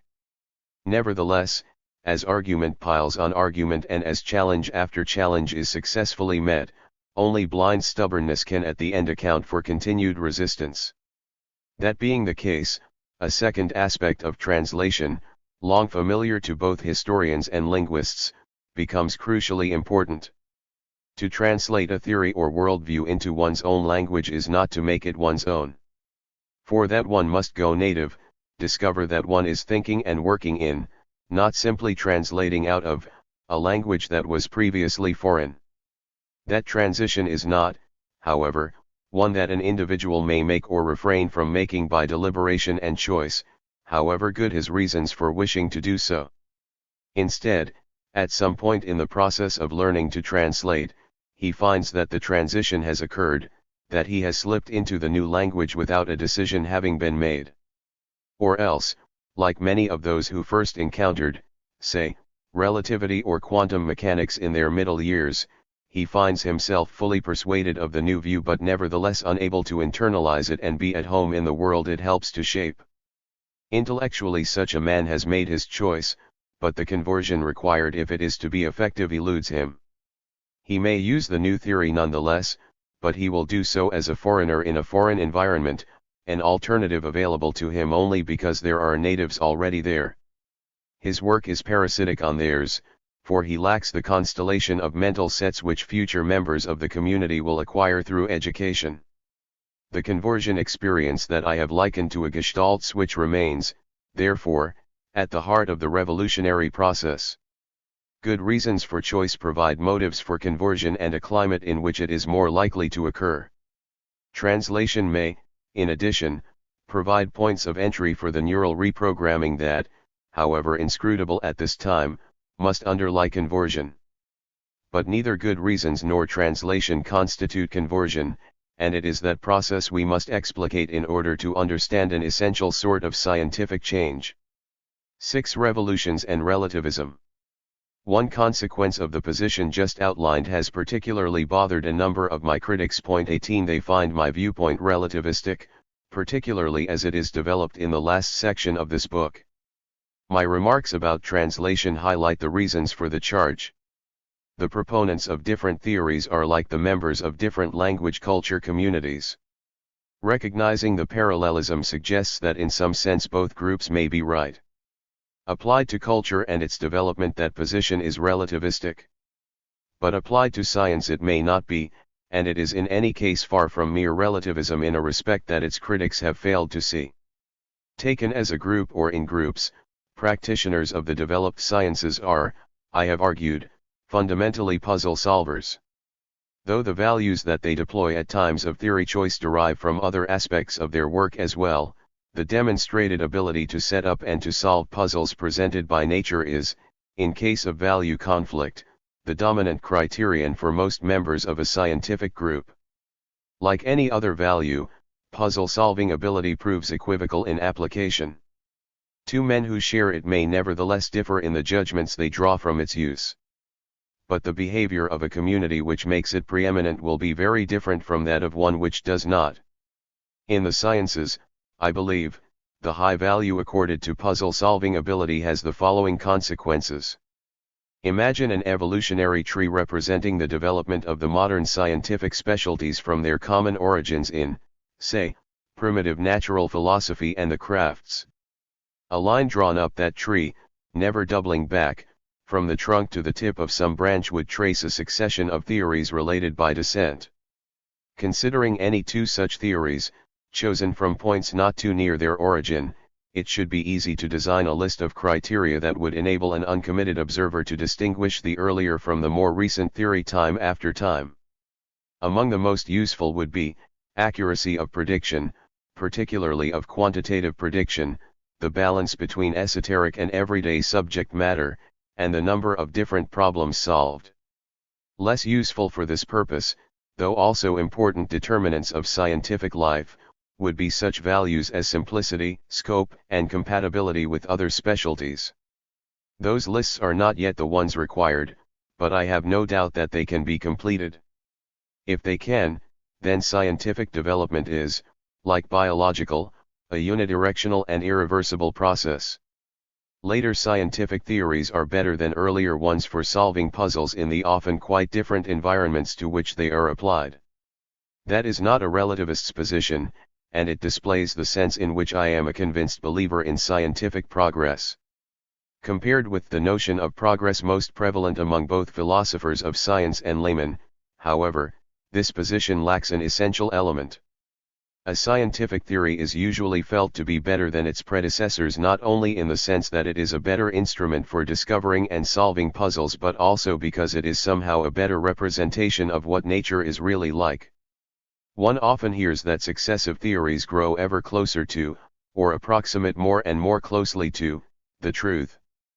Apparently generalizations like that refer not to the puzzle solutions and the concrete predictions derived from a theory but rather to its ontology, to the match, that is, between the entities with which the theory populates nature and what is really there. Perhaps there is some other way of salvaging the notion of truth for application to whole theories, but this one will not do.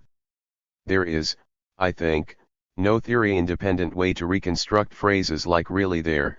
The notion of a match between the ontology of a theory and its real counterpart in nature now seems to me elusive in principle. Besides, as a historian, I am impressed with the implausibility of the view. I do not doubt, for example, that Newton's mechanics improves on Aristotle's and that Einstein's improves on Newton's as instruments for puzzle solving. But I can see in their succession no coherent direction of ontological development. On the contrary, in some important respects, though by no means in all, Einstein's general theory of relativity is closer to Aristotle's than either of them is to Newton's. Though the temptation to describe that position as relativistic is understandable, the description seems to me wrong. Conversely, if the position be relativism, I cannot see that the relativist loses anything needed to account for the nature and development of the sciences. 7. The nature of science. I conclude with a brief discussion of two recurrent reactions to my original text, the first critical, the second favorable, and neither, I think, quite right. Though the two relate neither to what has been said so far nor to each other, both have been sufficiently prevalent to demand at least some response. A few readers of my original text have noticed that I repeatedly pass back and forth between the descriptive and the normative modes, a transition particularly marked in occasional passages that open with, but that is not what scientists do, and close by claiming that scientists ought not do so. Some critics claim that I am confusing description with prescription, violating the time-honored philosophical theorem, is cannot imply ought 19. That theorem has, in practice, become a tag, and it is no longer everywhere honored. A number of contemporary philosophers have discovered important contexts in which the normative and the descriptive are inextricably mixed. Point 20 is and ought are by no means always so separate as they have seemed. But no recourse to the subtleties of contemporary linguistic philosophy is needed to unravel what has seemed confused about this aspect of my position. The preceding pages present a viewpoint or theory about the nature of science, and, like other philosophies of science, the theory has consequences for the way in which scientists should behave if their enterprise is to succeed. Though it need not be right, any more than any other theory, it provides a legitimate basis for reiterated oughts and shoulds. Conversely, one set of reasons for taking the theory seriously is that scientists, whose methods have been developed and selected for their success, do in fact behave as the theory says they should. My descriptive generalizations are evidence for the theory precisely because they can also be derived from it, whereas on other views of the nature of science they constitute anomalous behavior. The circularity of that argument is not, I think, vicious. The consequences of the viewpoint being discussed are not exhausted by the observations upon which it rested at the start. Even before this book was first published, I had found parts of the theory it presents a useful tool for the exploration of scientific behavior and development. Comparison of this postscript with the pages of the original may suggest that it has continued to play that role. No merely circular point of view can provide such guidance. To one last reaction to this book, my answer must be of a different sort. A number of those who have taken pleasure from it have done so less because it illuminates science than because they read its main theses as applicable to many other fields as well. I see what they mean and would not like to discourage their attempts to extend the position, but their reaction has nevertheless puzzled me. To the extent that the book portrays scientific development as a succession of tradition-bound periods punctuated by non-cumulative breaks, its theses are undoubtedly of wide applicability. But they should be, for they are borrowed from other fields. Historians of literature, of music, of the arts, of political development, and of many other human activities have long described their subjects in the same way. Periodization in terms of revolutionary breaks in style, taste, and institutional structure have been among their standard tools. If I have been original with respect to concepts like these, it has mainly been by applying them to the sciences, fields which had been widely thought to develop in a different way. Conceivably the notion of a paradigm as a concrete achievement, an exemplar, is a second contribution. I suspect, for example, that some of the notorious difficulties surrounding the notion of style in the arts may vanish if paintings can be seen to be modeled on one another rather than produced in conformity to some abstracted canons of style. 21. This book, however, was intended also to make another sort of point, one that has been less clearly visible to many of its readers. Though scientific development may resemble that in other fields more closely than has often been supposed, it is also strikingly different. To say, for example, that the sciences, at least after a certain point in their development, progress in a way that other fields do not, cannot have been all wrong, whatever progress itself may be. One of the objects of the book was to examine such differences and begin accounting for them. Consider, for example, the reiterated emphasis, above, on the absence or, as I should now say, on the relative scarcity of competing schools in the developed sciences. Or remember my remarks about the extent to which the members of a given scientific community provide the only audience and the only judges of that community's work. Or think again about the special nature of scientific education, about puzzle solving as a goal, and about the value system which the scientific group deploys in periods of crisis and decision. The book isolates other features of the same sort, none necessarily unique to science but in conjunction setting the activity apart. About all these features of science there is a great deal more to be learned. Having opened this postscript by emphasizing the need to study the community structure of science, I shall close by underscoring the need for similar and, above all, for comparative study of the corresponding communities in other fields. How does one elect and how is one elected to membership in a particular community, scientific or not? What is the process and what are the stages of socialization to the group? What does the group collectively see as its goals, what deviations, individual or collective, will it tolerate, and how does it control the impermissible aberration? A fuller understanding of science will depend on answers to other sorts of questions as well, but there is no area in which more work is so badly needed. Scientific knowledge, like language, is intrinsically the common property of a group or else nothing at all. To understand it we shall need to know the special characteristics of the groups that create and use it.